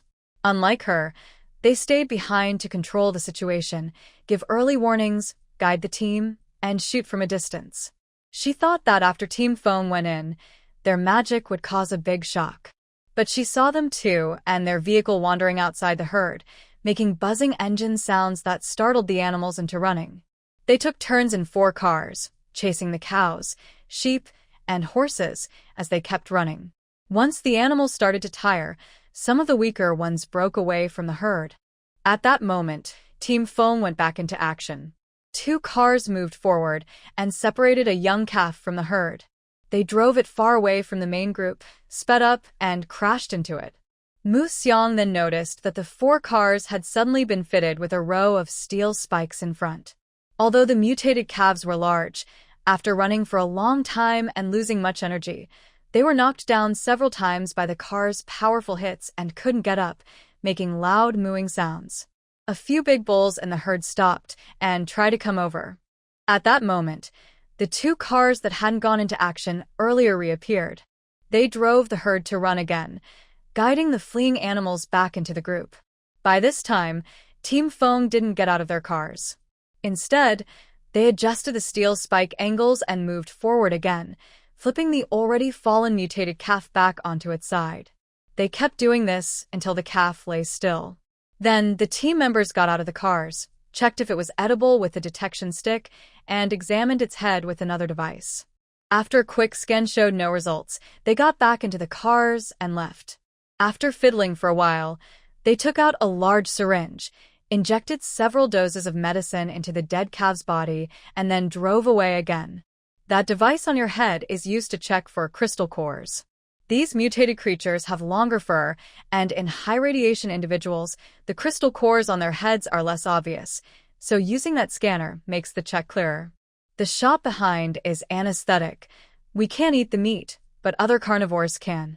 Eating that meat would make even elephants sleep for 3 days. This helps us collect the bodies. A teammate nearby, observing the battlefield, saw Mu Xiang looking carefully and explained. All right, her idea was a bit fanciful. Who would run around chasing each other with cars and guns? Direct confrontation isn't common. This method is actually pretty good. Since it wasn't what she thought, she lost interest in watching and started looking around for the rabbit that Win team mentioned. She was still a bit nervous because she remembered being chased up a tree by a rabbit before. The rabbit was about the size of a goat, and she knew she had to hit its head in one shot. Not very familiar with the surroundings, Mu Xiang didn't leave recklessly or wander aimlessly. She just stood on the hilltop, observing. But she didn't see the tree-bumping rabbit again. Instead, she saw many small creatures that used to be normal-sized rabbits. Actually, they were a type of small animal called a pika, once protected animals. Now, they were a little bigger, with slightly larger front teeth, but still looked like rabbits with mouse ears. Mu Xiang had only practiced shooting targets, not living creatures, so she wasn't perfect at hitting her mark. She shot many times, but not only did she miss, the little creature noticed her and snarled from a distance, standing on a rock. Seeing how lively it was, Mu Xiang decided to challenge it. She had plenty of bullets stored in her bag, so she reached in, turned her back to her teammates, and shot. They couldn't tell whether she was shooting bullets or beans. After several shots, she finally hit the pika that was hopping on the rock, cursing at her. Just as she was about to go forward and retrieve her prize, a roar of a beast came from the playground below. What's wrong? What's happening? Mu Xiang hurriedly ran to the observation point on the hill. Win team ran into some trouble, a teammate answered while changing their shooting angle. Below, the herd of cattle that was running in a neat line was suddenly stopped by a huge black bear that appeared out of nowhere. The bear's massive claws swung left and right, each swipe capable of knocking down an adult unicorn cow. The herd of cows was confused and rushing around wildly, causing the convoy that was following behind to get separated in the chaos. They slowly moved to the side along the direction the cows were running, trying to escape from the herd. The situation looked very dangerous. Fortunately, their situation wasn't too serious, and they gradually squeezed to the side and managed to get out of the herd. A few vehicles regrouped and circled around, then returned to the camp. Today, with the giant bear present, there was no hope of a good harvest. They could only wait until the bear was full and left before they had a chance to go out. Otherwise, if the bear kept watching them, any conflict would be risky, and even if they won, it wouldn't be worth it. Their nice day was interrupted early, but they couldn't just waste it. Since they couldn't fight the big bear, they decided to go after rabbits instead. At that moment, Mu Xiang remembered the rabbit she had shot earlier, but there was no sign of the rabbit waiting for her anymore. She didn't know if it had been killed or taken away by a predator. Mu Xiang still joined Li Jie and her team. While practicing shooting skills, they also looked out for each other and hunted in a more distant area, unlike before when they could only stay near the mountain peak observation point. They drove to the other side of the hill, hid the car, and found a large rock to hide behind as they looked down the mountain. The hillside was lush with green grass. Several large mutated rabbits were eating grass near their burrows, alert and looking around. These rabbits, which usually acted alone, were surprisingly in groups here. They were very cautious, so Mu Xiang and her friends could only rely on long-distance shooting to catch them. Each person found their own shooting spot and aimed in different directions, working alone without disturbing each other. With Li Jie present, Mu Xiang was able to use her crystal core gun. She gently placed her finger on the trigger, carefully aiming at her target. At this moment, the entire grassland was very quiet.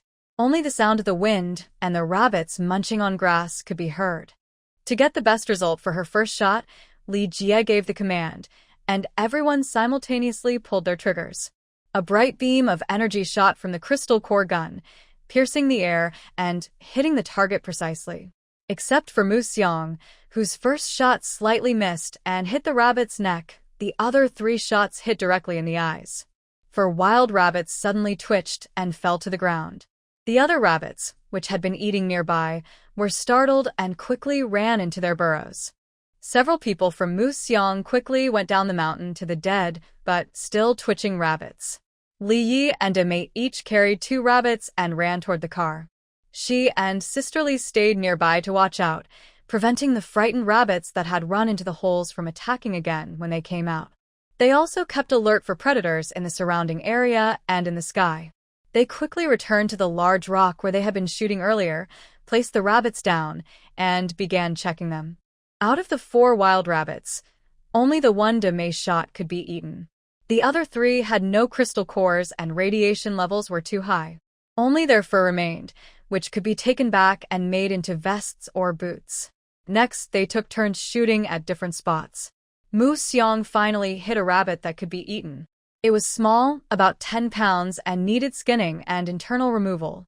They collected 5 rabbit skins and asked Sister Li and others to help carry them back for processing.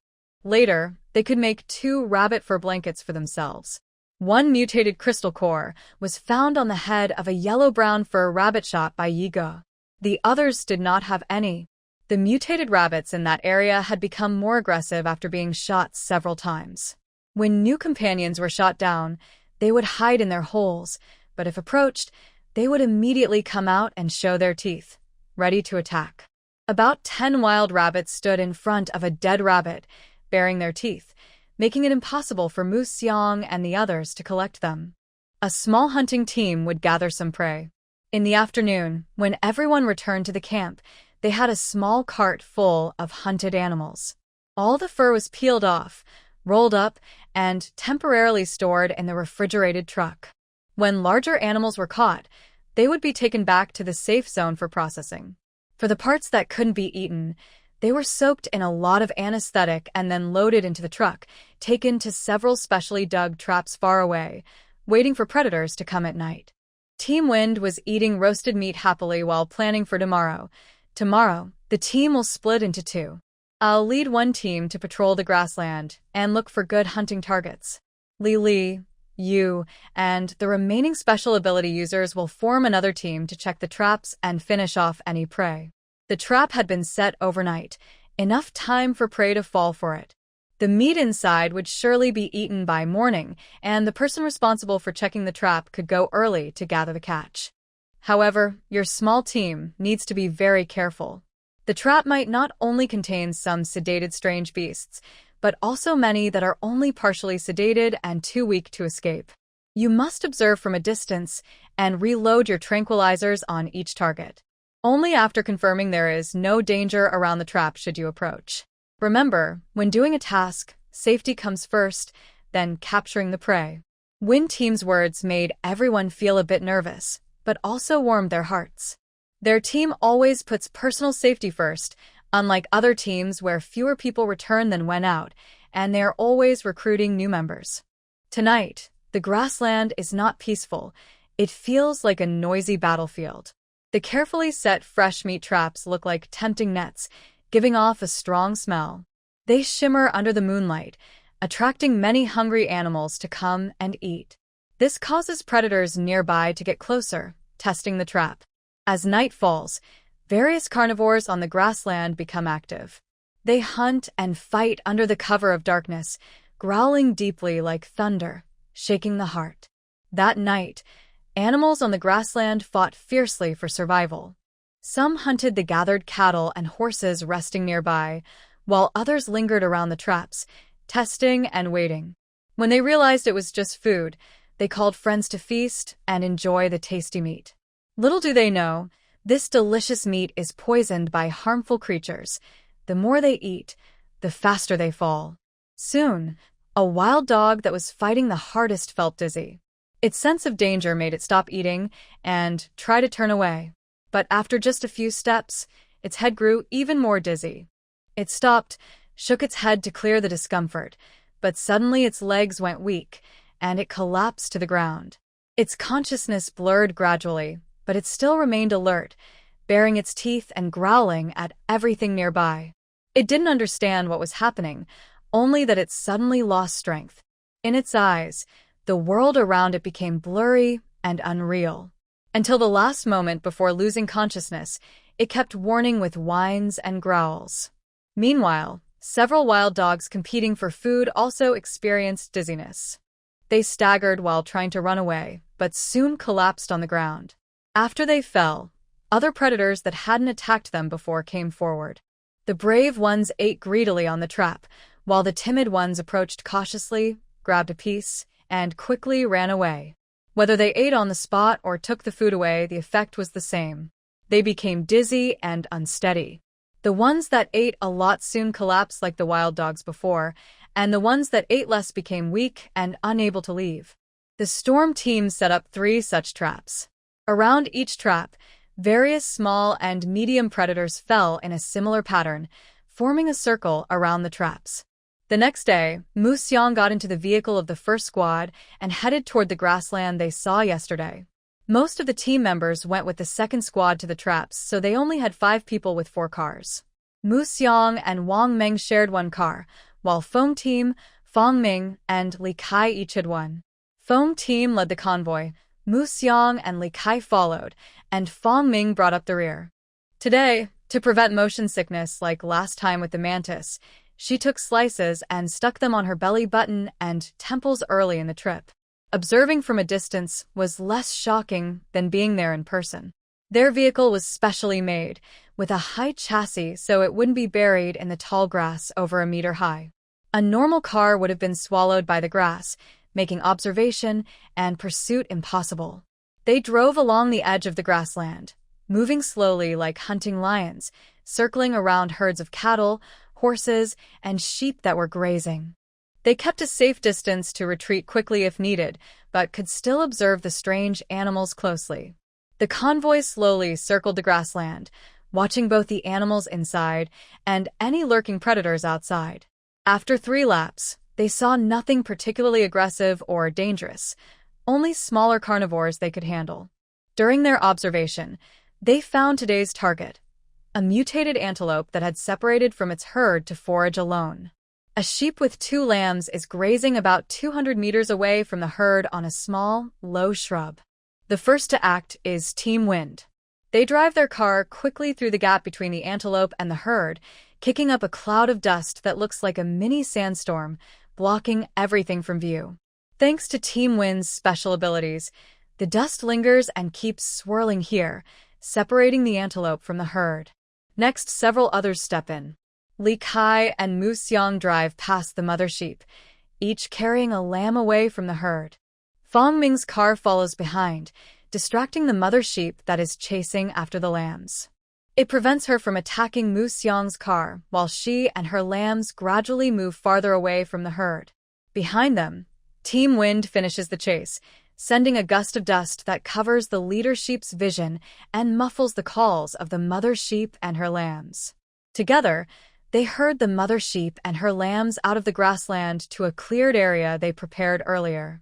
Yesterday, the weeds here were cut down, creating a clear, 50-meter-wide empty space.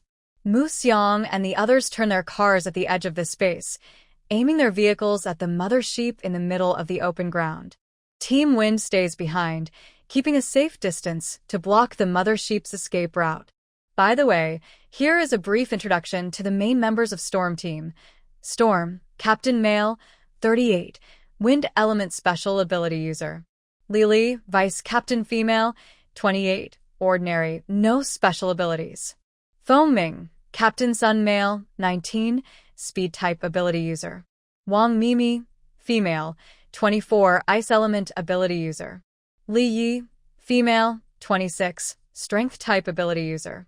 Wang Ming, Male, 31, Shapeshifter with Mutation Abilities. Wang Hao, Male, 21, Earth Element Ability User. Chen Jun, Male, 28, Shapeshifter with Mutation Abilities. Chun Ming, Male, 28, Shapeshifter with Mutation Abilities. Wang Meng, Male, 32, Ordinary, no special abilities.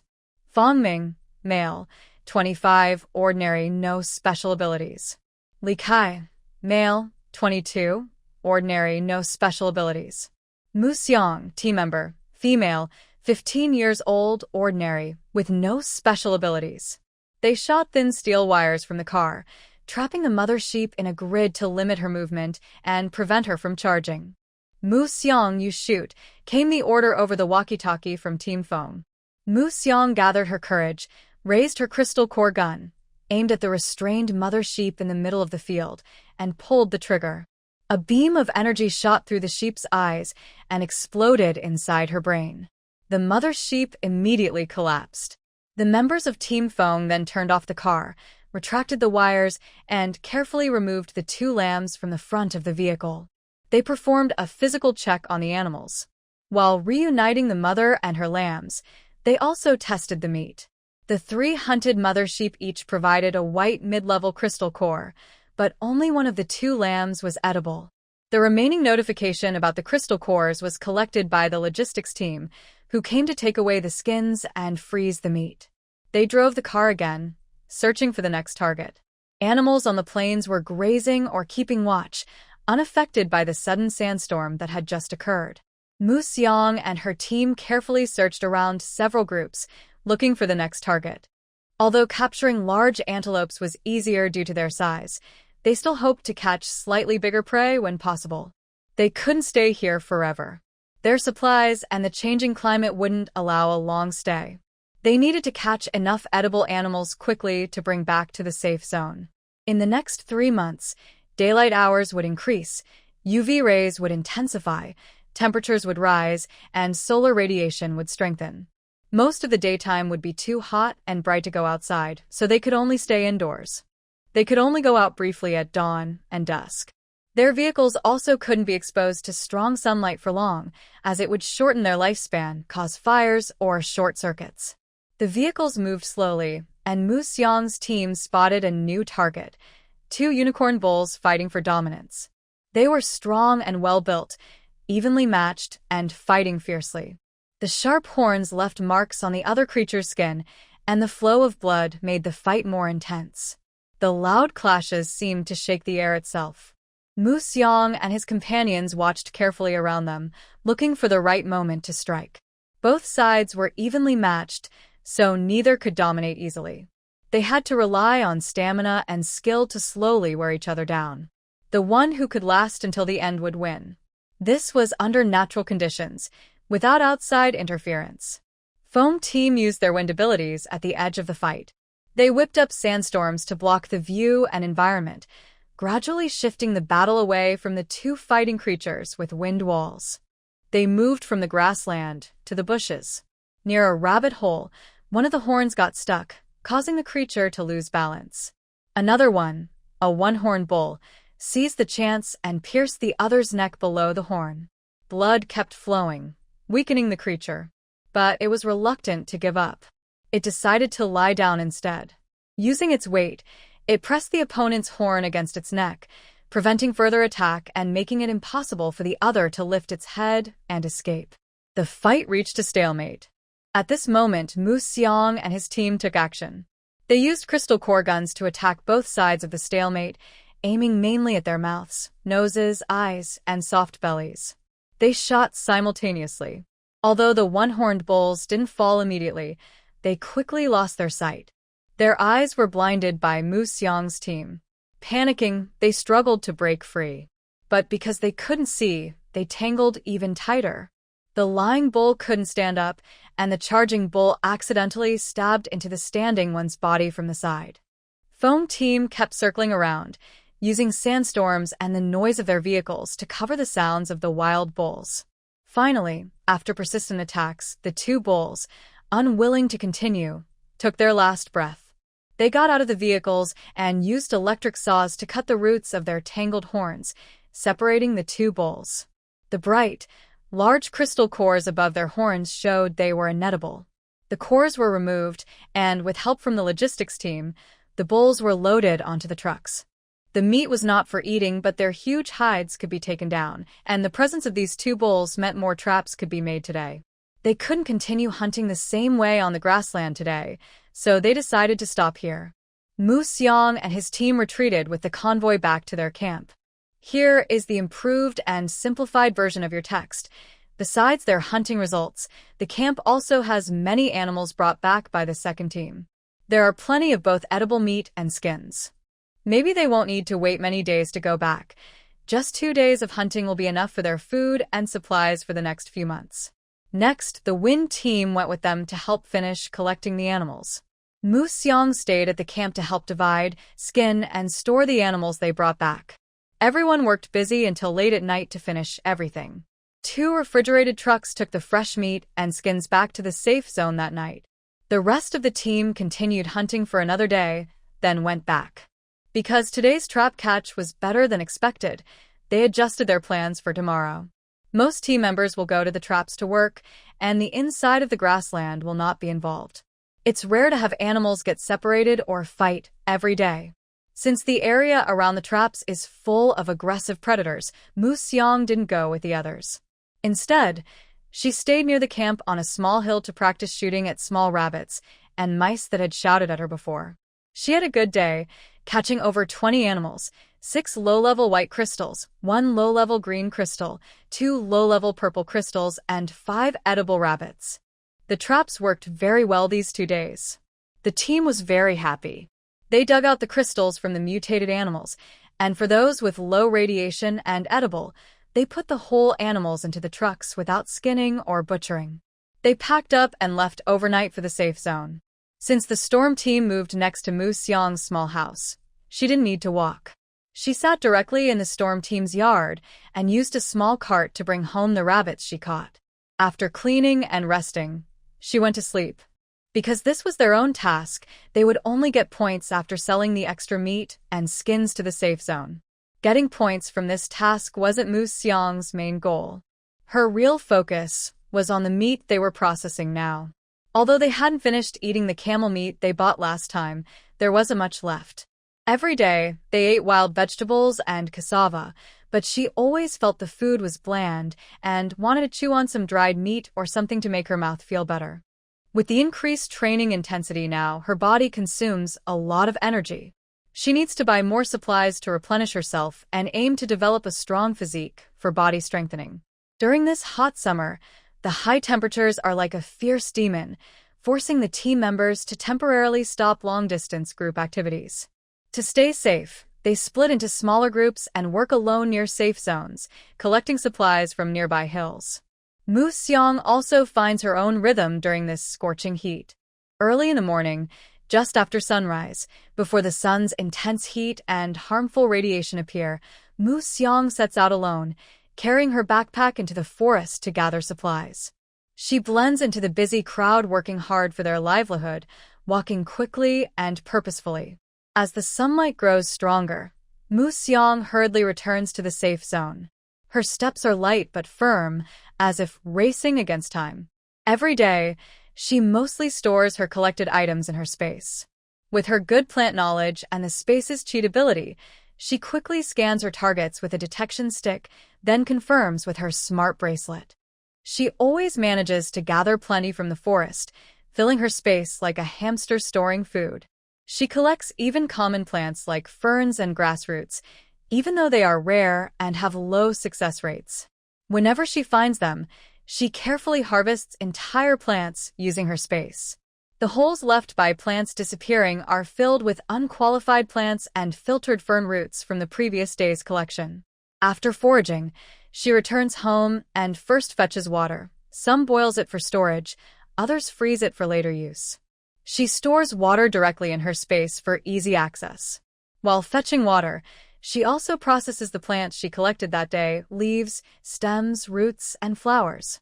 She gathers any edible, non-toxic parts regardless of type or part. Now, with many crystal cores, she no longer uses chemical treatments or soaking agents on her food, as those are technological products that may not be entirely safe and waste time and water.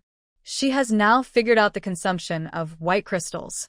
A small, finger-sized low-level white crystal only uses the radiation pollution from her daily food intake and can last for 2 weeks. Every day, after dealing with eating and drinking, she begins basic strength training in her living room. When the afternoon sun's power weakens slightly, she goes to the team training room. There, she trains with Sisterly, focusing on improving her skills and strength. Sweat pours down her body as she trembles, feeling like she might collapse at any moment. Yet, each time she wants to give up, she pushes herself further, breaking her physical limits. Mu Xiang's schedule is busy and full. Every day, she either gathers food or trains hard. During these 3 hot months of the warm season, Mu Xiang has transformed from an inexperienced rookie into a strong, agile team member through her persistence and effort. Her performance now fully meets the team's basic requirements. She is no longer just a substitute who can only watch during missions. Her physical improvements also meet the minimum standards Sister Lee mentioned for body enhancement. She can now undergo her first basic enhancement. The Body Enhancement Serum is a special drug developed by the high-level leaders inside the safe zone. It is designed to activate human potential in response to the current world environment and biological mutations. Only wealthy people with special channels can access and try it. Each person can use it up to 3 times. Each injection stimulates the activity of cells, organs, and bones, causing them to undergo special fission under the drug's influence. This makes the person's body stronger, younger, or grants them special abilities. Mu Xiang's special ability was gained in this way. Of course, this ability is not guaranteed. The chances are low. Many people who undergo body enhancement find that, besides improved body functions, they experience no other mutations. They simply become younger or stronger. The reason Mu Xiang must meet the standards of a core team member in the Mercenary squad is that the higher her baseline physical functions are, the greater the chance of activating a special ability after injection. Mako did not expect to activate her body's special abilities after just 1 attempt. She had 3 chances and hoped that by the end, she wouldn't just become stronger physically. The small room for body enhancement is a special pure white space. The walls, floor, and ceiling are covered with a soft, special material to prevent injuries during the process. After injecting a special medicine, Mako entered the room and closed the door. Only after the enhancement is fully complete can it be opened again. This helps prevent interruptions that could affect the process. At first, Mako didn't feel any unusual changes or sensations in her body. Since there was no furniture, she sat cross-legged in the middle of the room. After waiting for more than half an hour with no reaction, she lay flat on the ground, imagining herself with powerful new abilities. Gradually, her body started to react. A warm feeling spread from inside her, like drinking a large cup of tea on a cold day. Her whole body felt warm and comfortable. She began to sweat lightly, then more heavily, until sweat poured down like a steam bath, soaking her clothes. It was as if a fire inside her was making her heat up and sweat. By this time, the changes in her body were tolerable and even pleasant. She felt that toxins and stubborn fats were being evaporated by the internal warmth, and sweat carried them out of her body. But how long could her body keep sweating? As the water and moisture decreased, her oil and impurities seemed to be expelled. She saw and smelled the impurities leaving her body, feeling dirtier than ever. The more impurities left, the more pain she felt. Her body shifted from warmth to a burning sensation, like tea turning into hot coals. From her internal organs to her skin, it felt as if an invisible fire was burning her from inside out, gradually consuming her. As she burned away, a layer of ash-like residue was pushed out, forming a human-shaped mud shell. This is an unrelated explanation about the climate seasons in the wasteland world and Mako's transition timeline. The wasteland world has 2 seasons each year: cold season November, December, January, February, March, and warm season April, May, June, July, August, September, October. During the cold season, December, January, and February, the weather is extremely cold, making it impossible to go outside normally. People must stay at home. In the warm season, July, August, and September, the weather is extremely hot with high radiation, so people cannot stay outside for long during the day and can only go out for a very short time. Mu Xiang traveled here at the beginning of April. Over the next 3 months, April, May, and June, she worked hard to adapt and strengthen her body. She first enhanced her physical condition in mid-August. Then, at the beginning of October, she performed a second enhancement and successfully awakened her special abilities. Mu Xiang feels like she has been burned into a wisp of ghostly smoke, observing her body from a third-person view in midair. The fire burned her completely, leaving her feeling empty. All she felt was burning pain, like pouring water on something that sizzles and smokes. After what felt like a long time, perhaps a night or a year, the endless flames finally burned out as the fuel was exhausted. Mu Xiang's consciousness slowly returned, and she felt her body had become quite weak. She struggled to open her eyes, moved her mouth slightly on both sides, and felt as if something her face was cracking apart. She moved her hands and feet, slowly stood up, and the sensation of the hard shell breaking apart grew even stronger. Even her clothes had become stiff. Without a mirror, she didn't know exactly what she looked like now, but she was definitely dirty and smelly. She now understood why there was a shower head and a clothing storage box in the corner of this empty space with no furniture. She couldn't go outside without cleaning herself and changing clothes. It would be too embarrassing. It was even worse than when she pretended to be an ant. She took off her stiff clothes and washed herself for over half an hour before feeling alive again. She changed into clean clothes, packed and sealed her dirty ones tightly, then turned on the exhaust fan inside the room and let it run for 20 minutes. Only then did she open the door and step outside. The outside time wasn't as long as she thought. She entered at around 6 p.m., and now it was 3 a.m. Only a few hours had passed. Since it was midnight, Mu Xiang just sent a message to Sister Li about her first enhancement and then went back to her small yard to rest. The next morning, Mu Xiang woke up feeling very different. She felt lighter and stronger, as if she had shed a heavy burden. Her appetite was also much bigger than before. She went early to the training ground. The dumbbells she struggled to lift before now felt easy to handle, as if it had been replaced. With just a casual punch, she broke the sandbag that had been carefully trained for a long time. Mu Xiang had never felt so powerful. Before she could try more exercises, Sister Li called her from behind. "That's enough. Don't cause any more damage. Take these and continue your regular training. For the first 3 days, stay inside the training room to get used to your strength. After 3 days, you'll go out in the morning to gather supplies, then come back in the afternoon to train. When you can carry these weights and double your current training, we'll start the second round of strengthening. Does it have to take so long? Can't I just finish getting familiar with my current strength and then do the second strengthening? Do you think every strengthening session is gentle like the first? Without a solid body, doing multiple strengthenings blindly won't help. It will actually make you weaker faster. If you don't want to turn into an old lady soon, you better train hard. Before summer ends, you need to activate your body's functions and store enough supplies for winter. Okay, boss. I promise to complete the task." Mu Xiang listened to Sister Li and stopped obsessing over her sudden increase in strength. She quickly straightened up and put on the special weighted suit Sister Li had prepared for her. It was made of a padded vest, a pair of wrist guards, and a pair of leg guards. After putting it on, The lightness she felt after her body evolved disappeared. Instead, she felt heavier than before. Now, she was truly taking each step carefully. Keep this on until you finish your second body strengthening. You can't take it off unless you can activate a special ability immediately. Otherwise, besides your tasks, you must keep wearing this suit. Only then can you improve your chances of surviving future missions or beast attacks, Sisterly said, thinking of something, and explained it to Mu Xiang again. Got it, I understand. Mu Xiang replied obediently, especially when it came to advice related to her life. After many days of hard work and sweat, under Sister Li's strict guidance and Mu Xiang's continuous effort, Mu Xiang finally reached the second level of body strengthening after about a month and a half.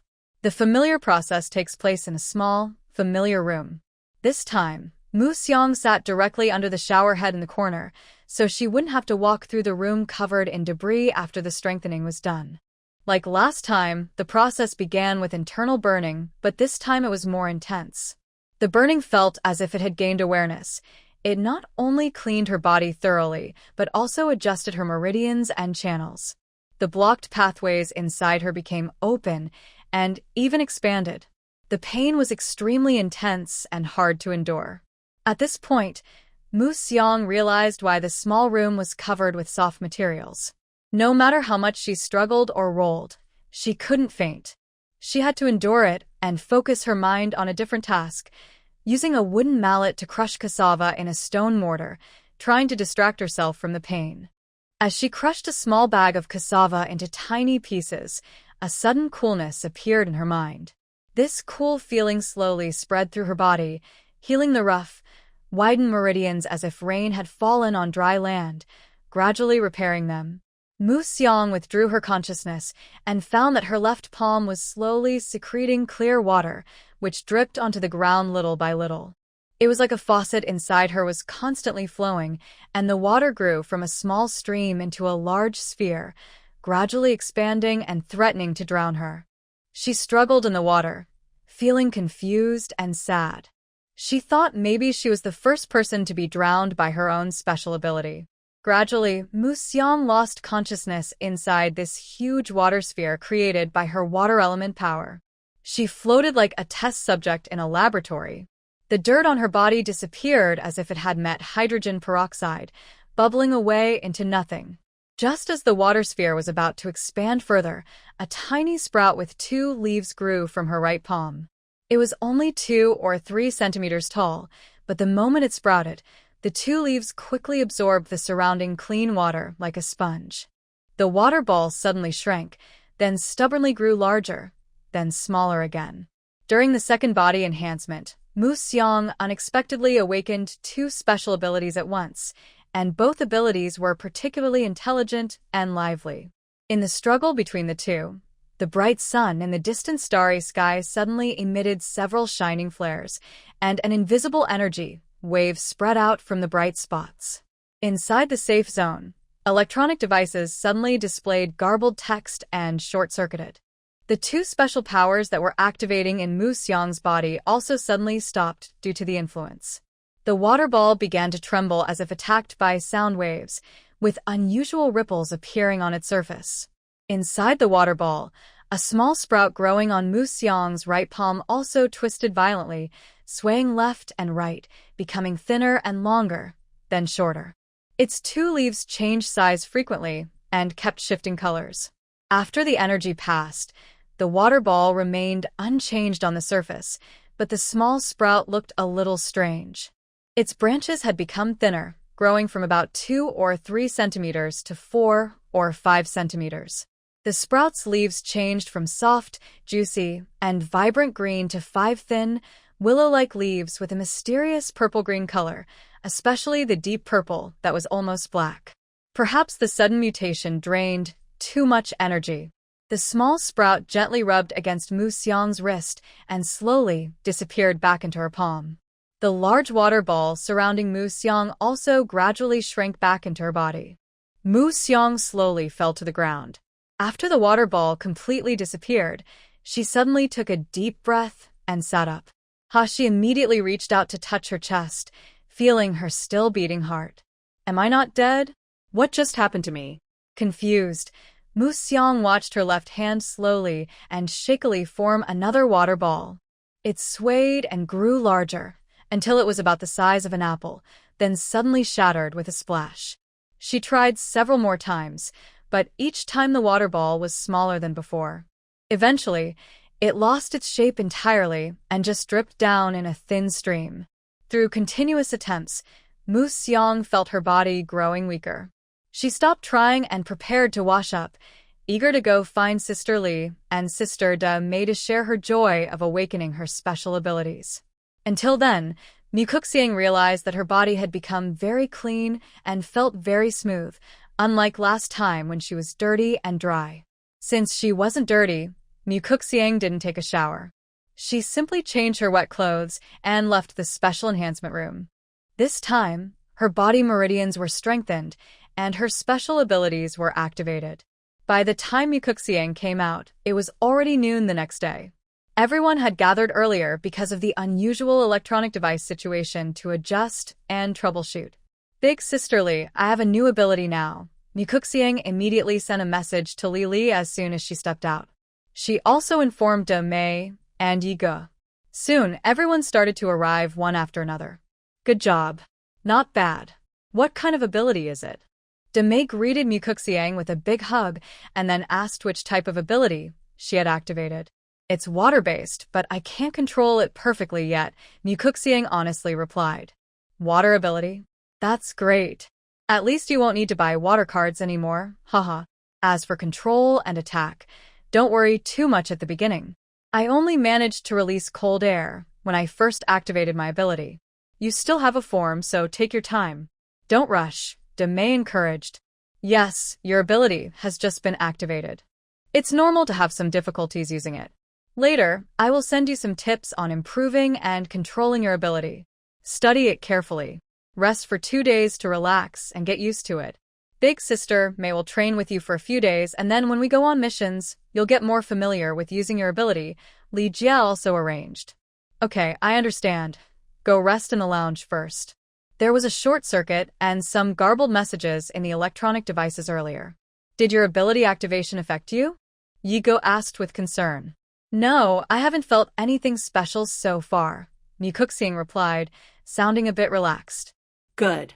Rest now. At the beginning, don't worry too much about how to release your ability. First, feel the flow of your ability in your mind and where it is in your body. Try to guide it to circulate inside. Once you're more skilled, then think about how to release it, Yi Ge advised. While caring for Mu Xiang, Yi Ge also took the time to teach her how to control her special abilities. Mu Xiang listened to Yi Ge and De Mei Jie's concern and guidance, feeling very grateful. She knew they were truly helping her, hoping she could become a skilled ability user with better self-protection skills. In the resting room, Mu Xiang sat quietly cross-legged on a small bed, closed her eyes, and began to feel her internal energy. She sensed a warm force flowing inside her, like a small stream slowly moving. She tried to use her mind to control this force, letting it move along her body's meridians. At first, the energy was unstable, often weak or crashing around randomly. But Mu Xiang didn't give up.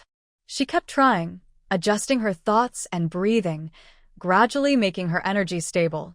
Over time, Mu Xiang became more skilled at controlling her energy. She could clearly feel its size and path, letting it move freely inside her. She knew she had taken the first step to becoming a good ability user. When she sensed the source of her energy in her mental space, she discovered something else. Inside her mind, a small water droplet, like a comma, represented her water ability. When she explored her mind, it spun around her mental body. But in the very center of her mental space, there was a small bump with a tiny sprout on top. The sprout had 2 bright green leaves with deep purple veins, looking beautiful yet strange. As she got closer, the small leaves swayed up and down, like a child reaching out for a hug. Thinking this, Mu Xiang's mental body also moved closer. The tiny sprout folded its leaves and leaned against her mental body, rubbing gently to show affection. The small water droplet that had been circling Mu Xiang also tried to squeeze between her and the sprout, but the sprout used its leaves to push it away. For Mu Xiang, who had just awakened her abilities, focusing inward was still a bit difficult.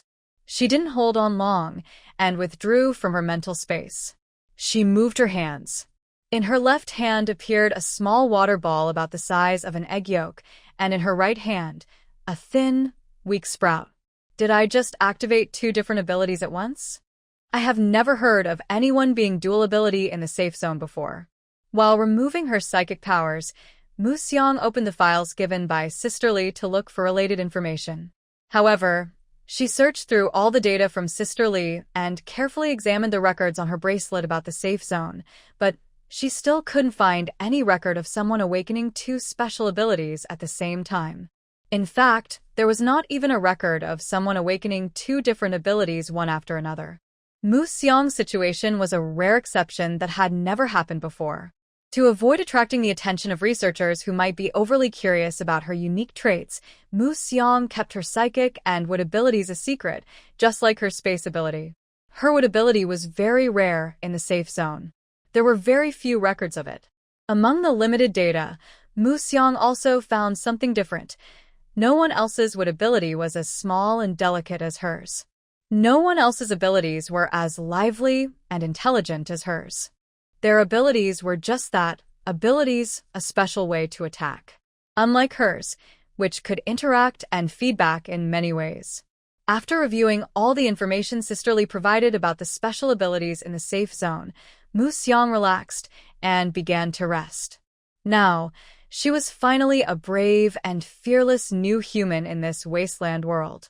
From now on, she would no longer fear mutated animals and insects, nor wear heavy protective gear all the time, constantly thinking about how to escape. With firm belief and courage, she would face this dangerous and challenging world. It had been more than half a year since she arrived here. From the early warmth to the lingering heat, she watched as winter approached. As the cold season neared, Mu Xiang worked hard to train her abilities and also prepared for the busiest month of the year, harvesting and stockpiling supplies for winter. During this month, everyone in or outside the safe zone was extremely busy. This period was for gathering and storing supplies. All food, grains, fruits, cotton, nettles, and other resources would ripen in large quantities during this month. Only in this month would so many edible things appear so neatly and abundantly. People aimed to collect enough food and warmth supplies to last nearly 6 months. This month was also the 3rd active period for strange beasts, besides the insect swarms and beast waves. Everyone needs to work hard to gather supplies, while also protecting themselves from animals and insects that might try to steal their food. The storm team had already marked all the gathering spots early. They drove slowly, starting from far away and moving closer, collecting one by one. The first spot was a wild rice field next to a wetland. The tall rice stalks were golden yellow, heavy with grains that drooped down. Each bunch had dozens of full grains, about the size of a small finger. Everyone spread out, each person working in their own area to harvest rice. At this point, they didn't worry about testing or checking, they just cut the rice first.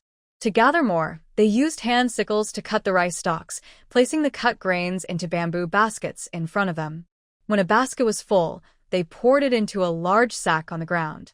The wild rice field was very large, but they could only stay for 4 days. After that, they had to move to the next gathering spot. Before winter, they prioritized storing enough staple food to last 6 months. These foods were also the first to be eaten by animals and insects, so they had to gather quickly. If they didn't, the precious food could be ruined by wild creatures. Wild animals and insects don't come in neat groups. If the team was slow or arrived late, the animals that had visited the spot would ruin the harvest, and they wouldn't be able to get any food from that place anymore. Right now, the wild rice was just ripe. While gathering, they often encountered large grasshoppers and mice about the size of rabbits that caused trouble. In the past, Mu Xiang wouldn't dare to confront these pests directly. But now, as a supernatural ability user, she wasn't afraid. She formed water bullets, about the size of marbles, with her left hand like a gun. She aimed precisely and shot them at the grasshoppers and mice. The water bullets didn't burst immediately after hitting. Instead, They stayed on the target, hanging there as if unaffected by gravity, slowly merging back into a water droplet. Even if the water bullets didn't knock out the pests, they would suffocate them by covering their mouths and noses with large water droplets, causing them to die from lack of air. Mu Xiang developed this attack method based on information from Sister Li and Sister De Mei, using her own ideas. Since their team doesn't have many water elemental users to teach her directly, and other teams' water users can't share their attack techniques and skills, she thought back to the moment when she was first surrounded by a water sphere during her initial ability activation. She can't yet create a water sphere large enough to enclose her entire body, but she can easily form a small, marble-sized water ball. She also discovered that her water balls can change shape according to her thoughts. Besides basic clear water, she can condense thicker water similar to nutritional solutions sold in safe zones, as well as bubble water with cleaning and healing functions. The cleaning bubble water works like a diligent cleaner, quickly removing dirt and impurities to make things look new. The healing bubble water is like enchanted hydrogen peroxide. It forms many tiny bubbles that cover wounds, some the skin to heal, others repair the surface. Currently, she can only condense water droplets about the size of a ping-pong ball with special functions. They don't have much practical use yet. So, she mainly uses her second water elemental form, thick water. Back to the main point, Mu Xiang often uses water bullets to knock down large grasshoppers and rats. Afterward, she uses a radiation detector. Low-radiation creatures are tied with straw and placed in water rice sacks at the edge of the field. High-radiation creatures are examined with her water ability. She covers their heads to check for crystal cores, then removes them, avoiding manual inspection and trouble. Of course, in the wetlands near the fields, there are other mutated creatures besides grasshoppers and rats, but these two are the most common and tend to attack her and her team while they harvest rice. In muddy areas with some water, there are also many small snails about the size of a bowl. They don't attack people and aren't fast runners.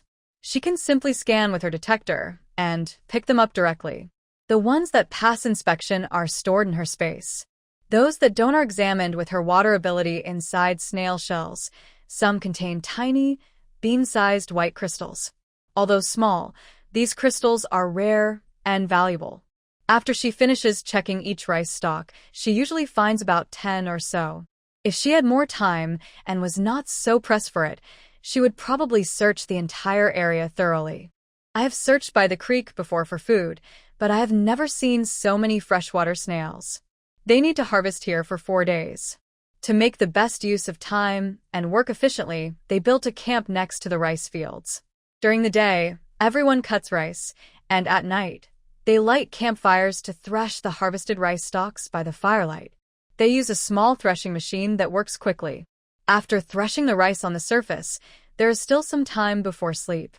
Mu Xiang pours the rice onto a tray and sits by the fire, carefully checking each grain with a testing stick. Although there is a special sorting machine in the safe zone that can be used for a small number of points, the team members who have already threshed the rice are still sorting it here. She can't go rest alone. Mu Xiang decides to carefully pick out each grain of rice and store it separately, thinking of a special way to cook and eat it later.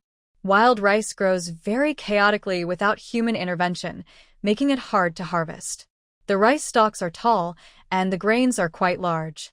If not for the weight of the rice heads bending the stalks, Mu Xiang, who is smaller, would need to stretch to reach them. Although tall and messy plants are hard to harvest, the open space makes it easier for Mu Xiang to work. She often picks nearby rice stalks and gathers entire plants into a pile, saving them to process later at home. In this wasteland world, every creature works hard. As winter approaches, everyone is doing their best to store food and prepare for the cold. They understand this world better than humans do, knowing exactly where and when food is available. Over time, more strange animals come to this wild rice field. From occasional grasshoppers and mice to flocks of birds and wild chickens and ducks looking for food, the number of rice stalks Mu Xiang and her team can collect each day is decreasing. However, they're capturing more mutated creatures and collecting various crystal cores. The daily task of hand-picking rice around the campfire has turned into everyone separately using freshly cut straw to smoke the wild animals caught that day. Although it's more convenient to ask Sister May to help freeze the meat, everyone is tired after a full day of work. Abilities are not endless, and the wild beasts that appear during the day while harvesting rice are already few. They need to save their energy and rest well for the next day's work. So, after returning to the camp, everyone tries to process the meat using simple methods so they can bring it back to the safe zone in 4 days. For busy days pass quickly. On the last day, Mu Xiang spends the whole afternoon moving through the nearby wild rice fields. She keeps collecting wild rice and picking up various sized freshwater snails, regardless of their quality. Even if she encounters flying birds or wild ducks, as long as they don't attack her or chase her, she doesn't approach them. She simply turns and continues gathering. When birds or wild ducks fly toward her, she forms a small shield about the size of a pot lid by dispersing water balls she gathers in her hands. When they attack her body, she uses this shield to block the strikes, then quickly stores them in her space. Inside her space, she uses her mind to stretch their necks 360 degrees and then releases them depending on the situation. Small animals are tied with grass ropes and carried on her back, while larger ones are kept in her space until she has time to deal with them. Before sunset, she works hard to gather more food and prey into her space. When the gathering alarm rings, Mu Xiang pulls out bags full of rice she prepared in advance during the past 2 nights from the rice fields and rushes to the truck to hand them to her teammates, loading the vehicle. Each bag has a name written on it. These bags are taken back to the safe zone at night, and everyone can find their own bag to go home. After the autumn harvest, they will split the costs of equipment, vehicles, and fuel based on each person. In 4 days, Mu Xiang collected a total of 12 bags of rice, 1 bag of semi-dried snail meat, 42 mice, 35 large grasshoppers, 8 sparrows, 1 wild duck, and several small bags of crystal cores of various sizes. Except for the rice, which has not yet been sorted, all the other creatures brought back by the mutated animals are edible. Of course, these are the ones Mu Xiang physically carried back in her vehicle. The ones in her space are not included. In the evening, she hurried back home and then carried her harvest to the small yard. She spread out the items that needed to be dried under the eaves, covering the ground with a layer. The simple smoked meat was quickly processed and all moved to the ice room in the backyard for storage. After a quick shower, she set the alarm and went to bed to rest. Early the next morning, they would continue heading to the second collection site, a cornfield. Since the corn grew wild and was not cared for, it looked messy. The corn was spaced unevenly, and the size of the ears varied. The kernels on the large ears depended on luck. Some grew more, others less. But no matter how many kernels there were, as long as there was some, it was their target. This time, collecting was more than just breaking the ears. The mutant corn plants were very strong, growing 3 to 4 meters tall, with thick stems like small trees. Each corn plant bore 3 to 6 ears, each about the length of an arm and as thick as a bowl. Because the corn stalks contained sugar, and to make harvesting more efficient, everyone brought electric saws into the field.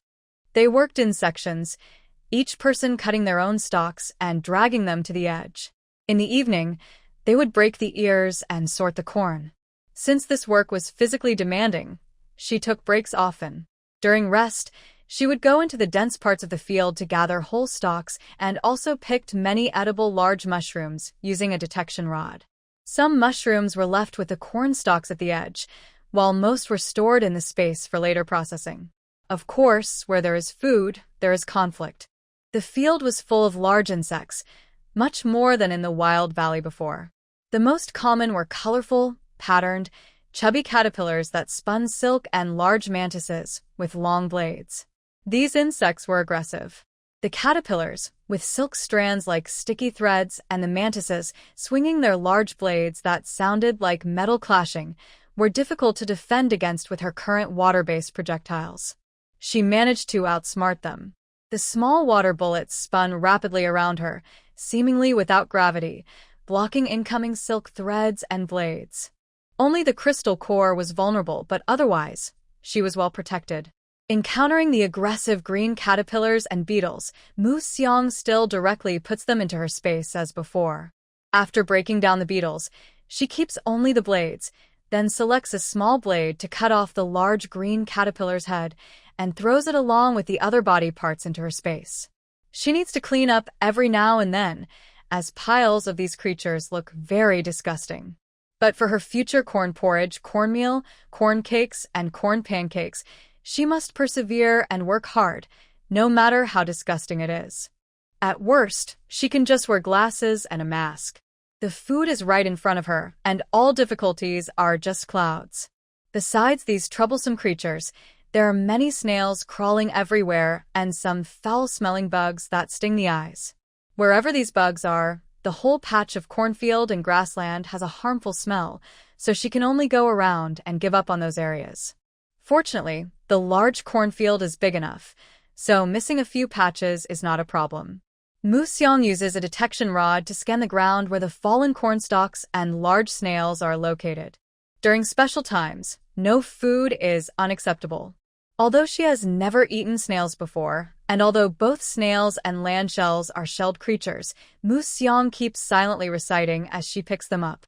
Even though they are both 4 days old, the yield from corn stalks doesn't seem as solid as rice grains. The large volume of the stalks and rods is impressive, but when she peels open the corn cobs, the kernels grow quite randomly.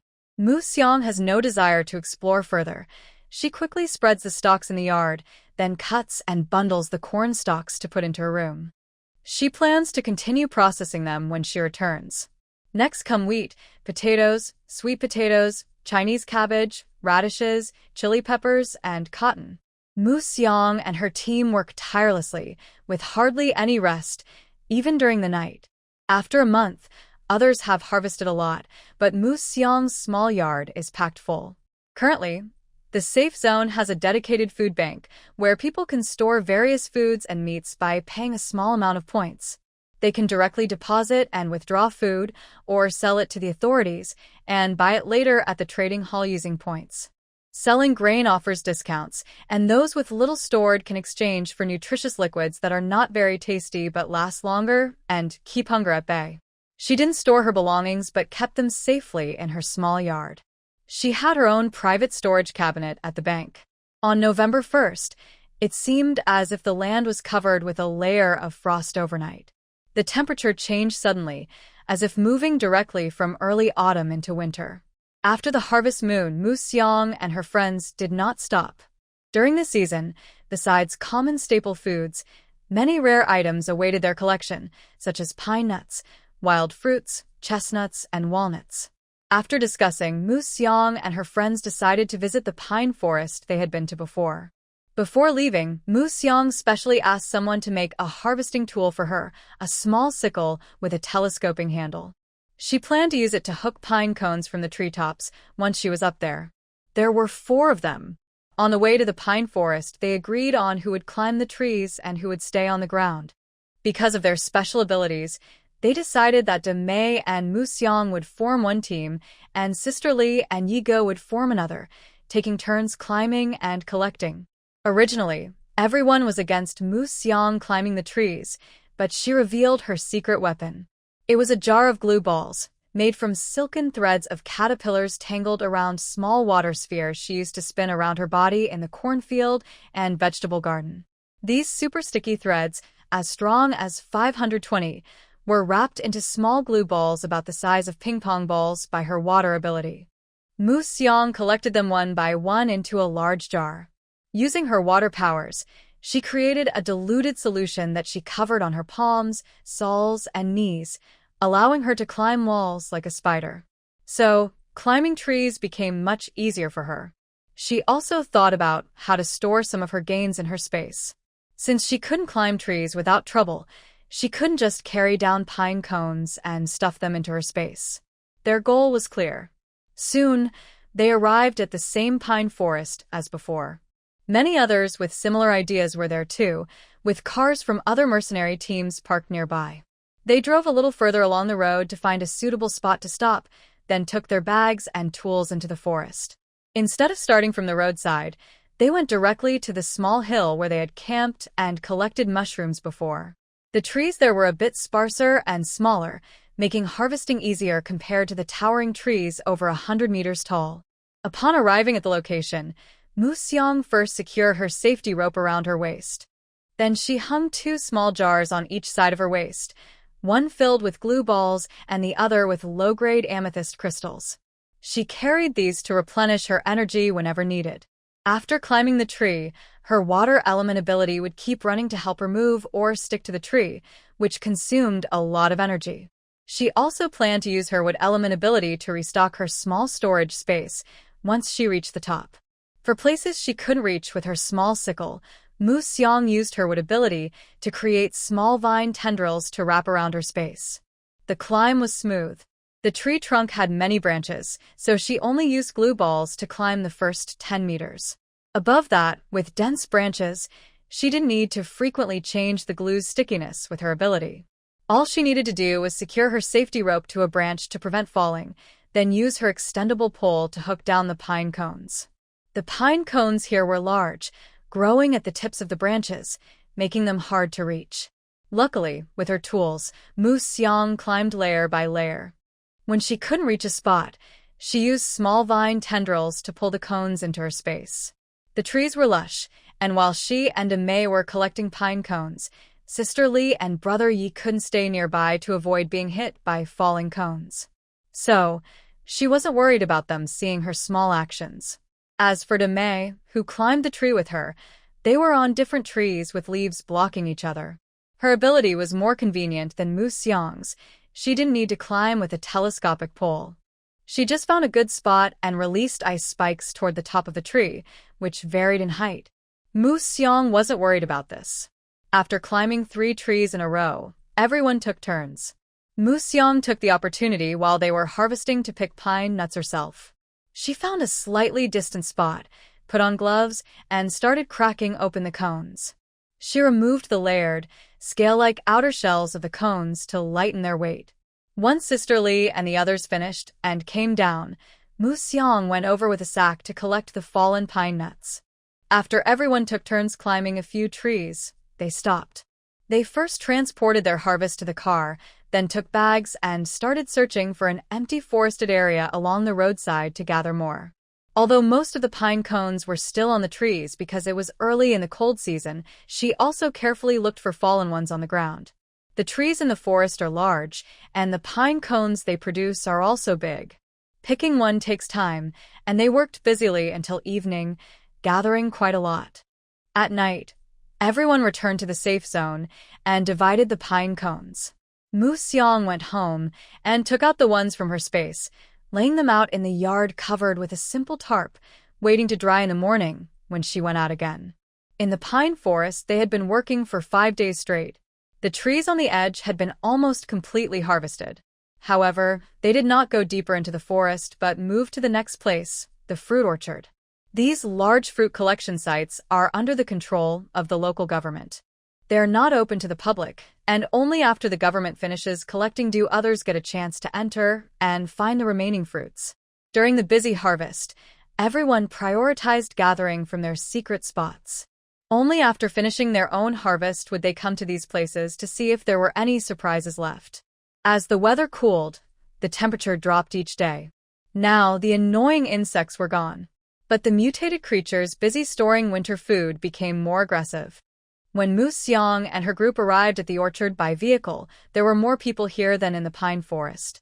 The pine forest was farther away and harder to climb, while the orchard trees were big but easier to climb. If they were lucky enough to find a few leftover fruits and sell them, they could earn a lot of nutrients, helping them avoid hunger in the coming days. Like before, Mu Xiang and her group found a spot to park their car and then headed into the orchard, walking toward less crowded areas.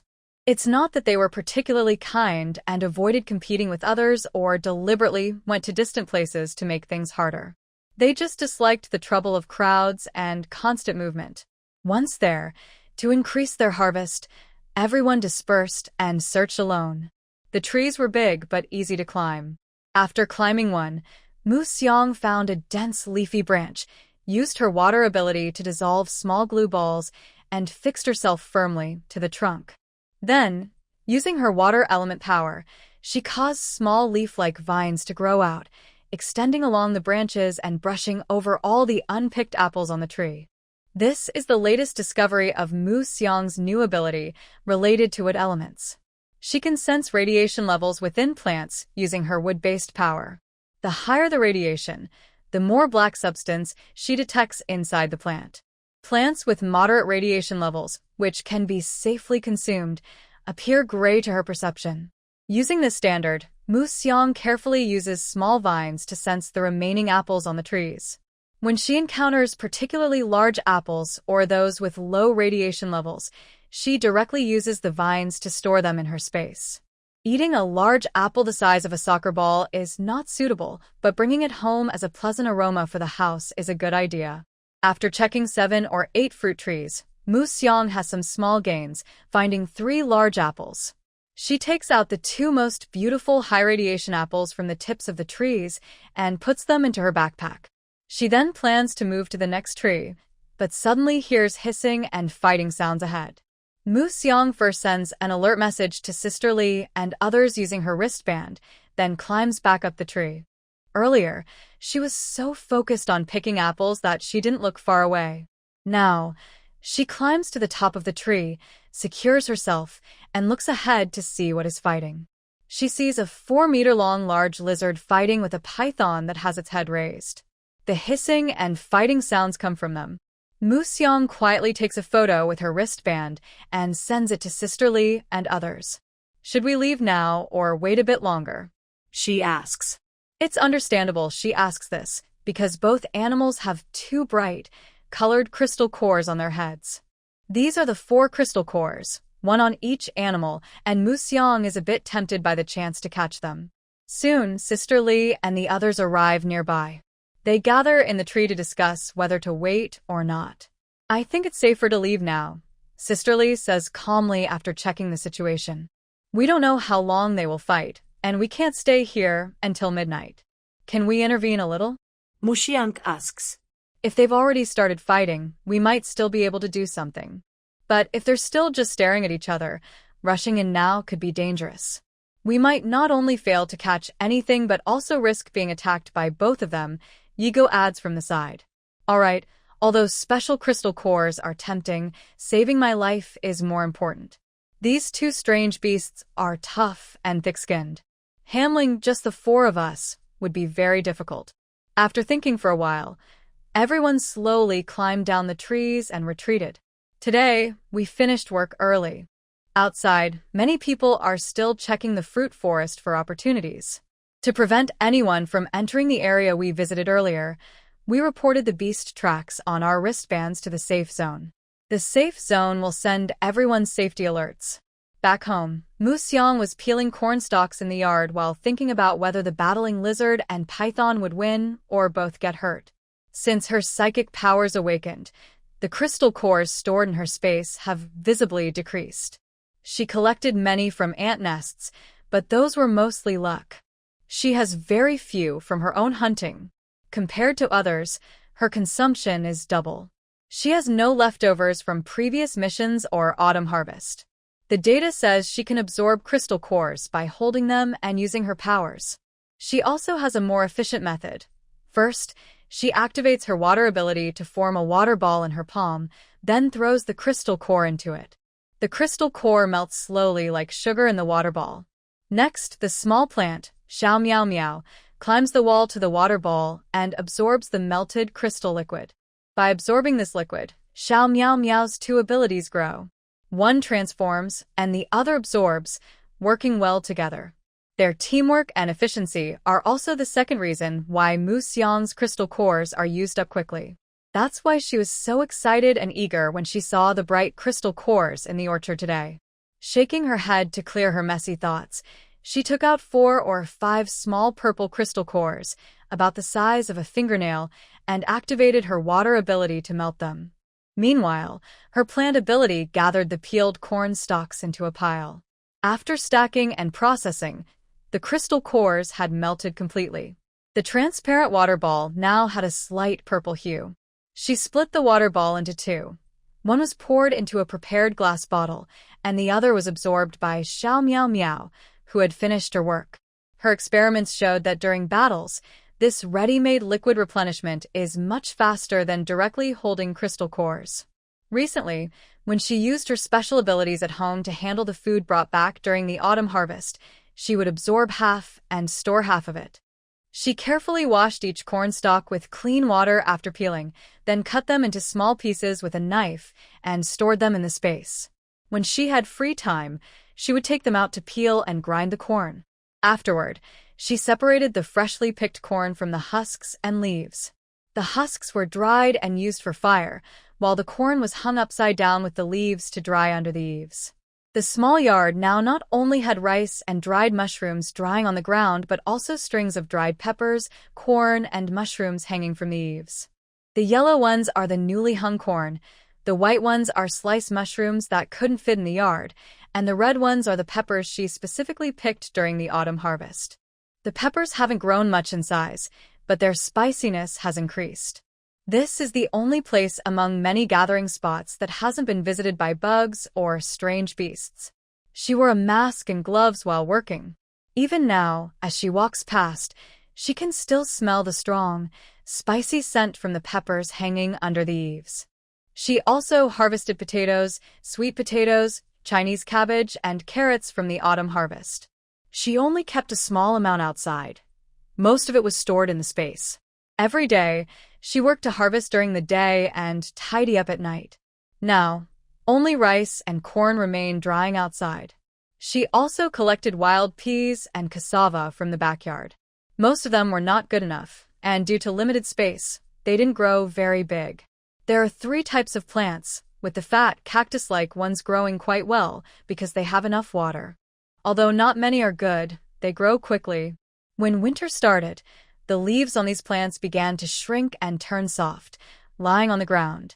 Mu Xiang tidied them up, and the plants protected their roots underground by covering them with thick layers of soil. They only laid a layer of straw and covered it with a tarp to keep them warm, saving Mu Xiang from having to find other ways to insulate them. The areas where she planted peas and cassava were filled in, and when spring comes, she plans to plant more cacti, which are easy to grow and highly productive. The next day, Mu Xiang and her companions, still thinking about the crystal cores, went to the orchard. Carefully walking to the place where the strange beasts fought yesterday, they found that the situation was less about 2 sides suffering heavy losses and more about a clear winner. The real world is where the snake finally won. Outside the scene, there is only a struggling figure and a slightly wider snake path. Sure enough, there's no such thing as a free lunch, Mu Xiang said disappointedly. I told you were eager to come early today. Were you hoping to find a lucky break? Hurry up and practice your special abilities. After the cold weather passes, there will be a beast tide, and you'll have a chance then, Damei said, patting her. After yesterday's snake and lizard battle, they didn't continue into the forest today. Instead, they started searching and checking sideways. They stayed for 2 more days, finding 8 big apples within the acceptable range and 30 pretty but inedible big apples on the tips of trees. Then they changed to a new search area. They went to a slightly farther mountain forest to cut down weeds and bushes, making the final preparations for winter. In the following days, they regularly went to this mountain to cut wood. After spraying the collected plants with radiation treatment, they dried them in the empty space in the yard. Every 4 or 5 days, they chopped and neatly stored the wood in the firewood shed. When the shed was full, they piled the rest in the yard. Once the yard was almost full, Mu Xiang stopped going out with a cart and started going into the mountain alone each day. Although her space had enough food and firewood to survive the cold winter, the outside environment wasn't cold enough to keep her indoors. Sitting at home doing nothing wasn't her style. Her 100 by 100 by 100 space was still very large, with many areas left empty. She could keep preparing supplies. At this time, Mu Xiang didn't need to worry about choosing carefully when going into the mountain alone. She just needed to find a lush area of plants and use her space ability to gather everything nearby, whether dead trees, bushes, or weeds. She kept doing this until her remaining space was completely filled, then stopped her busy work. She also arranged for the construction team that built her house to install a glass curtain wall outside the corridor, creating a transitional space for moving firewood in winter. This also connected the front and back of her small yard, giving her a place to move around during the long winter. After everything was done, Muxiang locked the small yard and started her winter hibernation. She gathered the firewood stored in the backyard and took out the last of the bushes and weeds from her space for sorting and processing. There are also some small wild fruits and many ferns mixed in. Using her wood-based abilities, she quickly sorts them. All the firewood and straw collected in the space are taken out. The small yard is filled completely with a scent of wood, and the pile of firewood looks like it might overflow. She puts the dried firewood from earlier in the yard into the space, replacing them with newly cut, treated, and slightly damp wood, which makes the pile look less overwhelming. Before the coldest weather, the water pipes in the safe zone are drained early. Everyone needs to store water in advance or go to the water well near the trading post to fetch water together. Although Xiang is a water element ability user and can purify water herself, she still stacked large bamboo tubes filled with water in the corridor a few days before the water was cut off. Time passes quickly, and suddenly snow begins to fall heavily. After checking the yard gate one last time, Xiang returns inside. She first fills the fireplace with more firewood, so she can add more if it gets cold later. Then she stores all the food in the yard storage into her space. In winter, no one would be outside wandering, and she's not worried about anyone seeing her storage empty. Now only firewood and straw remain outside the small yard. She can't store these directly because of the heavy snow falling one after another. Sometimes they need to climb onto the roof to clear the snow. The yard is too open. From the roof, it's easy to notice anything unusual. That's why she built the corridor and used firewood from both inside and outside the space. Falling snow takes away the warmth of the world. Breathing creates visible white mist, and the windows of her house are visibly covered with frost. The house's fireplace has a water circulation system. When lit, the water in the pipes circulates continuously, keeping the house warm. Xiang can control the circulation speed to adjust the indoor temperature. Besides using a lot of firewood and water, the system is also dual-powered by nuclear energy and electricity. As her abilities improve, she mostly uses electricity now. She only uses the nuclear core when it's cloudy or there's not enough sunlight. The water circulation keeps the indoor temperature steady at around 20 degrees. When she's free, Xiang begins to study ways to attack with her water element abilities. Relying only on water balloon attacks is limited. It can only handle small enemies. For larger creatures, water balloons are ineffective.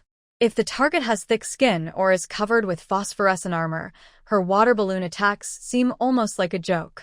Of course, they are not completely useless. The second function of her water balloons, which is sticking and wrapping, can still be somewhat helpful if the enemy doesn't move. She can keep throwing small water balloons at them, gradually covering their mouth and nose. But as long as the enemy isn't dead, who would just stand there and wait for her to keep throwing water balloons? To improve her water-based powers, the first step is to control the size of the water balloons. It's not just about making them bigger, but about being able to control their size flexibly. Muxiang took out a large wooden basin to catch the water balloons, so water wouldn't splash everywhere when she attacks. Right now, she is most skilled at using water balloons the size of marbles. Whether it's how quickly they form or how forcefully she throws them, she is fastest at this size. She decided to start with what she knows best. First, she would strengthen her control over this size before gradually making them bigger. Water can wear down stone. Muxiang took a large block of stored ice and placed it in the basin as a target. She began to use her powers to attack. Earlier, during autumn training, her water balloons could knock out mutant grasshoppers and mice, but they only left shallow marks on thick ice. She increased the speed and force of her water balloons, and when throwing, she changed the angle so they wouldn't just fly straight but with a curve and spin toward the ice. A crisp sounded. After attacking for a long time with little change, the rotating water droplets finally caused about 10 centimeters deep in the ice. Changing her attack method made the same water balloons cause different damage. Since this new way of attacking works, she decided to keep using water balloons like this. To make training more challenging, Muxiang moved the basin with the ice outside to the yard, increasing the distance and continuing her practice. The liquid water balloons hit the ice, creating cracks, and when they burst, the cracks were smoothed over instantly. Muxiang kept training in the yard like this until her energy was completely drained, then she turned back to the house. She added a few pieces of wood to the fireplace and placed a stew pot nearby, cooking a pot of mushroom and meat soup. The aroma of wood filled the room as she dragged the lazy sofa close to the fireplace and began charging herself using the crystal core. Her psychic ability was gradually upgrading through continuous use and recharge. The water balls she emitted became stronger and more powerful. Every day, the sound of tapping and cracking in the yard never stopped. The ice blocks she used as targets had long been shattered and stored away. Now, she made new ice blocks by using her wood-type psychic power to pack snow into solid bricks and then watering them to harden. Each day, the ice blocks were repeatedly struck, developing cracks that grew until they shattered into small pieces. She stored the broken ice in her space and replaced them with new ones for practice. Despite the outside temperature dropping below freezing, she persisted in training with her psychic ability. It wasn't until a loud bang that her water projectile hit the ice with enough force to create a large gap that she stopped to rest. Then she went inside to enlarge her water ball from the size of a marble to the size of a ping-pong ball. She first practiced in the corridor, stabilizing the trajectory and speed of the larger water balls. Each time she enlarged the water ball, she trained in the relatively warmer corridor before moving to the yard. Due to the cold weather, her water projectiles would turn into ice balls when she used her ability in extreme cold. The consumption of ice bricks was high, but the falling snow actually helped her. She was the fastest at clearing snow from the house. If it weren't difficult to explain where all the snow went, she even considered going outside to help with the snow removal plan for the safe zone. She would push the accumulated snow off the house and yard at night, then pack it into snow bricks and water them to harden. Over the cold season, her storage shed and wood room were filled with broken ice. After the cold spell ended, she could skillfully spin and attack with water balls as large as a soccer ball. If she didn't focus on attack speed and trajectory, she could even release water balls as big as a yoga ball. The effectiveness of her attacks was unclear, but they worked well for laundry and cleaning.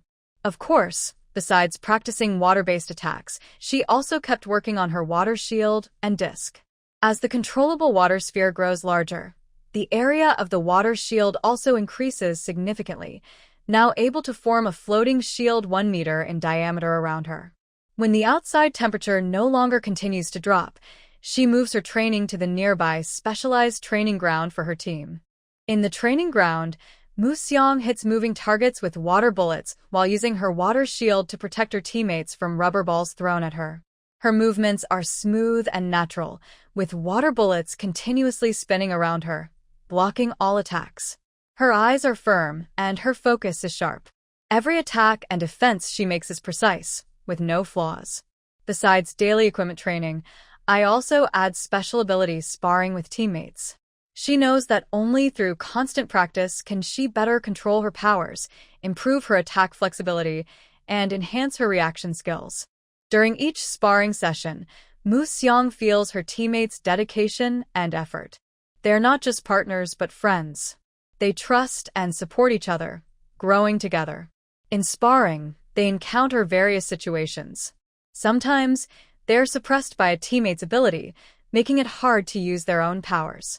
Other times, they completely cover an opponent with thick water bullets, leaving only a head outside, so the enemy cannot continue attacking.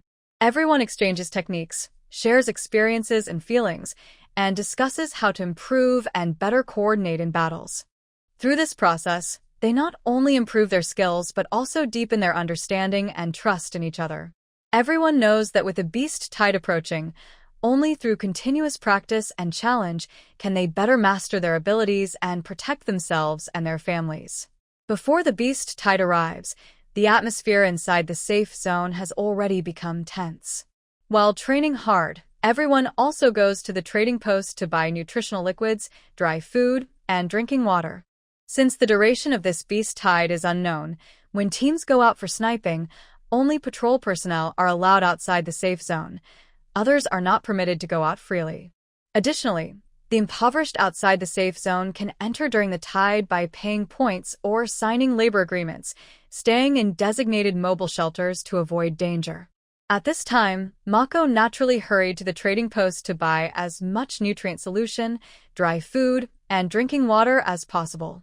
Although the taste of the nutrient solution and dry food is not as good as wild vegetables, in special situations and environments, these are life-saving items.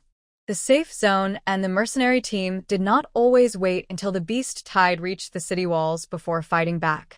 They divided into smaller groups based on their strength and built one obstacle after another along the beast tide's path, gradually weakening their enemies.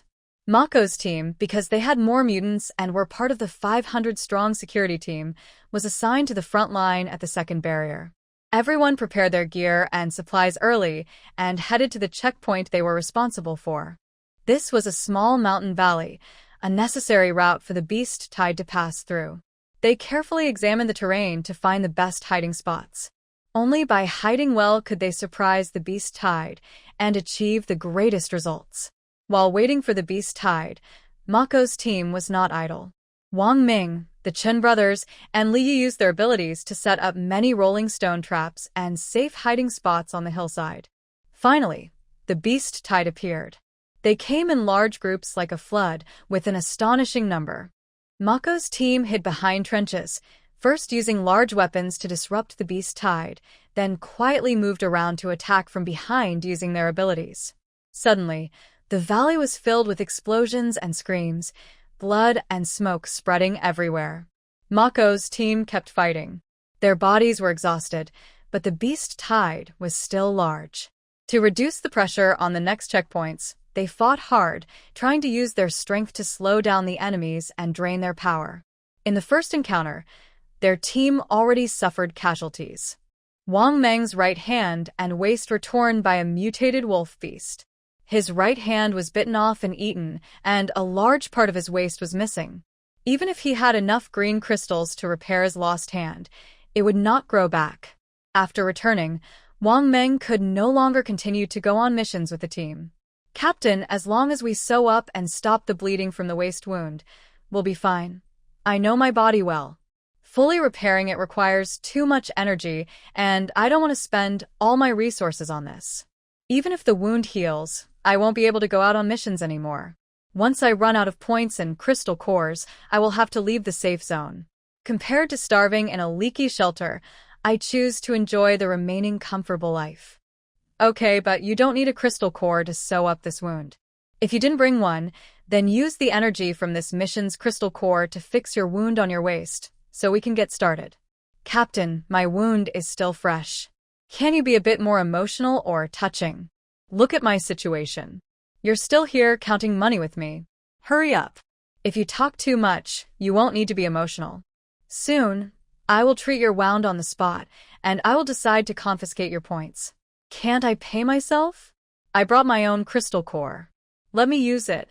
No one can take my savings." While joking around, Wang Meng's wound was slowly treated. Others also had injuries, but not as serious as Wang Meng's. After treating their wounds, they quickly took turns resting. The beast tide retreated briefly under their interception. The next wave of attack won't be long in coming. When the first line of defense passed by them, they took away the seriously injured Wang Meng and the wounded from the guard team, leaving 3 mutants and 300 guards to join their team and continue sniping at the beast tide. Mu Xiang had fewer injuries thanks to the water shield, only a few scratches that couldn't be covered, caused by sharp claws. They didn't know if the claws that injured her carried poison, so Mu Xiang didn't dare to be careless. She used a green special crystal core to repair her wounds. After healing, Mu Xiang held the crystal core, recovering her abilities while resting. The second wave of the beast tide attacked in the middle of the night. Mu Xiang, still asleep, immediately sat up and quickly dressed after hearing the alarm. She left the tent and hurried to the battlefield. Like yesterday, She joined everyone in attacking the mutated wild ox at the front of the beast tide with a crystal energy rocket launcher. This mutated wild ox was not the same breed as the one on the plains before. It had larger front limbs and head, shorter hind legs, and a pair of sharp horns about a meter long pointing forward. They have long legs, big heads, and thick fur. Most special abilities don't work well against them. During continuous gunfire, the attacking team was disrupted. The 3 special ability users at the front line retreated to help and started attacking with their powers. Bright lightning and fiery flames lit up the dark battlefield. Mu Xiang and others, not wanting to fall behind, used night vision goggles to intercept the approaching beast wave from the side. Because there were many mutant beasts here, Mu Xiang climbed a tall tree, gathered water into a large ball, and then placed remaining gel balls into the water to make big, strong glue balls. She threw these into the running beast herd. In an instant, many beasts tripped and got stuck on the ground. The more they struggled, the tighter they were glued. Some passing beasts were also caught and pulled down. Through the night vision goggles, the battlefield showed many struggling beast balls, blocking the teams near the edge of the road.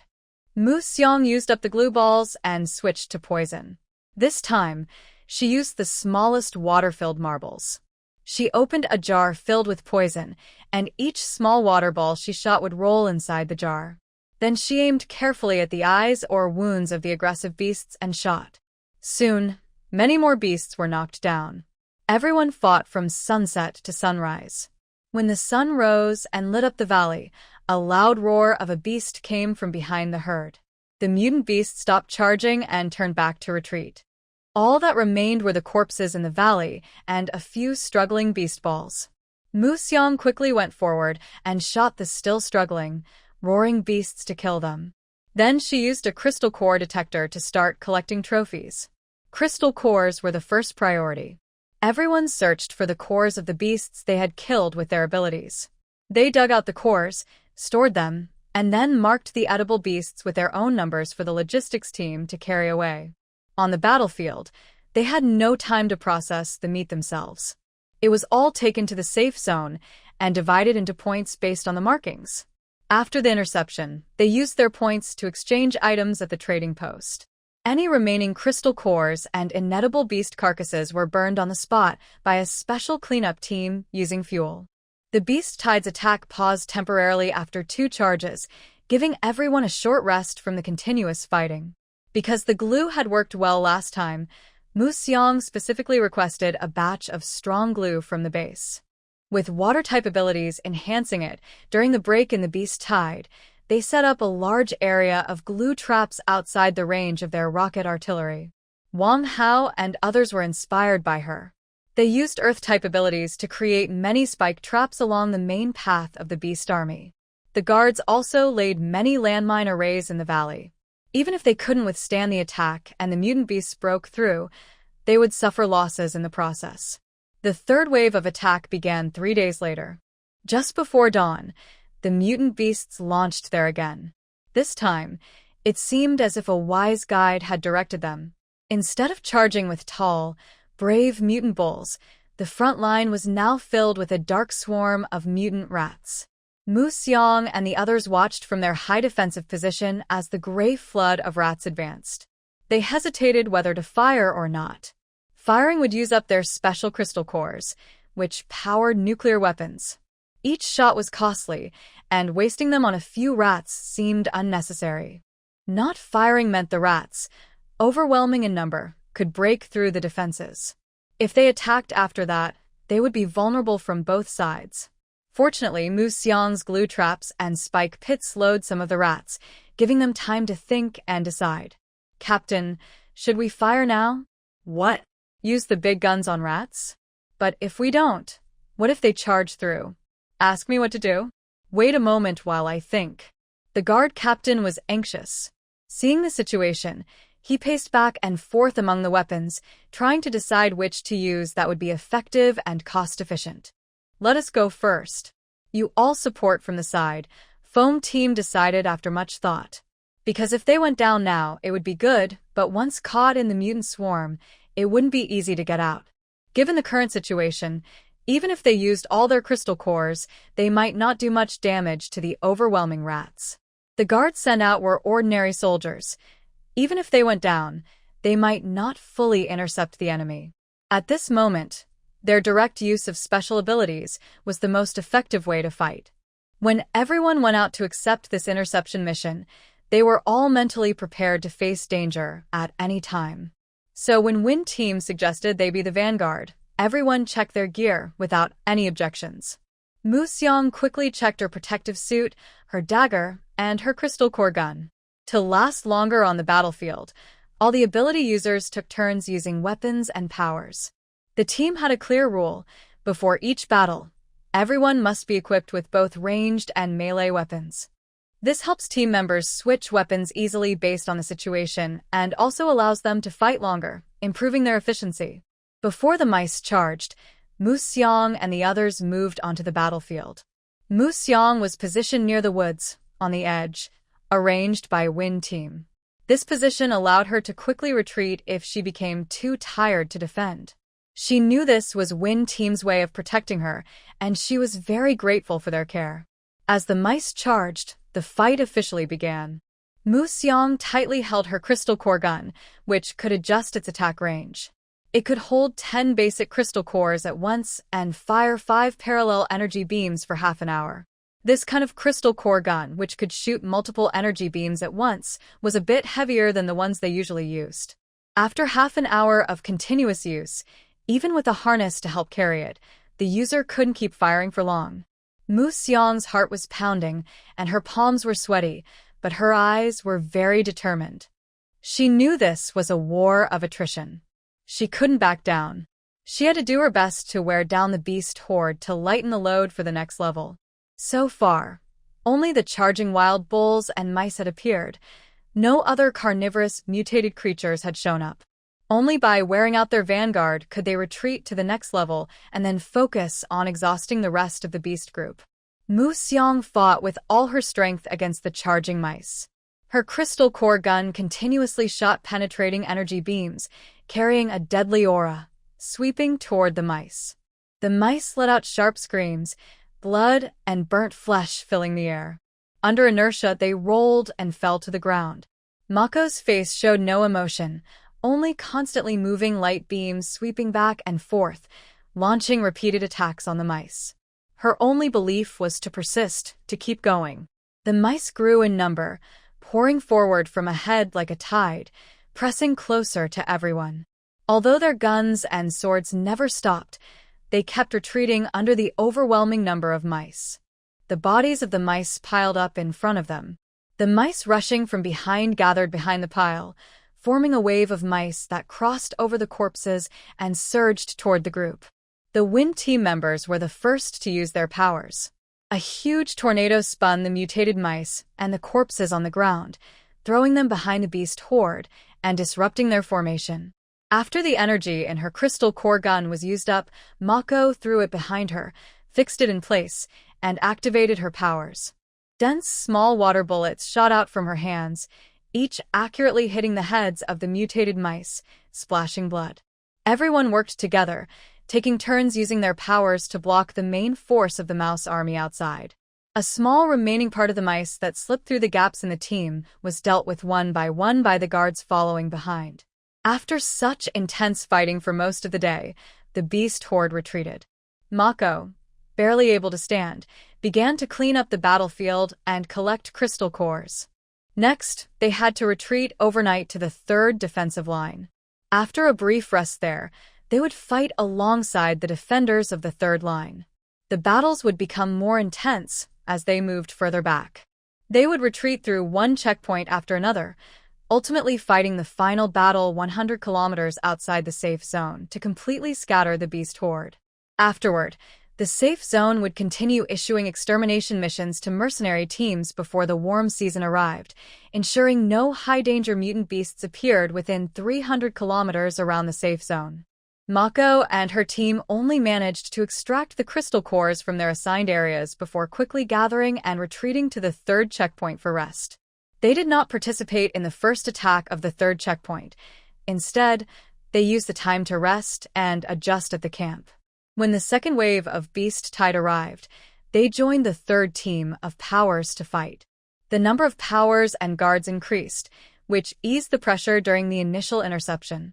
During the rest and healing after the second battle, the first team's lightning-powered ability user and the third team's water-based ability user found Muxiang. Hello, I am Lei Ming from the Thunder Fire Mercenary team. This is Li Miao from the Water Spirit Mercenary team. I am a lightning ability user and she is a water ability user. Hello, my name is Muxiang. Hello, Muxiang. My name is Li Miao. Like you, I am a water ability user. Our team leader was just discussing how to coordinate our abilities when Captain Feng recommended you. We are thinking of having the two of us assist Lei Ming in attacking to increase the range and power. Me? I'd be happy to help if I can. But my ability is limited. I'm not sure if Captain Feng told you, but I only awakened my ability a few months ago. I worry that I might affect your performance if I go into battle. Oh no, she's still a rookie on the battlefield. As long as she keeps releasing her ability in her assigned area, she'll be fine. But these two are experienced ability users. Lei Ming and the others have fought alongside each other several times, and the crackling of lightning makes their presence felt even from a distance. The water ability user in the third team also looked gentle and kind. When she used her water ability, water dragons roared loudly, creating a big spectacle. Her large water sphere was thrown out like a ball, playing with the water dragon. She really couldn't imagine how a rookie like her could help these two experts. Exactly because you only awakened your ability a few months ago, you've managed to develop skills like the glue formation, water binding, and floating water shield. That's why we want to ask for your help, Li Miao explained. Although we both have water abilities, our initial development paths were different. Look at my water dragon. It's huge and powerful, but it consumes a lot of energy. My water ability mainly attacks directly with strong force, but I can't place water balls on the battlefield like you do, like dewdrops on a lotus leaf. Can I? Isn't it just a matter of forming a water ball? After speaking, Muxiang opened her hands and 3 small water beads, about the size of marbles, instantly condensed. They bounced lively in her palms, like balls with elasticity. See, Li Miao said, seeing Muxiang's confusion. She also opened her hand and released her water ability. A shimmering ribbon with ripples gathered beside her, wrapping around her arm like a fairy's flying ribbon. Mako watched others throw water balls like flying ribbons, then looked at the small water balloons in her hand, which resembled children's toys. She silently retracted her psychic power to make the water balloons disappear. So, what can I do now? She wondered. She decided not to explore further, afraid that discovering too much might hurt her confidence. We want you to throw more water balloons on the battlefield in advance. They don't need to be big or have special features. We just hope they won't disappear before the monster attack. When I release lightning, it can cover more area if it hits these water balloons, Thunder explained. Throw as many as you can. Even if your psychic energy runs out and you don't participate in the fight later, just try to cover a larger area with your water balloons. Okay, I'll try. Usually, if I don't control them carefully, my water balloons can only stay as water droplets for half a day. If they are just water droplets with my current ability, I can make about 3,000 at once, about the size of an egg. Would smaller water balloons mean more number? Yes, it would. Then it's fine to make them smaller. Keep the spacing not too far apart. Alright, no problem. I'll set them up soon. Since it had come to this, Mako immediately started acting. She didn't worry about whether her efforts would meet their expectations.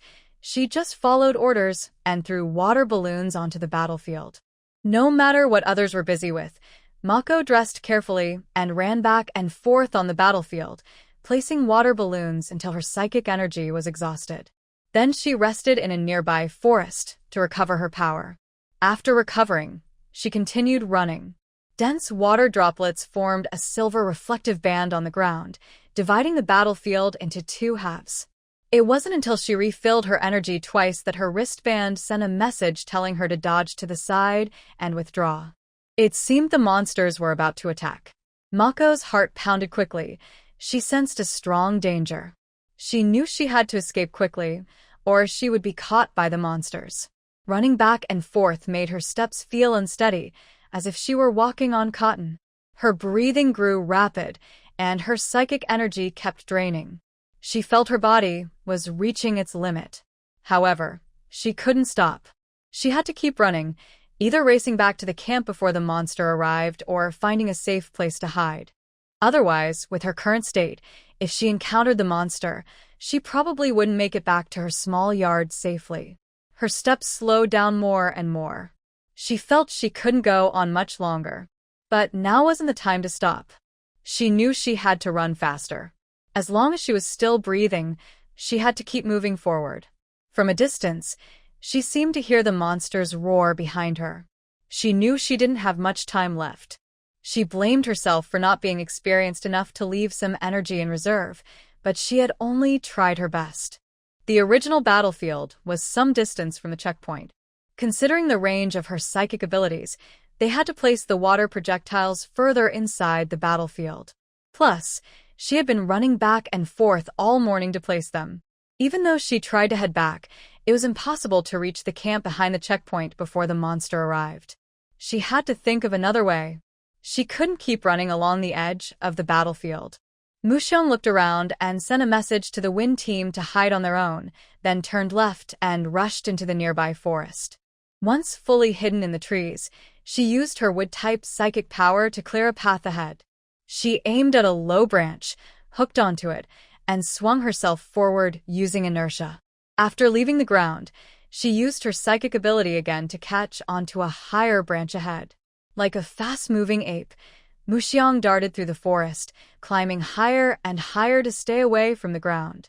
She wasn't sure if rushing into the forest was safe, but compared to the noisy monster heard on the battlefield behind her, it was much quieter here.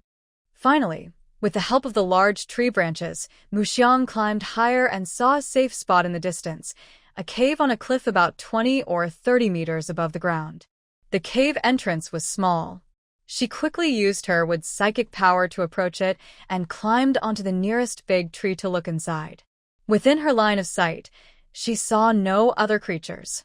She took her slingshot from her space and shot 5 or 6 stones into the cave, but there was no sign of movement or sound. Carefully, Muxiang descended to the foot of the mountain wall. She took out a withered tree from her space and leaned it diagonally against the cliff wall. She put on special climbing spikes and used her hands and feet to climb into the mountain cave, then collected the dead tree. She simply checked the cave. Since it is naturally formed, the ground and walls are uneven with many bumps and dents, and the shape is irregular and slightly tilted. After going in 3 or 4 meters, the cave turns left at an angle. Beyond the turn, the space is even larger than the outside cave. Inside, besides dust, there is a large stone platform protruding from the mountain wall. It's just enough to clean up a bit and use as a resting place. She ran all the way, already exhausted, but the roars of beasts behind her made her afraid to stop. With her current state, she definitely couldn't go back now. She could only wait until the fight over there was finished before she went down and ran back to the camp. She took out a bundle of dry grass and a bundle of firewood from her space. She lit a bonfire inside the cave to raise the temperature, then used dried mugwort to burn and fumigate the inside and outside of the cave. Although she was only staying temporarily, she didn't underestimate the power of the mutated poisonous insects. If her protection wasn't in place and one of them crawled out and bit her while she was sitting, she would be very unlucky. The bonfire raised the temperature inside the cave gradually. She placed the dried wood and grass on the ground and behind her, then sat by the stone platform, warming herself by the fire and starting to recover.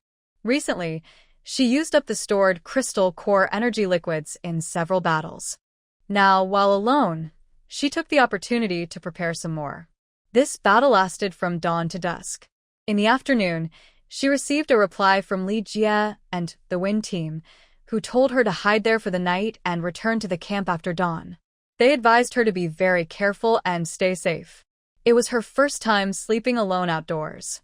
She felt a little scared. She sat by the fire all night in a half-sleep, half-wake state. When morning came and the sky started to lighten, she extinguished the fire in the cave, packed up the unused firewood and grass, and left the cave.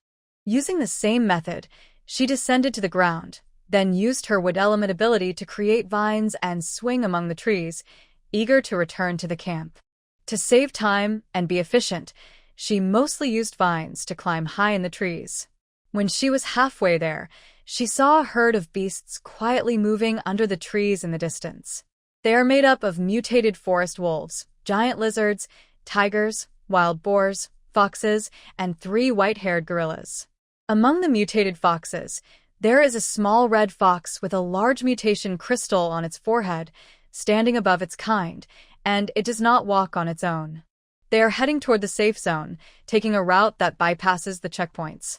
Ignoring the strange and different fox, Museong quickly fixed herself onto a thick tree trunk, then opened her wristband to take photos of the mutant beast team below and sent them to the Wind team.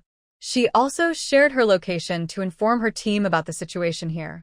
Received. Stay hidden for now, take a detour, and head straight to the 4th checkpoint. We will meet there, the team responded. Museong replied on her wristband. Got it. After deciding to change course to the 4th checkpoint, Museong checked the map to confirm her route.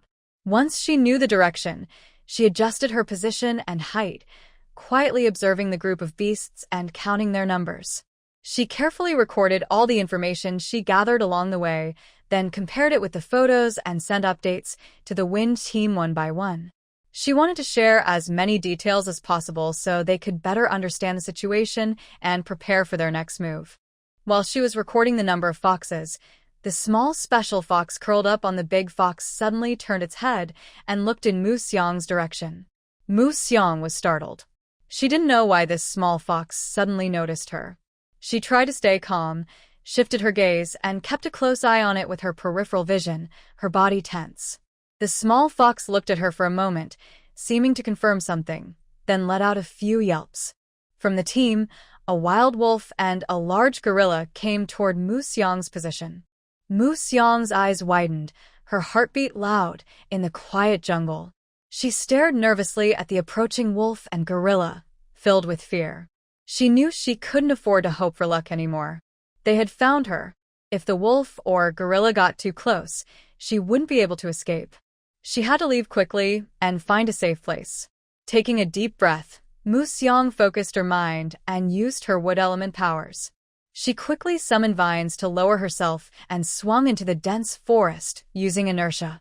She hopes to move quickly through the treetops, at least faster than the gorilla behind her that hasn't started climbing yet. Museong's heart beats even faster, and she feels her body trembling constantly. She knows this is a life-or-death moment. If she can't escape quickly, death is very likely. She keeps using vine-like branches to weave through the trees quickly. She dares not stop and keeps running deeper into the forest. She knows that only by moving forward can she have a chance to survive. Occasionally, she looks back and sees the forest wolf running on the ground toward her, while the large white-furred gorilla has already climbed a tall tree and is jumping between branches. Compared to climbing and jumping between trees, the gorilla is definitely more skilled. Catching her is just a matter of time. To stay safe, besides staying high up, she also needs to find a way to trouble the gorilla behind her. Museong first takes out a small, lightweight single-core gun issued to her team. Its energy beam is small, but for her constantly fleeing, it's the best choice. She briefly stops on a thick tree trunk, then turns and aims at the gorilla chasing her. Her first target is definitely its eyes, but after a few shots, the gorilla skillfully avoids them. Museong can only start swinging her weapon again, creating some distance before stopping and turning back. This time, she aims at its arms and legs, trying to slow down its pursuit without losing sight of her. No matter how agile the gorilla's arms and legs are, such a large target is easy to aim at. She doesn't insist on hitting specific spots. Hitting the arms or legs is enough. Although each shot's energy beam isn't very damaging alone, the cumulative effect begins to slow the gorilla's chase as Museong keeps attacking. The distance between them no longer closes. During her quick run, Museong pauses briefly to send a message to the Wind team, informing them of her situation. She explains she can't reach the 4th checkpoint immediately. A short rest to recover her strength and spirit helps Mu Xiang think about how to escape. It seems difficult to shake off both of them now. She can slowly use water balloons to attack and make the gorilla still on the tree fall down. She puts away her crystal core gun and activates her water element power. Small water balls, about the size of ping-pong balls, shoot out like shooting stars toward the chasing gorilla. The gorilla reacts quickly and dodges like lightning. It moves skillfully, twisting and turning to avoid most of the water balls, only a few hitting its body. At first, she thought there would be pain or injury, but nothing happened. The gorilla hesitates slightly, confused. Seeing this, she takes the chance and throws about 10 more water balls. She confirms that these clear water blobs don't hurt. They just stick to the gorilla and can't be shaken off. The gorilla quickly assesses the situation in its mind. Then, it stops dodging and starts chasing her quickly, taking advantage of her attack to run away. She can't just stand there and let it catch her. When she sees the gorilla chasing, she quickly turns and runs away, creating distance before continuing her attack. The big gorilla, which was already large, becomes even bigger under her water balloon attacks. The water balls merge together, wrapping around it like a water-made coat. At first, it didn't mind this small change, but as more water balls hit, the coat gets thicker. When it jumps and moves, the inertia causes it to shake badly, affecting its movement. But it can't shake off these water balls, not even the connected ones. No matter how much it shakes, pulls, or tears, large patches of its fur are ripped out, yet the water coat stays firmly attached, making it impossible to get rid of. This makes the usually bad-tempered gorilla go into a furious rage, and its anger is directed at itself. It scratches and tries to tear off the annoying water layer, but it's useless. It also rubs against the tree trunk, trying to rub the water off onto the tree, but with little effect. From afar, Mu Xiang sees the white-haired gorilla wildly jumping up and down, pounding its chest and rubbing against the tree, no longer focusing on her, but chasing her relentlessly. Although her attacks haven't caused any real damage to the gorilla, making it stop chasing her temporarily is still helpful. She is still high above the ground and hasn't fallen yet. The mutated wild wolves on the ground can't hurt her for now. Since her landing point and jump marks are on tall trees, it makes it very difficult for the wolves chasing her to track her scent and footprints clearly. They've been running after her for a long time, only judging her position by the sounds of the gorilla's roars. When the big gorilla stops, Mu Xiang quickly shakes off the wolves on the ground. She doesn't stop immediately, but runs further into the woods before finally stopping to rest. She checks the map, but her running and fleeing have caused her to lose her way. She doesn't know how long it will take to turn back to the checkpoint or base. Currently, she can't go straight back. The beast uprising is happening, and luckily she ran fast enough not to be caught. If she changes course and heads back and encounters more people, she might be surrounded and have no chance to escape. She has to wait for the wind team to handle the situation and then decide her route after the beast group quietly circles around. She looks at the map on her wrist device to see the best way to go next. Behind her, the forest echoes with the angry roars of the gorilla and the long howls of wolves. Their sounds are like thunder, breaking the silence of the night and making her feel nervous. The sounds of the gorilla and wolves pass their anger to Mu Xiang and also send messages and location info to the beast troop moving ahead. One after another, the roars and howls continue. The beast group receives the signals and responds quickly. The wolf howls keep spreading the message without hesitation. Big deal if the sounds are loud. Can't fight? Call for help, she hears. No matter how much she doesn't want to face it, she must get up quickly and run. It's obvious they're calling for help. Only the big gorilla can be tricked with some small tricks, but she can't handle more than one. She just checked the map and saw that about 2 kilometers ahead there's a big river. If she can't go further, she'll have to go into the water.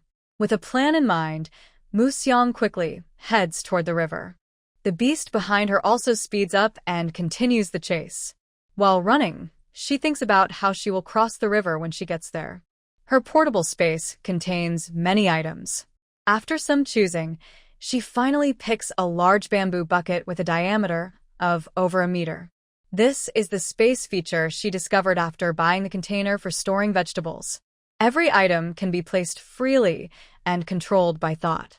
The large bamboo storage tubes and similar items are now unused. Soon, they can be temporarily used as boats when she reaches the river. Moxiang carefully focuses on her journey, carrying the wooden fragrance, while the increasingly loud whistling behind her warns of approaching danger. She takes out her special chili water and sprays it around as she jumps. She also pours cactus juice onto some thick branches. This cactus juice is made from high-radiation cacti, thick and sticky. She pours it onto the tree trunks to make it harder for the pursuers behind. With chili water and sticky liquid, Moxiang gains extra time. She quickly rushes out of the forest and reaches the riverbank. The river is larger than she expected. She didn't think the small waterline on the map would be so wide in reality. Going into the water to cross is not easy. But she can't wait. The pursuers are almost here, and she can see the trees shaking behind her. She decides to take a special approach. Crossing the river is urgent now, and she has no time to hesitate. Moxiang quickly finds a half-submerged stone on the bank. She jumps onto it, then places a bamboo bucket from her space near the middle of the river. After stabilizing herself, she pulls out a thick bamboo pole, pushes it against the stone, and pushes the bucket into the water. Meanwhile, the gorilla and mutant wild wolves have already charged out of the forest. Moxiang uses the bamboo pole to support herself and floats toward the middle of the river.